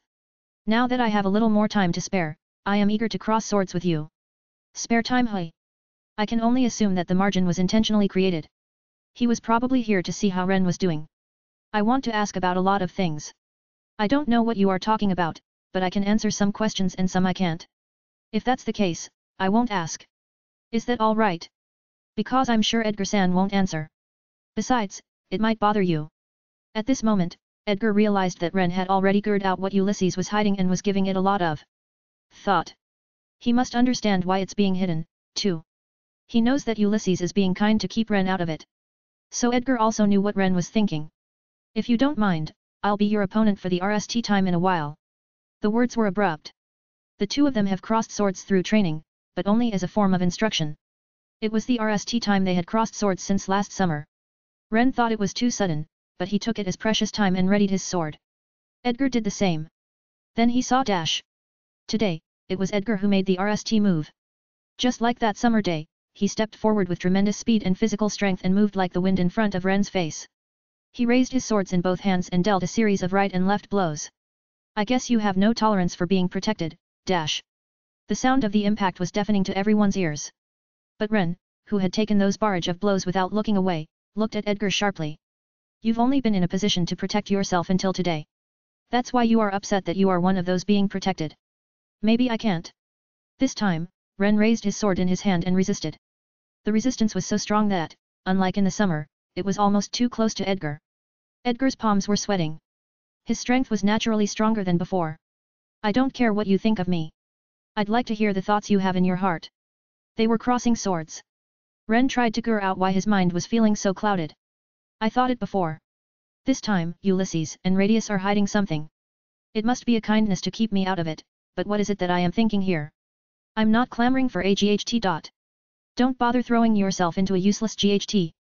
I have thought about this many times and understand that there is no doubt about it. And yet, just by crossing swords with Edgar like this, I was gradually getting closer to the answer. Could it be that I'm? How is that possible? Even though the other party is far more powerful than I am? I thought about it, mocked myself, but I couldn't deny it and laughed. You really are a softie, aren't you? Of course, it was him. He was thinking about many things just because he had more opportunities to be associated and involved. Worried about the scenario in the game that may be so. But is it more pure devotion? Or was it the rigidity that Ren possessed that made him, and each and every one of them, care? I'm afraid that something dangerous will happen in a place I don't know, beside the very people I'm supposed to be protecting. Ren howled. His sword was LED with more physical strength than ever before. Then, I suppose, we should stay close to those we are supposed to protect. Dash. There is no doubt about that. But Edgar-san is mistaken about something. Ren thought. Yes, that's right. No wonder he was lost, he laughed. He smiled again, mocking himself for having thought of such a crazy idea, but then smiled carefree, as if he had come to his senses, or perhaps he was just relieved. A misunderstanding. My body was light. Perhaps it was the disappearance of my recent hesitation, but I felt a lightness that I had not experienced in my entire life. Surely I'm worried about Ulysses-sama, too. That's why I wanted to at least hear what you had to say. A single strong swing struck Edgar. Catching it head-on, Edgar was surprised at the strength of the hard sword, but equally surprised at Ren's statement. Dash. Edgar was taken aback. The main reason for this is that the mainlander, Ulysses Ignat, is a man of great skill and wisdom, and his power and inions are well known throughout the world. Yet, when he heard that Ren was worried for his lord, he was at a loss for words. Even if Ren had indirectly protected Ulysses in the past. Edgar's cheeks relaxed. Ha ha ha ha. He stopped a distance away from Ren and laughed high.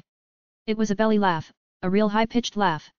Hearing the laughter, Ren relaxed, distancing himself from Edgar. Wow, I knew you would laugh at me. My apologies. Just what can I say? Cuckoo. I didn't think that Rendano thought that about the Lord as well. After all, he was worried. Ren was worried about Ulysses, who was about to set up a trap for the demon cult. So was Radius. Even though Ulysses and Radius weren't going to GHT directly, the thought was stirring in his mind. That's why he wants to hear what they have to say. I thought that Elendil was not unrelated to the speculations of Ulysses and Radius, so I thought I would ask him about more. I laugh at myself to think I was just worried about them. Outrageous. I was just struck by what I thought would be noble, kind, and warm words. I hope you will never forget those words. Edgar readjusted the swords in his hands. Ren followed suit. You should know by now. The Lord has sent a letter to Baron Clausel, informing him of our conversation. On the contrary, he met with him today and spoke to him directly. Ren listened to the rest of the conversation. Has Baron Clausel told you anything yet? He would never tell me. The other party is Ulysses Sama and Radius, of course. So it's not necessary to ask him. You are right. This is rude. Ren laughed when he saw Edgar chuckle. How about a bet? Edgar said. It was a simple bet. If Rendano parries my special attack, I will take Ren Sama to the Lord. If not, you must give up. The attack will be different from the previous ones, won't it? Yes. There's a possibility of injury, so I won't force it. Ren's answer to this question was obvious. I still had no intention of disturbing Ulysses and his family. But after listening to what they had to say, I wanted to sort out in my own mind how I should behave in the house of Elendil. So, I decided to go. Please, I'd like to borrow your chest. The knights who were watching the situation were thrilled. They were excited to see what Ren would do with his sword against Edgar. Some even wondered how many times he would last. However, they all learned that their thoughts were mistaken. What kind of sword skill will he show? Their expectations were too low. How many times will he last? That's the insult. Deep within the body. If there is such a concept as the soul, the source of his power, which is the greatest of all, breathes there. If there is an undefeatable lion, then surely. I will give you the RST move. That will be my cue to begin. Yes, here I come too. Such bravery is the essence of Ren. Only when we understand our true nature can we enter a new path to evolution. Ren was about to unleash his power here. No need to hold back. Run through it. Telling himself, Ren Nally stepped in. This is. Edgar's body, who had caught Ren's sword, slowly retreated. The speed of the sword is faster than the body movements of Thief Wolfen. I'm still going. A barrage of blows struck Edgar.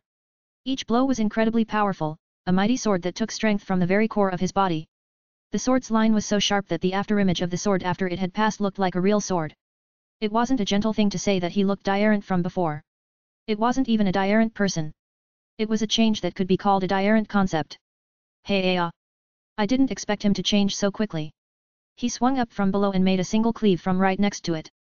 Edgar would have witnessed the handling of any of the numerous swords. Everything is original to Ren. Even a mere side cleave is like a technique when Ren handles it. Even so, Edgar was still a strong man. He still hid his power and was content that if the Lord ordered him to defeat Ren here, he would be able to mow down his consciousness immediately. He was too old for Ren, who continued to evolve at an uncommonly fast pace. But despite this, there was a certain feeling that ran down his spine. It was an unexplainable fear that made him feel that he couldn't possibly lose. On the other hand, he was even happy. The bet he made earlier had a certain purpose. Edgar's cheeks relaxed as he thought about the possibility of achieving his goal, i.e., losing the bet he had applied for. I can remember the day I led you here that summer like it was yesterday. Edgar turned to the attack.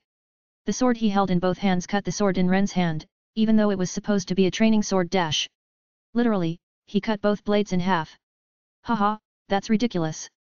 Edgar-san. Ridiculous? Ha. Which one is really ridiculous? Edgar, seeing Ren's surprise, throws the swords in his hands at Ren. Ren hit them with his sword, which had only a handle and a small blade, and retreated slightly. Then, a strong cold air arrived from Edgar. The ice blade he created in the air pierced Ren's clothes to sew him to the ground. After taking the ice blade in his hand, Edgar intended to honor Ren by thrusting it at him. I will show you. The mighty sword of one who can handle magic. He said that each of the ice blades he would unleash would be equivalent to the sword of someone who has mastered the art of wearing a cloak. Therefore, it's extremely difficult to prevent. so, there was no way Ren could resist. The bet ends with Edgar winning as it should. Don't underestimate me, Sword Saint. The boy has fought to the death many times before this day, and he is a strong man. The strength of a boy who, until this day, has defeated many powerful enemies. The lungs, overworked by training, always dry up as if they had been left in a wilderness of hot sand. And the speed of his evolution, which is far beyond that of ordinary people, by ruthlessly pushing his muscles until they were hot enough to burn. These are the proofs of a gem that will eventually be called the best work of the Lion's Holy Sanctuary. Therefore, do not underestimate him. He is Ren Ashton, a man who has fought to the death many times and continues to grow. The Knights of the Holy Lion Sanctuary were in awe.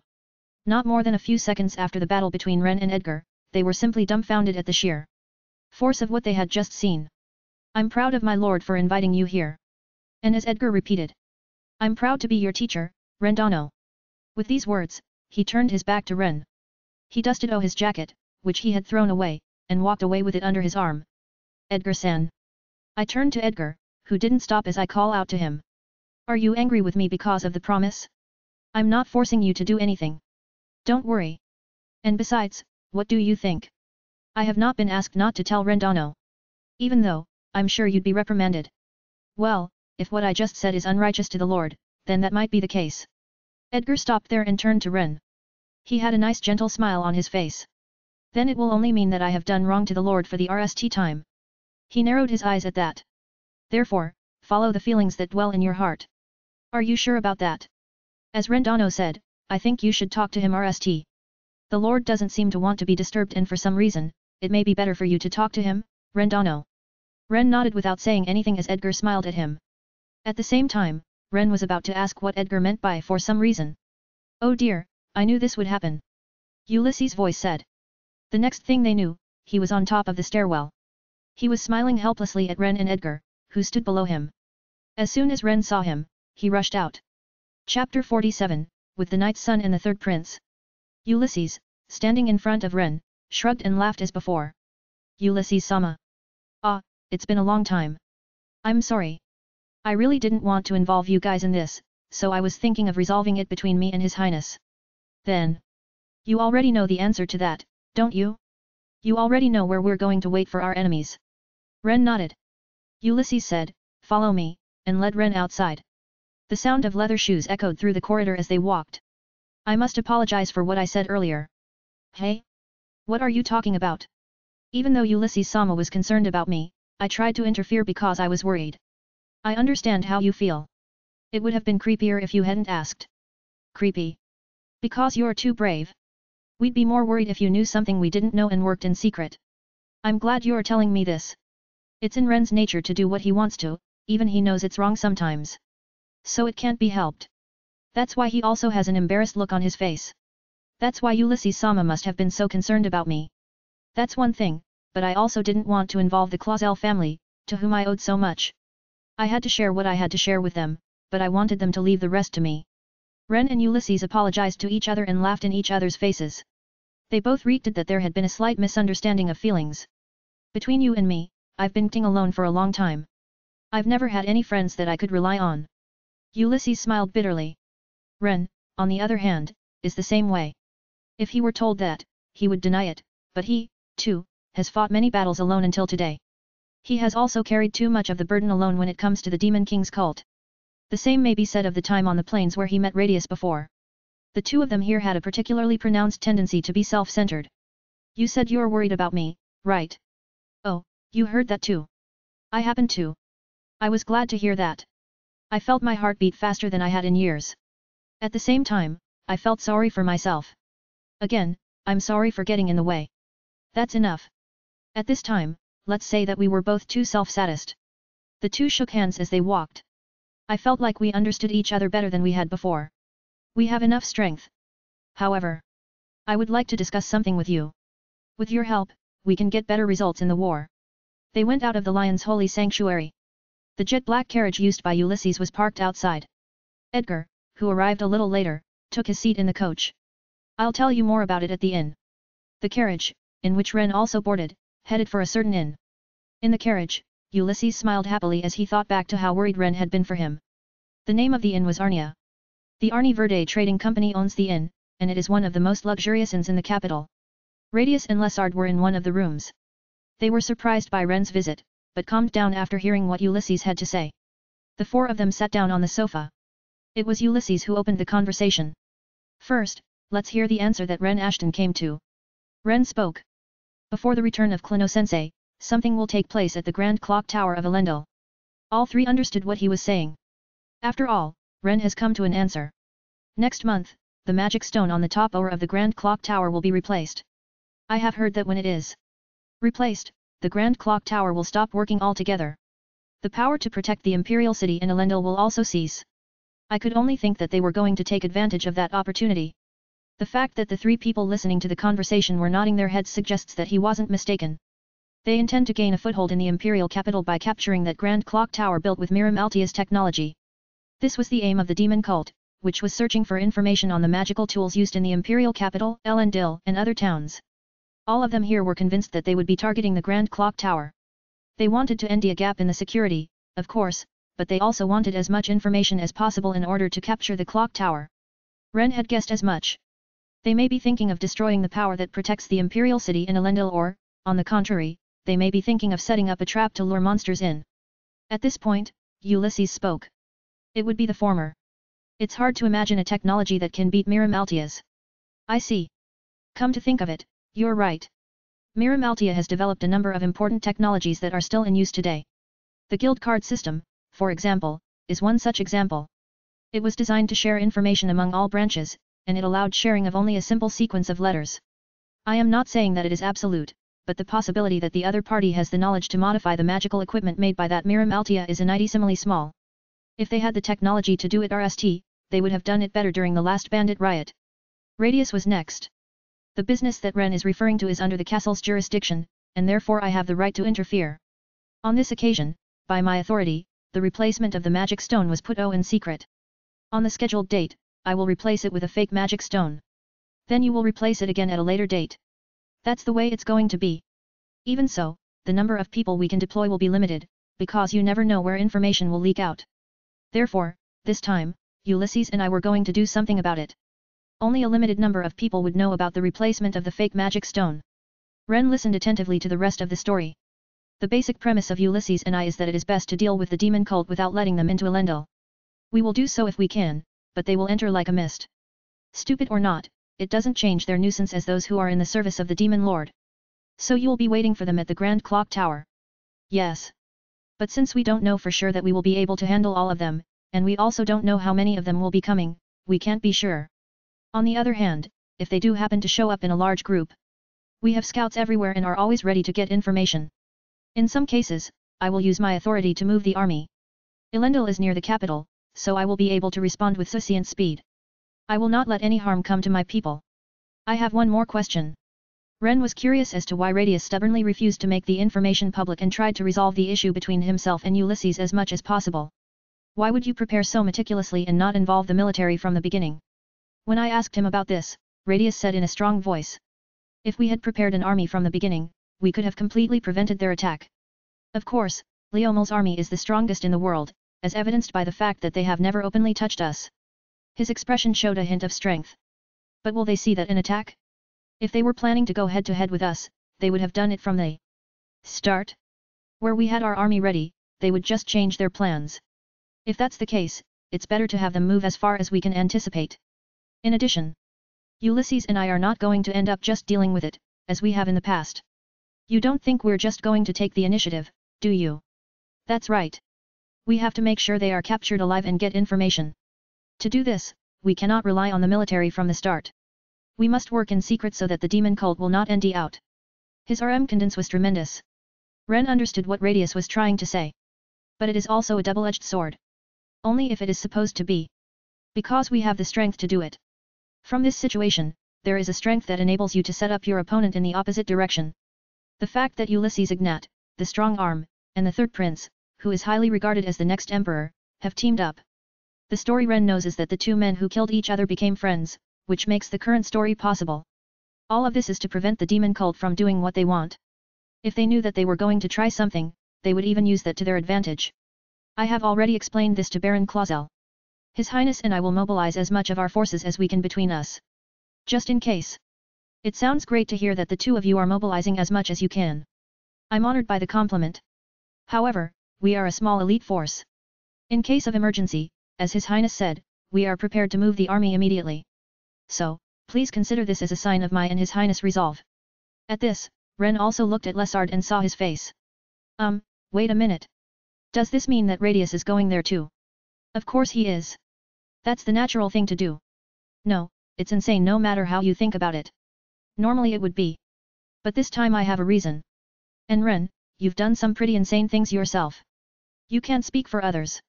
I can't argue with that either, but why go to all the trouble to put yourself in harm's way? It's the same thing that happened on the plains. There are things I didn't tell you, Ren.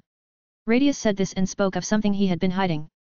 It was a skill possessed by the third prince, Radius van Leomel, that had never been revealed in the legend of the 7 heroes. I have a special and unique skill called analysis. Its strength lay in the ability to examine the information of the objects it touches. The word information is vague, but if you examine a sword, for example, you can tell what metal it is made of. But it is not a matter of having words like iron or steel pop into one's head. It is difficult to describe in words, he said, but it is as if an answer is derived based on Radius's knowledge and it comes to his mind. In the absence of that knowledge, it seems to remain in the mind only as new information. This will confirm the mark of the demon cult. I don't care what it is. I want as much information about them as I can get. Then just wait and see. You should wait until someone brings the comatose demon cult member to you in a safe place. And who can vouch for the outcome of bringing him safe and intact? Remember that bandit dump you caught, Ren? I didn't tell you, but he too died shortly after that outburst, shortly after you left. And the imprint was gone before I could end out what happened. Ren's attack wasn't enough to kill. That bandit member had suddenly become rotten all over. That was why Radius was so adamant that he would go himself. He wouldn't let this opportunity pass him by at any cost, for he knew that something might happen before they could bring one back. He had prepared carefully for this, and he had also examined his forces. He, like Ren, had a strong determination and will. Only if I can deepen my understanding of the mark of the demon cult, it will be easier for me to follow their footsteps in the future. So you don't intend to stay in a safe place yourself? I have no intention of stepping away from them, no matter what anyone says. I'm a descendant of the Lion King. I will not stand by and do nothing to those who want to harm my people. What Radius wants is assurance. He is therefore more concerned than anything else that he will not be able to get information again as he did before, saying that he must go out there himself. Everyone knew that. No one can guarantee what he says isn't true, so the idea that he should go himself makes sense. Only, per se. LNAud-sama, you've heard the details of the operation and are satisfied with them, right? Yes. I have also confirmed every detail, and I am convinced that this is what we should do. I understand. Then I won't say anything more about it. Then, Ren nodded. Is it okay if I protect the mansion? As I said at RST, I have no intention of interfering with this operation. Ren just wanted to know how he could move without getting in the way. He wanted to know how he could best move to protect them. Oh.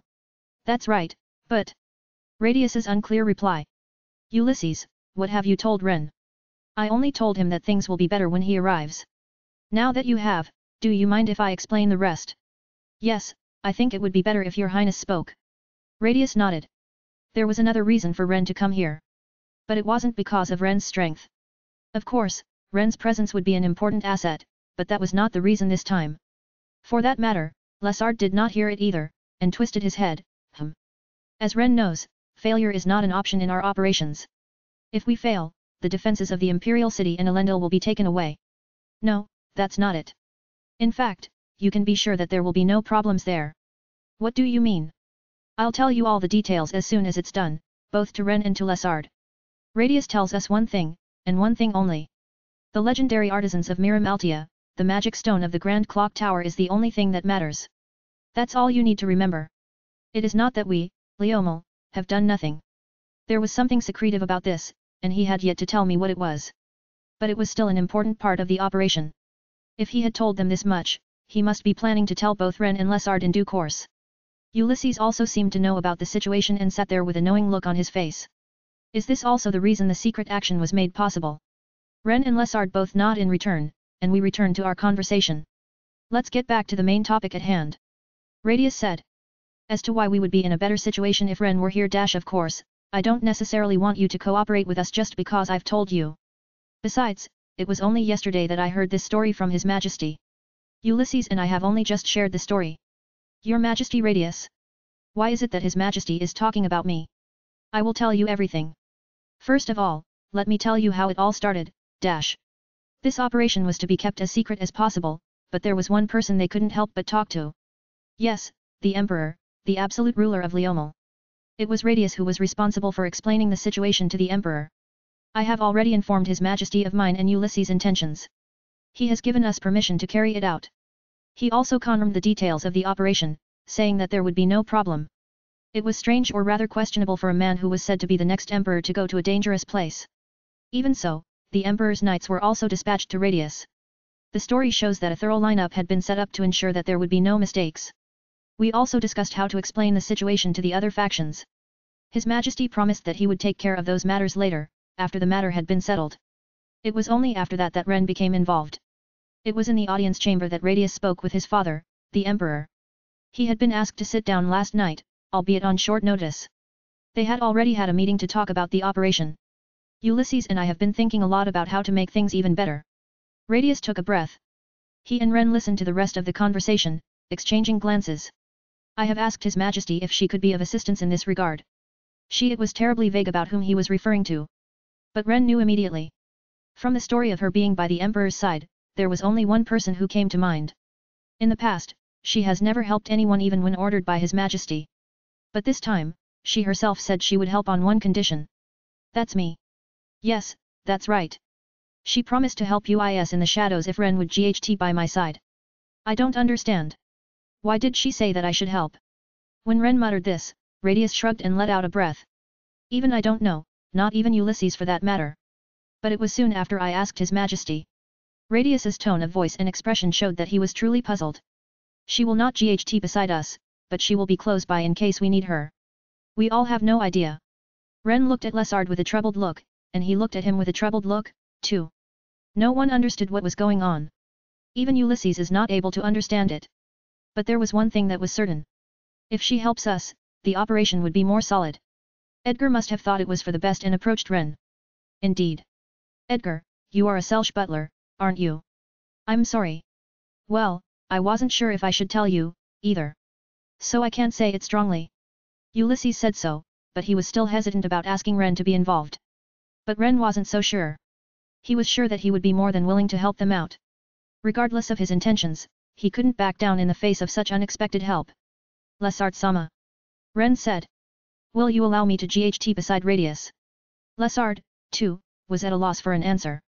Of course, he had some doubts about asking Ren for help again, but this was too big a deal for him as a baron. When he was at a loss for an answer, Ren took the initiative to request. How about you pay for my tuition as a reward? This was the first time Ren had ever expressed a desire for a reward himself. He is no longer the little boy from the countryside. I will reward you as ICT. So, Ren, are you willing to help Leomal? To this Ren replied. Yes, I am. I'm at your service. It was an immediate answer, as if he had been waiting for it. After they had exchanged their words, Radius said. But Lesard, for some reason, they might think that you are a member of our royal family. I heard that the Clausel family is on good terms with the Ryou family, and I have been told that they are not biased. If so, I hope you will continue to favor my Clausel family. I wouldn't call it rumor-mongering, but Lesard eared about the expected tone of the discussion. Well, what is it that you want? What I want is political power. So I have to establish myself as a neutral but RM position. Are you willing to become a member of my royalist faction? That seems to be another story. I'm afraid I cannot answer your question at this time. I'm still occupied with my own personal affairs. The reason why he could not easily switch factions was because of his past experience. He wasn't in a hurry to make a decision because he had been working steadily to expand his power recently. It wasn't something that should be decided by the momentum of the moment.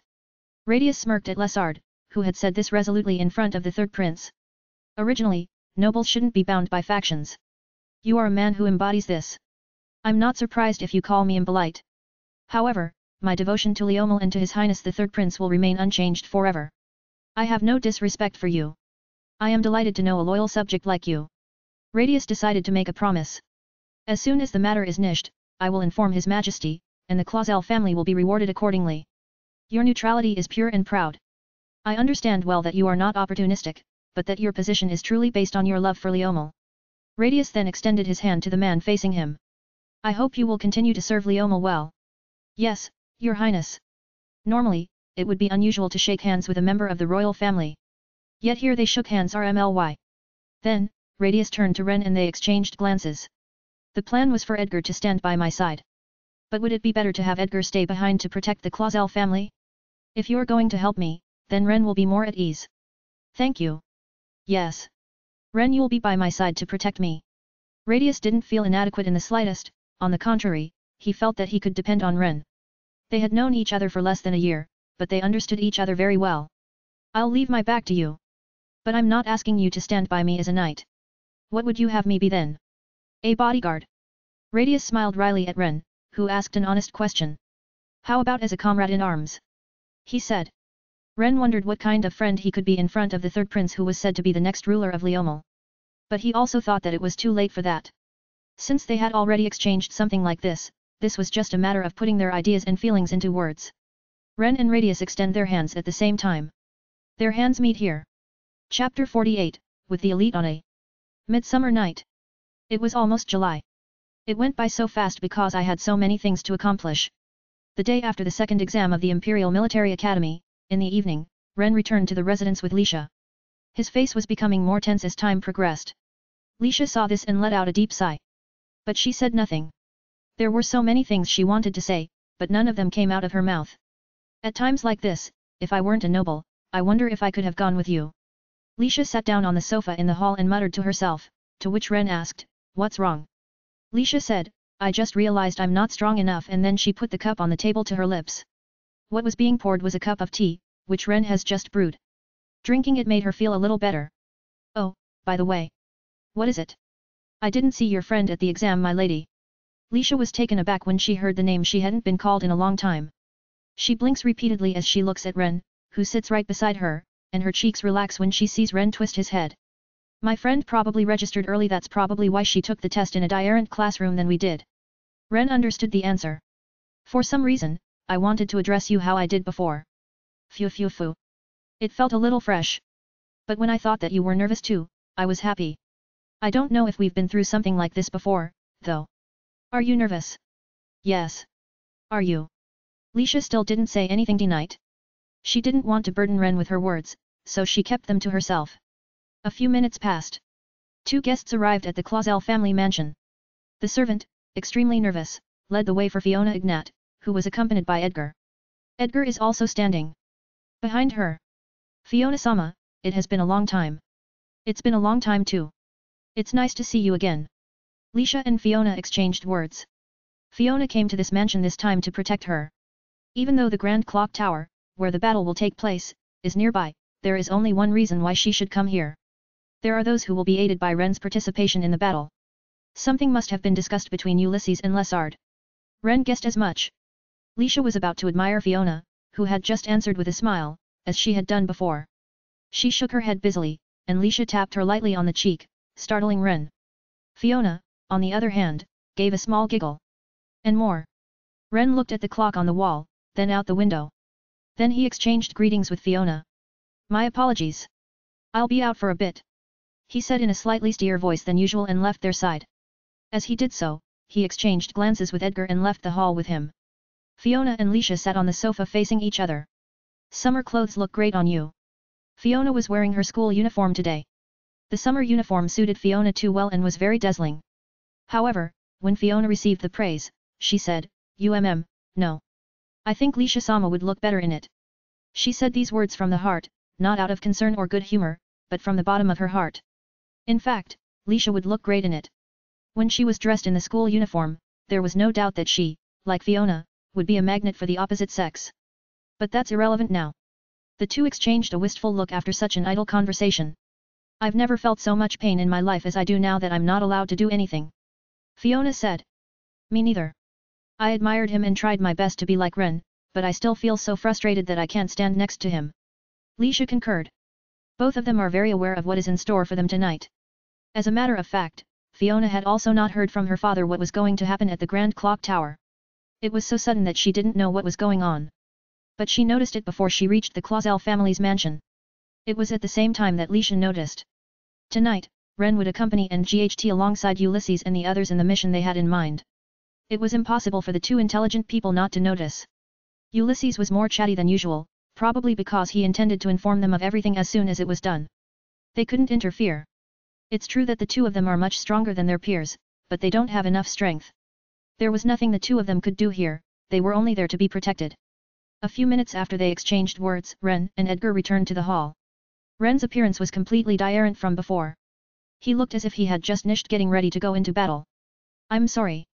Edgar-san gave me some information about a unique monster, so I'm going hunting now. It was such a ridiculous lie that they couldn't help but laugh. Ren must have thought hard about it, but he was too naive. The story is somewhat similar to Ulysses' messy storytelling when he sent Fiona away. I wonder if Ren and Ulysses have some similarities. M.O. Riren-kun. Ren had this quality. He was smart when it mattered, but only at times like this did he make poor decisions.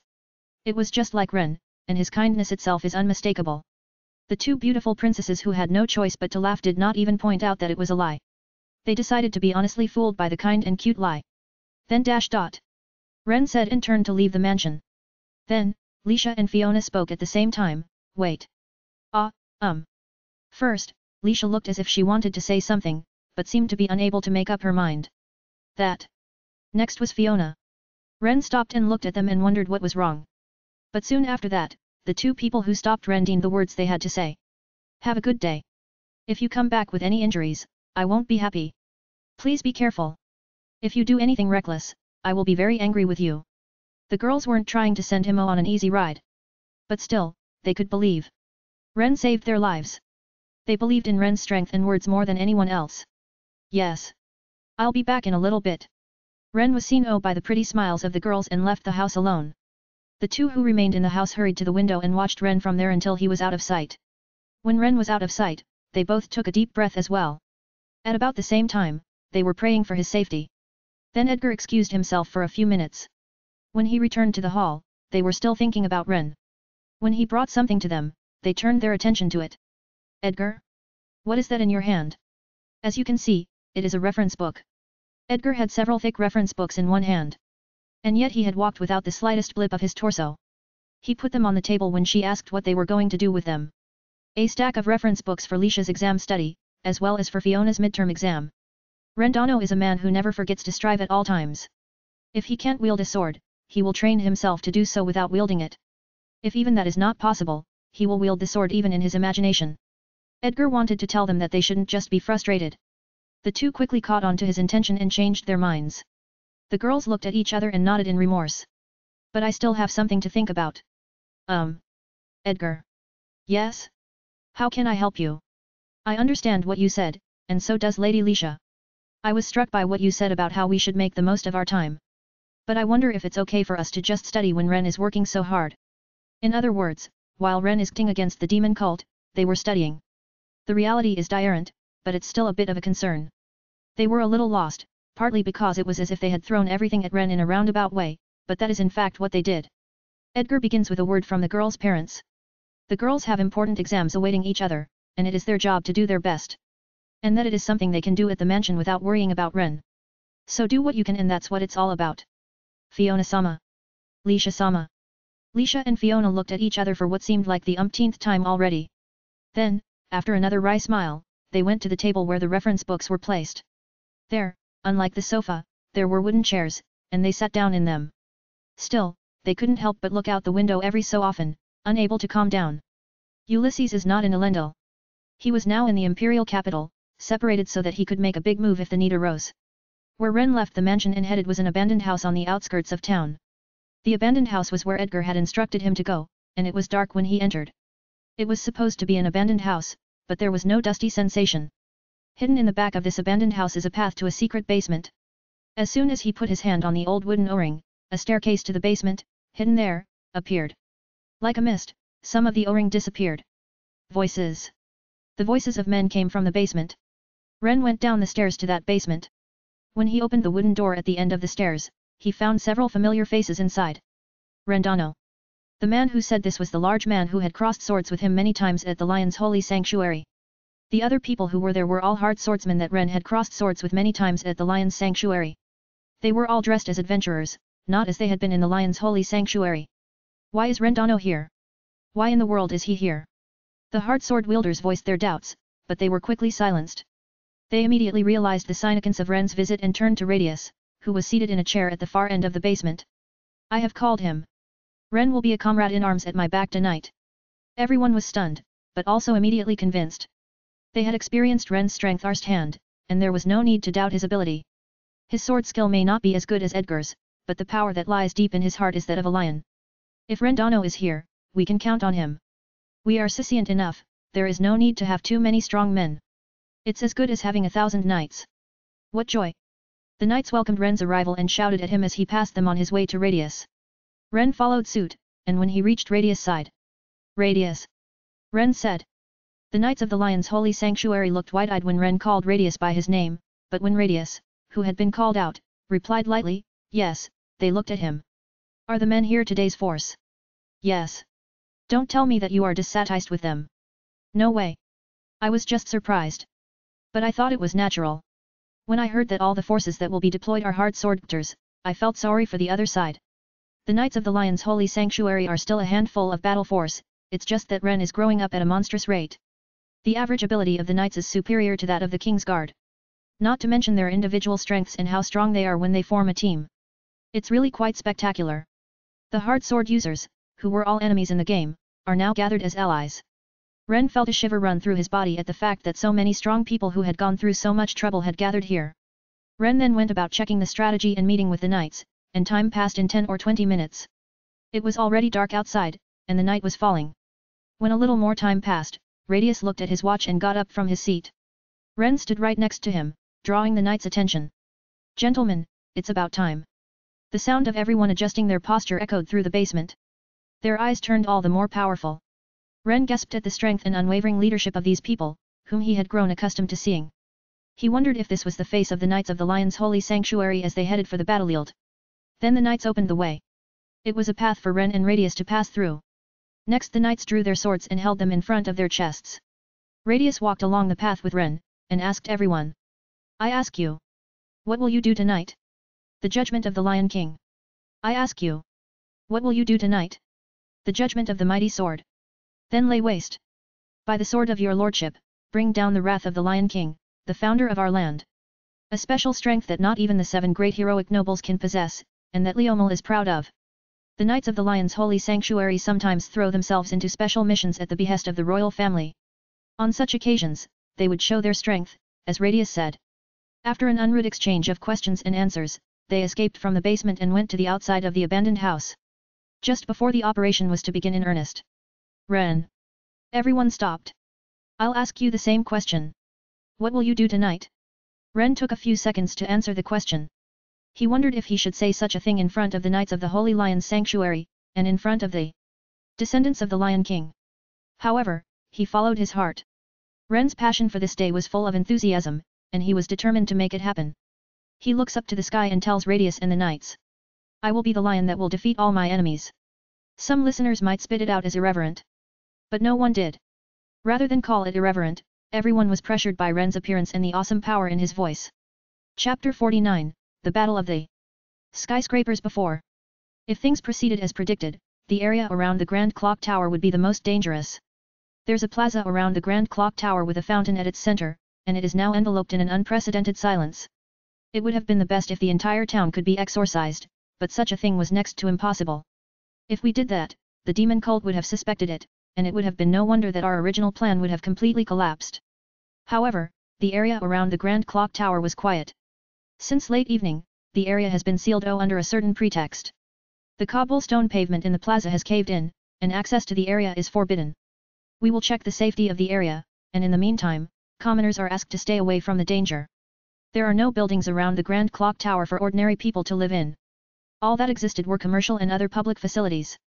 Shopkeepers who were ordered to evacuate were later given a security deposit. As for whether any civilians remained, those who had been arranged by Ulysses were checking to see if there were any civilians left. They were also well prepared to ensure that the people wouldn't be harmed elsewhere. What do the demon cult think when they see that? A trap? Or is this a prelude to replacing the magic stone in the Grand Clock Tower? Radius couldn't decide which he thought, but there was one thing he could determine. They were no longer at a stage where they could call the operation. 2 people were trying to wander into the plaza by the clock tower. They were Vane and Sarah.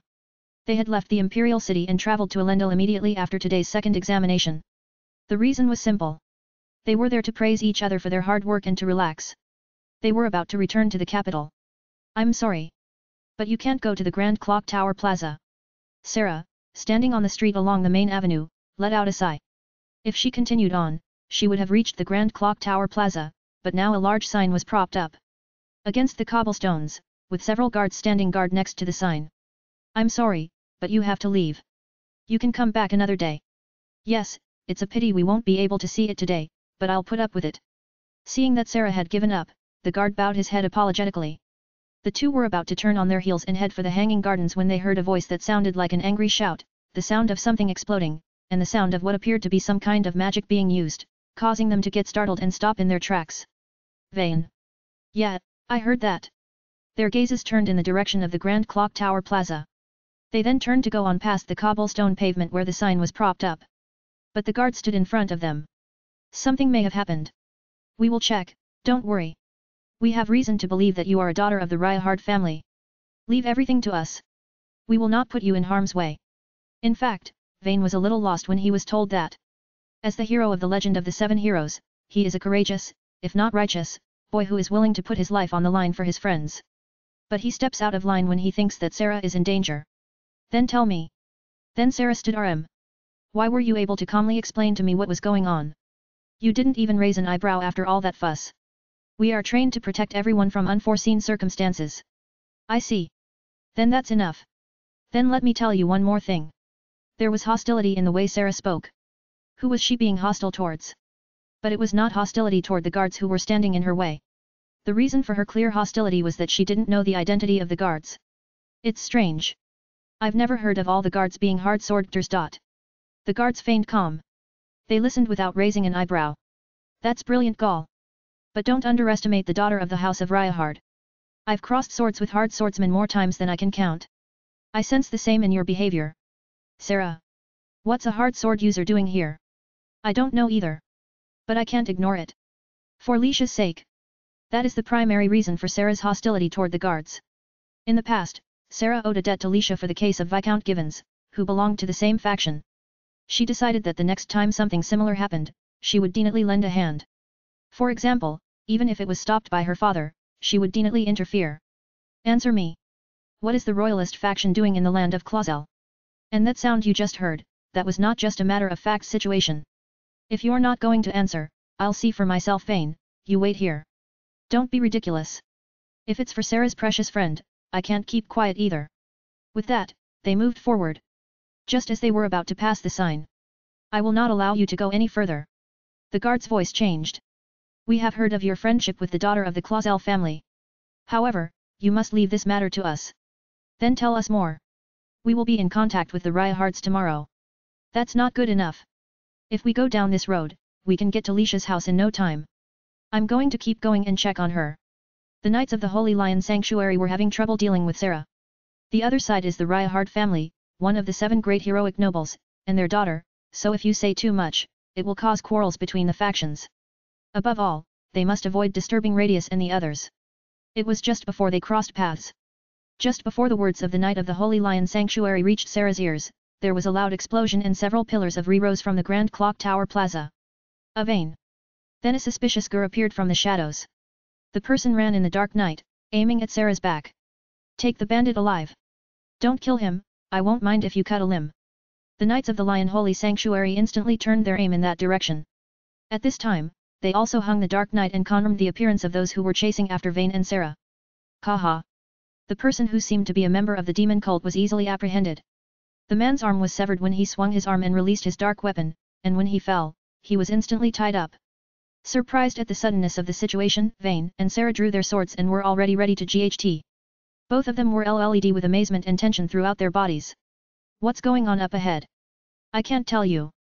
The only thing I can tell you is that I want you to leave this place as soon as possible. Then, a dozen or so new demon cult members appear. The Knights of the Lion's Holy Sanctuary stood in the way to protect Vane and Sarah. At the same time, several members of the Ryou family appeared to protect them. They are knights in white and silver cloaks. They must be the ones Ren recalled in the past who protected them from the shadows. It didn't matter if a dozen or so demon cult members appeared. When some of the demon cult tried to attack those who were protecting Vane and Sarah Can you handle it? Yeah, I'll be any dot. The voice came from behind everyone, and Ren appeared between those protecting Vayne and Sarah and the approaching demon cult members. Both Vayne and Sarah were surprised to see Ren. They had met him before in the forest outside Elendil. Look out! Run! If you stay there dash! The two of them called out to Ren in panicked voices. The two thought it was strange. They could observe the Knights of the Lion's holy sanctuary looking awfully calm during this situation, and the fact that these knights didn't move to help Ren. But they soon found out why. The boy with whom they had exchanged words that day was an overwhelmingly powerful man. I'll show no mercy. The iron sword was swung forward with great force. The shockwave created by the swing spread out like a fan, frightening the approaching demon cult members. Ren immediately readied his iron sword and stepped forward sharply, quickly putting several of them in a coma. Some were hit in the gut, others in the neck. Witnessing Ren's strength, Vayne and Sarah were stunned. They mutter words of amazement in their mouths, such as impossible, and so strong. What the heck is this kid? What the dash? Gwa. Unlike when he wielded his sword at the Holy Lion Sanctuary, Ren was now just literally laying waste to them all. When every last one of them had been defeated. That monster-like strength. Radius appeared on horseback and alighted beside Ren. I'm any. You better check it out quickly. I know. Vayne didn't know Radius yet, who had suddenly appeared. But Sarah had seen his face before, so she was troubled by the sudden appearance of the royalty. These people here are not enough. More. After holding up his hand to the fallen demon cult imprint and making it glow dimly blue, Radius mounted his horse once again. Beside him was the horse Ren had ridden, and he too mounted. That person over there is Sarah Ryou, right? Yes. Sarah hurriedly took the courtesy and bowed to Radius on horseback. Of course, Vayne, who was standing next to her, also bowed. I will not allow you to go any further. I know you are concerned about the Clausel family, but that is unnecessary. I give you my word in the name of the royal family. Once that was said, Sarah couldn't interfere. The reason is that the other party is not a royalist, but rather a member of the royal family. No matter how much she was worried about Lisha and how much she cared about her, the area beyond this point was no longer one that Sarah could meddle in on her own. Radius saw that Sarah was satisfied and exchanged glances with Ren. As they made their way to the Grand Clock Tower Plaza, Ren and Vayne's gazes met for a moment. Sarah, he's the one from the other day. I know. He's ridiculously strong, and I don't know what's going on anymore. Yet. I don't either. They exchanged words like that, and then left the place, urged on by the private soldiers of the Ryou family. Sarah was driven to the back of her mind until the very end, but with the third prince involved, it was hard to believe that it was just a factional war. That was one of the reasons why she nearly set out on her way home while suppressing her feelings of concern for Lisha. The private army of the Ryou family forced her halfway home. The eeks of warfare are surprisingly not apparent until one is near the Grand Clock Tower Plaza. The Ryou was controlled to prevent its destructive power, sound, and EMS from spreading to the surrounding area by installing special magical tools. However, it was still a surprise to the Knights of the Lion's holy sanctuary. The fact that the demon cult had attacked with such and without fear of being seen was still a surprise. Where were they sneaking in through? Whether they were among travelers and adventurers or amongst the cargo that was loaded on them, it makes no difference what we have to do. None of them were ever upset. Because they were all Knights of the Lion's sanctuary. They are knights among knights, and they are made up of only a handful of elite men. What's that? These guys. I didn't hear anything like this. What's going on? I thought the security was thin. Those in jet black robes were in a panic. The unexpected gathering of such powerful people had sent the demon cult and others into a state of confusion. The result will not change even if a crowd of people gathers. It looks like they now regretted their decision to invade the land of the Lion King. Without losing his breath, he simply processed the matter administratively. One by one, the demon cult members were cut off from consciousness, and were assembled on the cobblestone pavement. It's His Highness. His Highness is here. Radius Nally appeared. He rode his horse across the square of the Grand Clock Tower with Ren in tow. They were headed for the Grand Clock Tower and its entrance. There are already signs of destruction near the entrance, indicating that they have been snuck inside. We must not allow them to interfere with His Highness' path. In the name of the Lion King. Kick them to the curb. The Knights of the Holy Lion's Sanctuary roared with even greater energy, using their mighty swords. No obstacles existed. Ahead of Ren and Radius, there was only one road leading to the entrance of the Grand Clock Tower. Ren, what follows will be a little more complicated. He said as he alighted his horse. There is no such thing as an elevator in the Grand Clock Tower. Does that mean we have to run up the stairs to the top of this ridiculously high clock tower? No, it doesn't. But don't worry. I've been working hard on my physicalness inside the castle until today. Oh, I don't see how that's going to be enough, But we can't stop now. They now set foot inside the Grand Clock Tower. After dismounting their horses and entering, they found that the beams spread far overhead, creating a majestic view of the topmost layers of beams. There were several compartments where huge and small gears sometimes tee together, and several walls with intricate patterns. Some of the knights who had been outside followed them as planned. Climbing the stairs that surrounded them on all sides, Ren looked at Radius behind him. I'm just thinking of building up my physical strength from tomorrow. Oh, that's a good idea. Radius, with a large bead of sweat on his forehead, ran up the stairs as hard as he could with his civilian-leaning strengths. The time passes by minutes, 10 minutes, but there is still a long way to go. No. Radius, who had just lost his footing and was about to tumble backward. You've shown so much determination. Ren's hand grabbed Radius' arm and stopped him. Don't pull my leg. Even with his strong words, he was serious. Therefore, he didn't think it was arrogant, but rather he was thankful for the proclamation. Radius' eyes narrowed, and the next moment, he said, Don't look down on me, and pushed his body. Keep saying it. I'll say the same words to you, Ren, if you do a bad job on the rooftop. Yes, I pray it doesn't come to that. We have a long way to go. But this time, Radius didn't stop once while taking the stairs of the Grand Clock Tower. It's enough to get information from those outside, but to get information from the seal of the demon cult.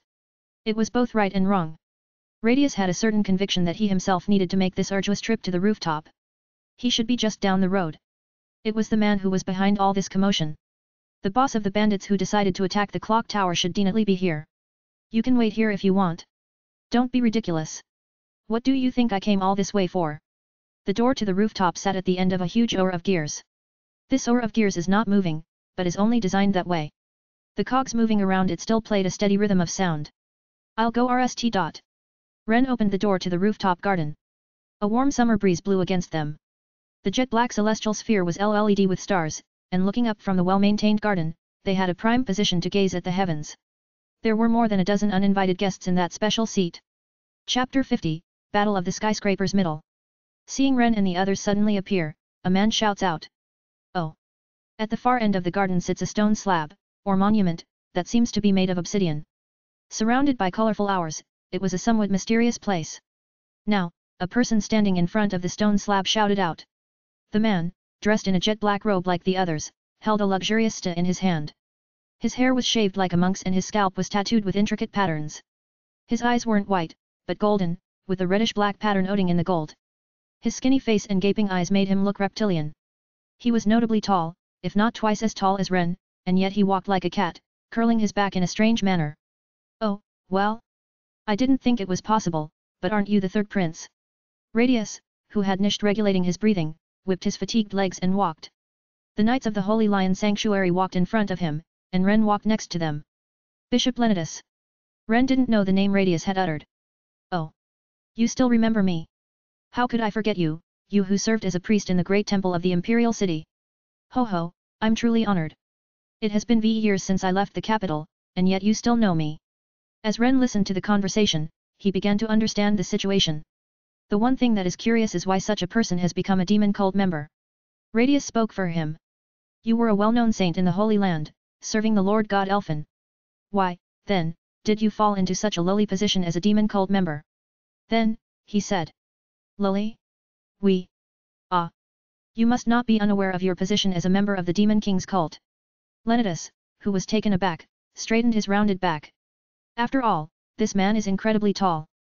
Perhaps it's because he's not only a pure human being, but also of another race. I just noticed. It's Elfin who is really stupid. What's stupid? Needless to say. I don't even think I should be lecturing His Highness Radius, who called the Demon King stupid, about how precious he is. No matter how much he is asked, Leonidas will not speak. On the contrary, he let the demon cult intimidate Radius and Ren, and Leonidas walked slowly with a smirk on his face. Your Highness. It's strange that the magic stone of the Grand Clock Tower is still old. Why? You already know the answer. Because we knew what you were up to and were waiting for you. If so, why? How is it that the defensive power created by the famed Miram Altia is also missing? Oh, you noticed. No protective power? Ren raised his eyebrows at the dire story he had heard from Lisha. But it is needless to say. I don't think I should explain the reason to a man foolish enough to give the Demon King his due. Radius said, borrowing Leonidas's words, and Leonidas stopped dead in his tracks. The demon cult who had surrounded them stopped as well. Fine. All we have to do is to take His Highness to the head of the order and ask him there. That's more convenient. The head of the order? Radius raised his eyebrows. That guy. It was as Ren was remembering something in response to the words head of the order. Leonidas raised his arm and gave an order, which triggered the demon cult, who seemed to be his subordinates, to close the distance between them and him gradually. Seeing this, the Knights of the Lion's Head Holios who had come along with Ren and Radius stepped forward. The same was true for Leonidas. He was smiling fearlessly while being protected by the demon cult. Your Highness, the men here are more capable than those below. One of the knights said. It seems so. But still, I ask that you give priority to capturing them alive. Radius, who said these occult things so easily, had no desire to be in the irresponsible position of just saying them. He was with everyone who took part in this mission. If you are going to die, you will die with me. If you don't have any complaints with that, show me the sword you have inherited from the Lion King. The proclamation was an honor for the hard sword wielders. The Knights of the Lion's holy sanctuary would be none the wiser at the mention of the royal family sharing their lives with them. The knights roared. They drew their swords and rushed forward like the Knights of the High King. The sound of swords clashing with swords. The sound of wind magic breaking the sky. Magical M's dancing in the air distorted the scenery. In the blink of an eye, the rooftop garden, which should have been meticulously arranged, was transformed into a battlefield. Radius looked at the scene and called out to Ren. Ren. His voice was calm and quiet. I have something to apologize to you for. To me? Yes. You remember my powers and the way you shook my hand the next time you saw me. With that being said, Ren realized what Radius was trying to say. My powers would be severely blunted if I wore armor that contained magic defensive powers. The other day you didn't have it on, so I got a little peek at your power. But there is one thing that must not be forgotten. It was an accident that Radius peeked into Ren's power. He didn't shake hands with him with the intention of peeking at him from the beginning. At that time, he honestly wanted to shake hands with him. You saw it? Yes. I was afraid of seeing through your power. As soon as we shook hands, I felt that I had caught a glimpse of a power that I knew was different from anything I had ever seen in the human dimension. It was supposed to be about summoning magic swords, but Radius couldn't understand them. The only thing he could understand was the sheer power of Ren. As Radius said, that power is a power that is not of the world of men, and that is what he was made to believe. But thanks to my failure to fully comprehend your power, I understood something else. As the knights and the demon cult fought, they saw Leonidas at the far end reaching for a device on the Grand Clock Tower. Once before, a glow pierced the heavens from the Clausel domain. It was around the same time as the disturbance caused by Viscount Givens. The light reached the Sky Continent, let alone the Imperial capital. I have heard that it crossed the Elfin Ocean and was observed on the Western continent as well. Radius looked at Ren. Ren also looked at Radius. Ulysses is no Diarant. He's still hiding his daughter's power. I don't doubt that if he reveals her power, it is as good as revealing her weakness, but even so, Ulysses' behavior has been bothering me. Ah! The distance between the two narrowed by half a step. With the King Knights at his side, Radius was eager to say that this story was non-negotiable. He was trusting in the strength of the knights because he had seen them overwhelm the demon cult. The Baldur Mountains sworn unprecedented damage. I don't believe that it was all the work of the demon cult. If they could do such a thing, they would have targeted the imperial capital from the beginning. If that is the case, it must be a disaster caused by someone else. They continued to listen to the sound of battle. Until the third prince came to the answer. Such as the red dragon Isval, which was believed to lie dormant in the Baldur Mountains. Ren no longer just hears the words. It was an unchangeable fact that Radius had realized everything. If Isval had been resurrected, then everything would be consistent. If his daughter had the power that Ulysses was forced to conceal, then everything would be connected. No, I don't get it. Oh, why not? Then who defeated Isval? Isval is the legendary dragon. The 7 heroes had to work together to defeat him. That's a given. Radius made a clenched ST in one hand and pressed it against Ren's chest. Ren, it's you. He sounded convinced. The fact that you escaped the Baldur Mountains with the daughter of Ulysses and are alive today is proof of that. You are the key to everything, including Viscount Givens. Ren didn't answer. It was not an easy question to answer, so he turned away from Radius and looked at Leonidas at the far end of the garden. If you don't want to answer, I won't ask again. But then Radius drew back. It was quick and sudden. However, Ren, you have risked your life against your greatest foe and survived death. You can't deny that. If that's the case, what are we going to do? It's not like I'm going to do anything about it. I just think that tonight, you will GHT differently than you have in the past. Ren looked at Radius again. This time, Radius looked at Leonidas, and his gaze didn't cross with Ren's. Instead, Radius' prole was cool. I don't want a GHT to the death like you've had so far. What you must do is as you yourself have said. This time, you will be the one to lay waste to the enemy. Ren was sure of what he said. I will be the lion that will overpower all my enemies. This proves that the battle will be different from the past. This is not to say that Ren has been overrun all his life. He has risked his life to win, and it was him who won in the end. But that's not necessary in this GHT. All that is required of Ren, and all he has to do is show his power. Edgar said that your swordsmanship may be inferior to his own, but when lives are exchanged, you can't imagine the consequences. I am honored that Edgar would say so. No more modesty, Ren, which is why. Radius calls the two knights back to his side and tells Ren. Show us the true power of the lion you claim to be. All that is required is for LNAudioBooks to be captured alive. Ren himself had come here with the intention of doing so, and he was prepared to risk his life to accomplish it at any cost. As soon as Radius told him, Ren took one step forward and then another. Will you guide me? Ren, my comrade in arms. Yes. I will guide my friend Radius. It was a moment. The knights and demon cult Tinga had stopped, distracted by the approaching pressure. As Ren, the source of the pressure, approached step by step, the battle situation changed in the blink of an eye. The knights realized something and withdrew to Radius. It was also to keep out of Ren's way. The demon cult closed the distance between each other, swords instas at the ready. Kill him dash. Kill him dash dot. The voices of the demon cult. Wind, ice. Many attribute magics turned on Ren. The same way, the knights didn't seem to be worried about the situation. Likewise, the knights showed no signs of concern as they recalled the day Ren was tested by Edgar. Far from the power of the red dragon. I'm not afraid of this. Even in the face of magic that cannot be broken by physical force, none of it is powerful enough to make me fear. Ren lifted the iron magic sword with ease, looked up at the sky and... The stars look good today. He spoke these words, and then he ashed a sideways cleave. Windstorm or a storm. The wind created by the cleave turned into a wave of pressure, showing its might to the onrushing bundle of magic. What came next was a ash of light caused by the destruction of magic. Radius and the knights closed their eyes for a moment, and when they next opened them, Ren was standing in front of them with two swords in his hands. Radius shuddered. Just like the tactics he mentioned earlier. Haha. I've never heard of a boy who could handle the killing star. This is the art of martial arts in the hard sword that Edgar demonstrated to Ren last summer. To use it is to be considered a great swordsman among hard sword users. In other words, it's the level of a sword saint in other schools. In the game, it is the same level as Leisha's swordsmanship. Of course, Radius couldn't hide his surprise at Ren's rapid growth. But what do we really think? It is true that Ren has grown as a hard sword user at an unusual rate, but considering his earlier efforts and experience, this rate of growth was even natural. Ren has repeatedly fought to the death many times, which ordinary people cannot experience, and he has accumulated training that ordinary people cannot endure. These things began when he was very young. The qualities he had cultivated and the skills he had developed blossomed greatly in his rigid swordsmanship. The fact that he was able to grow at the rate he did because of his previous efforts and the GHT for his life made him a force to be reckoned with. The power was put into Ren's hands. Your level of magic will not be able to reach me. He can kill them. Without exception.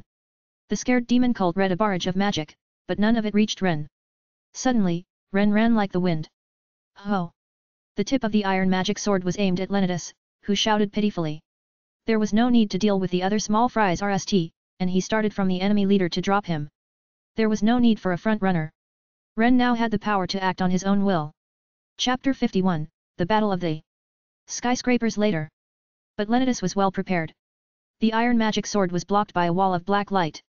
The wall was extremely hard and reminded me of the shield magic sword. Kill him. Kill this man. LNAudioBooks called out, summoning the demon cult. The demon cult quickly swarmed in behind Ren and tried to ferociously attack him. Retreat. They are all small fries with no eyes. Turning around, Ren swung his iron magic sword, easily cutting the swords instas of his enemies. They were blasted by the recoil of the sword pressure and their entire body was bounced taking away their consciousness. He went for LNAudioBooks again. This time, however, Ren's body was blown away by something. The black wind that LNAudioBooks released sent him several meters away. Why is there such a hard swordsman? In front of LNAudioBooks, who was surprised, Ren remained calm. Did he just use black magic right now? The underlying reason is not the power of the Demon King, but only the fact that it is an attribute in opposition to holy magic. It can be used to enhance a person's mind, making them go crazy, or to weaken an opponent with magic power. It also has the aptitude to attack. The black power can undermine the body, and even release Ms that scorch the skin. The demon cultists, who hadn't been deprived of consciousness, were slowly retreating together with Leonidas, protecting him. While approaching them, "Don't be in such a hurry." Ren turned his attention to the Flame King's gauntlet that covered his left hand. The Flame King's gauntlet was hot. It was so hot that it almost burned him.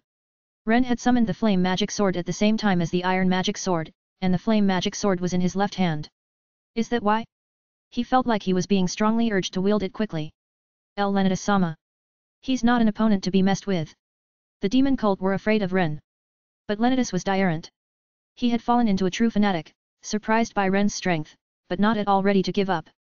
He had a strong will to accomplish his goal, even if it meant losing his life here. "I will GHT for the great demon king. Do you all have that will?" The answer was yes. The followers are also fanatics, regardless of their fear of Ren. They're not afraid to demonstrate a part of the power of the demon king that resides in the mark of the demon king, without regard for their own lives. They were afraid only of the possibility that they might not be able to do what they needed to do. To the great king of the demon continent. To the one and only king who rules over all demons. The demon cult put their hands on the engravings. The engravings were on their shoulders, on their faces, on the backs of their hands and on the chests of some of them. The bodies of the demon cult shook with a thud. But that was as far as it went.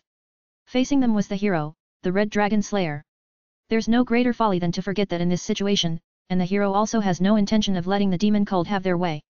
Before the demon cult could do anything more, Ren threw his iron magic sword at the barrier created by Leonidas as soon as he ordered his men to do so. There was no way to prevent the throwing of the iron magic sword, which had wounded even Isval. The jet black barrier was easily broken and the sword pierced through Leonidas's right shoulder. Koho! The sword was so big that it shook his huge frame. And he fell to his knees.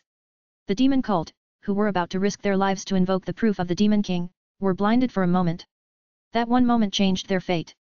They turned around and looked at Leonidas, but didn't see the iron magic sword that should have been thrown. Instead, their entire bodies were abruptly tied up. As soon as ivy imbued with magic appeared from the ground everywhere, they were bound up to their necks as well. Goo, oh! Nature magic! It all happened in the blink of an eye. The demon cult were restrained and completely deprived of consciousness. As Radius had said, most of the work was done by Ren alone. The core of this operation, the capture of the demon cult alive, was accomplished here. Kukakuku. Leonidas laughed. He had an eerie vulgar smile on his face. "Ha, you've made a mistake. It seems you were the ones who underestimated me." He desperately grabbed the staff he had let go of in the previous throw, and struck the ground with the stone pike. A complex magic circle appeared at his feet. It quickly spread throughout the garden. "Holy Crest Technique," Radius said. "I used to be in the service of Elfin.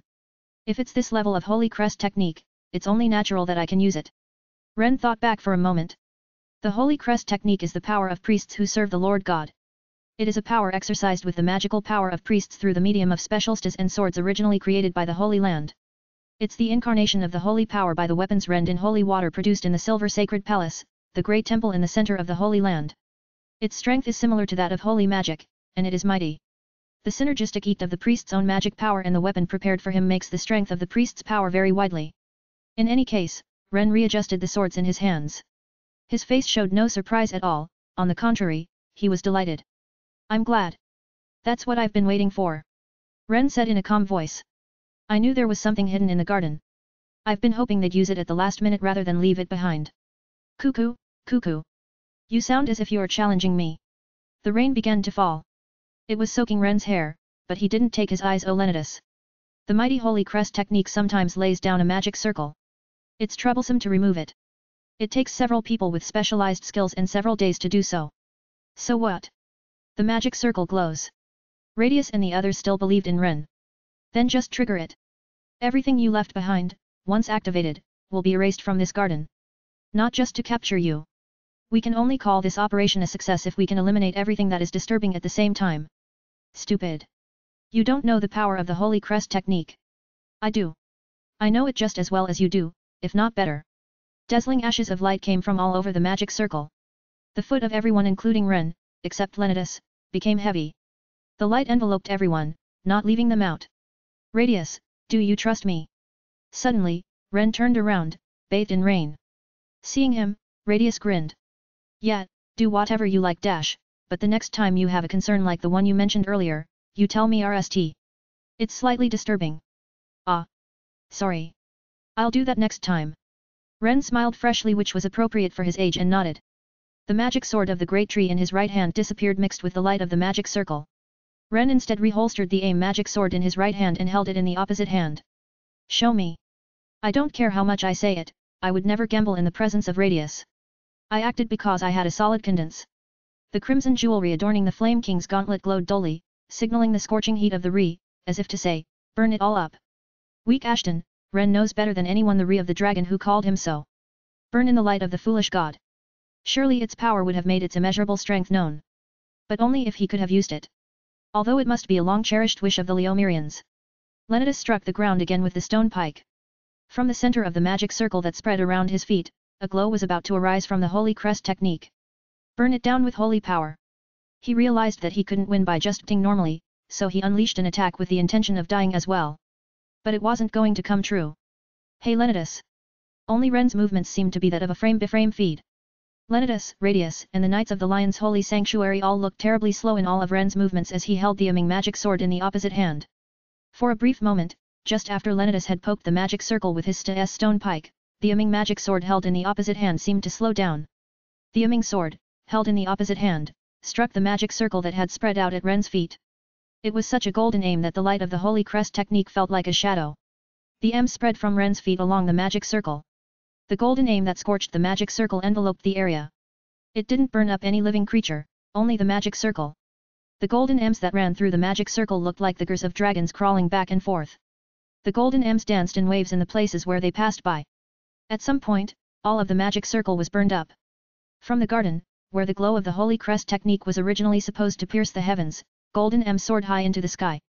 For a brief moment, the rain stopped, but only in the surrounding area. It was only for a moment that it became terribly hot and humid because of the evaporation, and then the rain returned, this time with a strong wind caused by the departure of the golden aim. Ren, his wet hair sticking to his forehead, thrust his aiming magic sword into the ground. I told you. He was just about to say the words beyond that which he had just uttered. I've been waiting for that. Ren, who had completely dealt with the situation, spoke again. LNAudioBooks, who had expended too much magic and was also bleeding heavily, was sitting on the ground. Ren parted his hair, and his eyes, which were lined with his well-groomed face, were LED with a sense of supremacy. Ren's eyes were so penetrating that LNAudioBooks' vision was becoming blurry. This. Tell me. How does it feel to use the power associated with the detestable chief god? Just before he let go of his consciousness, LNAudioBooks looks at Ren in disgust and spoke. The voice was hoarse and feeble. Hi. May that power face despair of the power of the Demon King. LNAudioBooks suddenly collapsed. The demon cult, whom Ren had completely deprived of consciousness, weren't dead and remained in a coma. The operation was now complete. All the ideals that Radius and Ulysses had preached had been accomplished almost entirely by Ren alone. Turning to the astonished Radius and the others, Ren said. All right, let's get this over with. Ren said with a relieved look on his face. What a man you are, my friend. But, Your Highness, you are a man of your word, aren't you? Yes, I am. Ah, what the hell? I'm already eager to train. I'd be lying if I said I wasn't excited by such a display of power. Hearing everyone's voices, Ren exhaled that it was nearly over. Even so. Where was the Sword King? She didn't lend her strength until the end, but he wondered where she'd been watching from. Yes, it wasn't long before Ren started thinking about it. It was from far up in the sky. The roaring of a monster echoed throughout the area, exposing their massive physiques from behind the rain clouds. 4 pairs of wings, 8 in all, were upping. It was a hideous creature covered in mossy ochre scales, its body resembling that of a jellyfish with countless tentacles growing out of its body, and its many eyes were all over its body. Its mouth was lined with ferocious fangs similar to those of earthworms. The body is so large that it could eat the Grand Clock Tower as it is. The Tyrant of the Unholy Sky Airo. I remember it. It was a monster that appeared at the end of Legend of the Seven Heroes too. It was a monster of the Demon Continent, used by the cult leader mentioned by LNAudioBooks, and was ranked B. The strongest monster Ren had fought in the past, except Frumisful, was probably the Man-Eater, which Jericho had risked his life to summon. Even that was at best a top C rank, and not in the same league as the Unholy Sky Tyrant that appeared in the sky. It's hard to GHT with monsters in the sky. Ren secretly thought that unexpected presence had appeared. Perhaps the real ultimate weapon for LNAudioBooks was that monster. He had probably thought that there was a defensive force at work around the imperial capital, so he had it kept at bay in the sky. It was thought that it had shown itself under some kind of instruction by opening the Holy Crest technique. But... Ren. It can't break through the barrier. Hey? You said earlier that such a thing doesn't exist in the Grand Clock Tower. I'll tell you more about that later. In any case, monsters can't overcome the defenses. As if to prove Radius' words, the unholy Sky Tyrant didn't approach from more than a certain distance. Far above the top tower of the Grand Clock Tower, it waved its tentacles at an invisible wall. If so, even with all defenses in place, he couldn't let this go on. Ren thought he had to GHT somehow, and was about to consult Radius about the means to do so, when he suddenly opened his eyes. A torrent of power, which he couldn't ignore, was directed at him. But he also noticed that it was immediately directed at the sky.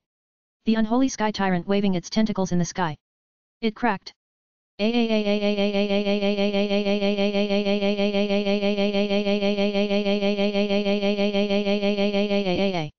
It was a lamentation that echoed through the sky. It was as if the jet-black celestial sphere itself had cracked, revealing to Ren a mysterious spatial distortion. The sound stopped, the rain stopped. It was as if the center of the world had become that distortion, as if everything was being sucked into it. The monster that should have existed in the center of the world was cut in half and scorched to death by the white light. I asked His Majesty if I could get help from her, for that reason. A dry smile is the only thing that comes out now. Is this what happens when you see it with your own eyes and not through an industrial product called an LCD monitor? I don't understand how such power can exist. There were many things to think about. But there was one thing that I felt more strongly than anything else. That is that the power of the world's strongest sword user? Or is that the power of one of only VE people in the world, the strongest that exist in any school? 5 people for the most powerful? Ren has never questioned it. Because, when it comes to the Sword King, he's not in that dimension. For Ren, all of them must be the strongest. Many famous swordsmen have developed their own unique techniques. The technique that just killed the unholy Sky Tyrant was the most destructive and decisive of them all. It was a special technique that didn't destroy the defensive power that Radius said he would explain later about, but only defeated the evil monster. The name of this technique was Reverna. In the ancient language of her birthplace, the Sky Continent, it means the wrath of the heavens. It's a symbol of her absolute power, which was never shown even in the legend of the 7 heroes. This is a corner of the Hanging Garden, one of Elendil's huge buildings. The level where ordinary citizens couldn't set foot was slightly higher than the Grand Clock Tower. There was an airstrip where the magic ship for the exclusive use of the royal family could dock. There she was. She was alone, basking in the night breeze that had already stopped raining. Ashton really existed. She had a voice like a rolled bell. Her silver hair was smoother than silk and shone beautifully against the dark blue cloth and gold threads of her vestments. Mysteriously beautiful, she murmured and looked up at the sky. On the cobblestone pavement next to her was a white and silver sword, almost as long as she was tall. It was a sword so famous that even the great Verlich was said to be unable to make a better sword than this. She covered the sword with the cloth of her magic tool and used it as a scabbard, and walked away with it in her hand. 5th in the order of Sword Kings, the White Dragon Princess Lutraj. Even the Emperor doesn't know what she was thinking when she decided to help him. But even she doesn't want to talk about it. Everything was for her to know. The place is the garden on the rooftop of the Grand Clock Tower. It was a few minutes later when they returned to the garden on the rooftop of the Grand Clock Tower. Not only Ren, but everyone was stunned by the strength of the Sword King, but soon came to their senses when they remembered the purpose of this mission. Now Ren was looking around as he set about the task of carrying the captives away. Nothing seems to be there anymore. The knights were also walking around the area. The last work was being done carefully, using the magic tools used for such investigations. Still, it was outrageous to say that the Sword King was anything but amazing. Ren was content that he could recall that scene over and over again. He had once talked with Lessard about the idea of becoming the Sword King, but he had never thought of it. What a presumptuous thing for me to say. She was one of the strongest people in the world, so her strength was natural. Needless to say, it was a sight that was more than enough to make him change his mind. Truly, a lot had happened this evening. Radius called out to Ren as he exhaled. Ren, I've told the knights not to tell anyone about your powers. Thanks. But are you sure? Because you seem to want to keep it under wraps. However, the more you GHT, the more your power will be exposed. Eventually, you won't be able to hide it. I know. I don't think I can keep it a secret till I die. At RST, he is wary of revealing this special power. Even now, he hasn't told Radius of his true intentions, but Radius is concerned about him. Next, he even showed his kindness by refusing to ask any further questions, saying, "Someday, you will tell me. And what have you been dawdling about earlier?" Hey? Me? Yes. You were thinking about something. I was thinking about the Sword King, for that matter. If she shows me her strength like that, I'll feel that I'm not strong enough. Why are you so quiet? Radius shrugged. He, too, looked very tired on his face. I was thinking, for me, even you are a strong man whom I can't even begin to comprehend. I wonder what you were talking about. I'm glad to hear you say so. But there are many things that Ren also understood because he became stronger. The most remarkable thing was probably that he was able to immediately understand the difference in strength between him and his opponents. Therefore, he felt that the Sword King showed him the difference not only in power, but also as a living creature, but he wanted to reach at least the feet of the Sword King someday. Now. Radius beckoned to Ren. The destination was in front of the thing that controls the apparatus of the Grand Clock Tower at the far end of the garden. On the way there, Radius ordered the knights to stay away. When they reached the back, they stood to hide the object beyond. I have to talk to you, Ren. I assume you are referring to the story about the Grand Clock Tower not having any protective power. Yes, that's right. I'm glad you're so quick to guess. But that doesn't mean it doesn't have protection, does it? It seemed to show its power earlier when that monster appeared in the sky. Radius nodded. He reached for the device that governed the Grand Clock Tower. There was a jet black stone box with intricate patterns engraved on it. When Radius touched it, those patterns glowed. The top and bottom of the box lifted from the inside, revealing a small table inside. The table was small enough for 2 people to eat at, and had a metal pedestal in the center. This is the control unit of the Grand Clock Tower created by Miramaltia. Hey? There seems to be no magic stone. Perhaps the magic stone is placed on this pedestal. Ren understood this immediately, as there were intricate patterns engraved inside this as well as towards the pedestal. However, Radius said in a simple voice. Of course not. Because the power that was in this Grand Clock Tower no longer exists here. Was it broken over time or something? Cuckoo, cuckoo. Ren, please, don't say ridiculous things with a serious face. I was being serious. If that's the case, I'm sorry. There's too much of a gap between your appearance and the previous one, so I can't help it either. As he says this, Radius releases his hand from the box in front of him and puts it back. It was more than 50 years ago. We, the royal family and the Altia family, have been working together on the matter, and the power that was in this Grand Clock Tower has been moved and is being managed elsewhere. Does that mean there was no point in attacking this place? That would be the case. However, the demon cult couldn't investigate this matter either. It would be difficult as expected with the cooperation of huge powers. Radius and Ren turned their backs to the device in front of them and headed for the long staircase to leave the garden. The return trip was downhill, so it would be a little easier. Especially so since they don't have to hurry. In addition, Radius had already used the power of analysis on LNAudioBooks. Come to think of it, there's no way Leomal would have maintained the facilities the way it used to be. I think you know why. That's right. Even though it's old, if it's a defense device that stops once when you replace the magic stone, you should think about improving it. I was thinking that it took a long time to prepare. Radius couldn't say anything because of confidentiality, but his smile seemed to be nodding to Ren. Standing in front of a long staircase leading down and down, Ren started walking RST. He was ready to shield Radius if the need arose, but his weary legs gave way and he stumbled down the stairs. But Ren could quickly regain his footing. He was supposed to, but Ren's arm was grabbed from behind for support. Don't drag me down, okay.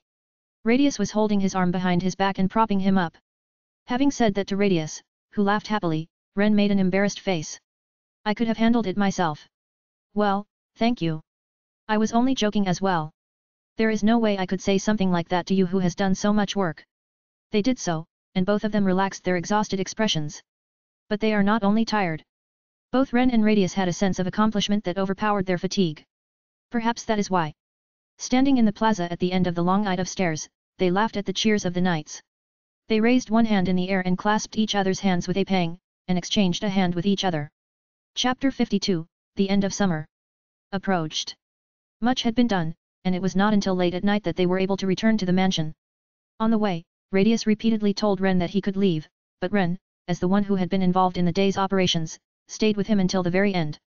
Not a few were surprised at the commotion that day. Ulysses was working at the same time, so the impact was kept to a minimum, but inevitably, there was a lot of work to be done on site. Tired. I really thought so. I turned my head and saw that the hands on the clock tower were showing 3 a.m. When Ren returned to the Clausel family mansion, he exchanged a few words with a knight standing in front of the iron gate. Welcome back. That was all. The knight of the Clausel family looked at Ren, who had returned exhausted, and also realized much when he recalled the aftermath of the commotion that had reached this point. Everyone is still awake. Even at this hour. Of course. The master of the house has been doing a lot of work today because of the tremendous commotion in the city. Are there nobles from the imperial capital or other visitors? The nobles sent numerous messengers. However, it seems that no one tried to break into the mansion. The reason for this was probably because Ulysses was taking some kind of measures. It was enough for Ren to know that. Such work is not my job. If Ulysses was in charge, I have nothing to say. Or rather, he was so exhausted that he hardly had time to think about it, so his mind naturally didn't allow him to do so. What shall I say when I enter the mansion? As he was working his tired brain, the knight who was guarding the gate smiled at him. Please get a good night's sleep, Rendano. That is all you need to do. Ren was stunned by the words of the knight in front of him and laughed as well. He smiled tiredly and much more weakly than usual. He passed through the iron gate and entered the garden, which was paved with lawn. He walked straight down the cobblestone path from the gate and stood in front of the door of the house without noticing a shadow that he would normally have noticed. The shadow was a carriage parked in a corner of the garden. But Ren did not seem to mind at all, and entered the mansion on his feet. The servant standing in front of the door said in a gentle voice, "Welcome home," and he walked slowly to the door she had opened. "First, I will take a hot bath and eat a little more food. It would be about an hour before I could fall asleep. No, it would be about 2 hours, since I would have to report to Lessard about today's events. I wanted to go to sleep right away, but it can't be helped. But the thought that it would be almost morning before I could sleep brought a bitter smile to my face. If you like, you can use the large bathroom." The master also said so. "Thank you very much." Saying this, Ren stepped into the large bath. After taking a bath, Ren regretted it. I should have told the servant that I wanted to ask for dinner before taking a bath. It was already late, so he decided to get something light and rest. As he was thinking this, the servant called out to Ren as he left the bathhouse. "Please come into the hall where we have prepared a meal for you." "Oh. Why are you surprised?" "Because I never said a single word." "Oh, dear. Do you think that we servants don't understand? I have prepared it for you, and I would be happy to serve it to you, if you would like." Then Ren's stomach grumbled. Ren scratched his cheeks in embarrassment at the pathetic sound and thanked the servant. The servant led him to the hall and inside. Ren was greeted by Edgar, who was inside the hall. "Welcome home, Rendano." "Hey? Why are you here, Edgar-san?" "As long as Fiona is here, I'm here too. Even so, I was going to wait for you tonight," Edgar said with a gentle smile. "You were a hero this evening as well, right?" "I don't know. I've done all I can do. I was overwhelmed by the power of the Sword King in the end." "Haha, I see. I understand perfectly well." After a brief exchange, Ren was led by Edgar into the hall. "The food on the table is steaming. By the way, I see that Fiona-sama is still in Elendil." Ren had assumed that Fiona had already returned to the capital. But that is not possible by any stretch of the imagination. It was impossible for that girl to return to the capital at the end of the mission without waiting for Ren's return. "So, where is she?" "They were both awake and waiting for you until shortly before you left." Fiona and Lisha were sitting on the couch. They were sitting together on one knee, with a few reference books in their lap. They had fallen asleep quietly, snuggled up against each other. Why are those two like that? For several hours now, Fiona-sama has been helping Miss Clausel with her studies. During the course of their work, both of them fell asleep from exhaustion. It seems that they spent that time sitting next to each other, reference books in hand, teaching. Fiona-sama has been up late studying for exams recently, and I heard that Miss Clausel hasn't been sleeping much because of her exams. So they fell asleep. For the two of them, this must have been quite an awakening. On the day of their busy day, Ren had left the mansion to GHT, and they couldn't wait for him and let go of their consciousness. Ren couldn't help but lift the corners of his mouth at the sight of the two of them awake to the limit. No wonder Edgar-san was there. As I told you earlier, I would have stayed to wait for you. After a similar exchange, Ren took his seat. He ate the food prepared by the servants before it got cold. He avoided greeting them both, so as not to disturb their sleep. He thought about taking the food to his room to eat, but decided to eat it here because there were many easy-to-eat snacks. By the way, I met with the daughter of the Ryou family. I have been informed as well. The Lord seems to be working on that matter with the Ryou family, so there is nothing to worry about. I'm relieved. I mean, you guys really work fast. The Lord doesn't often devote himself to working behind the scenes, but if he does, he will be able to serve to the fullest. There is no one more frightening than Ulysses-sama, who is devoted to working in the shadows. Seriously. I would not say that his outburst in the Legend of the Seven Heroes was behind the scenes, but I would say that Ulysses was strong enough to do what he had to accomplish. It is probably the main reason Radius was able to move like that tonight. Ren recalls the day as he diligently ate his meal. I have to see Lessard-sama after this meal. Well, then, today doesn't seem to be a good day. Baron Clausel left his residence just 2 hours ago to join the master in the capital. He has asked me to tell you to get plenty of rest today. I was a little glad to hear that. Thinking that all I have to do now is sleep, and my body feels a little lighter. It is not that I took my report to LNAud lightly. It was simply that I was just too tired to do anything about it today. Swordsman Dano. Suddenly. After tonight's battle, did you have any destination to aim for? Edgar asked suddenly. Ren had a long-held desire, and he had continued to pursue it. Edgar must have had something in mind when he asked the question. Especially because it would be better for Ren if he told him now, because it would stick in his mind and benet him. Really? Even though he was tired, Ren was alert. It had something to do with the fact that Edgar had deliberately asked him about the swordsmanship. I have just rearmed my undiminished purpose, the same as before. And? Edgar smiled with satisfaction. Very few people can look up at the top and understand the difference. And only a few can look up at the top and think of walking to it again. I feel like I'll be mocked as a clown. It is only nonsense for those who do not understand the difference between a heroic tale and a comedy. After finishing the meal, Ren looked at Edgar who was standing by his side. I was amazed at the reality of the situation. But I'm not going to change. I will continue to hone my sword, as I decided to do in Clausel's house, in order to become as strong as the Sword King. The question here was Edgar's own proclamation. If Ren had been shocked by the Sword King's display of strength, he would have tried to say something. But there was no need. Ren was as elated as ever. The next spring, the director of the Lion Holy Sanctuary will return to the imperial capital. It will be a good opportunity for Rendano to learn swordsmanship. Rendano. No, it's nothing. I'm just a little dazed from exhaustion. Actually, I wasn't. Hearing that it was the director of the Lion's Holy Sanctuary, Ren was just recalling his knowledge of the game. Next spring, it's going to be lively again, and Ren sits up and straightens his back. Then there was a light knock at the door of the Great Hall. It was the Clausel family servant who appeared, and she called Edgar in a whisper. I am sorry, sir. The master has contacted you. I understand. I'll stay here too, just in case. Thank you for your concern. Please wait a moment. Edgar left the hall. Ren, who left in the hall, stood up quickly and approached the couch. It may not be advisable to approach two people who have fallen asleep, but Ren, who was exhausted, couldn't bear to sit on the wooden chair and wanted to sit down on the soft couch. The feeling of softness, soft but not too soft, made his eyelids grow heavy. Just a little bit, just until Edgar came home. Ren's breathing gradually deepened, unable to resist the way his heavy eyelids were following gravity's pull. It wasn't more than a few minutes before Ren let go of his consciousness. And it was a few dozen seconds after Ren fell asleep. On the sofa opposite him, Leisha's eyes uttered open. A few seconds later, Fiona woke up as well, and they looked at each other and hewed. They had planned to wait for Ren, but they had fallen asleep. They realized this, and in their hearts they blamed themselves and regretted it. Psu, Ren. Ren, you. The girls muttered almost simultaneously after they noticed Ren's gur. Then they stood up. The girls sat down on either side of the exhausted Ren and smiled kindly and gently at him, and they complimented each other. They didn't speak of their regrets for not being able to be with him. For now they only needed to touch on Ren's work. Leisha-sama. I think it would be better to take Ren-sama to his room. Yes. But if we pick him up, we might wake him up. They were lost. Being awake, they forgot about the simple matter of calling Edgar and the knights here, and were only focused on what was in front of them, like they had to do something about it ourselves. Their narrow-mindedness was probably due to the fact that they were too focused on Ren. Lost in thought, they wondered if they could lend a hand and carry Ren to his room. But then Edgar returned. What are you two doing? The obvious question made them blush, and they knew they should have called Edgar. The hand that was about to reach out to Ren stopped there. Edgar smiled helplessly after he realized what they were thinking. Ren woke up there, perhaps noticing what was going on around him. The little sleep he got wasn't enough, but he also noticed Leisha and Fiona sitting on either side of him. I'm sorry, I don't understand the situation. He honestly revealed his feelings. I thought that Ren would be tired and should sleep in bed. Me too.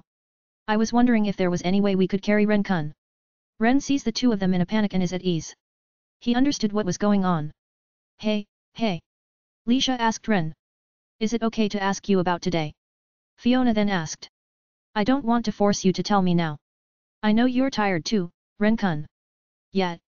So we'll talk about it tomorrow or later. Even so, Ren was in the mood to talk.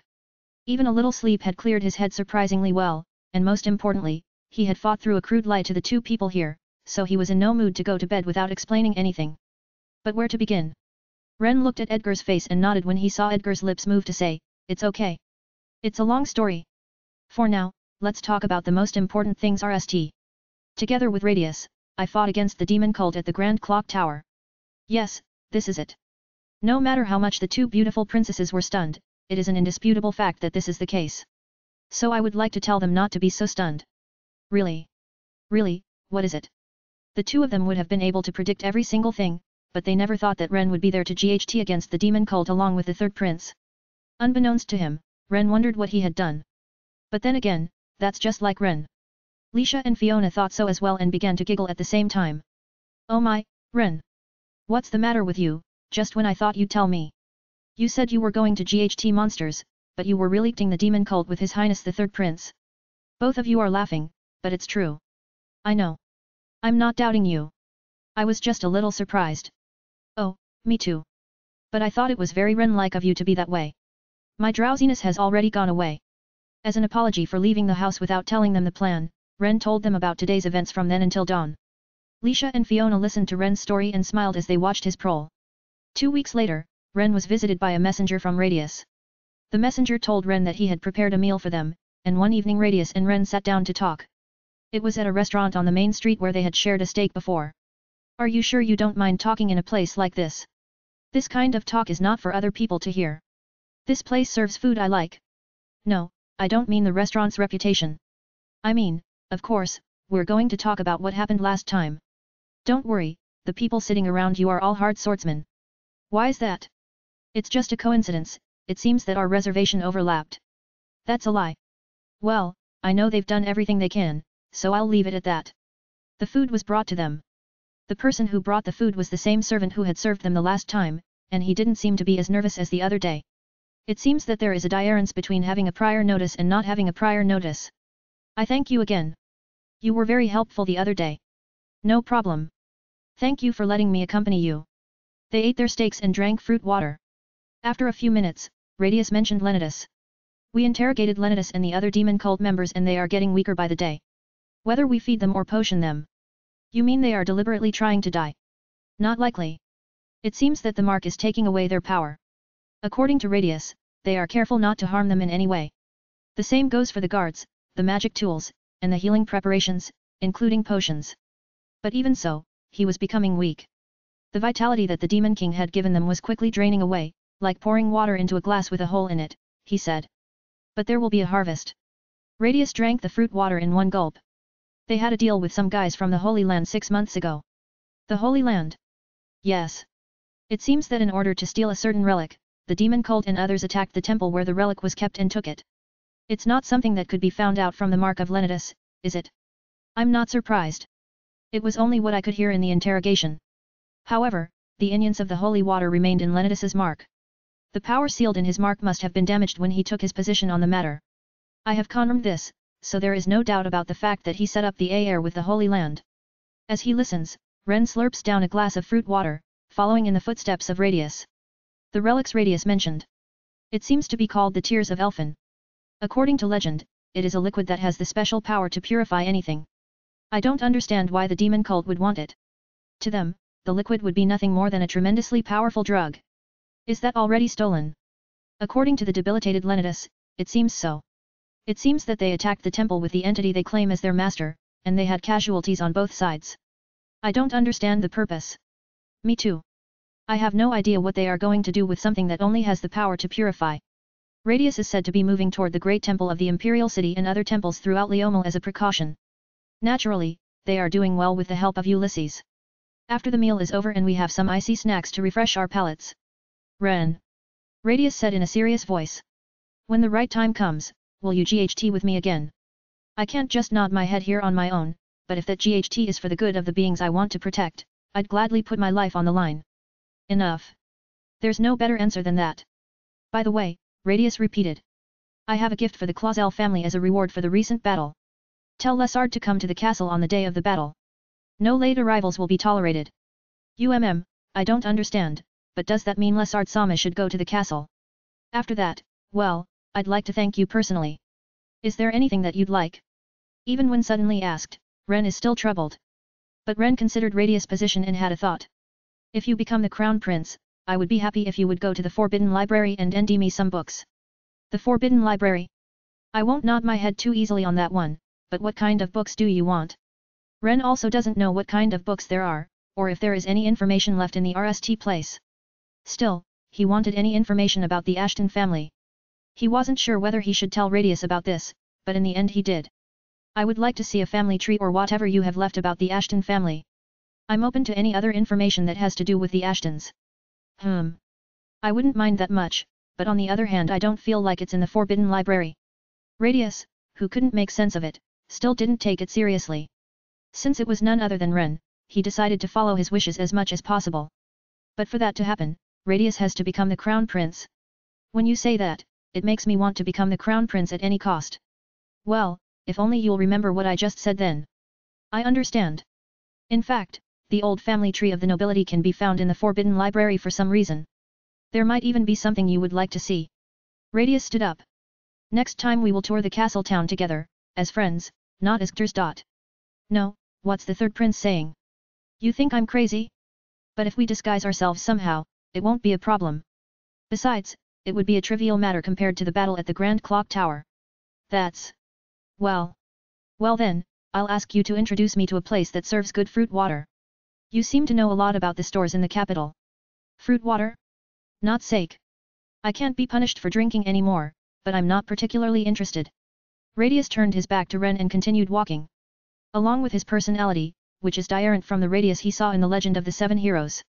Fruit water is good, isn't it? There are some high-end fruit waters, but they are usually cheaper than alcohol. I hear that alcohol is good for you if you drink it in moderation, but fruit water is even better. I know that both have their advantages, but I prefer fruit water. I see. The third prince, who is called a genius, likes fruit water. When I told him that, he stopped in his tracks. Radius turned his face only to Ren. Oh. I have a sweet tooth. I keep it a secret from my people. He smiled in a way betting his age and left the restaurant. The sound of customers getting up could be heard from the surrounding seats. The swordsmen who happened to be there were probably leaving, too. Ren drank the fruit water left in his glass as he listened to the sounds. Radius was greeted by his aide, Myre, as he climbed into his carriage. It looks like you had a good time, Naya. Oh. I never thought time spent talking with a friend could be better. The sound of wheels moving on cobblestones and the faint sounds of people's activities coming from outside. He turns his head back to the window to talk to Myre, who is sitting beside him, to tell her about Ren's behavior that he saw at the Grand Clock Tower. Ren is a tremendous man. I wonder what underlies that unfathomable strength. There was a smile on his face as he recounted the story. He still seemed to have lingering memories of the dinner they had just had. Is he like the Sword King, Naya? No. She's Tarek, but this is different. It's hard to describe. I wish I had just the right metaphor. I want to talk about the underlying, unattainable strength of Ren. After a few moments of hesitation, Radius opened his heavy mouth. Yes. Ren's strength is similar to that of the girl in that story.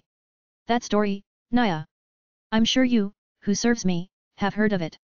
The children of our royal family are told the old tale by the emperor. Ah. That old tale, Naya. Radius nodded with a big smile on his face. The Eclipse Fruit Princess. Ren's strength is just like her. Radius tells it as he recalls it. An old tale told by his father the emperor when he, Radius, was still young. Chapter 53, this is the main part. He said. The days after that summer continued to be busy.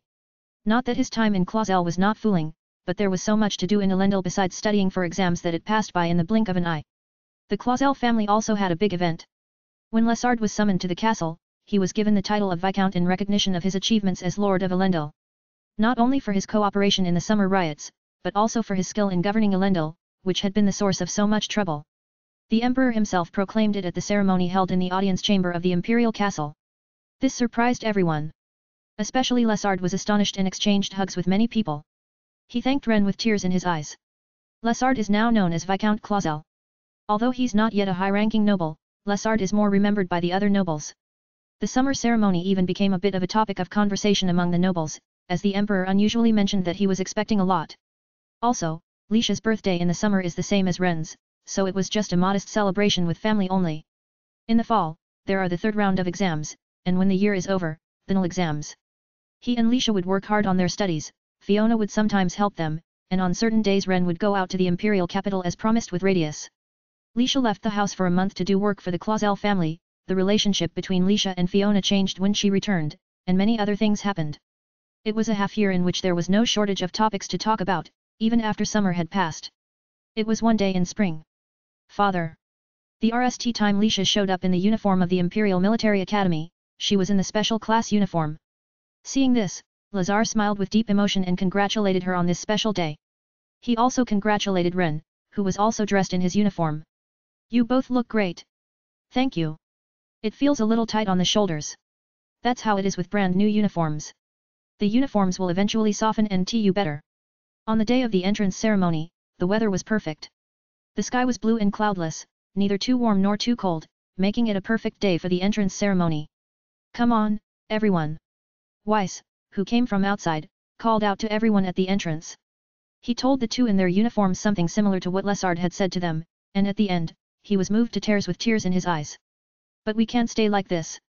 If we don't leave soon, we will be late for the entrance ceremony. The three of them went out under the blue sky, being seen by the gentle expressions of the servants, knights, and butlers who gathered at the entrance. It was silver, crimson, and gold. The Imperial Military Academy boasts a large auditorium. Looking up at the ceiling from their seats on the RSTOR, they could see golden chandeliers lined up on the far higher ceiling. The silvery white interior walls were majestic, and the crimson carpet was a perfect match. The interior is fan-shaped. The seating along the fan-shaped structure extends to the second, third, and FTHOers, where every single guest of honor and current student participates in the entrance ceremony. And standing on the dais at the far end of the room is the immensely beautiful Klonoa Highland. She was there today to welcome the new students after returning to Leomel after a long period of responsibility.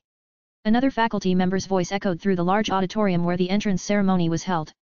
At this academy, the new student with the highest grades among the boys and girls is the representative, and he or she steps in front of Klonoa on the stage. The following two students had their names called this year. Ren Ashton and Lisha Clausel. As the ceremony neared its end, the two students got up from their seats next to each other and walked through the main auditorium. Ren, are you nervous? Yes, a little bit, actually. Good. I'm with you. They exchanged a lurking sound and a soft smile. They walked on the thick crimson carpet and stood in front of the platform at the far end of the hall. They climbed the stairs and headed for the dean who awaited them at the end of it.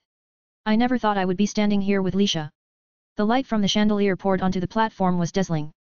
While almost dazzled, Ren recalled memories behind his eyelids. You can see it, can't you? I just killed her.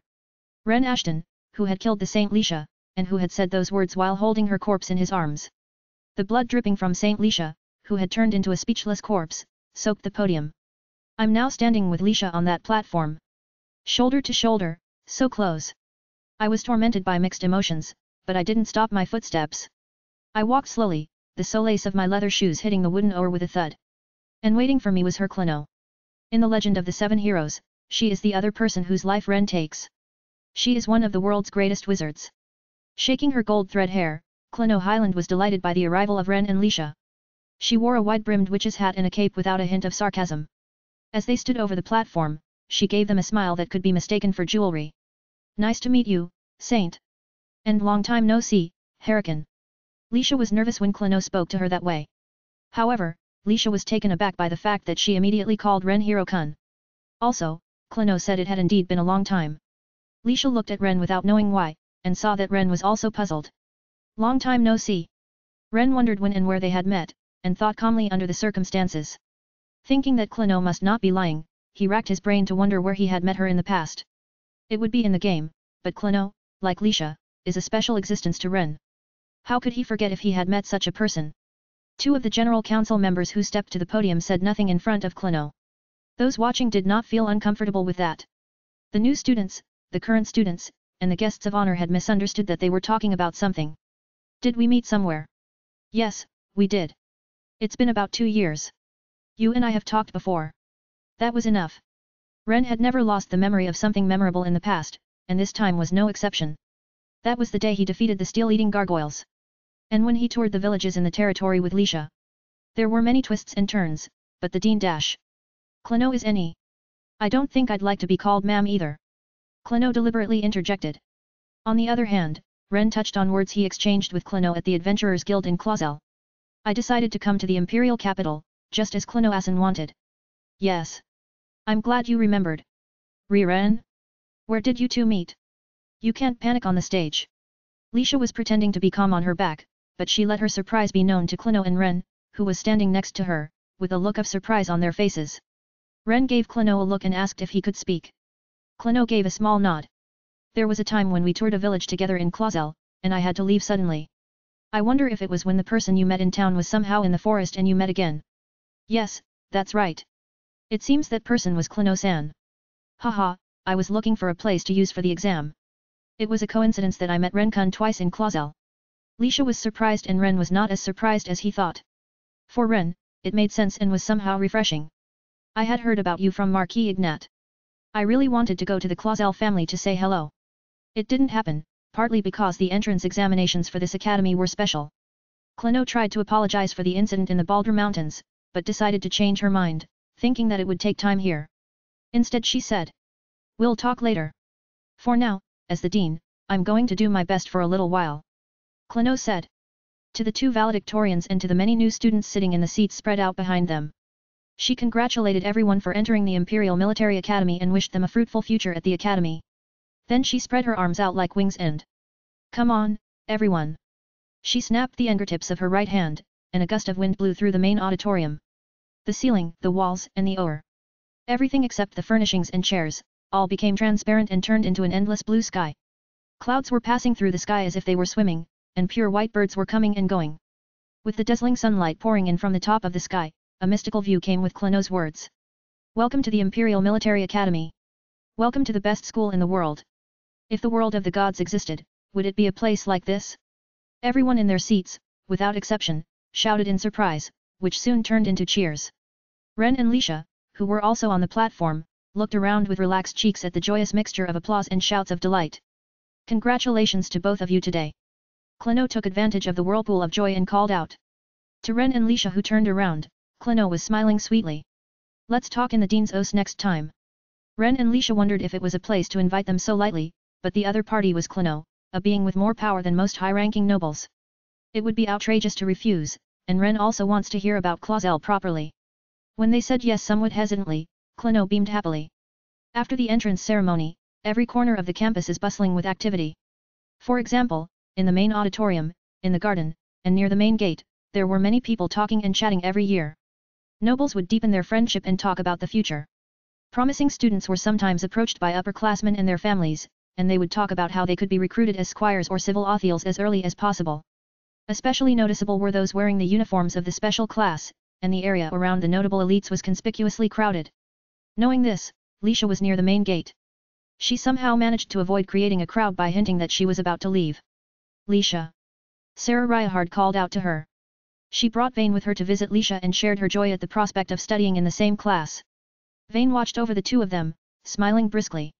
"We were in separate exam rooms until the very end, but we'll be in the same classroom from now on." "Yes, it'll be nice to see you from now on Vane, is that you?" "Yes, it's nice to meet you. My name is Vane. I don't have a family name, but I'm in the care of the Ryahard family now." Vane was nervous and a little tense in front of Lisha's loveliness. Lisha in her uniform is dazzling to anyone who sees her, and just standing next to her makes them nervous. It wasn't that Sarah wasn't, but the prestige of a saint? "Yes. I look forward to working with you." Lisha looked at her watch after saying that. The watch was given to her by Ren as a birthday gift this past summer. The pink gold overall is a lovely watch, and the pure white dial suits her neat and clean look. "I wish we could have talked a little longer, but I have to go. It had been decided long ago that Ulysses would host a celebration today. It will be a suitably ostentatious occasion, with Radius also visiting in secret." So Lisha said to Ren, who was being approached by other new students. "Ren, we should get going. My father is waiting." Ren, who had been doing so by Lisha's side, turned around and showed his face to both Vane and Sarah. They were stunned. They blinked over and over again, then remembered that summer night. "Dash. That dash." To the two who were astonished, Ren said in a light-hearted manner, "Hey, it's been a long time." Lisha, who had been listening to the conversation, smiled helplessly and said again, "Let's go." She bids farewell to Sarah and Vane, and starts to walk away with Ren. As Ren and Lisha their backs and start to walk away. "Ah, him, could it be? You don't mean Dash." The voice of those two people reaching Ren and Lisha's backs surprised them. Lisha said that the boy who is stronger than her is that's right. He was a valedictorian with Lisha. "Oh, yes. That means he's the one she's been talking about." Lisha asks Ren in a voice that can be heard even in the distance, and which is bounced around in a good mood. "I know I said we should go, but do you still want to talk to them?" "No, we will be taking classes in the same classroom anyway, so there will be plenty of opportunities to talk. So today, let's prioritize what needs to be prioritized. Phew yet. Shall we? Lisha walks nimbly, trotting along beside him. Ren laughed as he walked around the bustling main gate area, remembering when this day's event was a gaming event. Really, a lot of things have changed. Originally, the valedictorian was supposed to be a legitimate son of one of the 7 great heroic nobles, not Lisha and Ren. Ren's presence has changed that, and his encounter with Clino, his reunion with her, and their conversation are all new developments. Therefore, Ren no longer harbors the fear of the Imperial Military Academy that he had felt in the past. All he has in his mind now is the desire to grow and the determination to face the challenges that await him. Ren looks like it's going to be fun. Yes, it's fun. I'm pretty excited. Because it's just beginning. So much for the story of Ren's entry into the academy. It is the beginning of the story for him, so to speak. The events of the RST part of Legend of the 7 Heroes are nearly over, and the main story begins when he enters the academy, so what has happened so far is definitely the beginning of the story. Even if this is not in the game, it is only as a feeling. But it has been a long, long chapter. I have fought and almost died many times. I have experienced many things that I wouldn't have experienced in my normal life. So how about this beginning of the book like this? How about a beginning that is more tumultuous than others, but LLED with happiness to compensate for it? A pleasant spring breeze swept Ren's hair. As if blending in with the bustle of his surroundings, Ren speaks in a quiet voice. These words are surely a rearmation of his own feelings. He wants to arm the way he has lived his life up to now, and to be LLED with light in his future life. Ren puts his many thoughts into words about all that he has done. Now, let the main story begin. The strange fate he meets after being reincarnated as the mastermind behind the story. The real beginning of it was surely this day. Let me tell you a part of an old tale. A girl was imprisoned in a stone tower under strict control. The girl was beautiful. Her face was so pretty and beautiful that any ore or jewel could have captivated any man of the opposite sex. However, she had a rare and tremendous power in her body that could consume anything. Just by being near her, life force was eroded, her skin was blistered, and even her brain was eroded by this terrifying power that took away her sanity. There was a person who called out to such a girl. A man who steals the eyes of the guards at night and calls to her through a small window that allows a glimpse of the outside. 2 months had passed since he began to visit the stone tower. During that time, the girl had listened to the man's voice, but had never responded. It was only after another month that she responded. Why are you persistent? The man who was suddenly asked this question, without haste and in his usual tone, replied in his usual way. Because I'm strong. You are not strong enough to hurt me with your powers. He said in a matter-of-fact tone and waited for the girl to speak her next words. You're lying. You must be using some kind of power to prevent it. You must have been sent by my father to get me in a good mood. No, nothing like that. Then reach out your hand through that little window.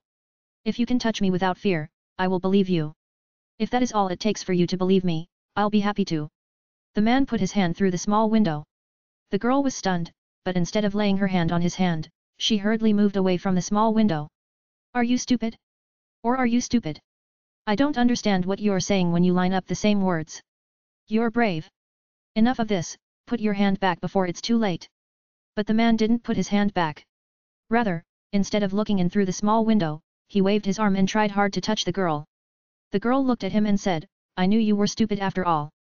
I'm going crazy. It was you who told me to touch it. If you call me a fool, you are calling yourself a fool. You're the RST person to call me a fool. I'm a nerd. I didn't mean it as a compliment. It's enough. Just put your hand back. No, I'm not putting it back until you touch me. The girl let out a deep sigh. And moved further away from the small window so that even that sigh couldn't reach the man's ears. The man's hand drooped as he noticed that the girl's voice had moved away. There is nothing good in touching me. Yes, there is. Say it. At least you'll understand that I'm not like the others. No need for that. This is the last time. If you don't want the knights to come down on you, pull out your hand and walk away. The man's arm didn't move an inch, and he wasn't sure what to do. Then the man asked, as if it were a good idea. How can I take your hand? He said, even more brazenly. The girl let out a deep sigh again and said in a raspy voice, Ah, she said in a raspy voice. In response to the man's reluctance to give up, she decided to muddy the waters by forcing him to do the impossible. I will take your hand if you bring me a certain object to restrain my power. I don't mind if we meet face to face and kiss my hand. The tone was somewhat rough and pompous because she was dealing with a man who wasn't the type to give up. That's not a girl's natural tone. The girl herself was secretly surprised at how different her tone was from usual. Tell me what I should bring. Let me prepare somehow. The girl uttered the words that she had heard from a well-known magician before. As I recall, a woman named Miriam Altia had said the following, dash. A fragment of the Dragon King's horn, the blood of the phoenix that rules the sky continent. Bring me the tears of the giants that lie at the bottom of the sea. Hearing this, the man Nally withdrew his hand from the small window. The girl was tormented by mixed feelings of relief, thinking that the man had Nally given up, but also a little disappointed that he had given up. However, the girl was mistaken. The man didn't look through the small window, but smiled happily outside under the moonlight. I'll bring you everything within a year. Hey. Wait a minute. Wait. I promise you. Please wait just for a while. Please don't go back on your word. Wait. Dash. The man's presence was gone. Before she knew it, he had suddenly vanished like a mist. The girl was puzzled by this fact and sat down on the oar. You're a liar. It's impossible. The girl muttered to herself, but she prayed that the man wasn't a liar. For the rest time in her life, she wished there was someone who could talk to her that close all the time. Hopefully, he would come to her side again. Even if he didn't bring those 3 items, she wished that she could talk to him again, dash.